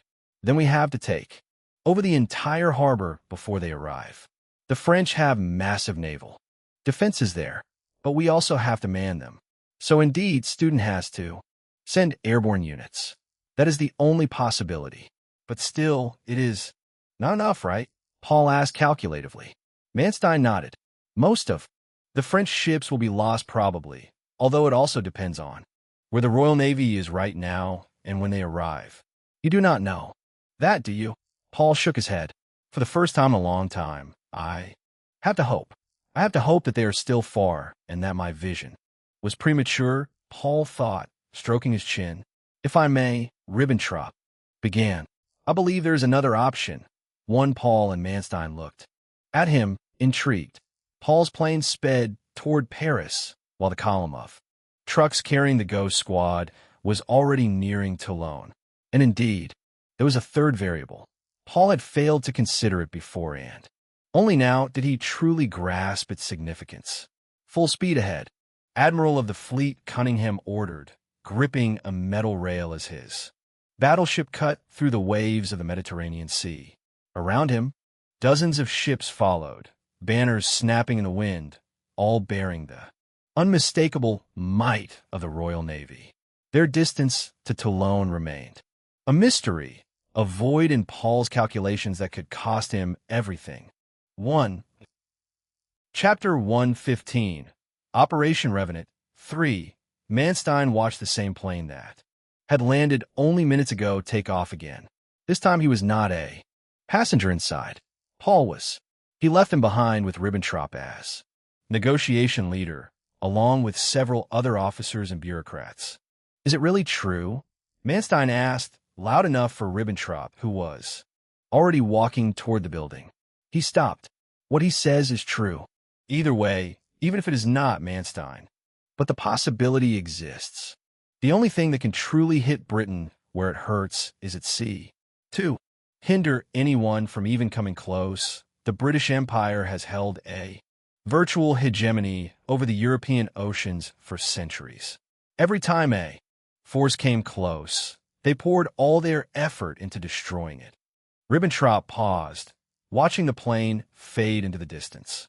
If our gamble pays off, we may become the first force in centuries to finally escape the wheel, to stand before Britain on equal footing, especially together in the Mediterranean if our Führer's meeting goes well. Indeed, Manstein answered, measuring the sly Ribbentrop before him. Before walking past him, we have much to do as well. Let us treat ourselves to a hearty meal, Manstein said, his eyes sharp. Hours later, Rome, Italy, so he has landed? Mussolini asked, plucking a grape from his pristine bowl, the sun shining brightly on his tanned face. Indeed, sire, Italo Balbo answered, taking a seat next to the dictator behind. The table on the terrace. So I will finally meet the famous Heinrich. Jaeger, a man quite shrouded in mystery, his climb astonishing. Although not as spectacular as my march on Rome, Mussolini said proudly, allowing himself another grape. He will most likely be here for an alliance. Balba changed the topic with evident awkwardness. Mussolini nodded. Very well. Let us see what he can give Italy in return. Mussolini said, standing up abruptly and walking toward the door leading into his spacious mansion. Two guards stood at attention, opening it for him. Come with me to the airport. Balba, Mussolini called out as Balba was still seated. Balba quickly stood up and followed behind the dictator with little enthusiasm. Ring, ring, ring. Balba looked toward the telephone that had been ringing for some time. Noticing no reaction from Mussolini, he reached for it. Hello. Yes. In the meantime, Mussolini finished putting on his majestic white military uniform. With a low hum, he let one of the attendants polish his leather boots. Balba lowered the receiver, his mouth opening. Sir, not now, Mussolini said, winking. But Mussolini raised his index finger, continuing to hum. Then suddenly he stood up, almost kicking the kneeling attendant, and walked toward the door. Balba sighed and opened his mouth again. Jaeger is... Mussolini tore the door open, only to find a man clad in a gray-green military uniform standing before him. His black hair was neatly combed, his pristine blue eyes meeting Mussolini's brown ones. Sharply and calculatingly, he smiled at Mussolini, almost mockingly. Behind him stood a crowd of men, some German, some Italian. At the forefront was a man clad in an expensive suit, panting heavily before straightening himself. One, sir, the Führer of Germany, Heinrich Jaeger, has arrived, the man announced. Mussolini, completely baffled by the sudden situation, stared at the man in anger before turning toward Balba. That is what I wanted. Shush, Mussolini snapped, glaring angrily at Balba, who balled his fist. Wine, Your Excellency? An Italian asked for what felt like the 10th time. Paul gave him a cold glance, scaring away the overly enthusiastic man before turning his focus back to Mussolini and his translator, who happened to be his foreign minister and son-in-law, Count Galeazzo Ciano. The Count's gaze remained hostile throughout the meeting. Still, he translated every word. Paul spoke. So, where were we? Paul began. Yes. He stretched out his hand. Join me. Join Germany. Join the victor. That is what you wished. For the whole time, Mussolini, listening to the translation, was taken aback by the blunt statement. Although Italy is interested in forming an alliance, we wish to know which benefits would reach our country with such an agreement. Fighting against Britain and the rest of the Allies is a large task. The Count translated Mussolini's words with evident disdain. Historically, he was known for opposing an alliance with Hitler's Germany, a fact Paul knew all too well. Beneath the table, Paul's gloved hand tightened, the leather creaking quietly under the strain. Tell me, Count, Paul began, looking directly at him. The man seemed surprised at being addressed directly. Why are you lying? Why are you misinterpreting his words? The Count's eyes widened. I do not know. What? Paul slammed his fist onto the table. The German soldiers behind him straightened instantly, as did the Italians. Mussolini exchanged worried glances between the Count and Paul, not understanding how the meeting had escalated so suddenly. Then Paul spoke again. Are you calling me dumb, Count? He asked in Italian, his accent noticeable but faint. The Count, already about to respond, froze mid-sentence as he realized the language Paul was speaking. You speak Italian? He asked. Yes. It seems your services are no longer required. You may leave, Paul said, also looking at Mussolini, making sure to appear as offended as possible. Mussolini hesitated briefly, then waved the Count away. Paul leaned back slightly, watching the man leave while muttering quiet curses. A German soldier behind Paul, one who had followed him for quite some time, and a new member of the Ghost Squad, narrowed his eyes. The Count had not mistranslated a single word. The soldier thought so, knowing Italian. It did not dare voice it, knowing Paul had another. Attention. Only one remains, Paul thought, looking at Balbas seated too. Mussolini's left. Now, let me tell you something, Paul continued, his voice turning cold again. Italy is not entitled to any compensation from Germany. We have defeated Poland, the Netherlands, Belgium, France, and not to forget little Luxembourg. Paul paused. Alone, if you wish to follow us, you may do so. But Germany will not hesitate to walk this thorny path alone once again if it must. Mussolini's cheerful demeanor grew more serious with every word until he held his breath. France, you say, he asked. Paul glanced at his watch. Right now, Mussolini and Balbas stared at him, wide-eyed. Gentlemen, Paul said, extending his hand. My hand remains. Although I said Italy is not entitled to compensation, there is room for cooperation between our two countries. For example, in the air sector, our technology is unmatched. Balba tilted his head with evident interest. The air marshal had always admired the German Air Force. A glimpse of its technology could boost Italy's own considerably. He gave Mussolini enthusiastic nods. The dictator finally spoke. You speak of cooperation. What do you expect from us in return, besides joining the war? Oh, there's still a spark, Paul thought, surprised by Mussolini's sudden sharpness. Toulon. The Italian Navy must depart immediately. A little bird told me the British Mediterranean fleet will appear there. We want you to strike them in a surprise attack, and at the same time protect our new fleet, Paul added. Silently, his piercing gaze never leaving Mussolini. This time, Mussolini's eyes gleamed. The British, from their distant mainland, had claimed dominion over the Mediterranean, something greater Italy had once aspired to, something he could not accept. Paul's hand remained extended, his other fingers tapping against the table. Slowly, Mussolini stood up and suddenly thrust his hand forward, almost lunging for Paul's, perhaps remembering that he alone decided power in Italy. Yes, Mussolini declared, raising his left arm high. Italy will join the war effort, declaring war on the Allies with immediate effect. Spread the message. Ready the Army, Air Force, and Navy. Admiral Iacchino is to leave harbor immediately and strike preemptively at the British fleet in Toulon. With this strike, Italy will show its might to the world. The Pact of Steel, as later generations would call it. With it, another great European power joined the war effort, fueling the fire already burning across the continent, feeding hungry predators, awakening desires for power, or rousing long-sleeping dogs eager to bite back. Either way, on the 1st of July, 1939 at 2 p.m., sirens echoed through Taranto, Italy's largest naval base, followed by the chaos of war. At 4 p.m., the engines of the first warships began to howl, thick black smoke rising into the sky. Battleships, old monsters, though the Italian ones truly were old, still retained traces of their former sharpness. Alongside them, cruisers, destroyers, and countless other vessels left the harbor.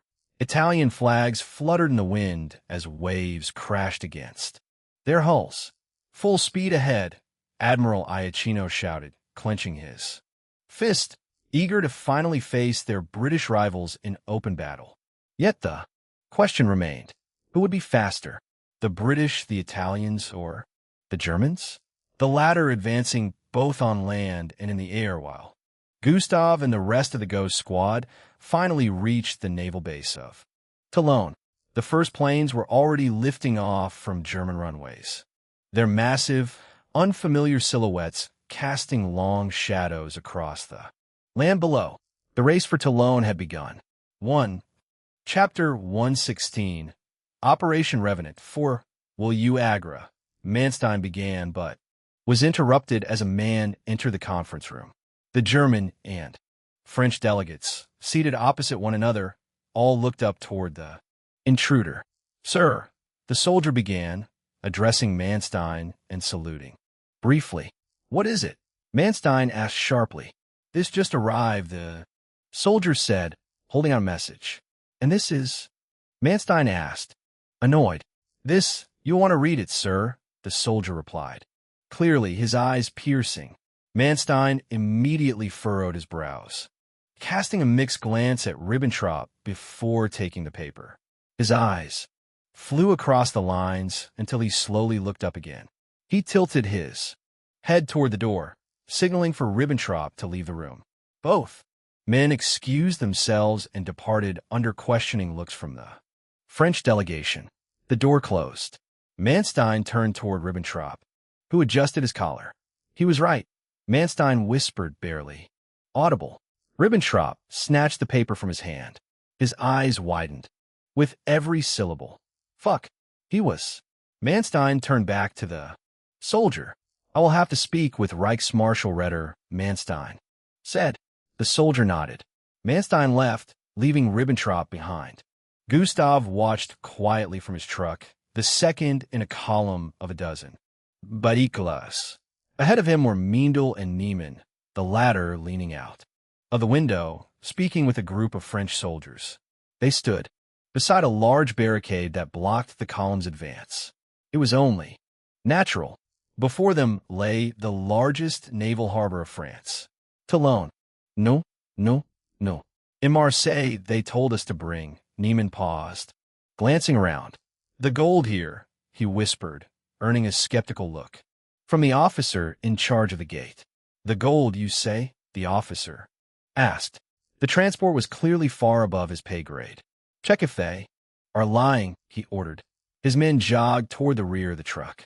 "Hopefully they do not check the other ones as well," Meindl muttered. Niemann nodded silently. When the soldier gave the signal, the officer looked visibly surprised. "Well, this, I will have to inform the base." "Commander," he muttered, walking toward a small hut and picking up the telephone. After countless calls, arguments, and confusion, the front gate of the Toulon naval base finally opened with a loud creak, letting through the so-called lifeline of France. Vice-Admiral d'Escadre Emmanuel Olive peered through his binoculars, observing the distant transport convoy while holding a telephone receiver in his other hand. "Have you understood?" a voice shouted through the line. The vice admiral pulled the receiver away from his ear. "I do not care if they cannot read maps or if no one in Marseille wants to transport it. It is with you now. Bring it into safety." Yes, Monsieur President," Olive muttered, massaging his forehead. "Once it is secured, our fight is finally over," the president added, almost as an afterthought. It did not escape Olive's ears. Does that mean France has officially capitulated?" the admiral asked, completely baffled. "Of course. The Germans have already flooded the country. They are probably on their way to you already," Lebrun replied dismissively. The vice admiral shook his head frantically, his massaging growing more intense. "Then what of our Mediterranean fleet? I cannot contact Admiral Darla," he pressed. "Yes, take it with you." "Yes, that one." Lebrun's voice echoed through the receiver. Olive stared at the phone in confusion. "Sorry, I was speaking to whatever. Hell, I do not even know. If you take the fleet to Algiers, perhaps the British will seize it, perhaps they will not. Such an act could provoke Germany once again and break the armistice we still have." A heavy silence followed. "Perhaps it is for the best. The British abandoned us after Dunkirk. Those sons of bitches. Churchill is not even returning my calls anymore." The admiral did not respond.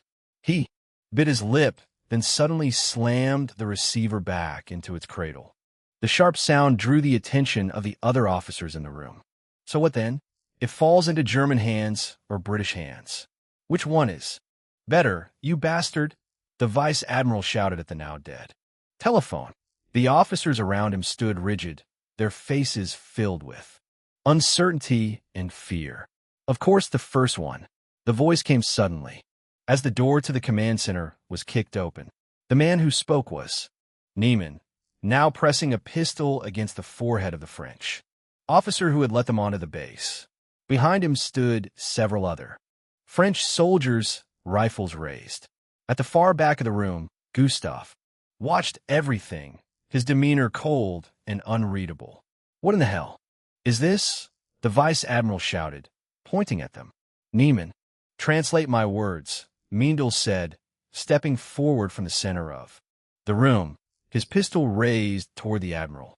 "Germans," one of the French officers said aloud, hands already in the air, recognizing the language. "This base is now under the control of the German Reich. Every one of you will raise your hands, or you will be shot," Meindl ordered, closing the distance between himself and the admiral. Slowly the admiral raised his hands. "We wish to buy your ships.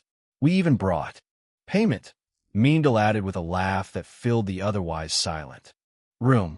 "Men," Meindl shouted. His elite soldiers straightened instantly, all except Gustave, who remained in the back.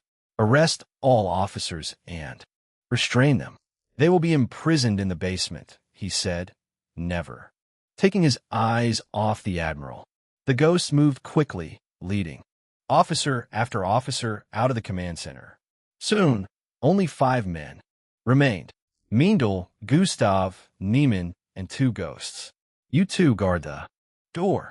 No one enters this room until I say so," Meindl ordered. The 2 men immediately stepped outside, closing the door behind them. Neiman locked it, and now the admiral finally spoke, his voice dry and almost self-pitying. "Now we wait," Meindl replied calmly, taking a seat. "For what?" the admiral shouted, turning toward Neiman. "Until the rest of our forces arrive. Then we open the gates and take all your ships. Until then, not a single command of you will leave this room," Meindl said. The admiral's eyes widened as he slowly realized the situation France, no, he himself was in. Then someone cleared his throat. "I will establish contact and inform them of our success," Gustave said, finally stepping out of the shadows, a suitcase in his hand. When he placed it on the table and opened it, inside lay a machine. An enigma, but not a regular one. This model had been given to him personally by Paul. "An enigma?" Meindl asked, frowning. "Is that the new model? The one the Fuhrer mentioned?" "Indeed," Gustave replied, flatly, ignoring the irritated glances from both Meindl and Neiman. Moments later, Gustave began typing, transmitting the message of their success. "Wehrmacht High Command, Berlin." Simultaneously, the entire building was in a state of absolute turmoil.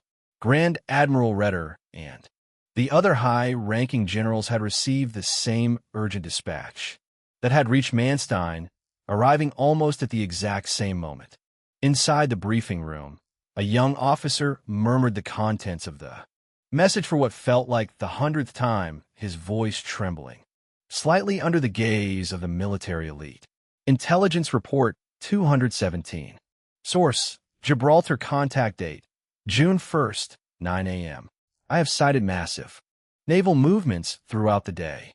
Reliable contacts within the harbor confirm that a major strike force has been formed under the command of Admiral Cunningham. At approximately 9 o'clock hours, I witnessed a significant number of vessels departing the British naval base and heading into open water." The officer cleared his throat, the paper trembling slightly in his hands as he reached the final part of the intercepted message. "I have counted and recognized a considerable number of ships: HMS Hood, HMS Valiant, HMS Resolution, HMS Ark Royal, HMS Enterprise, HMS Arethusa, and 11 destroyers of various classes." Sir, message from the Ghost Squad." A soldier burst into the room, shouting. Ritter quickly snatched the paper from his hand, his eyes flying over the lines. His expression hardened. "Respond, the British are approaching from the west at full steam. Force H is cleared. Gibraltar with the Hood and the Ark Royal leading the formation. Your window of opportunity is closing. However, support is already airborne. General Student has launched a massive aerial armada. Hundreds of transport planes and heavy prototypes are inbound to your coordinates. Within these planes are not only paratroopers, but also specialized crews. From the Kriegsmarine, they're equipped to man the heavy batteries and warships alongside the French immediately. Use this display of power.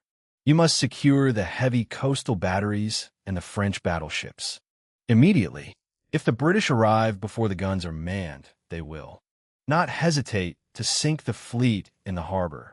You're authorized to use any means necessary to ensure French cooperation. Failure is not an option. Hold the line. The command room. Toulon. Failure is not an option. Hold the line. Gustav's voice was hollow as he read the final words. He dropped the paper, his gaze locking with the grim stares of Meindl and Niemann. For a moment, the only sound was the distant lapping of the sea against the stone piers. The three men turned to the windows. The afternoon sun cut through the glass, casting long shadows over the strategic maps, their eyes fixed on the horizon where the blue water met. The pale sky. Somewhere out there, thousands of tons of British steel were cutting through the waves, a wall of heavy guns and cold intent, closing the distance with every heartbeat. 1. Chapter 117. The Final Stance. 1. Will you stand by and watch this fleet be destroyed by greed and fear, Admiral? Meindl shouted, his voice echoing through the room. The Admiral stared at the floor, his face a mask of bitter contemplation. He knew the British. He knew their doctrine. If they could not have the French fleet, they would turn it into a graveyard. The British, he cursed, his fist clenching until the knuckles turned white. They would fire on their own allies before letting a single ship sail under a different flag. They have no right. Niemann and Gustav exchanged an optimistic glance, but the admirals had snapped up, his eyes cold. But you, the Frenchman spat, you are no different. You come here with your paratroopers and your demands, speaking of cooperation while your boots stand on our soil. Gustav stepped forward, his voice dropping to a calm, provocative tone. He had learned from Paul that men like this needed a bridge to cross, not a wall to climb. We are different in one significant way, Admiral. Gustav said, with us, these ships remain a fleet. They remain the beautiful monsters of the sea they were built to be. With the British, they will be scrap metal at the bottom of this harbor within 48 hours. How can a man of the sea allow that? To let them rot in the mud? Because of a politician's pride. By any means necessary, Meindl repeated, the weight of high command's orders heavy in his voice. If you defend this harbor now, you are not surrendering. You are joining a new order. You will retain your rank and your command. The Admiral looked up. There was no joy in his expression, only hard, desperate determination. Only if I retain my crew, he muttered. I will not have my men sent to camps while Germans sail their ships. Meindl and Gustav exchanged a brief, tense look. They were overstepping their authority, but the roar of incoming transport planes had become a physical force. Shaking the room, Gustav nodded. Agreed. You and your crew stay together. You keep your flagship.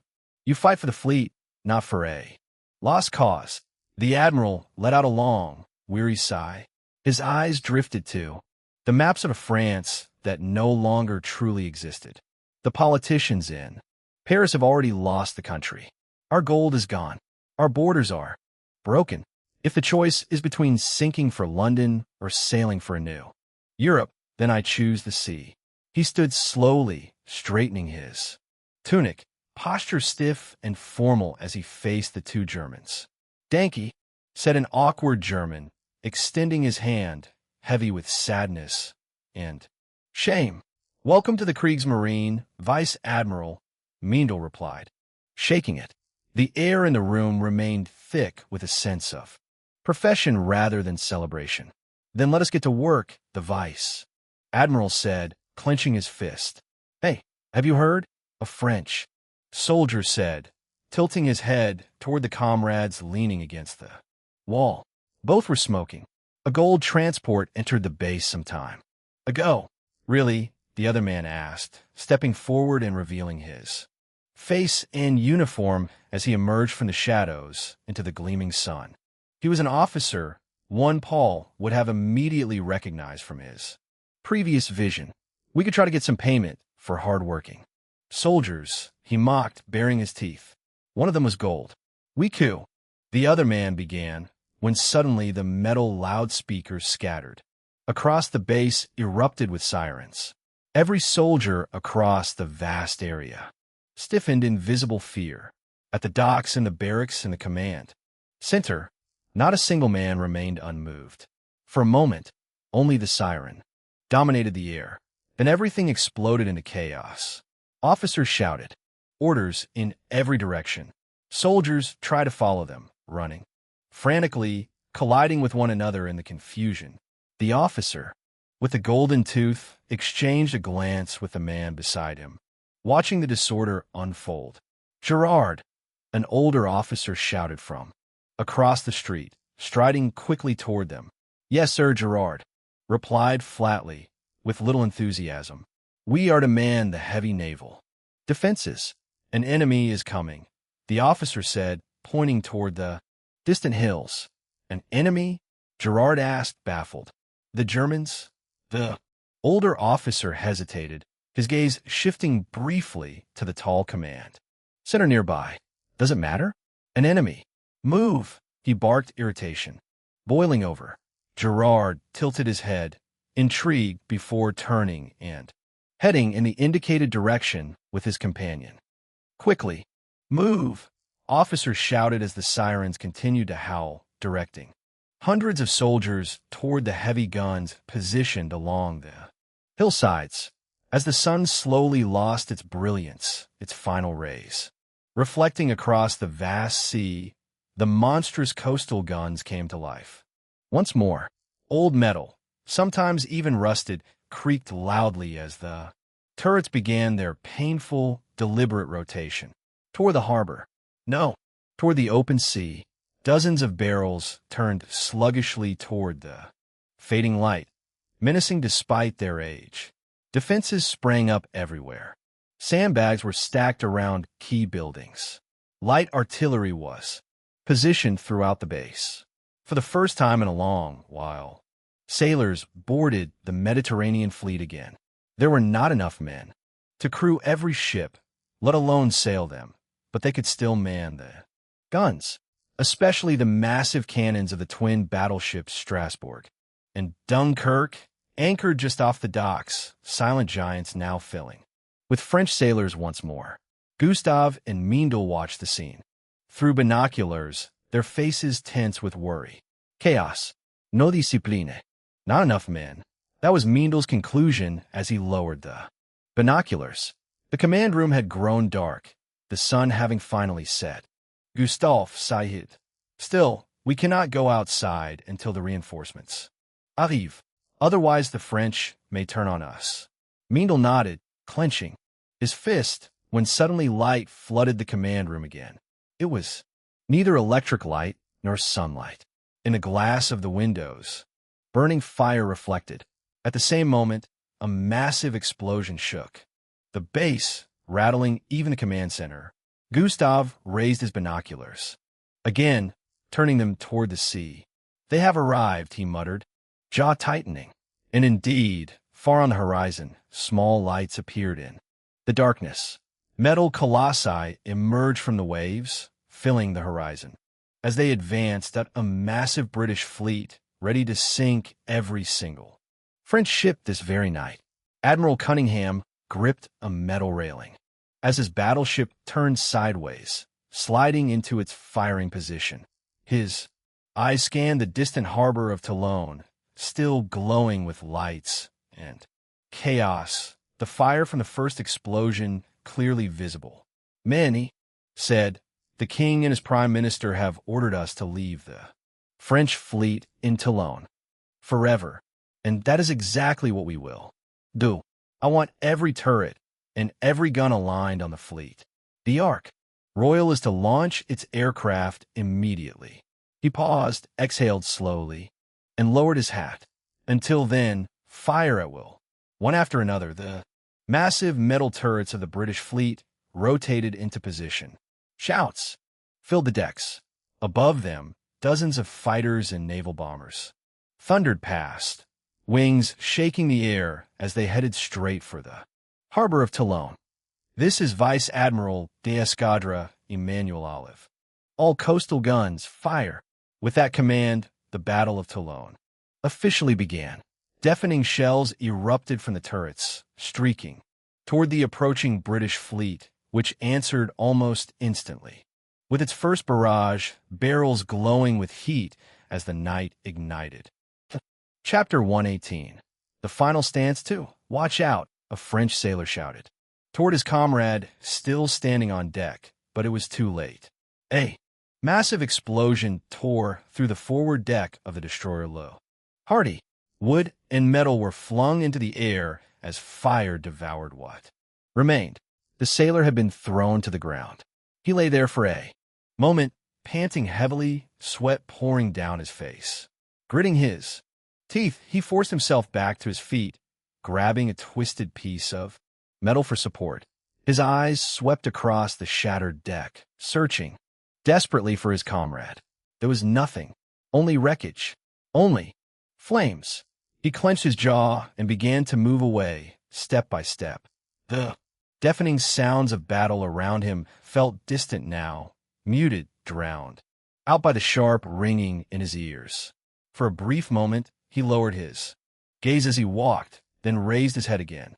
Something flashed at the edge of his vision, too fast to fully register. The next explosion was closer. A violent blast engulfed part of the bridge, the impact striking just meters from where he had stood seconds earlier. A British bomber roared overhead, streaking past the burning, crumpled metal colossus that the destroyer had become. Such a sight had become common. Fires raged on both sides, the harbor and the open sea lit by burning ships and exploding shells. The British fleet, too, had suffered heavily under the relentless fire of the coastal artillery, several vessels damaged, decks scarred and burning. Yet their main force remained usable. The Hood and the Ark Royal. The Ark Royal lay farther out, beyond the worst of the coastal guns.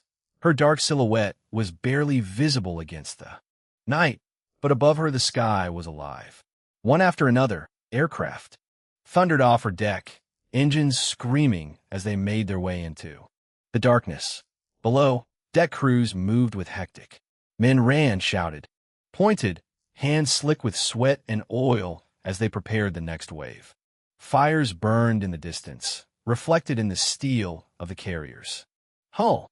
On the bridge, officers watched the horizon in tense silence. Launch the next strike, came the order, unwavering. Target the battleships in the docks.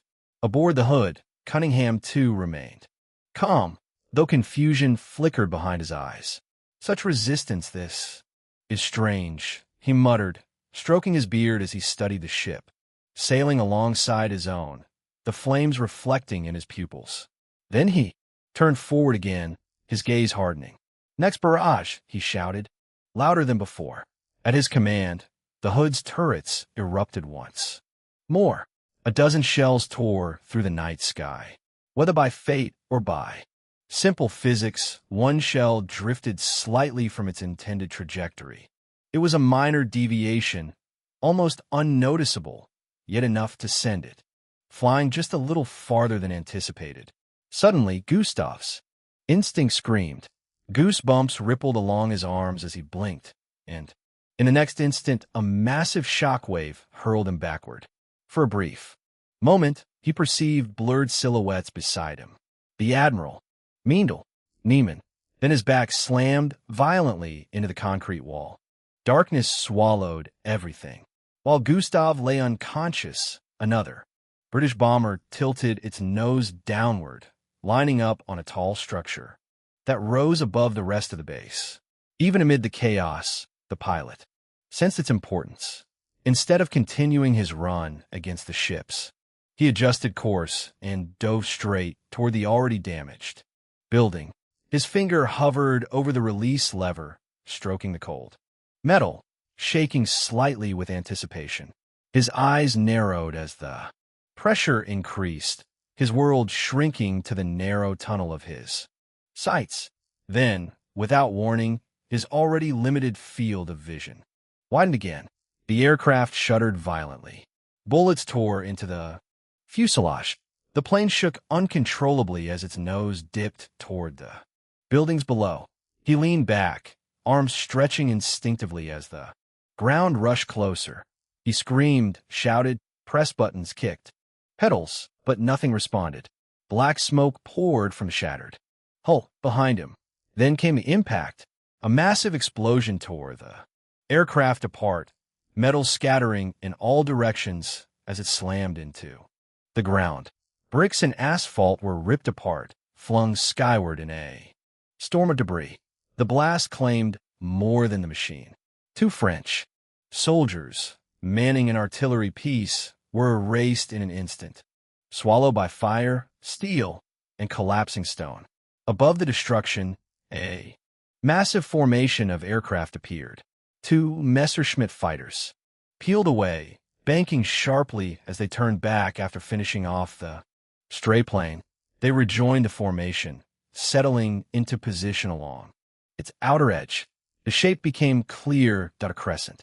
At its center flew enormous transport planes, vast and heavy, their silhouettes unmistakable. Slowly, they filled the sky above Toulon. Their legendary presence sent a wave through the battlefield. Morale surged among many of the soldiers below, though some began to realize with unease that these were German aircraft. Slowly, Gustav opened his eyes. He coughed, rubbing dust from his face, when pain suddenly shot through his nerves, climbing up his side and tearing a groan from his throat. He rasped, clutching his ribs. Still, he managed to pull himself upright. Stumbling, he made his way toward the edge of the shattered building, now torn wide open toward the sea. The sound made him look up. Blood trickled down from a wound on his head as he raised his gaze. For a moment, he could only stare. Hundreds, no, countless dark specks appeared beneath the aircraft. Not planes, men. Painfully slowly, the corners of his lips curled upward, relief plain on his battered face. From the massive, unknown planes, not only men but also large crates were ejected, falling slowly toward the streets below. The rest of the formation continued toward the British fleet, hungry for their blood. Gustav turned, limping away, glancing at Meindl, whose chest still rose, and fell with shallow breaths. Gustav walked past him, down intact part of the building. Finally, he reached the exit, stopping to draw a deep breath. His energy was fading, but he had to reach the paratroopers. He pressed on through the destroyed streets. Explosions around him sent vibrations up through his feet and into his body. The battle still raged, perhaps even fiercer than before. But with them we can, Gustav murmured, suddenly stopping. Before him stood a small group of French soldiers at the forefront. Gerard, smiling and revealing his golden tooth. Haven't I told you? Germans, he said to the other soldiers who raised their rifles. Slowly, he pointed directly at his gold tooth. Where is it? German? He asked. Gustav scanned his surroundings, searching desperately for an escape. We are no enemies anymore, French, he said quietly. You have capitulated. The British are attacking now. So what are you doing? Is that true? One soldier asked another. Why should he lie? The second replied. Shut up. God damn it, Gerard shouted, clenching his teeth as he drew his pistol. You want it, huh? Gustav asked, his voice low and dangerous, his left hand already hidden behind his back. Then suddenly he shouted, Here is The gold. But there was no gold in his hand. Instead, he threw a small, dark, round object under the confused stares of the soldiers before, sprinting into a narrow alley beside him. An explosion erupted behind him, screams following immediately. Footsteps thundered after him. Gustav limped forward, bullets kicking up dust around him, and shouts rang out from behind. German! German! Gerard called out, his voice tinged with amusement. Bullets sprayed toward Gustav, striking only bricks as he ducked and stumbled onward.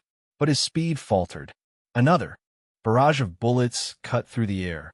Gustav suddenly lost strength, his body collapsing onto the cold ground, blood pouring from a wound in his shoulder. Well, came a voice from behind. Gerard stood. Over him, pistol raised, a familiar, terrifying sight. Gustav had already closed his eyes. The only sound was the crackling of fire and the drip of rain falling through the night sky. A shot. Silence. Gustav slowly rose, tilting his head. Dark leather boots, dozens of them. His eyes scanned the face of the man before him, and then, suddenly, the Gustav Liggett. Huh. General Kurt, student, extended his hand toward Gustav, who slowly took it. He leaned onto the back of another German paratrooper as student was briefed. Sir, a paratrooper saluted. Sharply, 95% of the force has landed, the soldier reported. There haven't been any conflicts with the French yet. The first group has reached the coastal guns and is manning the still empty positions. The second group is waiting for the artillery we dropped by prototype. And the third group is on its way toward the French ships. Gustav, listening, weakly interjected, the French ships? Indeed, student, replied. We brought sailors with us. They will attempt to get the ships moving and return more fire. 2. Chapter 119. The Final Stance 3. The Battle of Toulon entered a lethal new phase as the sky became a jagged graveyard of steel. British and German fighters locked in a savage melee directly above the British fleet, weaving between the towering masts and heavy hulls with desperate precision. Shit, Cunningham cursed. He watched through his binoculars as German paratroopers continued to rain down upon the docks while another Messerschmitt screamed past his bridge. The realization hit him with the weight of a broadside. No wonder nothing has gone to plan. It is the Germans. They want the fleet for themselves. Though the British still held the tactical advantage, the cost was mounting. French ships were already settling into the harbor mud, and the docks were a landscape of fire. But Cunningham's own line was fraying. Several of his vessels were scarred by coastal fire, and one of his older destroyers was already beginning to list, its decks swamped by the sea. Sweat rolled down his forehead as his bridge became a cacophony of shouting aids and panicked reports. Then a single voice cut through the madness like a blade. Sir, contact. Another fleet at 4 o'clock. Cunningham's head snapped toward the sailor, whose eyes were wide with raw terror. What? Who? Cunningham roared. He grabbed his binoculars and stormed out onto the wing of the bridge. The wind lashed at his face, and the cold sea air filled his trembling lungs. He scanned the horizon until his vision locked onto a small piece of cloth snapping in the gale. The tricolor of home. The Italians, he whispered. His jaw clenched so hard it ached. He looked down at the deck of his flagship, his mind racing through the trap Paul Jaeger had laid for him. While he stood frozen in contemplation, the first heavy shells from the incoming Italian fleet slammed into the waters around his formation. A towering geyser of salt water drenched the bridge wing, snapping Cunningham out of his trance as the flagship shuddered violently. Almost simultaneously, the coastal batteries and the remaining French ships unleashed a devastating barrage of their own, shells finding their marks among the attackers, several ships taking hits, including the hood. Sir, turret number 1 was hit.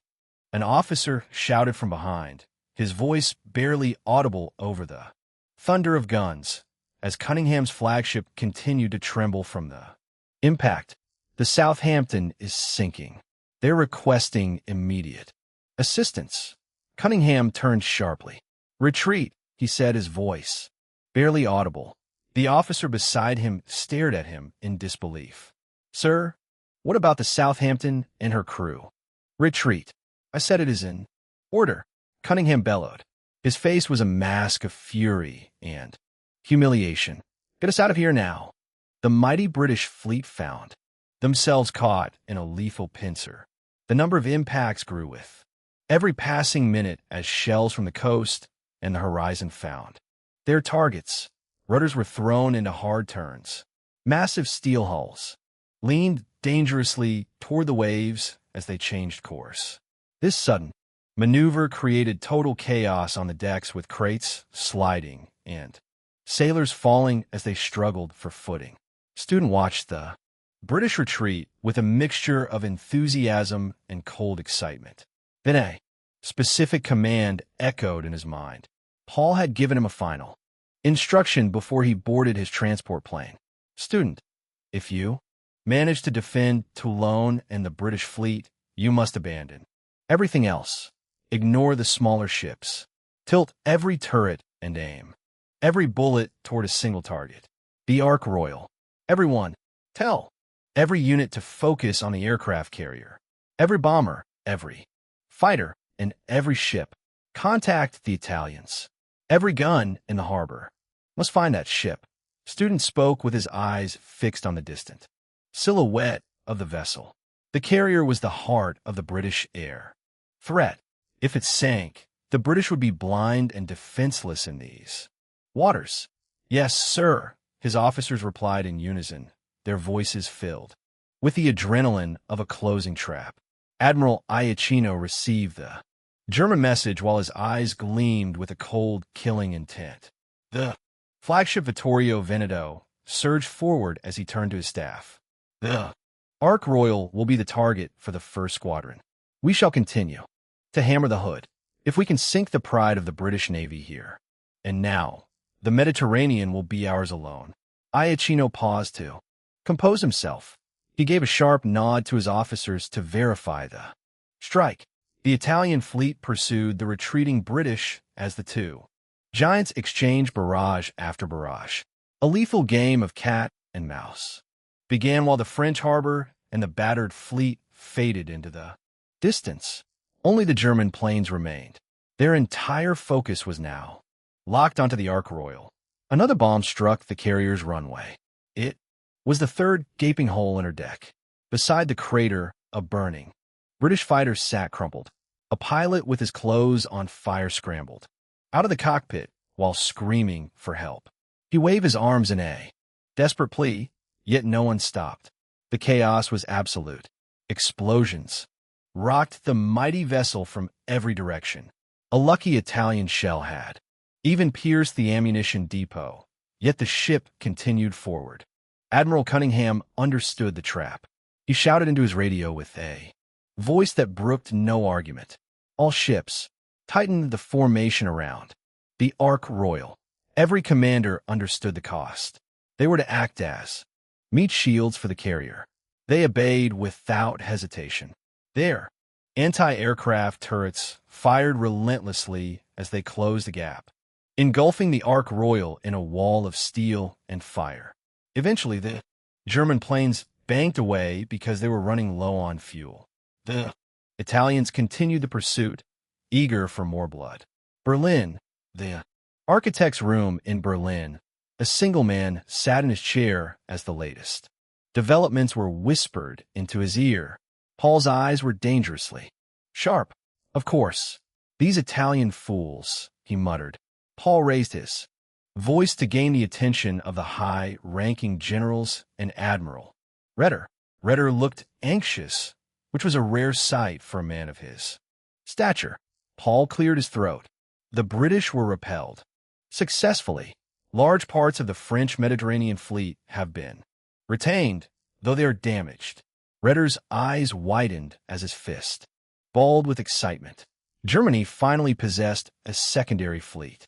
Now, gentlemen, Paul began. His voice was low and commanding. We have devoured France in its entirety. Its territory, its fleet, and its gold are ours. Today we mark the end of France as a sovereign entity. Unlike the original timeline, Paul did not establish a Vichy government. He took everything. The British have made their move. Although they put us in a precarious situation, we are still standing. Now, it is our turn to strike. Paul squinted his eyes, sending a visible shiver down the spines of the officers in the room. Give me Captain Preen, one. Chapter 120. The Wolves of the Bay, Captain Preen, a ghost guard asked, the obviously nervous man standing before him. Yes, Preen answered, while adjusting his collar and his uniform. He was restless. Paul and he had been old, perhaps distant, but nonetheless friends. However, meeting him now was entirely different from meeting him a year ago. Back then, he had met a young and promising officer of the Wehrmacht who was still within his reach. Now, he was about to meet the new Führer of Germany and the head of state. With a light creak, the double doors were opened. Preen was led inside, and his gaze immediately went to the man sitting behind a large wooden desk. He recognized the man as Paul despite only seeing him from the side. Paul was still talking with another man whom Preen also knew. Sirs. Preen saluted both Paul and Ritter. The two men turned their heads toward him and stopped their conversation. Paul nodded. He was clearly pleased to receive a traditional military salute, rather than the political salute many people still preferred. The military salute was far more fitting for the regime he had begun to establish. It was a military dictatorship where ideology was merely a tool rather than a religion. Preen, it has been a long time, Paul said. He stood up and shook the man's hand firmly. Preen nodded, surprised by the warmth of the welcome.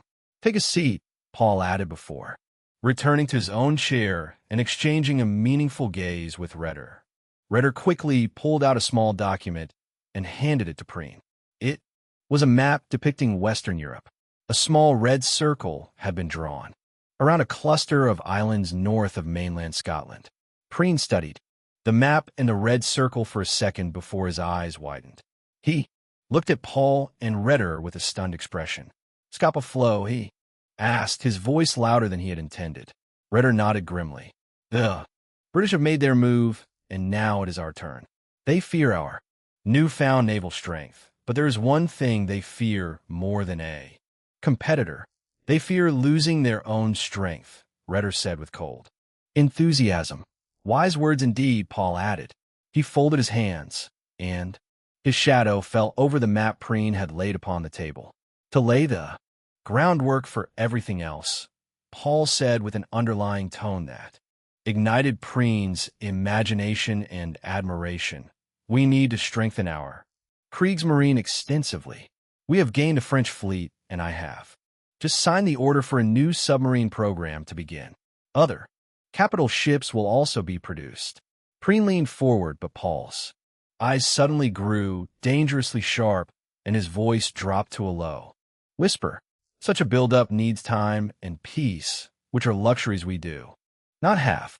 Therefore, we will rely upon familiar weapons. We will use surprise and fear. Captain Preen, you will lead a top-secret mission. You will command a submarine attack on the British naval base at Scapa Flow and strike the very heart of their fleet. Preen looked at Ritter, then at Paul, and back to Ritter again, as if he could not believe what he had just heard. He quickly collected himself and straightened his posture. Yes, sir, he replied, though his tones sounded utterly dejected. You do not sound overly enthusiastic, Captain, Ritter said, with a light, knowing smile. No, I simply, Preen stammered. There is no need for false courtesy, Preen, Paul interrupted, opening a drawer in his desk. Of course such a mission is dangerous. To any other officer, it would be impossible. Slowly, he pulled out another piece of paper and pushed it toward the captain. Impossible for them, but not for you, Paul repeated, as he watched Preen's eyes widen in shock at the details on the page. Paul felt a surge of grim satisfaction. He knew The gap in the defenses perfectly, so we'll have Preen originally. Redder and Paul exchanged a brief glance before the three men continued their discussion long into the night. August 6th, 1939, the Jaeger. Residence 3 weeks later, the summer air was heavy with the scent of pine and the coming rain. "Good evening, Elizabeth," Paul said as he embraced his wife. "Hello, Heinrich. It is good to see you," Elizabeth replied. She fell deeper into his arms, her voice thick with exhaustion. "Is it the child?" Paul asked softly, caressing her well-rounded stomach. Elizabeth nodded, and they walked together toward the living room. "The little one has kicked me the whole day," she complained. She sat down on a large sofa and leaned her head against Paul's shoulder. They sat in silence for a while. The fire crackled in the fireplace before them, providing warmth and a flickering orange light that danced across the room. "I talk and talk, but what about you?" Elizabeth asked, suddenly turning to look at him. "You are such a mystery. You barely share anything with me." She reached out and gently touched his cheek. "I do it to protect you," Paul whispered. "Tell me something, please." Elizabeth pleaded, her eyes wide. "Anything." Paul smiled lightly, though his eyes grew distant as he stared into the smoldering flames. "I can tell you a story," he said quietly. "Perhaps it is fiction. Perhaps it is reality." Elizabeth nodded. "It is a dark, stormy night in the North Sea. Wind tears across the waves, which rise and crash beneath a star-filled sky. Below the surface, the world is different," Paul whispered. "3 black shadows move beneath the foam. They are not made of flesh and bone, but of cold steel. They glide through the depths, silent as ghosts. They do not see, they listen. Every sound, every vibration matters. One wrong turn, one touch against the seabed, and the ocean would erase them without a trace. Ahead lies a fortress that believes itself impenetrable, surrounded by forgotten secrets and hidden traps." Slowly, Elizabeth's eyes closed, lulled by the warmth of the fire and the calm rhythm of Paul's voice. "Still," he continued, now speaking only to the shadows, "but they have a map drawn in secrets. They find the path. With only inches to spare, they slip past wrecks and rock. The chaos of the open sea fades. The water grows still, black as ink. They have entered the fortress. Scapa Flow, midnight. Under the starry sky, rest dozens of steel giants, the pride of the home fleet. Then, somewhere in the dark beneath the glassy surface, a small disruption appeared. At first it was only a fleeting puddle of ripples, followed by a small, trailing wave. Finally, a narrow piece of metal revealed itself. From the depths of the bay, 3 wolves, Paul whispered, a pack with bared fangs. Below the surface, metal groaned under pressure as torpedo doors swung open. The beasts have found their prey. Paul gently pulled a blanket over his sleeping wife. His eyes closed, a faint smile lingering on his lips. "How will the story end?" he murmured. "Fire!" Preen shouted. Sweat streamed down his face as the first torpedo hissed from its tube. Another followed, then 2 more pairs from the other. Boats.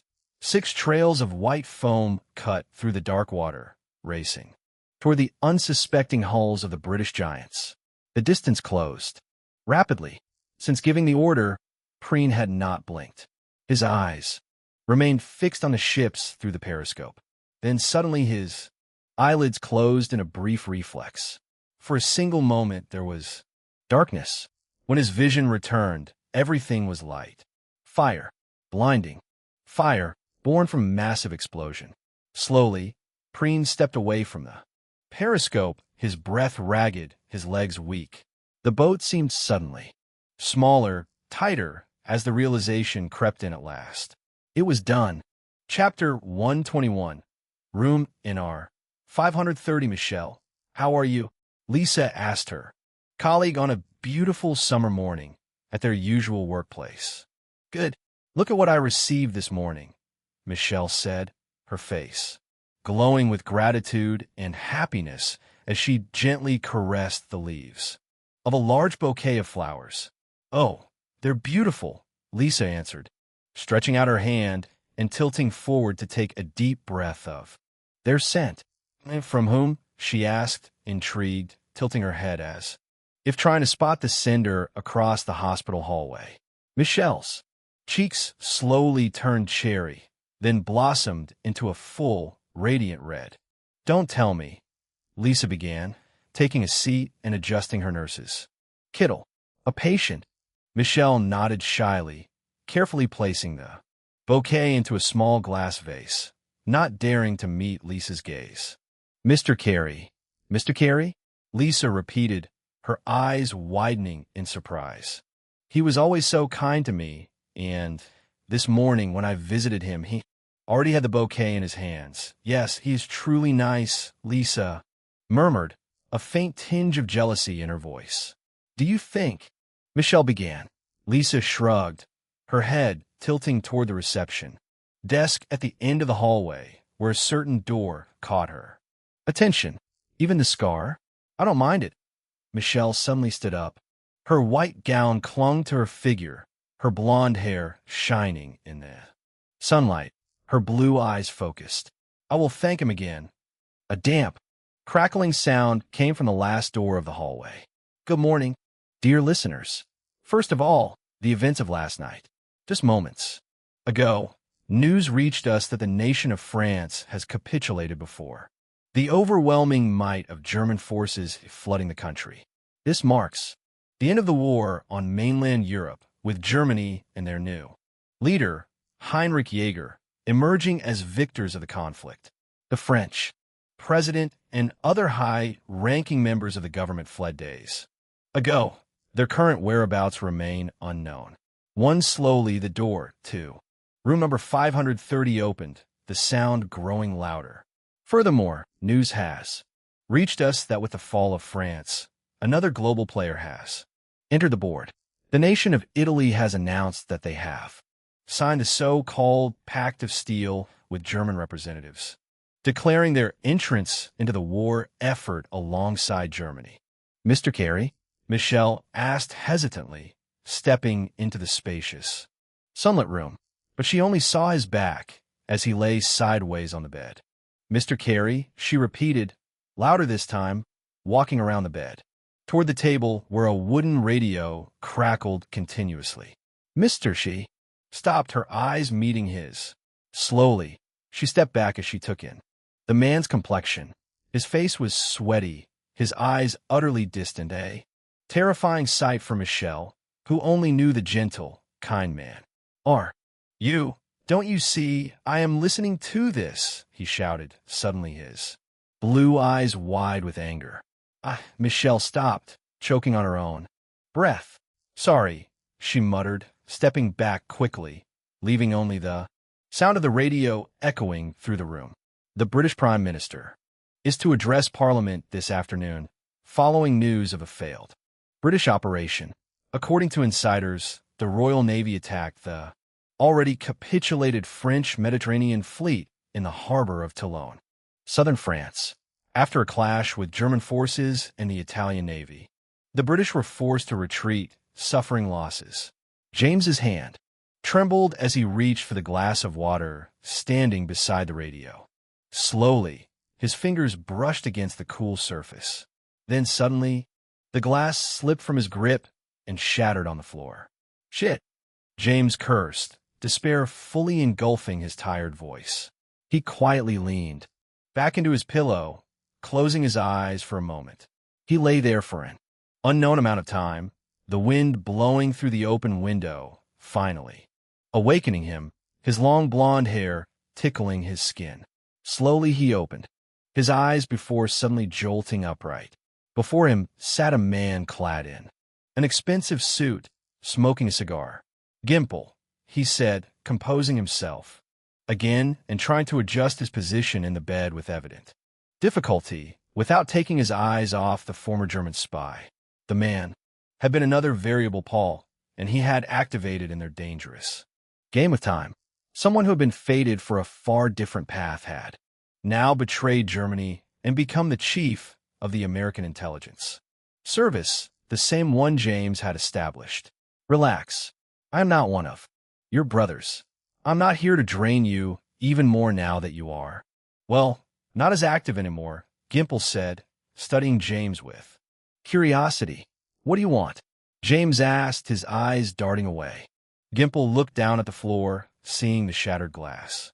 For a moment, a mocking smile appeared on his lips before vanishing just as quickly. You haven't forgotten, right? The things you told me back then. To get me on your side, the future, the past. Heinrich Jäger, Gimple asked, leaning forward, his voice growing cold. James bit his lip. Once. Again, what do you want? Your help? Gimple answered plainly. Although even if your whole story is true, I suppose most of it doesn't matter anymore. He has changed so much already that you can only guess. But still, you know him, and we need to know him too, in case the United States enters the war.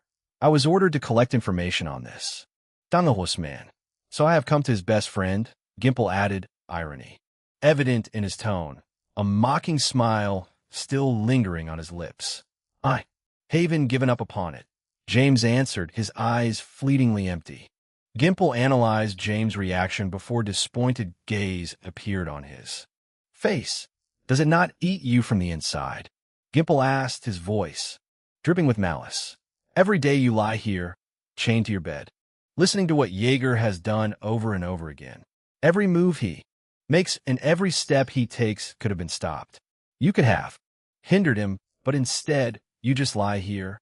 You talk with the sweet nurses because they're the last ones who still like you. The empathy of others has vanished along with your ability to walk and your money. Everyone else has moved on to linger with your brothers, forgetting about the past entirely. Only your little nurse remains. Gimple reached down and grabbed a handful of James's hair, forcing his head back. James trembled all over as a wave of rage overwhelmed him. His inability to act only fueled the fire burning in his chest. I will not help you, Gimple, James shouted. He lunged forward and bit down hard on Gimple's hand. Gimple recoiled instantly, pulling his hand away with a hiss of disgust. He examined the wound with a sneer. If that is how it must be, then I have no choice but to force you. If you refuse to help me, I will pay a visit to, what was her name? Yes, Michelle. I will spend some time with her. I will get to know her well, and once I have had enough of her company, I will dispose of her. Gimple spoke coldly as he leaned back into his chair. James looked at the man with utter helplessness. A volatile mixture of anger and terror played across his features, but he was trapped. Goodbye, Gimple said with a mock-friendly wave. He winked toward the two nurses, Lisa and Michelle, who watched with surprise as he began to wheel the patient away. James tilted his head toward Michelle for a brief, pained second before looking down at his lump. The only sound in the empty hospital hallway was the rhythmic creaking of the wheelchair echoing against the blank walls. But while Gimple and his nascent intelligence network finally began to move, they were already lagging behind. 1. Thank you all for the support. I appreciate every Power Stone, comment, and review. Comment 4. Chapter 123. No One Under the Sun Keel. Naval Base footsteps echoed through the hallway, rhythmic, slow, yet unwavering. Leather boots struck the stone floor in perfect cadence. It was the sound of two men advancing together, their shadows stretching long across the walls. Finally, they reached the end of the corridor, lights spilling through. The open door ahead, Admiral Eric Redder stood at the forefront. Behind him, a long, perfectly aligned row of officers faced a vast crowd of soldiers of the Kriegsmarine. They stood in immaculate formation, filling the entire dock from wall to wall. Redder cleared his throat and stepped toward the microphone. Welcome the Führer. From behind the line of officers, a tall man emerged, his expression calm and unreadable. He walked past the officers in silence.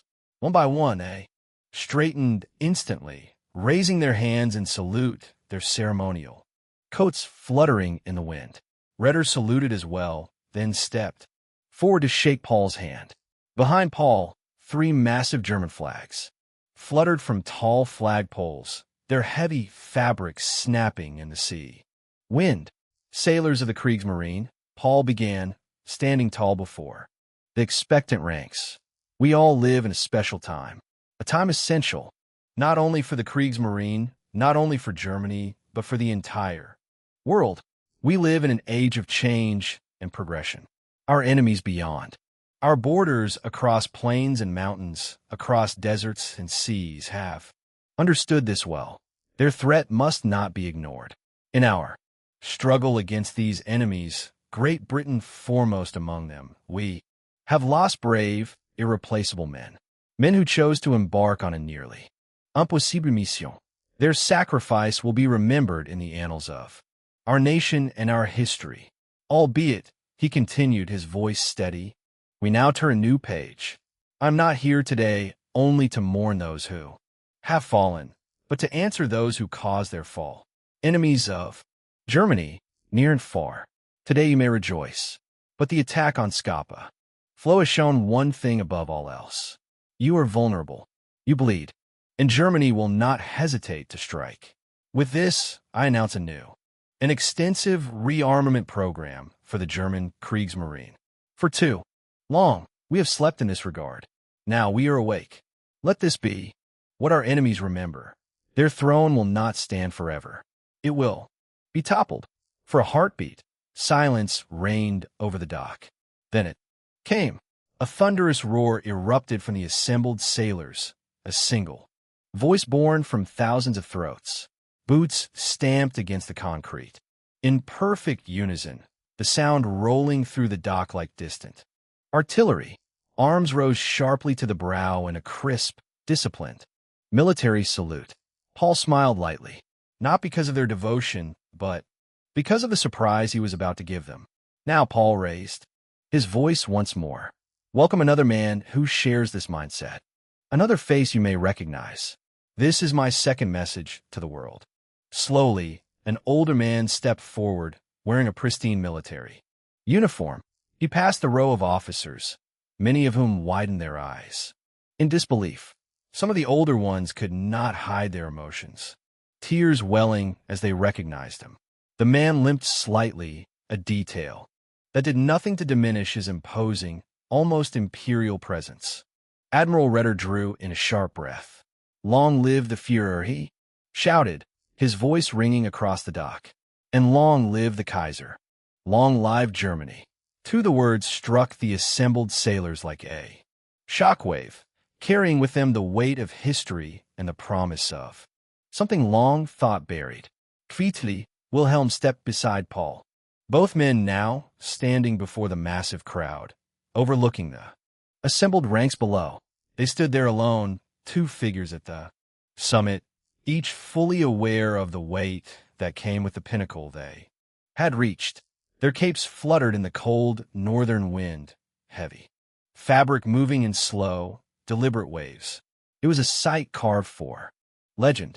With this day, Paul began to fully reform the German state, continuing a process he had already set in motion. He had appointed Erich von Manstein as Reichsmarschall of the Wehrmacht, Albert Kesselring as Reichsmarschall of the Luftwaffe, and Erich von Ritter as Reichsmarschall of the Kriegsmarine. Each would serve for a fixed term, ensuring rotation and preventing permanent consolidation of power. At the end of their term, Paul alone would decide whether they could continue in office or be replaced. The decision had not been taken lightly. Paul had been forced into this arrangement, balancing absolute authority with institutional safeguards in order to secure stability for the Reich. Thus, a triangular system was formed. Power was concentrated along these 3 pillars, with Paul standing at their center. The principle was simple and deliberate. Paul's authority as Führer remained intact. Each of his decisions was absolute. But there was a condition. If all 3 Reichsmarschall stood united against a decision, they possessed the power to block it. Not one, not two, only all three together. It was a system designed for strength, balance, and restraint. And for the first time, Germany was ruled not by chaos or impulse, but by a structure that could challenge even the man at its core. Paul could also fire a Reichsmarschall, yet he could only do so with the combined support of the other two, keeping the balance of power intact. The Reichstag, still under reconstruction, was to remain in a state that mirrored its destruction, though it would look far more imposing and grand. It was to serve a purely symbolic role, much like Wilhelm himself. On paper, the Kaiser would become the head of the Reichstag and the government, yet the assembly existed merely to ratify laws rather than to create or block them. Despite this total lack of genuine power, the reinstatement of Wilhelm successfully lured even the most stubborn monarchist hardliners to Paul's side. Despite this lack of power, the reinstatement of Wilhelm successfully pulled even the most stubborn monarchist hardliners on Paul's side. He would become, after all, head of the Reichstag. Through these calculated maneuvers, Germany officially became a constitutional monarchy once again after decades of turmoil and blood. Yet, behind the royal banners and the ancient titles, it was in truth an absolute military dictatorship. It was a government of iron, wrapped in the velvet of tradition. Point 1. With this, Germany enters its next path, Paul said, signing the papers before him. He looked up into the dozens of faces, high-ranking officers and officials in his office. Behind him stood Ritter, Manstein, and Kesselring, each signing, one after another, their expressions unreadable, aware that their future now depended on the will of the man at the center. Paul watched them, with squinted eyes, folding his hands. He had silenced the voices that once cried for decentralization of power, he told them.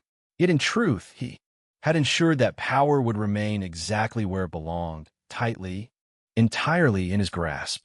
The Gestapo and the Abwehr, soon to merge with the former, are directly under the Führer's control. Not to mention that Heydrich answers directly to me. Additionally, there remained the remnants of the SS, loyal through Werner, and Gustav's ghosts. If any of them force my hand, Germany does not lack talented generals, he thought, letting his mind roam while radiating a murderous intent to those around him. 1. Thank you all for the support. I appreciate every Power Stone, comment, and review. Comment 1 comment. Vote. Chapter 124. Strategic Renewal Directive while the world entered a fragile balance, with Great Britain licking its wounds and the giants of the United States and Soviet Union continuing to sleep, though both showed signs of waking in the near future. Paul introduced a season of cold reforms. It began at the end of the summer of 1939. Reichskanzlei, August 31st, 1939, Reichsmarschall of the Wehrmacht, General Erich von Manstein entering. Reichsmarschall of the Navy, Admiral Erich von Ritter entering. Reichsmarschall of the Luftwaffe, General Albert Kesselring entering. All three men entered the room one after another.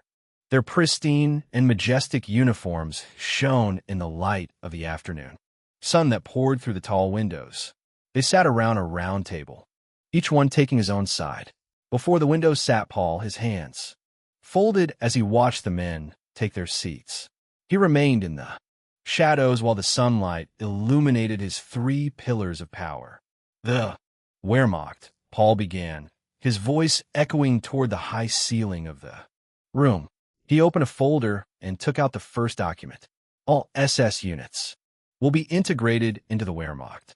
A fixed number will be moved each month to ensure a smooth transition. These 250,000 men will be fully integrated by the spring. Manstein nodded and leaned forward. It is essential that we see an extensive increase in the Wehrmacht across all areas. The most important remains the motorized units and the tanks. We all know the philosophy of the wars to come, and its effectiveness has been proven in the conflicts of the past. The other marshals nodded in agreement.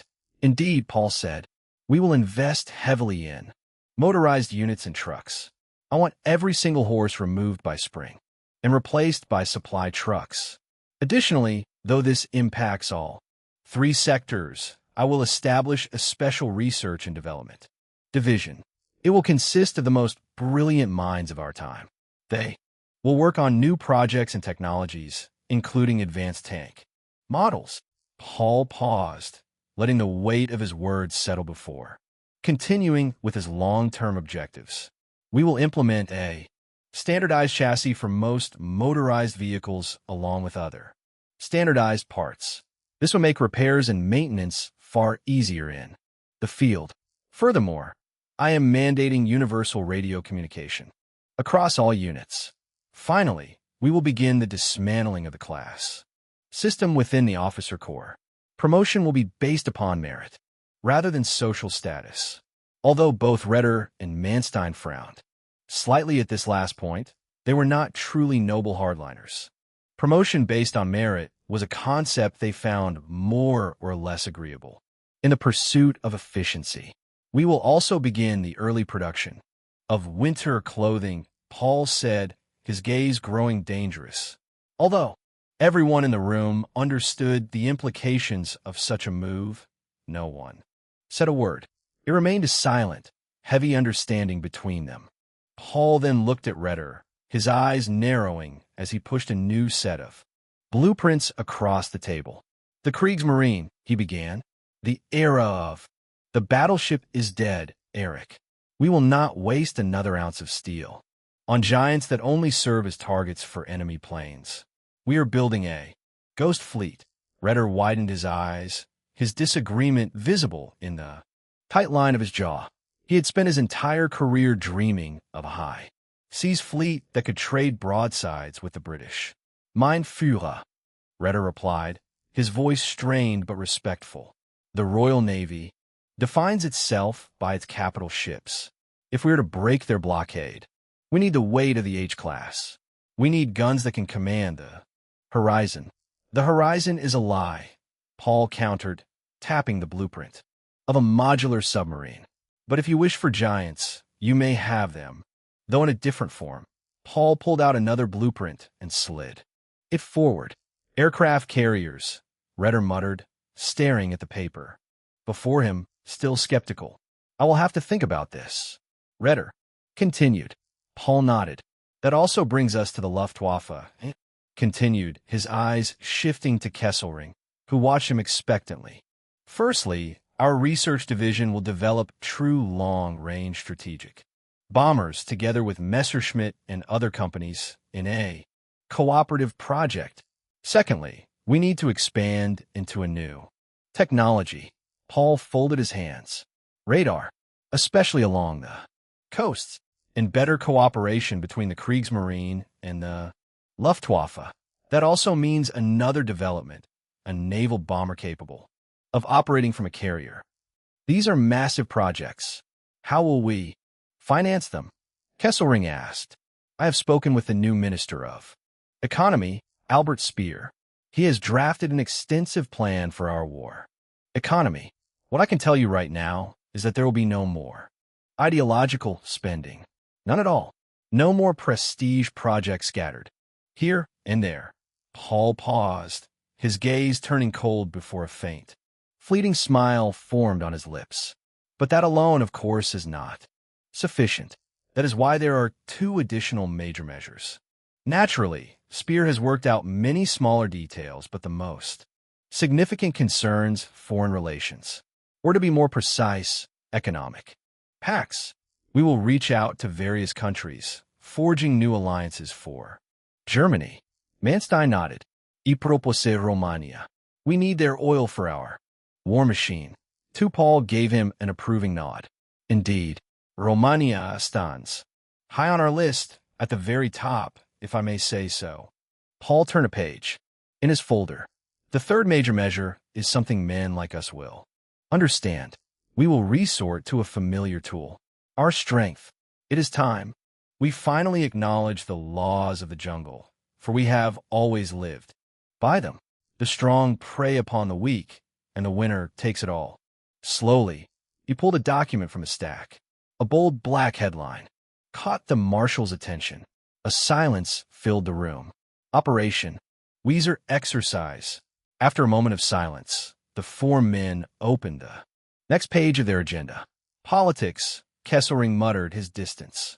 From the topic obvious, we will slowly but surely dismantle the ideological machinery of the party, but with enough subtlety and calculation, Paul said decisively. No new Jewish laws until the end of the year. After that, we will begin gradually removing them or loosening the restrictions. Paul paused, his demeanor growing even colder, his anger suddenly evident. As for the camps, he began, they will be repurposed into regular prisons, designated for prisoners of war, not Jews, although Kesselring, Manstein, and Ritter did not particularly favor Jews, shaped as they were by years of propaganda. They hesitated to object. In the end, no one opposed him. They were still generals, not party ideologues, or they would never have joined Paul's side in the first place. After a long and tiresome meeting, a thin line of smoke quietly curled up from Paul's cigarette, the pale fog creeping upward. Before dissolving into the sunset, Paul leaned against the warm stone railing of the balcony of his chancellery, watching over the streets of Berlin. He had now laid the first groundwork for a radical change. He had begun to spin the webs himself. He was now governing an entire country in its most dangerous period of history. Danger always goes hand in hand with opportunity, Paul whispered, perhaps a rare reassurance to himself. Then suddenly, his cigarette slipped between his fingers, falling onto the stony floor. He did not move to pick it up. No, he stood as if in a trance. Slowly time passed. The sun set, the line of shadow advancing like a massive wave, at last reaching Paul. Now, only a thin golden glow reflected in his eyes, the shimmering light, the only source of brightness atop the empty balcony. Then he blinked and looked around himself before glancing at his arm. His hair stood on end. He sighed, pulling out a new cigarette and silently thinking about what he had just seen. Time skip next chapter 1. Thank you all for the support. I appreciate every Power Stone, comment, and review. Comment 1 comment. Vote. Chapter 125. Under the eagle's gaze, Werner knock. Knock. Komein. A slim, sharp-featured man entered the room, clearing his throat. Only then did Werner look up, mustering the familiar figure before him with evident disdain. Speer. Albert Speer allowed himself a faint smile, his lips returning to neutrality just as quickly. Minister Speer, if you would be so gracious, he corrected calmly. Valna scoffed. I am not. Why are you here? Speer paused for a moment before pulling out a document. The next batch is to be released. Order of the Führer. The next batch? Werner muttered, shaking his head slightly. The next batch wouldn't happen to consist of every single Jew remaining in these. Come. This time, Speer was the one to scoff. You know the answer. But, Layman, Speer began, stepping closer. This kind of criticism of the Führer's decisions, he clicked his tongue. Quite concerning. Concerning, you say? I find it rather concerning that my friend is surrounded by snakes like you. Speer pushed the document further toward Werner, then turned and walked toward the door. Suddenly, he stopped, lingering for a moment before speaking again. He chose us himself. Perhaps he feels more familiar with the snakes than with whatever you believe yourself to be, Layman. Perhaps he can even be categorized as the same species. Your influence corrupts him. Vanna shouted, grabbing the documents with evident anger. Speer opened the door, whispering something Werner no longer heard. Or perhaps he is a far worse species than all of us. Werner turned his gaze towards the documents after a while, reading through them. After a while he leaned back into his chair, tilting his head to the side, looking into Nothingness for a moment. Then he grabbed a pen lying beside the documents, quickly signing it. SS leader Friedrich Lehmann. He closed the page, standing up, flexing his wrists. Matilda, he shouted suddenly. Yes, sir. An older secretary arrived in his office. I will go to visit Black Forest Lodge. The secretary nodded, stepping away. Black Forest Lodge. Werner climbed out of his car, adjusting his uniform while letting his gaze wander across the vast area. He looked up and high. Above the forest, a majestic eagle circled, its wings glinting in the winter light, as if silently watching everything below. A row of warehouses stood before him, utterly out of place in the surrounding endless forest. The warehouse furthest toward the cliff was still, surrounded by a thick weave of scaffolding, workers finishing the last details. Werner tilted his head toward the cliffside. There stood a majestic wooden forest lodge, overlooking the entire compound. Hey, Lehmann. A voice came from behind him, and Werner quickly turned, his gaze growing familiar. Herr von Braun, he replied, shaking hands with the man who, although famous, lived in the shadow of his genius brother. His name was Magnus von Braun. Werner had secured the loyalty of the two brothers very early on under Paul's command. I wanted to speak with Herr Einstein and see how things are progressing, Werner said. Well, I can give you a tour. As for Herr Einstein, well, Magnus paused, his gaze drifting to the side for a moment. Werner raised an eyebrow in concern. My brother should explain. Werner nodded slowly before Magnus suddenly clapped his hands together. So let us begin the tour. The two men started walking toward the foremost warehouse, where two guards stood before the massive sliding door. They were clad in pristine black uniforms, bearing similarities, yet also clear differences to Werner's own SS uniform. Their black hats were pulled low over their faces, allowing Werner to see only up to their noses. Another difference was that the number of these uniforms was steadily increasing, while the number of SS men was steadily decreasing. Ghosts, Werner muttered with evident disdain, holding little regard for these men. They acted as Paul's elite force, assigned only to the most important missions or guard duties, including guarding Paul himself. Although their total number was fleetingly small, their skill was exceptional. Only 1 in 100,000 soldiers met the quota. The two guards gave Werner a dangerous look, one of them especially tall and broad-built, something exceedingly rare. Still, Werner and Magnus walked past them, slipping through the narrow gap of the door and entering the warehouse. From the tall ceiling came light, mounted from steel cables were petroleum lamps, spending some light in the darkness. Whispers were barely heard over the sound of welding and hammering. The brain of this whole thing is, of course, the Führer, but also our leading scientists. They design and live in the lodge you have admired before. But the true work happens here, Magnus said, nearing a large manufacturing area. Werner widened his eyes once. The full silhouette appeared in his eyes. V1, he whispered something that Magnus heard despite the welding still ongoing on the rocket. You know of it? He asked, bewildered. Well, the Führer told me, Werner muttered, scratching his head with evident awkwardness. Although your information is not that recent, Magnus said, smiling triumphantly. This is no longer a V1. This before you is the first V2 rocket.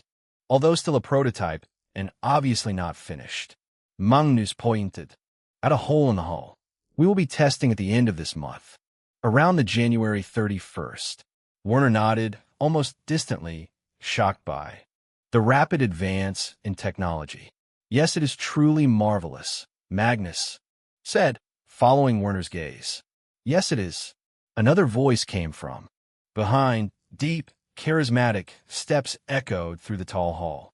Werner turned, mustering the man nearing, clad in a tailored suit, hair like lightning and a charismatic smile. The brother, Werner said, watching Magnus from the side of his eye. An evident change in his demeanor was visible. Herr Lehmann, it is an honor to meet you, Van Herr von Braun said, shaking hands with Werner. The honor is mine, Werner said, smiling awkwardly. Well, as I said, it truly is marvelous. Please thank the Führer again for his vast support. Without it, well, we would not even have the V1. How good is it? The V2 rocket? Werner asked. How good? The best. A range of over 300 kilometers, capable of reaching even Britain's hinterlands, with no effective defenses yet known. The V2 remains absolutely devastating. Werner widened his eyes, surprised by the figures. Something like this, he muttered. He could already imagine how far they would be in 2 years, in 1950 and 1960. It was unbelievable. A fleeting shiver went down his spine. Brother, I will continue the tour. Why don't you assist the booster team in the meantime? Werner von Braun said sternly to his younger brother. He began, hesitating. Yes. He walked away silently under Werner's watchful and slightly concerned gaze.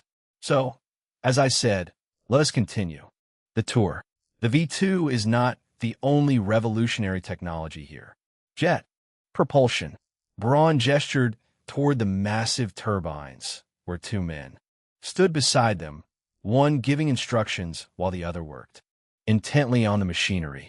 Ernst Heinkel and Hans von Ohain von Braun introduced, though the gesture was hardly necessary, at least not for Werner, who had already seen their faces in history books. But such encounters were no longer enough to truly shock him. He had met enough legends and zeniths already, in both the best and worst sense. The scenery changed as the 2 men stepped outside. The damp winter sun shone pale upon a large metal structure, eerily familiar to Werner. It resembled one of Paul's old sketches, lying in a drawer back home long since gathering dust. Radar. This is called radar, a miraculous technology that allows us to detect aircraft and ships long before they are visible to the human eye. Valna nodded. The 2 men continued past other experimental technologies until they reached the final warehouse. This one was surrounded by a tall metal fence and had a guard post of its own. A dozen heavily armed guards stood watch, while others patrolled inside the compound beyond the fence. The concrete building itself had no windows, unlike the others, and appeared larger and far more reinforced. This is, Werner asked, stopping before the fence. Von Braun sighed lightly. You wish to see Herr Einstein? He is here. As for this building and its purpose, he hesitated. This is even beyond me, but I know roughly what they are attempting inside. This building houses a top-secret program called the Uranverein. Werner widened his eyes once more. This time, a genuine shiver ran down his spine. He had always known it was a possibility. He had simply forced the thought out of his mind. I believe you may enter. I, however, may only do so with special permission from the man inside or from the chief of the Special Research Bureau, the Führer himself, von Braun said, gesturing toward the guard post. Werner nodded and stepped forward. Halt, a guard shouted, blocking his path. Name and occupation. Friedrich Lehmann. Werner paused, clenching his teeth briefly. Chief of the SS. The guard studied him for a moment before entering the post. He picked up a telephone and spoke quietly. His position was immediately replaced by 2 other guards who stood firmly in Werner's way. The man on the phone glanced at Werner once before finally ending the call. You may pass. Werner entered the building cautiously, an eerie feeling creeping over him. What if all of this is radioactive? He wondered, shaking his head. Still, he continued forward. Turning a corner, he suddenly bumped into a man wearing goggles and a protective suit. What the man exclaimed, studying Werner. I did not expect visitors. He pulled off his goggles, revealing his face. Heisenberg, Werner Visperet. Recognizing him instantly, Do we know each other? Werner Heisenberg asked, leaning casually against the wall. Well, not personally, but we share the same accomplice. Albert Einstein, Werner replied, watching as Heisenberg's demeanor shifted. He is in the office over there, Heisenberg said curtly, pointing down the corridor. Werner held his gaze for a moment before moving toward the indicated door. Ch-ch-ch-a loud rhythmic sound echoed from inside. Werner opened the door. His eyes immediately landed on the black leather sofa in the center of the room, and widened again. There lay Albert Einstein, dressed only in an undershirt, sprawled across the couch, mouth open, snoring loudly. He simply refuses to work, Heisenberg complained from behind Werner, leaning against the doorframe. At first he assisted Braun. Then he calculated rocket trajectories and various projections. But once he realized they would be used for war rather than space travel, as he had been told, he refused outright. He claims to be a pacifist. Heisenberg exhaled sharply, and then he appeared here. I do not know how. I do not know why. But when I asked him to work with me, given his brilliance, he simply shook his head and went to sleep on my couch. We are slowly approaching the end of Volume 2, building toward a crazy finale. My ideas for Volume 3 are peak. Your support keeps me going, even though I don't earn a single penny from this. Thank you all for the support. I appreciate every Power Stone, comment, and review. Comment 2. Chapter 126. Under the Eagle's Gaze, Heydrich. It was a sunny, yet cold Monday morning, blah blah blah. Heydrich mocked, closing the children's book. Lying on his lap. That is how a story usually begins, something like that. Least I remember my dear mother, God have her blessed, used to read me stories like this. Heydrich glanced at the reflection of his knife lying right next to the children's book, a crimson liquid dripping down between his legs, stemming from its tip. Back when I was scared and did not want to sleep, I feared the darkness, Tell me, do you fear the darkness? Heydrich suddenly asked, his gaze tilting toward the man in front of him. He was shackled to the wall, his mouth gagged, countless wounds covering his torso, some still bleeding, others already beginning to clot. The man tried to say something, but nothing came out of his gagged mouth other than spit and muffled groaning. Only his eyes gave Heydrich a definite answer. So you do, huh? Heydrich nodded, putting the book onto the nearby table right next to various other devices. He stood up and pulled the gag from the man's mouth. You have to believe me. I don't know of any organization in Poland nor Czechoslovakia. I know nothing, the man begged, a single tear streaming down his cheek. I thought you feared it, but it seems like one is ready to conquer his fears. How admirable. Suddenly, Heydrich threw a heavy punch, the man's head hitting the stone wall. Harshly, his eyes rolling back. T.S. Heydrich spat, grabbing a nearby sack and pulling it over the man's head before turning toward the iron door and hammering against it. The door opened after a second, a Gestapo guard standing outside. Fetch some water. Since he fears darkness too, we shouldn't let him experience it at any time soon. The Gestapo man nodded and walked away through the dark tunnel, leaving Heydrich behind. He pulled off his leather gloves, drenched in blood.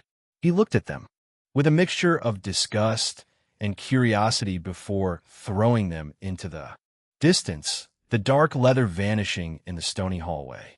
Heydrich turned and walked away until suddenly he stopped, listening. Slowly he turned, squinting his eyes. From the shadows, a silhouette formed. Pristine white hair, clad in a dark leather coat, just like Heydrich, but beneath it still a Wehrmacht uniform, perhaps a symbol of resistance. Did you lose something? The old man asked, raising his hand. A pair of bloody gloves, now visible under the faint light of a nearby lantern. Canaris, what is it? Are you tired of playing the knight? Is that why you came here into the pit? Heydrich asked, stepping forward. PFF. The old man laughed quietly. I am here not because I want to be, but because of duty. That is why we are working together in the first Place. Hadric studied Canaris for a moment. So, what is it? I will not ask thrice. Canaris leaned against the cold stone wall before his lips finally parted. We have received intelligence. American. Intelligence has grown active once again, also if not solely targeting Germany.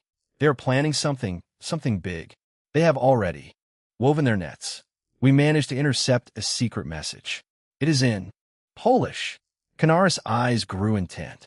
You know what that means? They have made contact with the resistance. Hadric nodded, his expression growing even colder. That also means this is my domain. The inside. Send me this mysterious message. I will personally handle it. Canaris nodded. Both turned in opposite directions, the shadows slowly engulfing their silhouettes. Warsaw. Poland. Hadric stood before a small house. Raindrops sliding down the red brick facade. He knocked against the door. In a trained rhythm, retrieving his hand again and waiting. Quietly he stood there in the rain, water dripping down his leather coat, occasionally glancing to the left and right. Still no one opened. Hadric sighed, raising his hand to knock again, but in that moment the door was torn open. In the doorway stood a young man, blonde, gray-blue eyes, looking at Hadric with curiosity. For a moment, both men stood there silently before Hadric suddenly reached into his coat. In that split second, the young man squinted his eyes, his right hand still behind his back, suddenly moving forward. Hadric widened his eyes when a pistol was pointed directly at his head, while he himself held a small wallet, his Gestapo badge inside. The blond man's eyes went from the wallet to Hadric, then back to the wallet and again to Hadric. Slowly he lowered his pistol, an awkward smile appearing on his lips. You can never be too careful, he almost asked, stepping back. Hesitantly, Hadric shook his head and stepped inside, pushing the man slightly aside, but he stopped in the entrance area before going any further. Are you not going to salute? He asked, almost mockingly. Ah. The young man quickly straightened and saluted. Section Chief. Manfred Keller, my name, sir. Responsible for the greater Warsaw area. Good. You know me, of course. Let's get to work, Hadric said, walking toward the living room while continuing to speak. I have identified an extensive hidden organization of resistance against German rule in this city. I have brought some men. Together with yours, we will find them, hurt them, kill them. He spoke in a tone that overwhelmed Keller, who tried to interject. While my forces are stretched thin, I can muster maybe 10 elite men, he said, scratching his head awkwardly, while Hadric examined a picture standing on a shelf. That is enough. First, give me everything you know about them, Hadric answered, turning around and meeting the eyes of a nervously smiling Keller. Well, it is not much. Honestly, a few minutes later, Keller returned from upstairs with another Gestapo man and a thin folder. He handed it to Hadric, who skimmed through the sparse information before closing it again and turning it upside down. This is all? He asked loudly, obviously angered. Keller nodded, turning toward the man next to him. Mengele has encountered them once. Hadric nodded and turned toward the man, who began telling his story. Warsaw outskirts 1 month ago. Mengele was driving the foremost truck, looking into his side mirror. Behind him were 2 other military trucks, forming a small convoy. You heard? Oberst Carlson died 2 days ago, quite suddenly, the man next to him said. Mengele tilted his head slightly to the side, partly focused on the road. Really? He asked with evident surprise. Yes, he was reportedly poisoned. The higher-ups are investigating, colleague said, shrugging his shoulders. Poison, Mengele repeated, absent-mindedly, until suddenly his colleague cried out. Watcho! A barrage of bullets pierced through the front window, hitting the man multiple times. Mengele widened his eyes, pressing the accelerator and steering the truck into a sharp right turn. Because before him on the road was a blockage, a large tree trunk, and behind it a group of men, still shooting at his vehicle. Mengele clutched his bleeding shoulder. While navigating through the narrow forest path he had taken, he risked a glance into the mirror, only to see the trucks behind him having crashed into the barricade. Shit, he cursed, glancing at the haul-in, the back of his truck before clenching his teeth and continuing onward. What were you transporting? Heydrich asked, pulling Mingle out of his trance. Explosives, Keller answered grimly, receiving a terrifying glance from Heydrich. Why is there no mention of this? Heydrich shouted, looking at the thin folder before a terrifying realization crept into him. You were ashamed? He asked in disbelief. Keller nodded, slightly averting his gaze. Normally I would bury you so deep you would not even imagine it, but I need every hand we can get to catch these bastards. From now on, this will be priority number one. Find the location of these partisans. Do you understand? Yes, sir, both men answered, quickly scrambling to carry out their orders. Heydrich remained by the table, looking into the night sky through the window. There, unbeknownst to him, high above the city, hidden behind a thick bed of clouds and thin fog creeping over Warsaw, an eagle circled quietly in the darkness, its eyes bearing an unfathomable abyss. 1. Thank you all for the support. I appreciate every power. Stone, comment, and review. Comment 1 comment. Vote. Chapter 127. Under the Eagle's Gaze, Leon. If you don't remember, look up. Chapter 82, 87. Especially 86 and 87. Shush. The sharp sound of wind pierced through the field, followed by a light shriek. From between the mildly frozen grass, a large bird ascended, a mouse in its beak, still moving desperately. As the eagle flew away, a large farmhouse became visible beneath it, and inside lived some of the most wanted people in Poland. They are coming, Leon said quietly. He did not need to hear the engines yet. He could feel the vibration in the floorboards.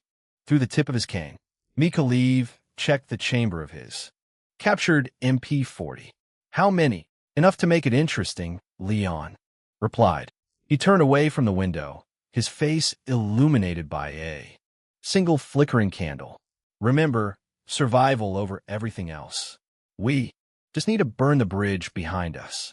The group of men, around a dozen forming a half circle around Mykolaiv and Leon, nodded one after another, all equipped with either Polish or German weapons, ready to fight. It was only a matter of time after all, he murmured, looking through the gap in the lamellas.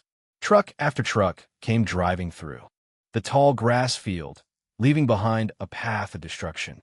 The grass bent left and right, making way for the tires. 3 trucks, probably full of Gestapo, Leon said, turning around once again. Assume positions. The men nodded before spreading out through the house. Then, soudainement, a large explosion échouée. From outside, a large fireball shone through the gaps of the lamellas, illuminating Leon's face partly. A devilish smile formed on his lips. My greetings, German bastards. Outside, one of the trucks was flung through the air, rotating like a falling asteroid, almost hitting another truck that managed to evade the blazing wreck at the last moment. The remaining 2 arrived with shouts of orders coming from them. Leon once again peeked through the gap, seeing a tall man jump out of the truck, looking around and barking orders. Suddenly the man's eyes stopped in his direction. It was as if their gazes met. No way. He can't see me, can he? Leon whispered. Then, suddenly his eyes widened in terror as he retrieved his head and stumbled backward. His free hand flew to his forehead, which was now covered in blood. Bastard, Leon whispered, still shocked when suddenly a horrifying sound erupted. Machine gun, Leon shouted, immediately recognizing the sound of the German MG-34, but it was too late. In a nearby open living room, where 2 of his men were leaning against a large shelf placed before the window, bullets suddenly pierced through. The 2 men were riddled, their blood spurting everywhere. Across the wooden floor, their screams opening the battle. Tens of holes now riddled the shelf and the wall behind it, letting thin streaks of light into the dark house. Fuck, Marcus, Robert, Leon cursed, trying to reach them, his voice crackling. Now gunfire began from their side as well, from the kitchen, from the upstairs bedrooms and bathroom. Everywhere they sat and shot desperately. Leon too sighed heavily with emotion before grabbing the submachine gun of one of the fallen men, the grip partly drenched in blood.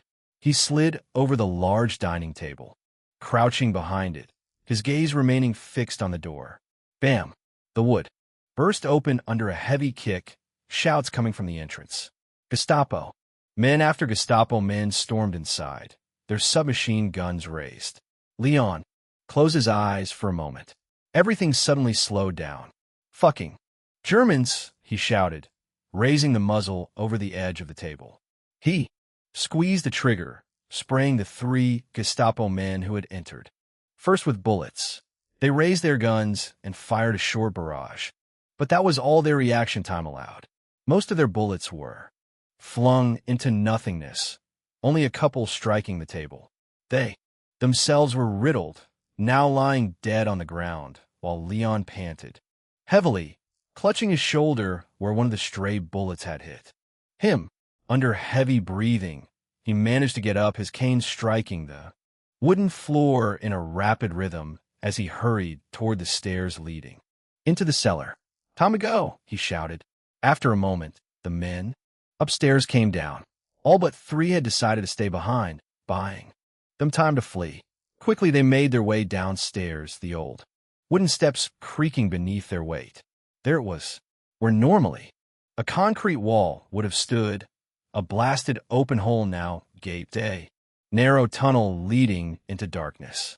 Leon gestured for them to move.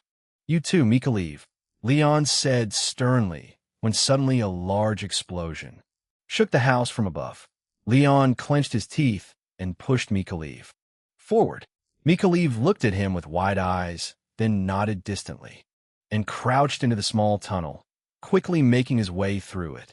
He kept trying to look back, but he could not see anyone. Perhaps it was because of the darkness, or perhaps because the tunnel behind him was truly devoid of any movement. While the others advanced, Leon had indeed remained behind, mounting something at the tunnel entrance. With a final twist of his fingers, he stepped back as gunshots filled the space above him, German voices echoing everywhere. A Gestapo guard came running down the stairs. Thankfully, Leon reacted fast enough, firing the last of his magazine into the man's stomach. But that was sure to alert the rest. Especially that man, Leon thought, quickly crouching into the tunnel. From behind, he could hear German voices and see flashlights flooding the empty cellar. He closed his eyes once he deemed it far enough. "Please don't bury me," he whispered, pressing a small device in his hand. An explosion erupted behind him, flinging dirt and stone forward into the tunnel. The light from the dim cellar lantern vanished, and Leon was still there. He smiled, then quickly turned forward again, crawling as fast as he could. After some time, he saw a light at the end of the tunnel, familiar voices coming from that direction. "We can't. Just leave him. He is still in there." Mikhailiv shouted angrily. "Yes, but," another man argued. "But I am here," Leon answered, his head poking out of the tunnel into the dim sunlight filtering through the trees. "Leon, thank God," Mikhailiv shouted, embracing him. "Don't attack me like this. I'm still wounded," Leon joked before his demeanor grew cold once again. "Quickly, we have to reach the truck." "I can already see the bridge," Leon said, pointing in a certain direction. The group made their way through the forest, everyone turning their heads from time to time, nervously checking for Germans. "I heard Prague is a majestic city," Mikhailiv said, adjusting the heavy strap of his pack. He was asking about their next destination. "I heard that much, too," Leon answered. Then, beneath a stony bridge along a dirt road, hidden behind thick greenery, stood a rusty German military truck they had salvaged. Mikalev quickly went around the back, checking. It's all still there, he shouted toward the rest. Great. Then let us get out of here, Leon nodded. The group quickly freed the truck from the greenery and drove it forward, revealing it from under the bridge. They were around 100 meters from the bridge, testing whether the engine was still working. One after another, they boarded the back of the truck, while Mikalev sat behind the steering wheel. Leon was the last one to climb on, but he suddenly stopped mid-step and slowly turned around. There, on the same old stony bridge, stood the same man he had seen before, the same one whose impossible shot had almost pierced his skull and killed him. He stood at the edge of the bridge, his leather coat fluttering lightly in the wind. Leon suddenly felt cold, perhaps because of the increasing wind, or perhaps because of something else. Their eyes met for a brief moment. Then he saw more Gestapo men running down the hill. Quickly he turned and boarded the truck. The tires began to rotate, grinding against the dirt, while Heydrich remained standing on the bridge. Vermin, I will decimate you, just like today, until none of your little group remain, he whispered, turning toward the incoming men. Fetch the trucks. 1. Tomorrow a double release for the finale. 1. Thank you all for the support. I appreciate every power. Stone, comment, and review. Comment 0 comment. Vote. Chapter 128. Under the eagle's gaze, Elizabeth stood in the doorway of her and Paul's house, her gaze fixed on the door. After a moment, she glanced at the clock on the wall, then back at the door. Again, this time her frustration evident. Finally, the key turned in the lock. A tall, handsome, yet tired-looking man stepped inside, holding a bouquet of flowers. Heinrich, you. Elizabeth began sharply, but her expression softened the instant she noticed the bouquet. You are an idiot, she said, though her voice had grown much gentler as she took the flowers from him, lifting them slightly to breathe in their scent.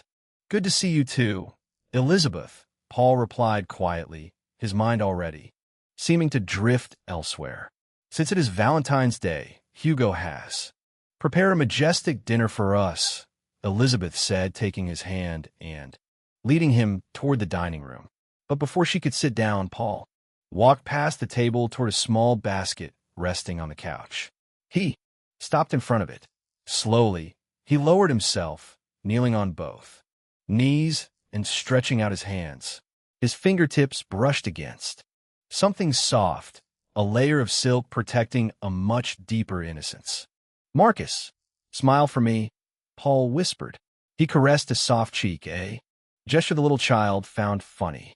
The infant giggled, reaching up to grab Paul's finger with a surprisingly firm grip.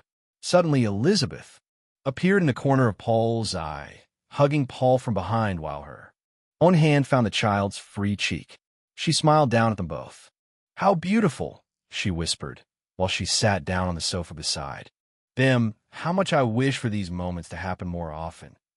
She continued caressing the child's cheek, but a small drop of liquid landed on the baby's nose. Oh, Elizabeth stammered.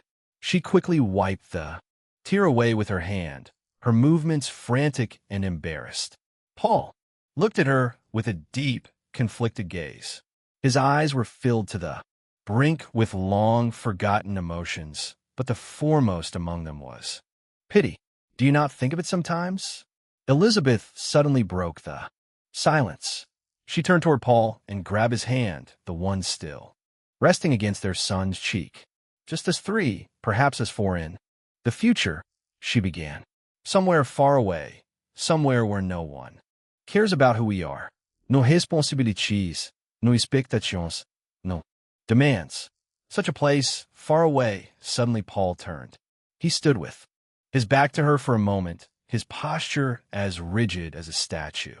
Under the baffled and hurt gaze of Elizabeth, he walked back to the dining table, his footsteps heavy on the hardwood floor. Heinrich, I will not give up like this, she said. She followed him, pulling out the chair opposite him and sitting down with a defiant grace. Your son needs you. Heinrich. He needs you even more than I do. Her voice crackled at the end, the sound of a heart beginning to break. I know, Paul answered. His voice was flat. You work too much, and even when you do not, you think about work, she shot at him. I know, he repeated. He placed his fork down again. Why can't you just scale it back a bit? Elizabeth pleaded. She leaned forward, trying to meet Paul's eyes, yet he looked only at the table between them. You do not know now, do you? She asked. Her voice was now a bitter mixture of sarcasm and self-pity. Oh, but I do, Paul suddenly said. He met her eyes then, his gaze cold and flushed. It was the look of a man who had seen the end of the world. I know why I cannot stop, even though I should. I know of it all. Elizabeth. It was not the moment I arrived in this time, this body. No, but the moment I decided to intervene, an everlasting responsibility befell me. It is a burden I took well knowingly. It is a weight, incomprehensible for anyone else. What are you talking about? Elizabeth whispered. She looked at Paul as if she were seeing a ghost. Has it not bothered you? Has it not been strange to you? For example, how a lowly Oberleutnant managed to become Führer of Germany in the span of not even 4 years. Paul continued. His voice was full of pent-up frustration and a deep, resonant sadness that seemed to vibrate the very air of the room. Why do I have pictures in my drawers of technologies? They're far too advanced for even the smartest minds of today to comprehend. Why? Why, Elizabeth? Because I'm not from today, nor from yesterday. I am from tomorrow, Paul said. He took a heavy breath, one that felt as though it carried the weight of decades. Are you saying you know the future, Paul? Elizabeth asked. She looked at him with a gaze that was entirely incomprehensible. I come from the future, so I only know my past, but I do not know this future. I have meddled with it. I have shaken it until something far from my grasp was created. That is boundless responsibilities of those who have meddled with the timeline for their own benefit. Are you serious? Elizabeth asked. She stood up, searching Paul's face for any sign of a joke or a moment of hesitation. She found none. His eyes were as cold and certain as the grave. Slowly she began shaking her head, the impossibility of his words clashing with the undeniable evidence of his success. Just as she opened her mouth to speak, Marcus began crying. The sharp, piercing sound filled the room, cutting through the heavy atmosphere. Quietly, Elizabeth went over, gathering the child into her arms. Then she left, leaving behind Paul and 2 plates full of untouched food. Paul did not call out to her. Instead, he began to eat. He cut his steak into perfectly even pieces, his movements precise and rhythmic. He put them into his mouth, one after another.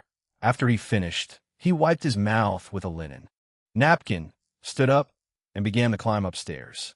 The stairs groaned under his heavy weight, creaking lightly in the otherwise silent house. Then he began to work. Time passed more quickly than he thought, with the clock already showing past midnight. Paul leaned back into his leather chair, sighing, and turned around toward the large, nearly floor-to-ceiling window. The scenery outside was dark for the most part, but it was peaceful too. It was the kind of silence that usually precedes a cataclysm. Suddenly the door to his study creaked open. Paul turned around. Elizabeth, he whispered, if you continue to walk down this path you described, absurd as it sounds, then I will not let you shed me. In order to protect me, she said, walking over to him with a firm, unyielding step. I know you still love me. She spoke with wide eyes, embracing Paul and pressing her head against his chest. If you do, then, take me with you at least. Wherever you go, do not protect me or leave me out. I wish to partake. We wish to partake. I will go with you on your travels to Prague. To what? Paul asked, pushing her away slightly, to look into her face. That is too, he began, but he was quickly interrupted. I don't care. If that is what it takes to walk down the path together with you, then I will do it.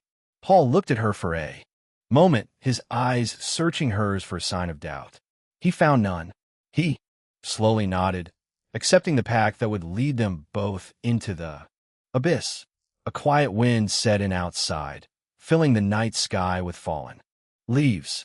Many of them stemmed from the large and old oak tree standing in the garden of Paul's mansion, its roots digging deep into the soil of a country he had reshaped. On one of the branches sat a dark eagle. It was barely visible from afar, a silhouette of predator and stone.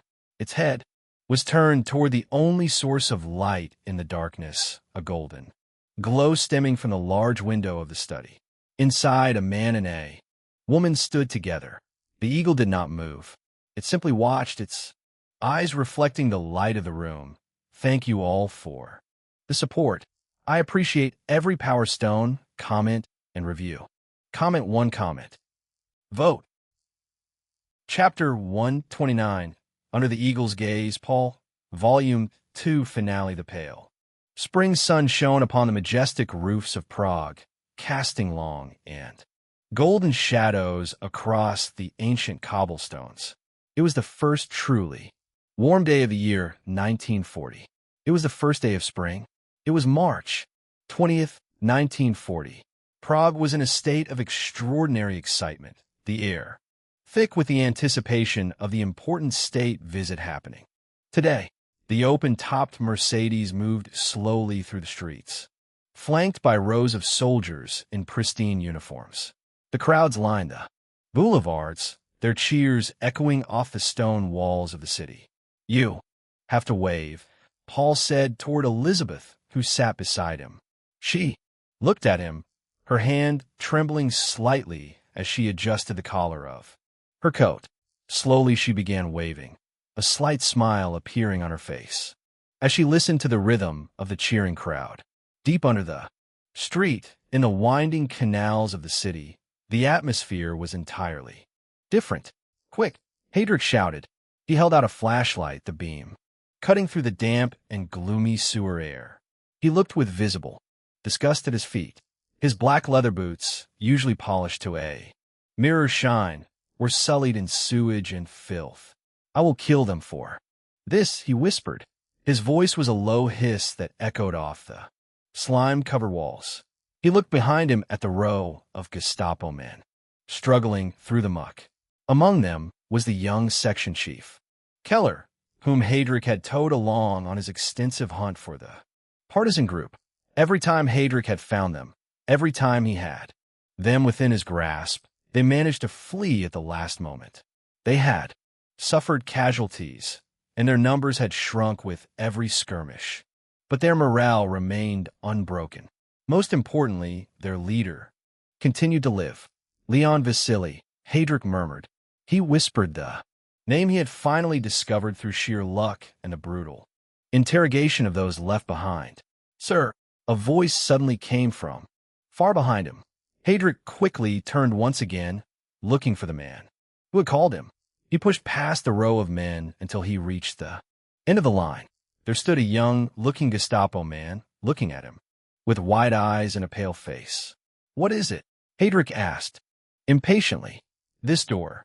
The man pointed toward an old, rusty metal door set into the stone. I think I saw a light coming from it. Light, Heydrich repeated. He turned toward Keller, who had hurried back to join them. Shouldn't these doors have been sealed? Keller asked, raising an eyebrow toward Heydrich. Heydrich nodded slightly, his hand already moving to the holster at his hip. Their traces end somewhere here. It is possible that they haven't ventured far. Prepare.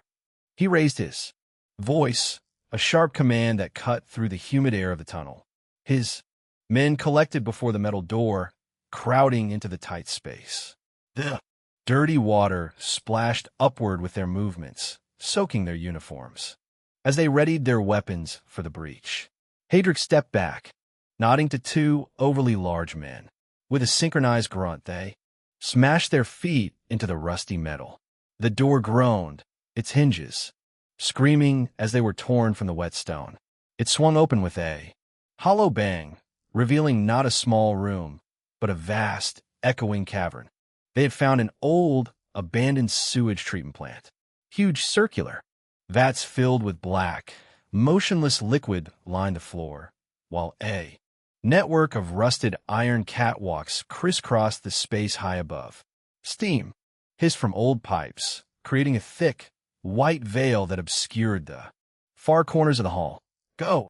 Heydrich barked. The Gestapo men surged forward, their boots clattering on the metal grates. But they had barely crossed the threshold when the darkness above ignited. "For Poland, eh?" A voice screamed from the shadows of a high catwalk. Bullets rained down from above, hitting the first Gestapo man and riddling him with bullets. He could not even scream before he went down. "Spread out," Heydrich shouted. He raised his pistol and returned fire while sliding toward a large pipe in search of cover. Heydrich squinted his eyes, trying to adapt to the even darker room. Then suddenly he saw a silhouette. With a deadly shot, he hit the pole right in the head. The corpse fell down over the metal railing and crashed onto the group below, blood and bone. Splinters splattering everywhere. The heavy firefight continued with the Polish entrenched on the higher floor, using the pipes just like Heydrich for cover. They even threw bottles of Molotov cocktails. One hit an unfortunate Gestapo man, who suffered only mild burns as he quickly shed his burning coat. "Shit," Heydrich cursed. He carefully raised his head over the pipe before suddenly lunging downwards as he saw something flash before his eyes. The sound of glass shattering could be heard, with a fire erupting on the forefront of the pipe. Heydrich groaned in frustration, his anger threatening to boil over. That was when he suddenly saw something in the corner of the room. A handful of heavy metal plates were leaning in a row against the concrete wall. A brilliant idea came to his mind as men screamed from both sides, getting hit with bullets. A few moments later, Heydrich's head appeared again from behind the pipe. One of the Poles witnessed his chance and pressed the trigger, but in the next moment, a large iron plate blocked the bullet. The trajectory changed into the opposite direction, the projectile flinging only centimeters from the shooter into the wall. "Ha ha ha!" Heydrich suddenly laughed. He held his metal shield before him, his leather holster pulled around it to form a space for his hand to hold it firmly. Together with him, 3 other Gestapo men had created such shields. Eager for revenge, they stormed forward. The bullets of the resistance bounced off the iron plates with sharp, metallic pings as the distance between the hunters and the hunted vanished. With the other hand, they retaliated, erupting in a barrage of bullets while climbing the stairs upward. Although they too were targeted, their iron shields blocked everything. Even when one of the Poles threw a Molotov cocktail, Heydrich foresaw it and punched the bottle to the side with the heavy metal. The glass shattered on the floor below, the flames licking harmlessly at the stone. More and more Poles fell, their bodies littering the ground before another simple metal door. Heydrich threw away his metal shield. The plate struck the catwalk with a clanging sound that echoed through the complex. Without hesitation, Heydrich kicked in the door before him with his pistol raised. Suddenly, he tore open his eyes, pressing his trigger, while blood flowed from his temple, stemming from a bullet shot by the man. Sitting behind an old wooden table, Heydrich's own shot flew toward that very man. It hit the man's right hand, making him let go of his pistol.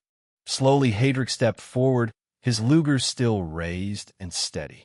"Had I not dodged, you would have hit my head," he murmured. He touched the blood coming from his temple with his free hand. "Stop talking German, dog," Leon said, spitting toward Heydrich. Heydrich finally looked around the small room. On the walls hung dozens of documents, maps, and papers. Slowly, his heart's pace quickened as he processed the information pinned there.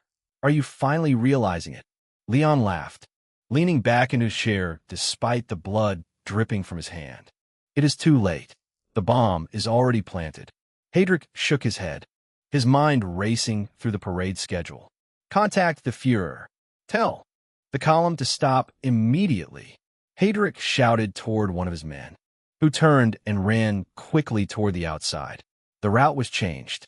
Last minute, I knew you had fled somewhere into this country, but think you would actually try, Heydrich muttered. He grabbed Leon by the collar and threw a brutal punch that sent the man's head snapping back. Suddenly, Leon's laugh erupted once again, this time even more diabolical than before. He looked at Heydrich with eyes that saw a dead man. Walking. As I said, Heydrich, it is already too late. The column, above. Ground. Paul looked toward the sky. A black dot appeared there suddenly, circling high above the procession like a vulture waiting for carrion. Look, Heinrich, an eagle, Elizabeth said. She pointed into the sky, her voice light and filled with innocent wonder. She did not notice that Paul was already looking at it. She did not see that the predator was looking back. Suddenly Paul's eyes began to shimmer with a golden tinge. The sounds of the cheering crowd faded into a dull, underwater roar as he sunk deep into a vision again. He saw his car. He was sitting there, in the back. He was alone. He was smiling and waving to the crowd. A perfect image of the leader he had become. That was when his vision shifted. He saw the car column from his side. Suddenly something on the ground before the car moved. It was a sewer cover being lifted right before the Mercedes. A hand reached out from the darkness below and carefully laid out a large packet of some sort. His car went forward, unbeknownst to the danger. When the heavy tires hit the packet, a massive explosion engulfed the metal and the Paul sitting inside, tearing the world apart in a blinding flash of white. A cold shiver ran down Paul's spine as he snapped awake. The vision ended, but the terror remained. Every muscle, every nerve, every instinct screamed at him with a single command. Survive. Stop the car. He shouted. His voice tore through the air, louder than the crowd, louder than the engine. He was already opening the door while the driver slammed on the brakes. The tires screeched against the cobblestones. Yet Paul knew that they had nearly reached the cover. With no time remaining to think, he jumped out. He hit the hard ground, rolling across the stones. He came to a stop and scrambled to his knees. Suddenly his eyes widened with absolute horror.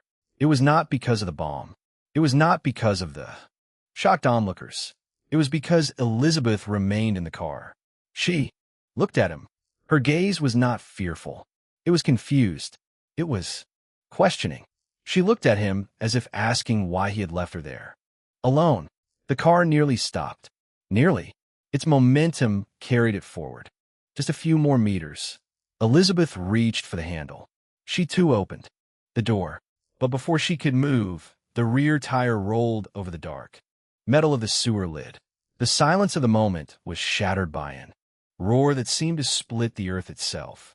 Paul was still running, his hand outstretched as if he could reach through time and pull her from the seat.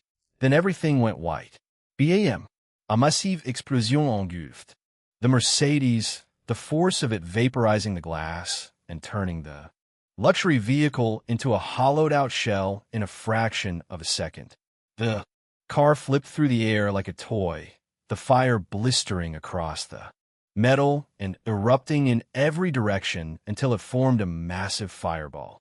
In the midair, Paul felt the heat on his skin, but before the shockwave could tear him apart, something slammed into his side.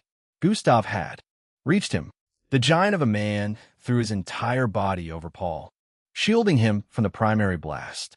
The secondary concussive wave picked them both up and threw them backward across the cobblestones like ragdolls. His head was spinning, the world a blurred mess of gray and orange. Still, he pushed Gustav away with a desperate strength, scrambling until he was kneeling before the burning wreck of the Mercedes. A single drop slid down from his pupil, tracing a path along his nose, his lips, and his chin. It fell toward the ground, wetting the dry stone for a fleeting moment before the remaining heat of the blast vaporized the little water Paul's eyes had mustered. Why did you not show me? Why? Why only me?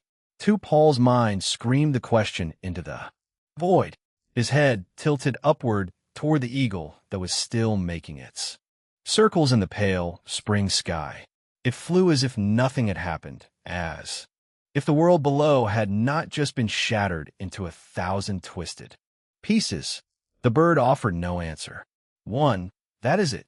This marks the end of Volume 2, Standing in Darkness. Thank you everyone for your continuous support. I love this story and I fully intend to continue it until the very end. To help me improve both myself and my writing, I ask you to share your feedback in the form of a review or a comment. You're also welcome to share your wishes or ideas for the future of the plot. I will try to use what I can and what fits the path ahead. Comment for comment. Vote. Chapter 130. Time for the end. It was a rainy, stormy evening. Leaves were flying through the streets of Berlin, past a large window. Reich Scanslive Bormann, welcome, Paul said, his voice devoid of any emotion as he looked at Martin Bormann, who had just entered his office. The room was in complete darkness, only the thunder outside, occasionally illuminating the interior. Why do I have the pleasure? Bormann asked, taking a seat before the table.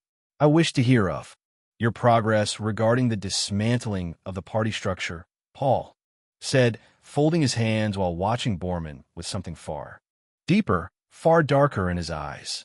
Well, I think we have come far. We have been slowly spreading the image of the Kaiser and you together.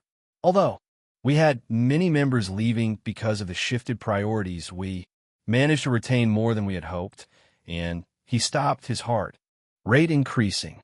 My Führer, he asked, confused, finally realizing the strange atmosphere their conversation carried. Something was wrong. What is it? Why don't you continue, Bormann? Paul asked, smiling, his voice carrying a mocking undertone. He stammered, his heart virtually hammering in his chest.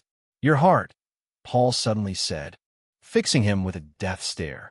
It has quickened its pace quite a bit, hasn't it? There's also a bead of sweat running down your forehead. MHM, are you nervous, Bormann?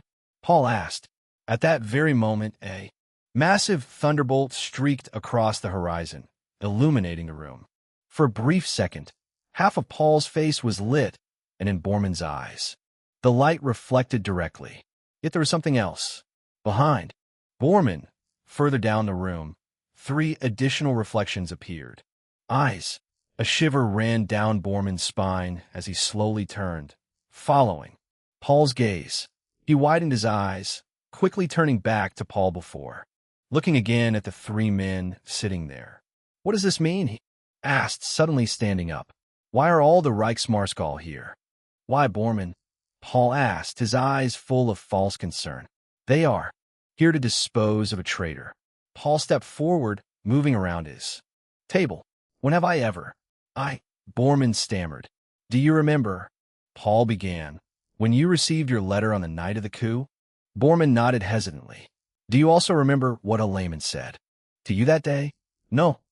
Paul asked, his fingers slowly moving toward Bormann's chest.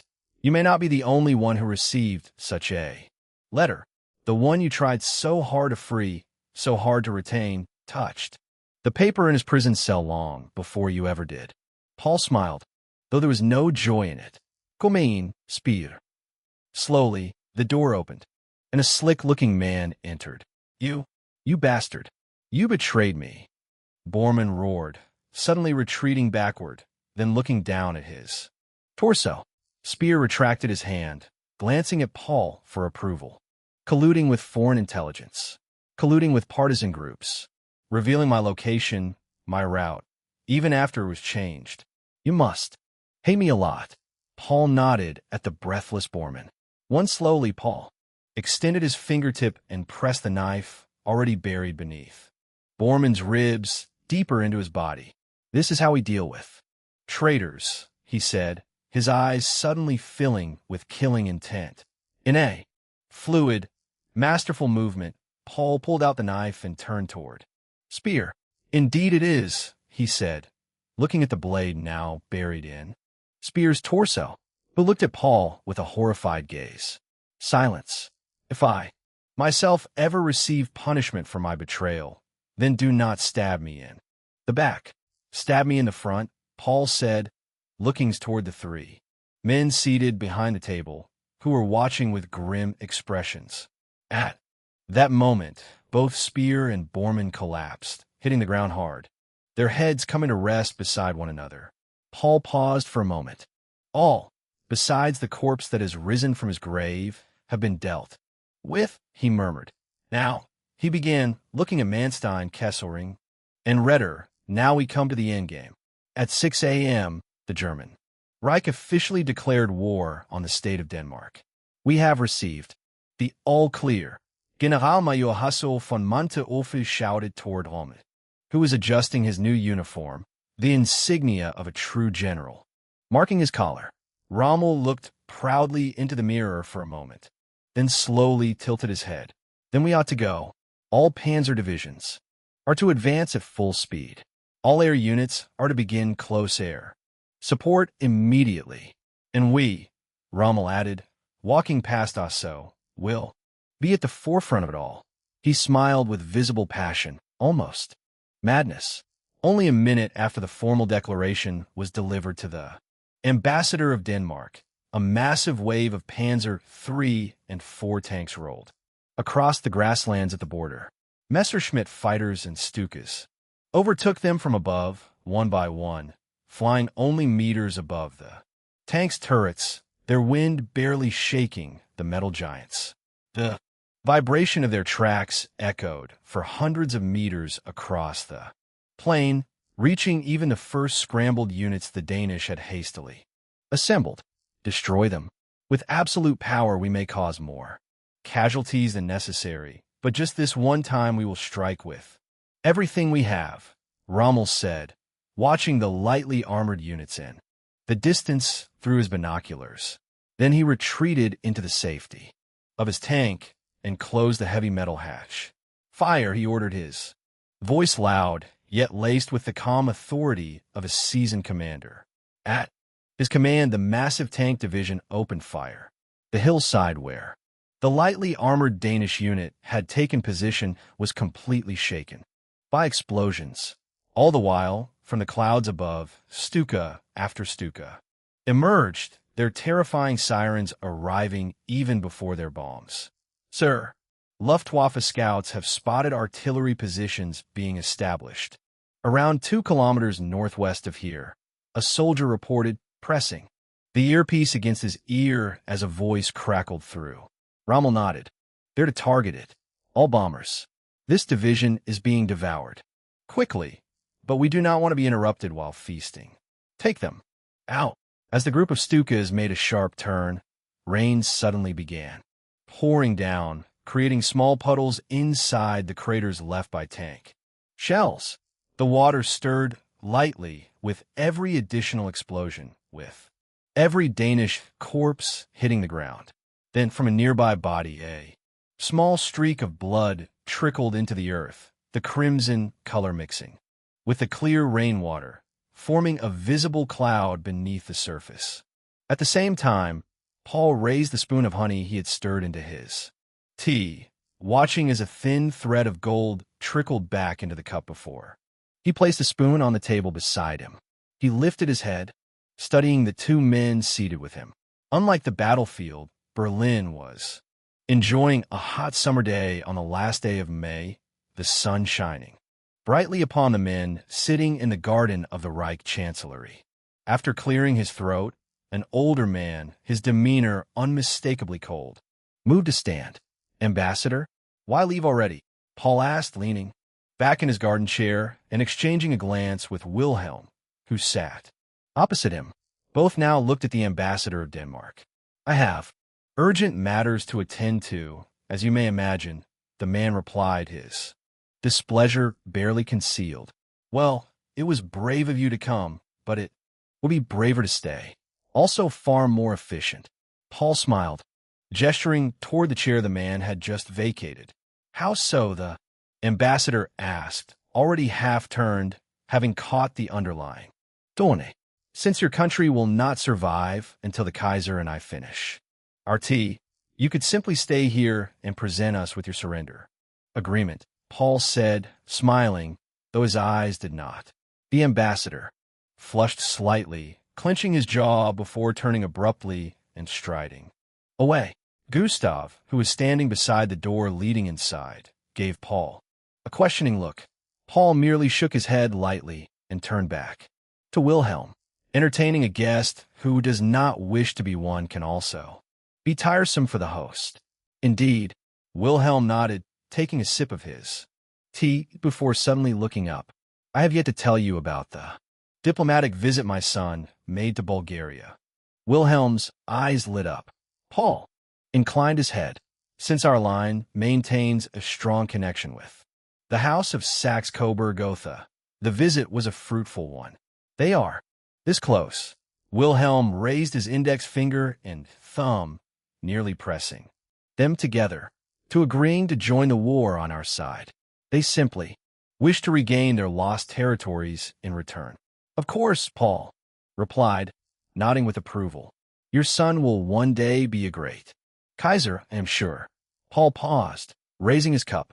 Let's hope that day remains far into the glorious future, my Kaiser.